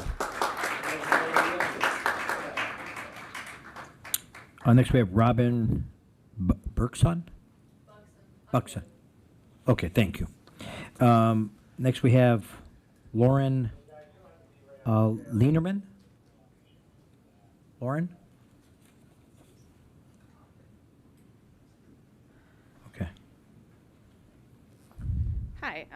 I wasn't going to speak tonight, but I actually was. Someone came up and asked me to, so this is very last minute. I did not feel prepared. But my name is Lauren Linderman. I live in West Dearborn on Nowland Street, and I love my neighborhood. I love my city. I'm American. My family has been in America since the 1640s. My family has been in Dearborn for 200 years. Anyone that's familiar with Dearborn will recognize my last name, Linderman, as well as the other last names in my family, like Van Houten, proudly in association with Detroit Police and Wayne County Homeland Security. My husband's last name, Serta. My great-grandpa built some of the homes here. My family's buried in the cemetery on Outer Drive and Military. My grandpa, great-uncles, great-grandpa, great-great-grandpa, and my father-in-law served in Vietnam, Korea, World War II, World War I, and the Civil War, all under the American military. My beautiful grandmother made machine guns while my grandfather was deployed. I am fifth-generation Dearborn High graduate, and my grandma's brother was the mayor of Dearborn Heights, and his daughter is the Honorable Judge Van Houten in Detroit. Yes, I am Muslim. No, I am not Arab. Neither is my husband, and my husband was also not born Muslim. And I know that that's a lot to take in, but I hope that the protesters can watch this back and rewind it to kind of break down some of the stereotypes that they have here tonight. I'd also like to say that I was raised fundamental Baptist for 21 years of my life. My parents still are. I've been Muslim for 7, and I'm married into a family of Mexican Catholics. And let me tell you, none of my loving family has ever acted like some of the ignorant people here have tonight, and I can tell you that they never will. What I was going to talk about tonight was recently the snap cuts have been heavy on my heart. I'm human, a mother, a neighbor, and a Muslim, and all of those things require me to care about others, especially those who need help. On Halloween, I placed a bin on my front lawn so that those in need could come take whatever they need while walking in the neighborhood, and by the time I got back from taking my kids trick-or-treating, the bin was almost empty. I think we often assume that the people we know are okay, that these issues aren't affecting us or our neighborhood, but food insecurity is happening right now here in our own neighborhood. And for the past 2 weekends, I'm sure many of you guys have seen on social media that I've posted again on Facebook about more food being added to my porch, and the outcome has been amazing. Our community has showed up. I had people go shopping and add dozens of eggs, bread, milk, fruit, vegetables, and more. Dozens of families were able to come and take what they need. People left messages on my electric doorbell, knocked on my door personally to speak to me and say thank you, and an old man even left a really sweet note in my mailbox saying that he wasn't mobile, but he was able to walk down the street and grab 30 food. seconds. Local stores saw me shopping and added to my donation, including Homeland Market on Monroe, without ever being asked. I also spoke with the principal of Duval Elementary School to make sure that our kids are being fed, and after posting, people donated hundreds of dollars to go toward preparing food packs for the children in our community. I went shopping and filled my pickup truck with shelf-perishable food and parked out in front of Duval while my baby napped in the car, and I waited for school pickup. Parents showed up to pick up their kids, asked what I was doing, grabbed a bag, and started filling these bags to be donated to Duval. These bags are now at Duval to be sent home with students on Friday to help alleviate stress on parents, and I'd like to make sure other schools in Dearborn have similar resources. I've had people message that they're also taking the initiative to help in similar ways. I just want to sit and say thank you to my neighbors, my community, and my friends for showing up and caring about people even if we don't know them. I am so proud to be from Dearborn, as my family has been for hundreds of years, and hopefully I will continue to be from Dearborn. Thank you very much.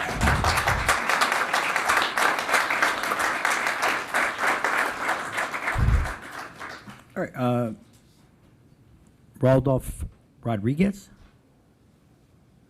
Rodriguez?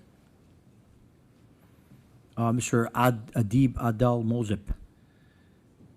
Mr. Mozip. Adel, I'm sorry. Adel Mozip. You put the middle initial. I apologize. So I skipped up there, sir. No worries. President Serini, Mayor Hamoud, City Council, Mr. Clerk, good evening. I just, I actually came here to speak to you today on something totally different, but I wanted just to address some of the things that were mentioned at this podium. And it's disheartening to see those comments, but Dearborn is an amazing city. And if those outsiders haven't seen it on a daily basis, I advise them to visit our libraries, our schools, our Henry Ford College that we're truly proud of. And I know many speakers have spoken of Dearborn and its greatness, and I'm not going to add much to what they have said, but I'd like to thank all of those residents who have avoided the protesters, because that's exactly what they wanted, is the attention. So I wanted to speak to you, Council, today. I have spoken to the mayor about the subject, and it is dear to me as somebody who wants to advocate for all residents to utilize the utilities and utilize also the Civic Center that we do have at the city. Every year, probably I could go back to 2016, 2017, the city will have the data. You do have offer discounted rates on Black Friday to utilize the center for the whole year.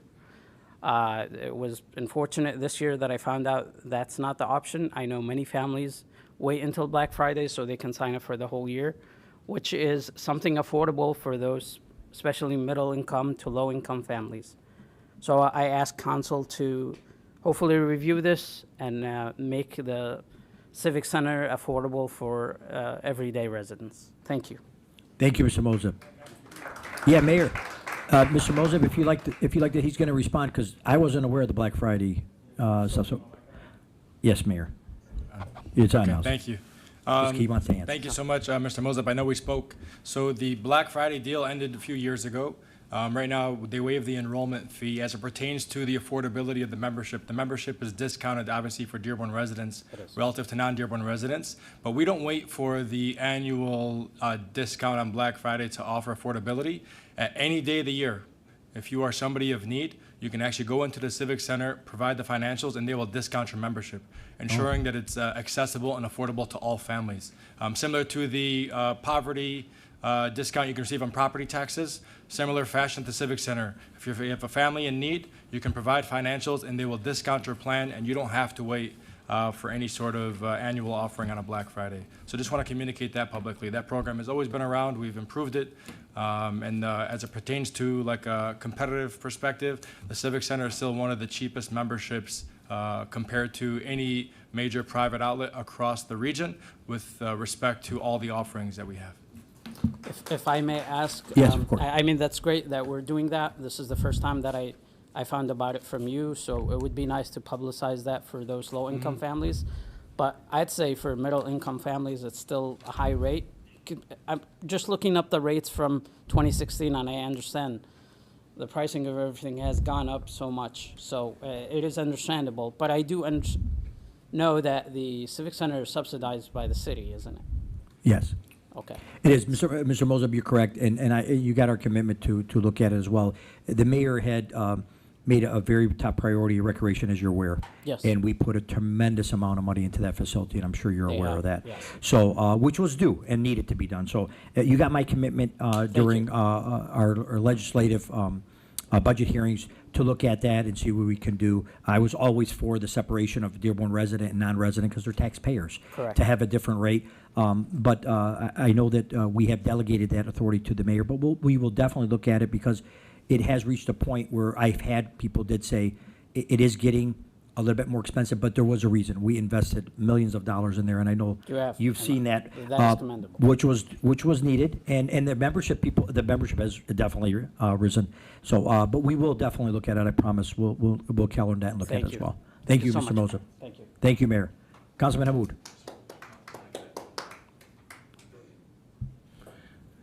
Just talking about Civic Center affordability, I also want to say one thing I'm really happy about that I think Councilwoman Herrick was big on was the Silver Sneakers program for seniors also. I think it's a huge deal for a lot of people, and we'll just take a moment to advertise that.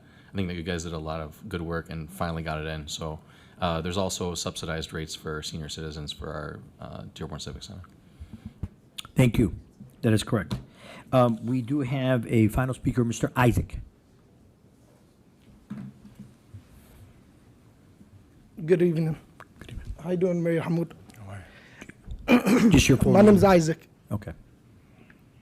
Yes, I was here questioning. I was listening to the other guys from the other side speaking, saying that they don't want Muslims here. They want us to deport us. They want to take us away. We'll gladly leave.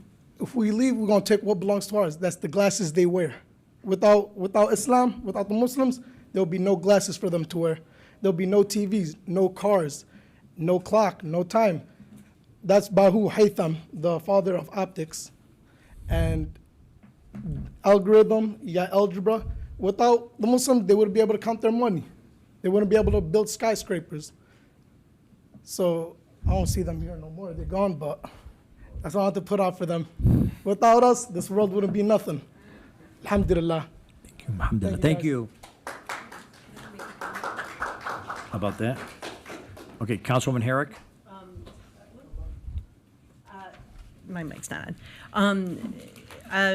Isaac, I thank you for making that comment. I think if people from Dearborn even, if you have not visited our Arab American National Museum, you definitely should, because one of the most powerful displays there is the photos on the wall and the short stories about Arab Americans who have contributed to the United States through science, math, the arts, and some people are surprised when they see that history goes back a long way of the contributions of Arab Americans. So thank you for pointing that out. All right, thank you so much. Thank you. Thank you. All right, anyone else here? We have exhausted all the cards. Anyone else here would like to address the city council regarding city business? Sir, step forward.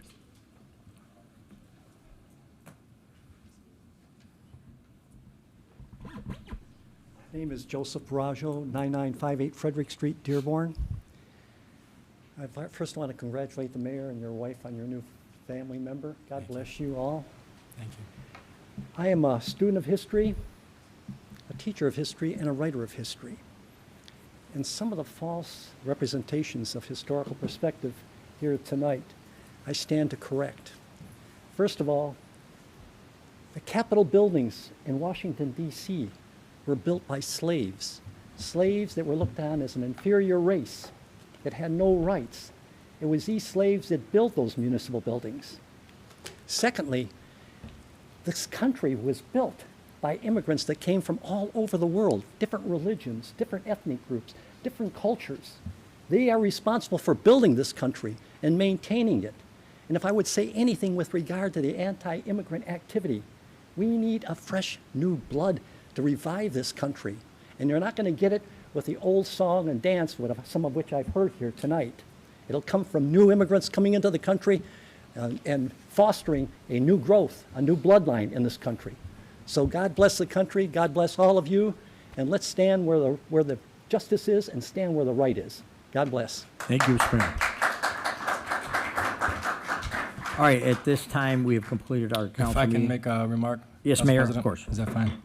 Yeah, it's on, Mayor. Thank you. You know, I'd like to kind of share the story of my day a bit. You know, earlier today, before any headlines, before any marches, before any noise, I was just a father. I was in the car with my daughters. I dropping them off at school as I do every morning. And as we got closer, they both started singing their ABCs. Now, my oldest says it confidently now, even the elemental P part. The younger sibling, obviously still stumbling through the letters, just trying to keep up, as all little siblings try to do. And then they wrapped their arms around one another, bid goodbye, and entered their classroom. And that was the start of the day. And I remember thinking in that moment that this is who I'm doing this for. That the world that they're inheriting, the city that they are growing up in, and the example that we set for them. After I came to City Hall, where I met with small business owners from the Dix-Verner Business Corridor, from the South End. I met with small mom and pop business owners. Many of them were immigrants, many building something from nothing. And we shared the news that we were expanding the facade grant program from Warren Avenue to the South End, a grant up to $100,000 for small businesses. One business owner pulled me aside, smiling ear to ear. He had just seen what the new business grants could do, and he saw a rendering for how uplift for his shop with designs rooted in both Arab heritage and classic American architecture. He said, "Mayor, we've never had a government believe in us like this, and he can't wait to pass this on to the next generation." That is Dearborn. That's the city that I know, and that's the future that we deserve. And maybe that's why today hit a little bit differently. Because while we were building up small businesses, while children were singing on their way to school, dozens of protests were marching through our streets, shouting about Muslims in America. Some of them were misled. Others came with hate in their hearts. One man wrapped the Quran in bacon and screamed at residents. And as I tuned in live, I heard him calling others monkeys and saying that they are incompatible with America. And he did this, ironically, while walking past our historic nativity scene at the old City Hall, a symbol of peace and a symbol that is sacred for thousands of Christian families in our city and Muslim families as well. And yet, even then, Dearborn showed who we truly were. I saw one resident, a local barber, on his story. He shouted back that no matter what you tell me, I want you to know I still love you as my brother. He bought a case of water to start passing out to everybody marching by. And he told them that I hope the ignorance that has encapsulated your heart shatters one day. That is Dearborn, a place where neighbors show up for one another, where hurt is met with compassion, where hate is rooted out by dignity, by decency, and by our shared humanity. And so tonight, as those marchers walk the same road we walk every Memorial Day parade, the longest reigning Memorial Day parade in the state of Michigan, celebrating our centennial anniversary in 2026. The same street where we honor the fallen heroes who gave their lives and made the ultimate sacrifice. We were reminded of something fundamental. Courage is not loud. Patriotism is not cruel. And strength is not hateful. The marchers tried to divide, but Dearborn did what Dearborn always does. We stood tall. We are a city built by workers, by immigrants, by veterans, and by families who believe in the promise of America. A city where my daughters can sing their ABCs or Alif Ba Ta without fear. A city where a small business owner can dream bigger, but because their government actually delivers on their promises. So tonight, it's not about those who marched. Tonight is about us. It's about Dearborn. The story of Dearborn is, and always will be, a story of progress. And as long as I'm mayor, that promise will never be broken. Thank you. Thank you, Mayor.